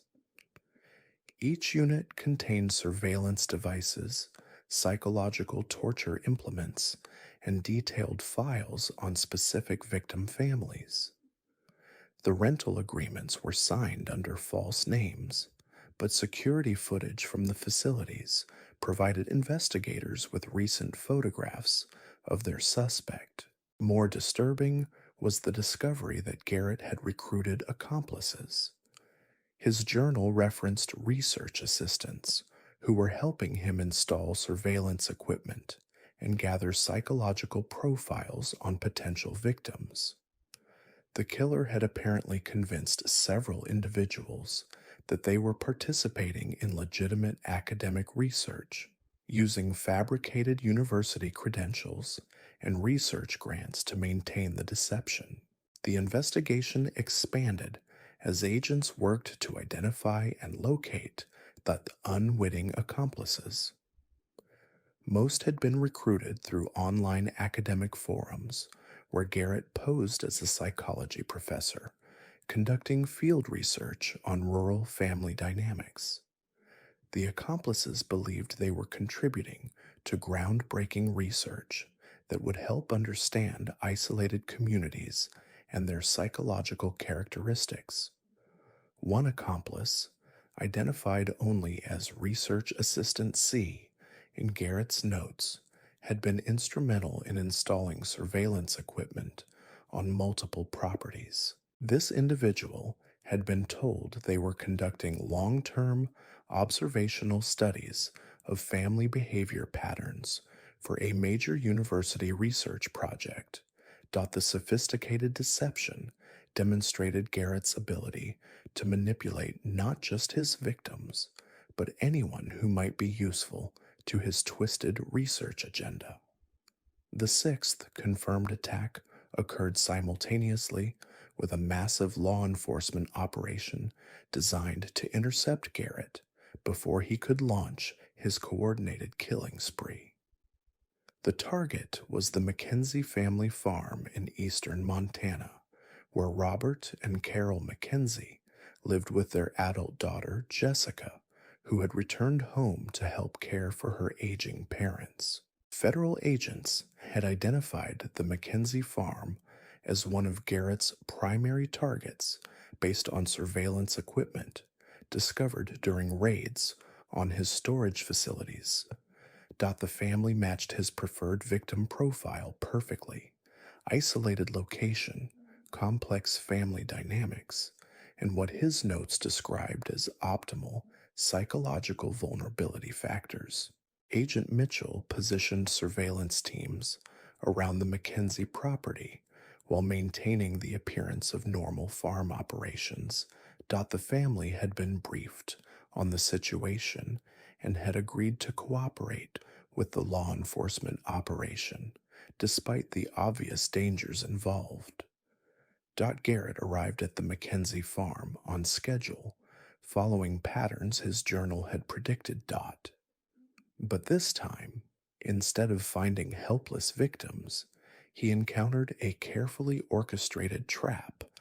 Federal agents had replaced his surveillance equipment with their own monitoring devices, allowing them to track his movements and record his activities in real time. The confrontation revealed the full extent of Garrett's psychological deterioration. When he realized he had been caught, he began ranting about the importance of his research and how law enforcement was interfering with groundbreaking scientific work. He genuinely believed that his murders had contributed valuable knowledge to the field of psychology and that his victims' suffering had been justified by the research benefits. Even as he was being arrested, Garrett continued taking notes about the psychological dynamics of the situation. He appeared fascinated by his own fear response and the reactions of the arresting officers, treating his capture as another research opportunity.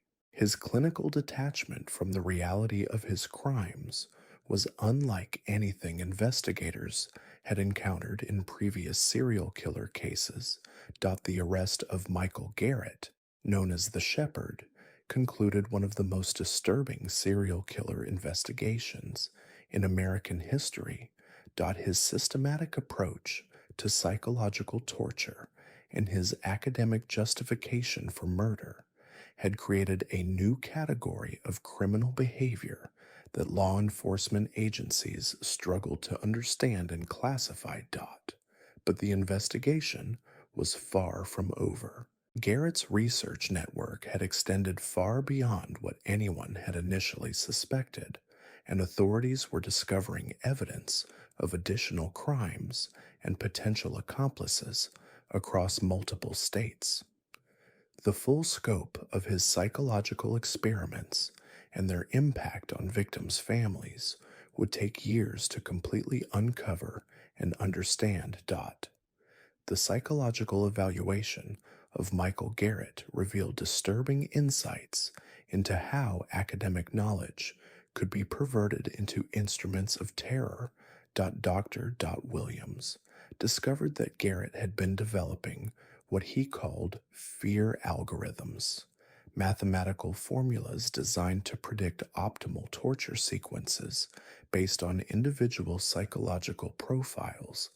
His arrest prevented the implementation of these algorithms on a massive scale, but the damage to existing victims' families was irreversible. What made Garrett's case particularly haunting was the discovery of his successor protocols. Hidden in his research notes were detailed instructions for continuing his work, complete with victim selection criteria and methodological improvements. He had apparently been grooming other individuals to carry on his research, treating his potential capture as merely a temporary setback in a larger scientific endeavor. But Garrett's story pales in comparison to our second case, which takes us to the industrial corridors of Detroit in 1994. Here, a killer known only as the Machinist turned abandoned factories into laboratories for studying human endurance and pain tolerance. Unlike Garrett's psychological approach, this predator focused on physical torture, but with the same methodical precision of a research scientist. David Chen was a former automotive engineer who had lost his job during the industry downturn of the early 90s. But instead of seeking new employment, Chen had become obsessed with what he called human mechanical limits. He believed that people were essentially biological machines, and he wanted to understand exactly how much stress the human body could endure before complete system failure. Chen, quote, "S engineering background gave him a unique perspective on torture. He approached human suffering with the same analytical mindset he had once applied to manufacturing processes. His victims weren't people to him. They were test subjects in experiments designed to map the outer boundaries of human physical and psychological endurance. The first indication that something was terribly wrong came when homeless individuals began disappearing from Detroit's Corktown district. These weren't random disappearances. Chen was selecting subjects based on specific criteria related to age, physical condition, and what he termed baseline stress tolerance. He wanted healthy specimens who could provide reliable data over extended testing periods. Chen had converted an abandoned Packard plant into what investigators' laboratory the facility contain would later describe as a tortured custom-built devices that looked like medieval torture instruments crossed with modern industrial equipment. Each machine was designed to test different aspects of human endurance: pain tolerance, sleep deprivation effects, sensory overload response, and psychological breaking points under physical duress. His first documented victim was Marcus Thompson, a 43-year-old former factory worker who had been living on the streets since losing his home to foreclosure. Chen approached Thompson with an offer of temporary work cleaning up the abandoned factory. What Thompson found instead was a nightmare that would last for 6 weeks. Chen's methodology was horrifyingly systematic. He began each research session by establishing baseline measurements: heart rate, blood pressure, pain response thresholds, and psychological state assessments. Then he would subject his victims to carefully calibrated stress tests designed to push specific physical and mental systems to their limits. The torture devices Chen had constructed demonstrated his engineering expertise applied to human suffering. One machine, which he called the Endurance Calibrator, was designed to apply precisely measured amounts of pressure to different parts of the body while monitoring vital signs. The device could increase pressure incrementally over hours or days, allowing Chen to document exactly when each body system began to fail. Another device, the sensory overload matrix, bombarded victims with combinations of sound, light, temperature variations, and electrical stimulation. Chen had programmed the machine to deliver these stimuli in patterns designed to prevent psychological adaptation, ensuring maximum disorientation and distress throughout the testing period. But what made Chen particularly dangerous was his patience and attention to detail. Unlike killers who acted impulsively, Chen treated each victim as a long-term research project. He kept detailed medical records, monitored nutrition levels, and even provided basic health care to ensure his subjects remained viable for extended testing periods. Marcus Thompson's ordeal lasted 42 days. Chen's records, recovered after his eventual capture, documented every aspect of Thompson's deterioration with clinical precision. The notes read like medical research journals, complete with charts tracking pain response patterns, psychological breakdown phases, and physiological system failures. Chen didn't just torture his victims randomly. Each session was designed to test specific hypotheses about human endurance limits. He wanted to understand how different types of stress affected the body's ability to cope with additional trauma. His research was building toward what he called a comprehensive map of human mechanical failure points. The discovery of Thompson's remains led to one of the most disturbing crime scenes in Detroit's history. The abandoned factory had been converted into a sophisticated research facility with multiple testing areas, medical monitoring equipment, and detailed documentation systems. Chen had been operating his torture laboratory for over 2 years before law enforcement discovered its existence. What shocked investigators was the level of organization and scientific methodology Chen had applied to his crimes. His laboratory contained thousands of pages of research notes, statistical analyses, and theoretical frameworks for understanding human suffering. He had been treating torture as an engineering problem, approaching human pain with the same systematic analysis he had once applied to manufacturing defects. Chen quote, S victim selection process revealed the calculated nature of his crimes. He maintained detailed profiles of potential subjects, categorizing them by physical condition, estimated pain tolerance, and psychological resilience. His selection criteria were designed to provide what he called statistically significant data sets for his research into human endurance limits. The second confirmed victim was Sarah Mitchell, a 31-year-old woman who had been struggling with addiction and living in one of Detroit's homeless encampments. Chen had been observing her for weeks, documenting her daily routines and assessing her suitability for his experiments. His notes described her as an ideal subject due to her physical condition and what he perceived as reduced family connections that might trigger missing person investigations. Sarah quote, S experience in Chen's laboratory was even more systematic than Thompson's ordeal. By this time, Chen had refined his methodology and developed new testing protocols based on data collected from his previous victim.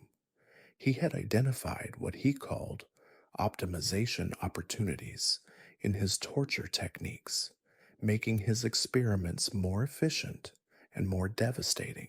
Chen's records revealed that he was working toward publishing his research in engineering journals, believing his work represented a breakthrough in understanding material stress limits in biological systems.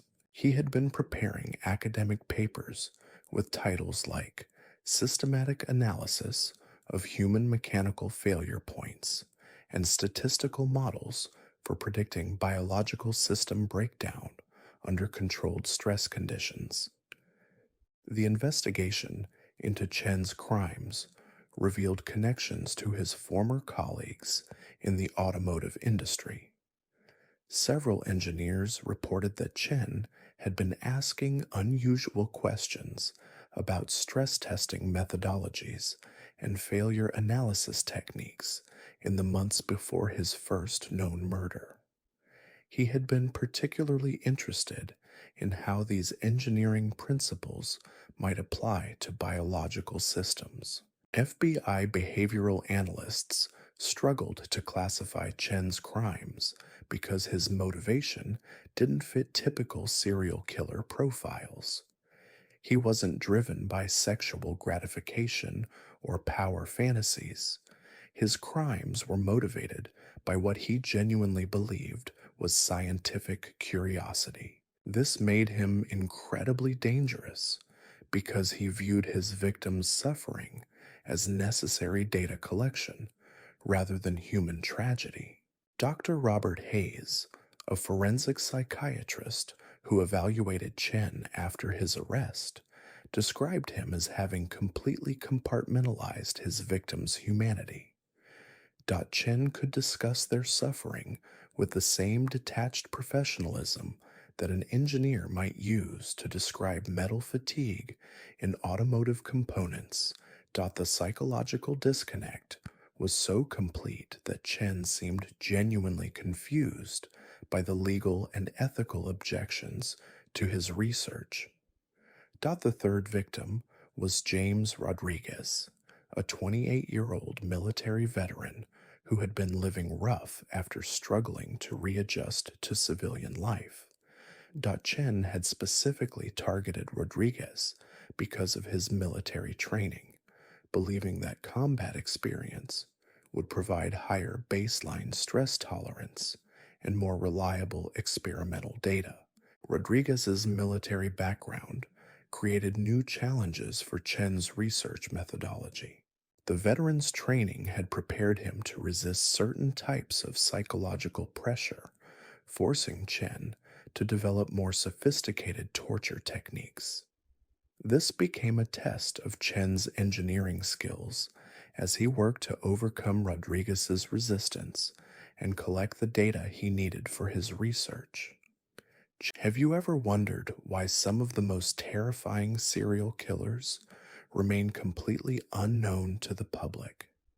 While everyone knows the names Ted Bundy and Jeffrey Dahmer, there are monsters who committed crimes so disturbing that authorities deliberately kept them out of the headlines. These cases were buried so deep that even true crime enthusiasts have never heard these names.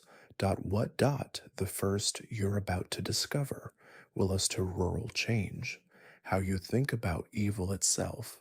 Case takes Montana in 1987, where a killer known only as the Shepherd terrorized farming communities for 3 brutal years.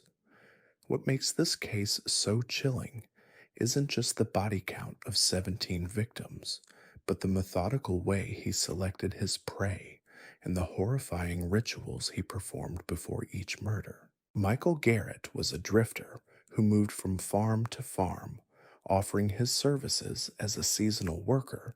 Farmers welcomed him because he was strong, reliable, and never asked questions. What they didn't know was that Garrett was conducting a twisted psychological experiment on human fear. He believed that terror could be harvested like crops, and he developed a systematic approach to cultivating maximum psychological torment in his victims. Garrett's method was devastatingly simple, yet terrifyingly effective. He would work on a farm for several weeks, learning the family's routines, their fears, their relationships. He studied them like a scientist studies lab rats. During this time, he would secretly install hidden cameras and recording devices throughout their property. He wanted to document every moment of what he called his harvest. The killing would always begin on a Sunday evening when the family gathered for dinner. Garrett would excuse himself, claiming he needed to check on the livestock one final time before heading to his next job. But instead of leaving, he would return to the farmhouse armed and ready to begin what he called the fear harvest. His first victim was the of Billings, Tom Hendricks' family outside, and Sarah Hendricks lived with their 3 teenage children on a cattle ranch that had been in their family for generations. Garrett had worked for them during the summer of 1987, and the family had grown to trust him completely. Sarah even invited him to join them for Sunday dinner on his last day. What happened next defies comprehension. Garrett returned to the house after dark and cut the power, plunging the family into darkness. But this wasn't a simple home invasion. Using the knowledge he had gained about each family member's deepest fears, he orchestrated a night of psychological torture that lasted 14 hours. Through his hidden recording devices, investigators later learned that Garrett forced the family to play what he called fear games. He would separate them into different rooms and use their own fears against them. Tom Hendricks was claustrophobic, so Garrett locked him in the root cellar. Sarah was terrified of snakes, so he released several non-venomous but terrifying-looking serpents into her room. The teenage children were forced to listen to their parents' terror through the intercom system Garrett had installed. But the most disturbing aspect of Garrett's method was his patience. He didn't kill quickly. Instead, he would periodically release one family member to comfort the others, only to separate them again and escalate the psychological torment. He was studying their breaking points, documenting how fear evolved and intensified over time. The Hendricks family was discovered 3 days later by a neighbor who noticed the cattle hadn't been fed. All five family members had been killed, but not until Garrett had pushed each of them to complete psychological collapse. The crime scene was so disturbing that three of the responding officers required psychological counseling.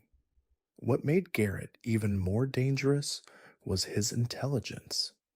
He was a former psychology graduate student who had been expelled from the University of Montana for conducting unauthorized experiments on fellow students. His academic background gave him a sophisticated understanding of human behavior and fear response that he weaponized in the most horrific way possible. The investigation into the Hendricks murders initially focused on robbery, but nothing had been stolen. The house was undisturbed except for the evidence of Garrett's psychological torture chamber. It wasn't until investigators discovered the hidden cameras and recording equipment that they realized they were dealing with something far more sinister than a typical home invasion. FBI behavioral analysts were brought in to study the recordings, but many refused to listen to more than a few minutes. The systematic nature of the psychological torture revealed a killer unlike anything they had encountered before.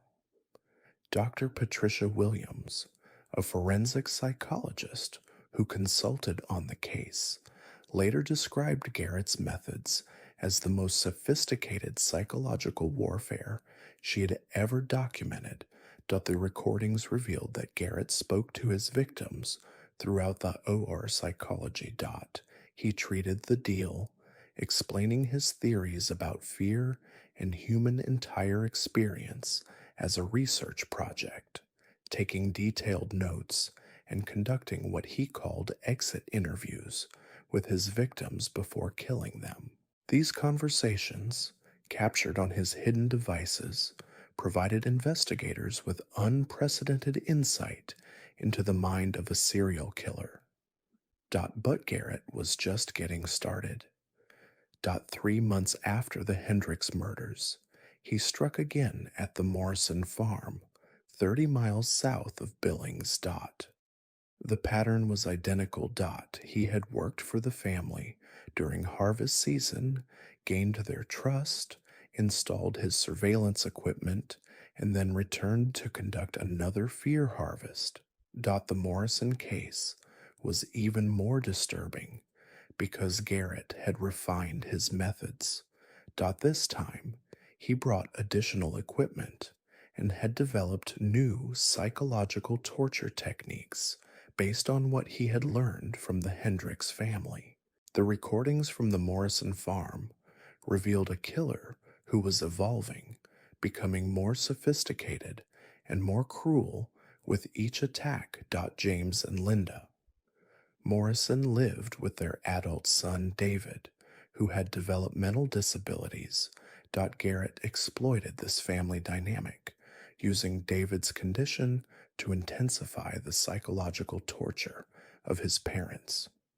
He forced James and Linda to watch as he subjected, creating a level of parred David to terror that the young man couldn't understand, anguish that was almost unbearable to document. The investigation began to reveal disturbing patterns in Garrett's background. He had been conducting unauthorized psychological experiments since college, always focusing on fear response and psychological breaking points. Former classmates described him as brilliant but disturbing, someone who seemed to view other people as test subjects rather than human beings. University records showed that Garrett had been particularly interested in the work of controversial psychologists who had studied torture and psychological warfare.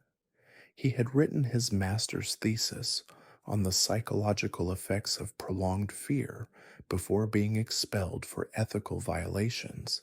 The thesis, which investigators later recovered, read like a blueprint for the murders he would eventually commit. What made Garrett so difficult to catch was his mobility and his careful selection of victims. He targeted isolated farming families who lived far from neighbors and law enforcement. He would work for them during busy seasons when extra help was desperately needed, making himself indispensable before revealing his true nature. By the time his crimes were discovered, he was already hundreds of miles away, preparing to infiltrate his next victim family. The third attack came 6 months later at the Brennan Ranch near the Wyoming border. By this time, law enforcement had connected the cases and were beginning to understand they were dealing with a serial killer who was unlike anything they had encountered before. But Garrett was always one step ahead, and his psychological sophistication made him nearly impossible to profile using traditional methods. The Brennan family consisted of Robert and Margaret Brennan, both in their 60s, who lived alone on a remote cattle ranch.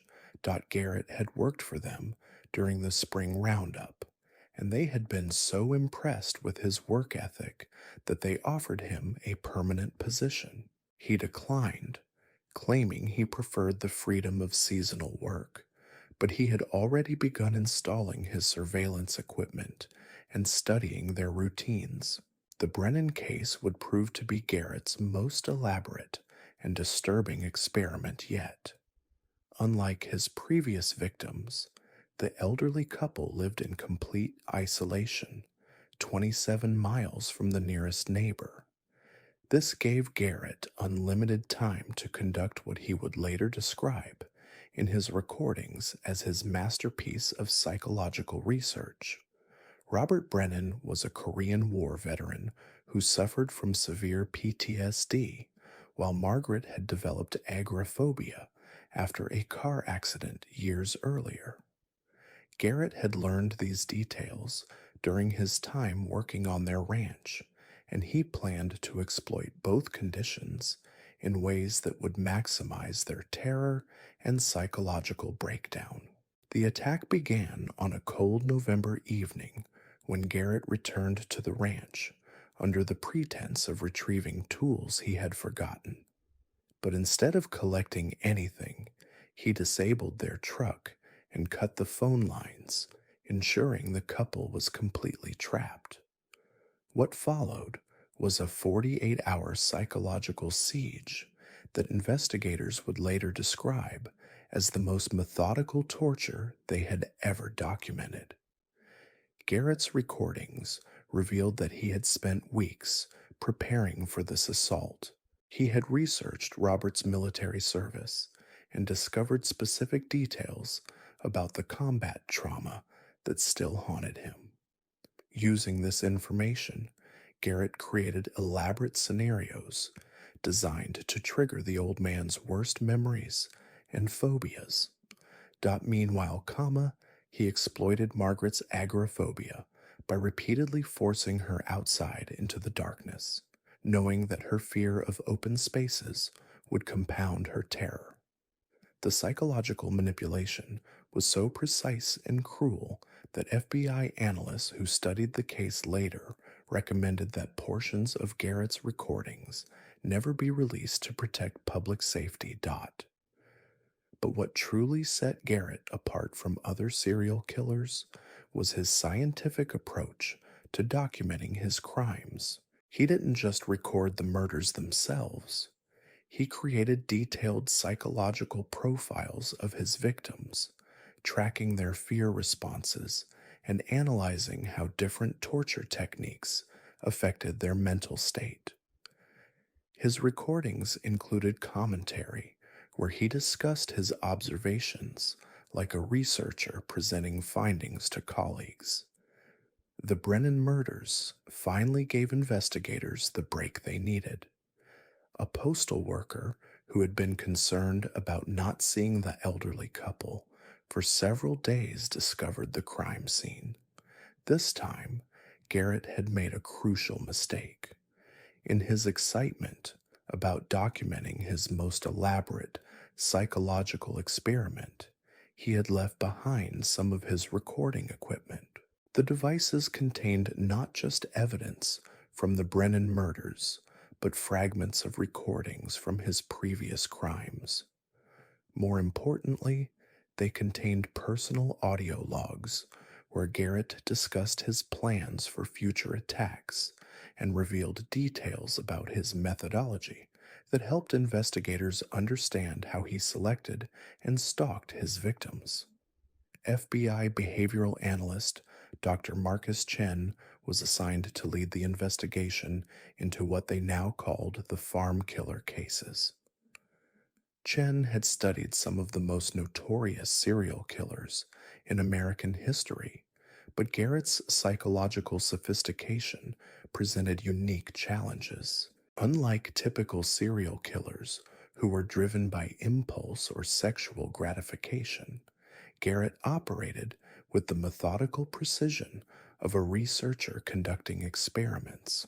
Chen's analysis revealed that Garrett was following an academic research model, treating each murder as a case study in his twisted investigation of human fear response.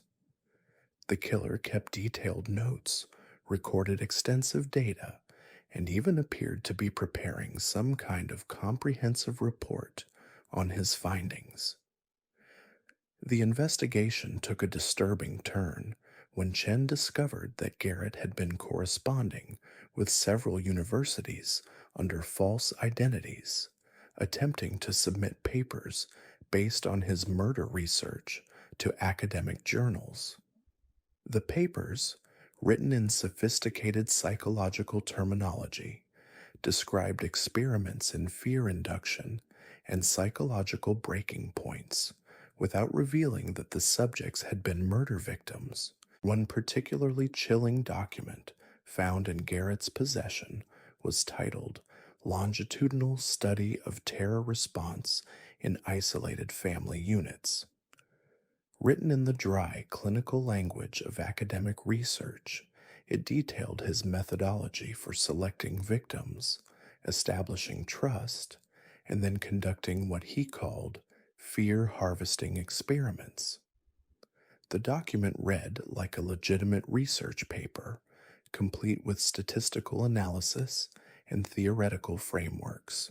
Chen realized that Garrett wasn't just killing for pleasure or psychological gratification. He genuinely believed he was conducting groundbreaking research into human psychology and fear response. This delusion made him incredibly dangerous because he viewed his victims not as human beings, but as research subjects whose suffering was justified by the scientific knowledge he believed he was gaining. The investigation also revealed that Garrett had been planning to expand his research significantly. Notes found in his possession outlined plans for what he called comparative fear studies involving different family structures, age groups, and psychological profiles. He had already identified dozens of potential victim families across multiple states. Law enforcement agencies across the Mountain West began coordinating their efforts as they realized the scope of Garrett's planned killing spree. The killer had created detailed files on over 50 farming families, complete with psychological profiles, family dynamics, and vulnerability assessments. Each file was labeled with clinical terminology, treating potential victims like laboratory specimens. The fourth confirmed attack occurred at the Patterson homestead in rural Idaho, just 3 weeks after the Brennan murders. Daniel and Ruth Patterson lived with their twin 12-year-old daughters on a remote wheat farm. Garrett had worked for them during harvest season, and the family had been impressed by his knowledge of both farming and child psychology. They had even asked him to help tutor their daughters in mathematics. This case demonstrated how Garrett's methods continued to evolve and become more sophisticated.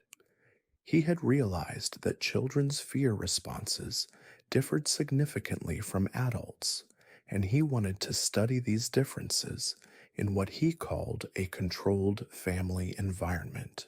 The Patterson farm became his laboratory for understanding how parental protective instincts could be weaponized to create unprecedented levels of psychological trauma. Garrett's approach with the Patterson family was more elaborate than any of his previous crimes. He had installed surveillance equipment, not just in the house, but throughout the entire farm property. Motion sensors, hidden cameras, and listening devices created a comprehensive monitoring system that allowed him to track every movement and conversation. The psychological torture began subtly, with Garrett using his surveillance system to create an atmosphere of paranoia and dread. Strange sounds would emanate from empty rooms, personal items would be moved slightly, and the family would catch glimpses of movement in their peripheral vision. Garrett was studying how sustained, low-level psychological pressure affected family dynamics before he revealed himself. When Garrett finally made his presence known, he had already pushed the Patterson family to a state of heightened anxiety and fear. His recordings captured detailed observations about how the parents' protective instincts intensified their own terror when they realized their children were in danger. He documented how this created a feedback loop of escalating panic that he could manipulate with scientific precision. The Patterson case files revealed the true depth of Garrett's psychological sophistication. He had created detailed behavioral models predicting how each family member would respond to different types of threats. These models allowed him to orchestrate scenarios that maximized psychological impact while providing him with the data he needed for his twisted research. But Garrett's scientific approach to murder was about to become his downfall. His obsession with documentation and data collection had created a vast trail of evidence that investigators were beginning to piece together. More importantly, his need to analyze and understand his own methods had led him to establish patterns that law enforcement could predict and potentially intercept. The breakthrough in the case came from an unexpected source. Dr. Lisa Hartwell, a forensic linguistics expert at the University of Colorado, was reviewing Garrett's academic submissions when she noticed something crucial. The writing style and psychological terminology matched papers that had been submitted to her own department years earlier by a graduate student who had been expelled for ethical violations. Cross-referencing university records revealed Garrett's true identity and his academic background. More importantly, it provided investigators with his psychological profile and research interests, giving them insight into how he selected victims and planned his attacks. The academic trail also revealed that Garrett had been building towards something much larger than individual family murders. His personal notes described what he called the Great Fear Study, a comprehensive research project that would involve simultaneous attacks on multiple families across several states.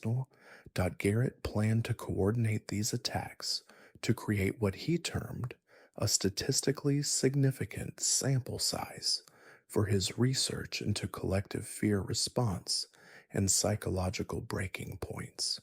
FBI Task Force leader, Agent Sarah Mitchell, realized they were racing against time. Garrett, quote, S notes, indicated he was preparing to launch this massive, coordinated attack during the upcoming winter months when farming families would be most isolated and vulnerable. The planned scope was unprecedented in serial killer history, involving potential victims across Montana, Idaho, Wyoming, and North Dakota. The investigation took on new urgency as agents worked to identify the families on Garrett's target list.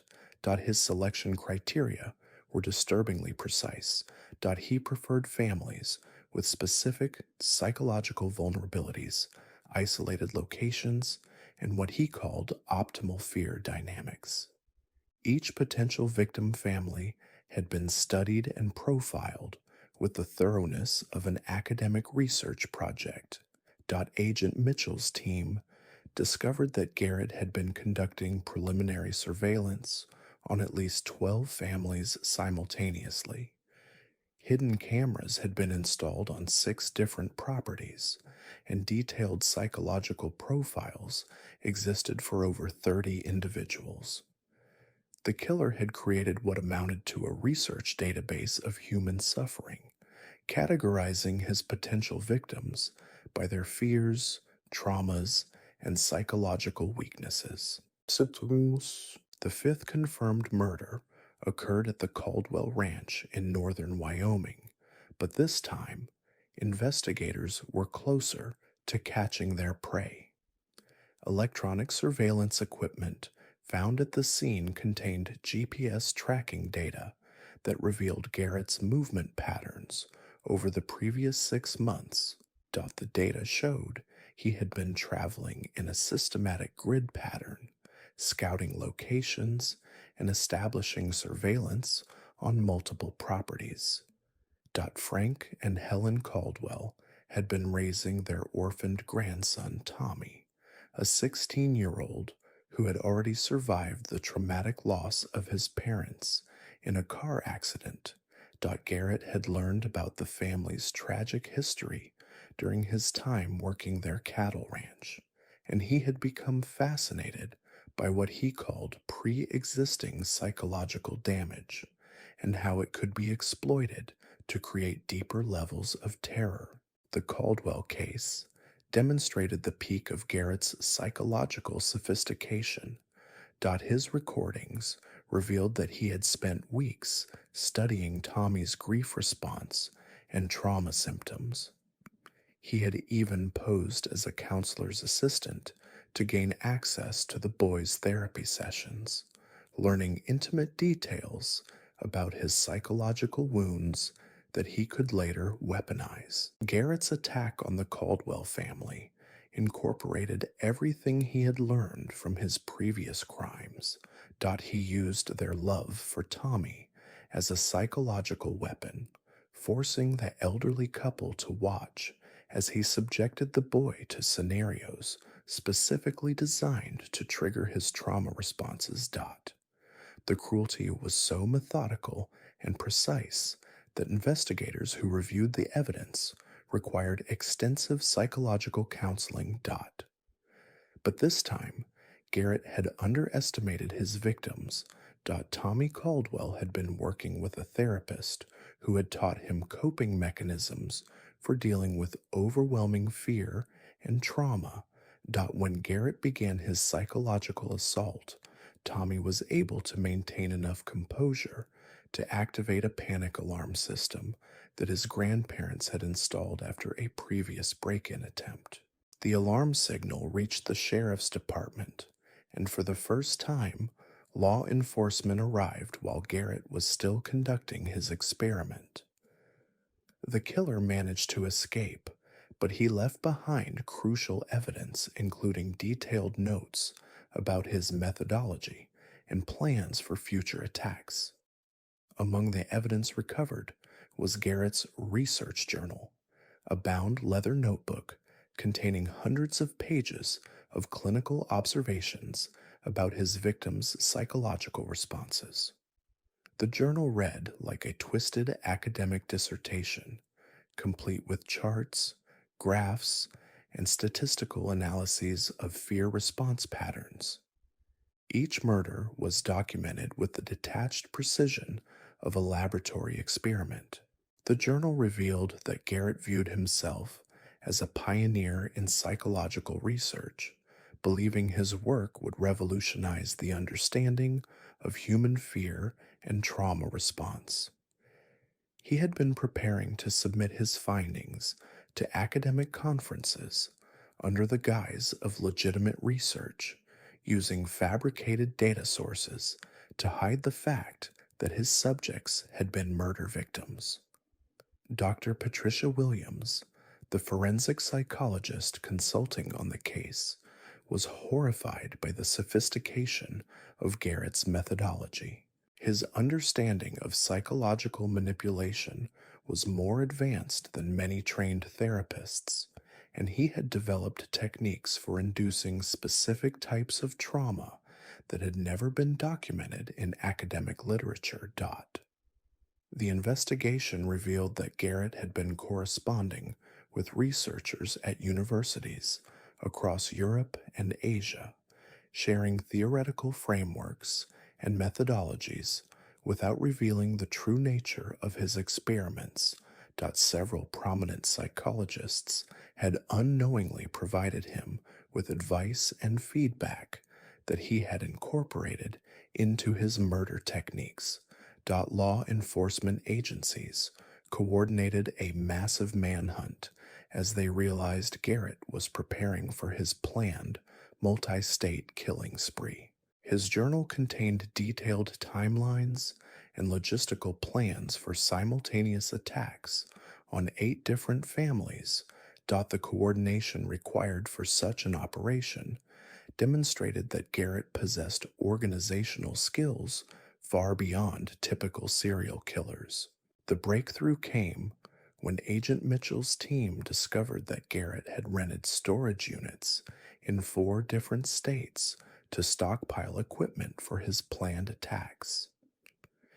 Each unit contained surveillance devices, psychological torture implements, and detailed files on specific victim families.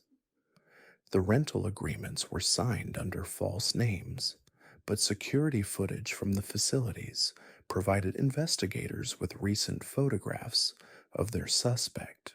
More disturbing was the discovery that Garrett had recruited accomplices. His journal referenced research assistants who were helping him install surveillance equipment and gather psychological profiles on potential victims. The killer had apparently convinced several individuals that they were participating in legitimate academic research, using fabricated university credentials and research grants to maintain the deception. The investigation expanded as agents worked to identify and locate the unwitting accomplices. Most had been recruited through online academic forums where Garrett posed as a psychology professor, conducting field research on rural family dynamics. The accomplices believed they were contributing to groundbreaking research that would help understand isolated communities and their psychological characteristics. One accomplice, identified only as Research Assistant C in Garrett's notes, had been instrumental in installing surveillance equipment on multiple properties. This individual had been told they were conducting long-term observational studies of family behavior patterns for a major university research project. The sophisticated deception demonstrated Garrett's ability to manipulate not just his victims, but anyone who might be useful to his twisted research agenda. The 6th confirmed attack occurred simultaneously with a massive law enforcement operation designed to intercept Garrett before he could launch his coordinated killing spree. The target was the Mackenzie family farm in eastern Montana, where Robert and Carol Mackenzie lived with their adult daughter, Jessica, who had returned home to help care for her aging parents. Federal agents had identified the Mackenzie farm as one of Garrett's primary targets based on surveillance equipment discovered during raids on his storage facilities. The family matched his preferred victim profile perfectly: isolated location, complex family dynamics, and what his notes described as optimal psychological vulnerability factors. Agent Mitchell positioned surveillance teams around the Mackenzie property while maintaining the appearance of normal farm operations. The family had been briefed on the situation and had agreed to cooperate with the law enforcement operation, despite the obvious dangers involved. Garrett arrived at the Mackenzie farm on schedule, following patterns his journal had predicted. But this time, instead of finding helpless victims, he encountered a carefully orchestrated trap. Federal agents had replaced his surveillance equipment with their own monitoring devices, allowing them to track his movements and record his activities in real time. The confrontation revealed the full extent of Garrett's psychological deterioration. When he realized he had been caught, he began ranting about the importance of his research and how law enforcement was interfering with groundbreaking scientific work. He genuinely believed that his murders had contributed valuable knowledge to the field of psychology, and that his victims' suffering had been justified by the research benefits.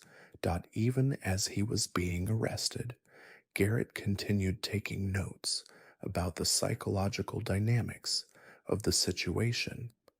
He appeared fascinated by his own fear response and the reactions of the arresting officers, treating his capture as another research opportunity.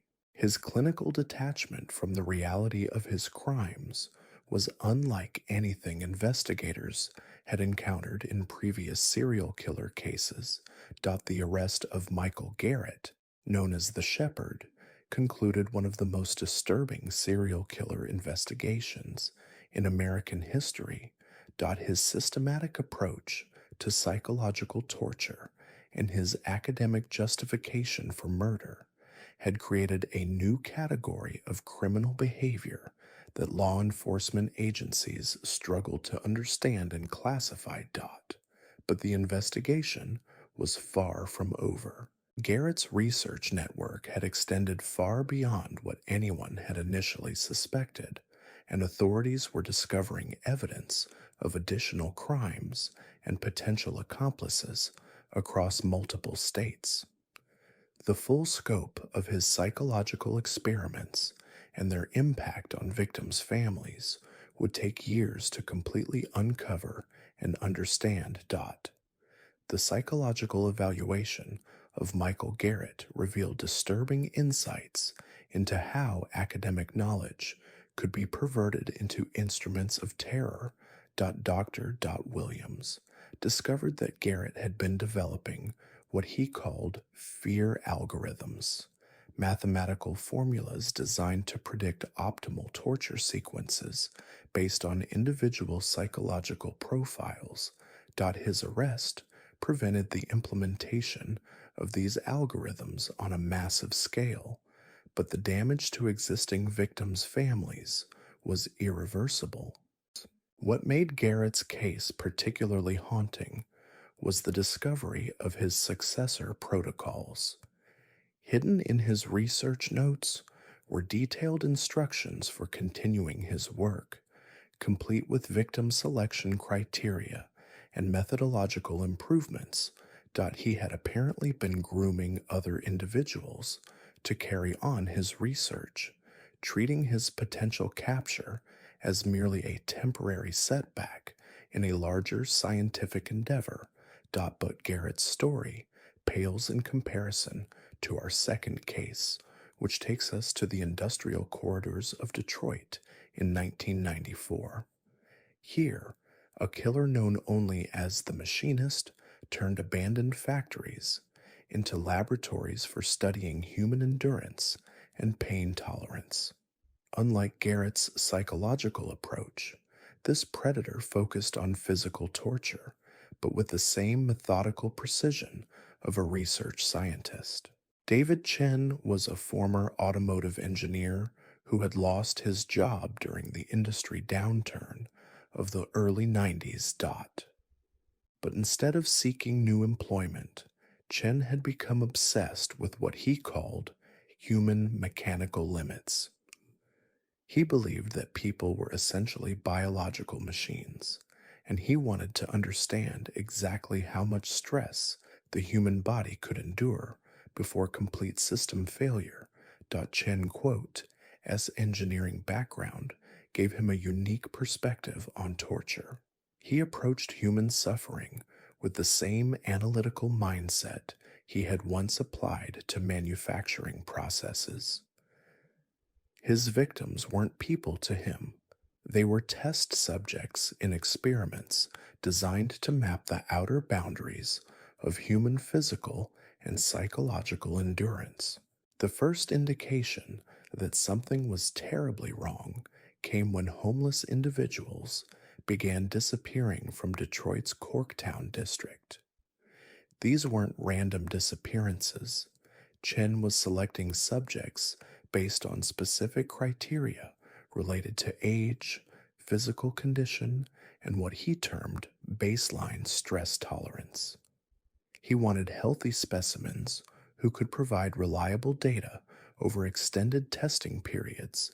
Chen had converted an abandoned Packard plant into what investigators' laboratory the facility contain would later describe as a tortured custom-built devices that looked like medieval torture instruments crossed with modern industrial equipment. Each machine was designed to test different aspects of human endurance: pain tolerance, sleep deprivation effects, sensory overload response, and psychological breaking points under physical duress. His first documented victim was Marcus Thompson, a 43-year-old former factory worker who had been living on the streets since losing his home to foreclosure. Chen approached Thompson with an offer of temporary work cleaning up the abandoned factory. What Thompson found instead was a nightmare that would last for 6 weeks. Chen's methodology was horrifyingly systematic. He began each research session by establishing baseline measurements: heart rate, blood pressure, pain response thresholds, and psychological state assessments. Then he would subject his victims to carefully calibrated stress tests designed to push specific physical and mental systems to their limits. The torture devices Chen had constructed demonstrated his engineering expertise applied to human suffering. One machine, which he called the Endurance Calibrator, was designed to apply precisely measured amounts of pressure to different parts of the body while monitoring vital signs. The device could increase pressure incrementally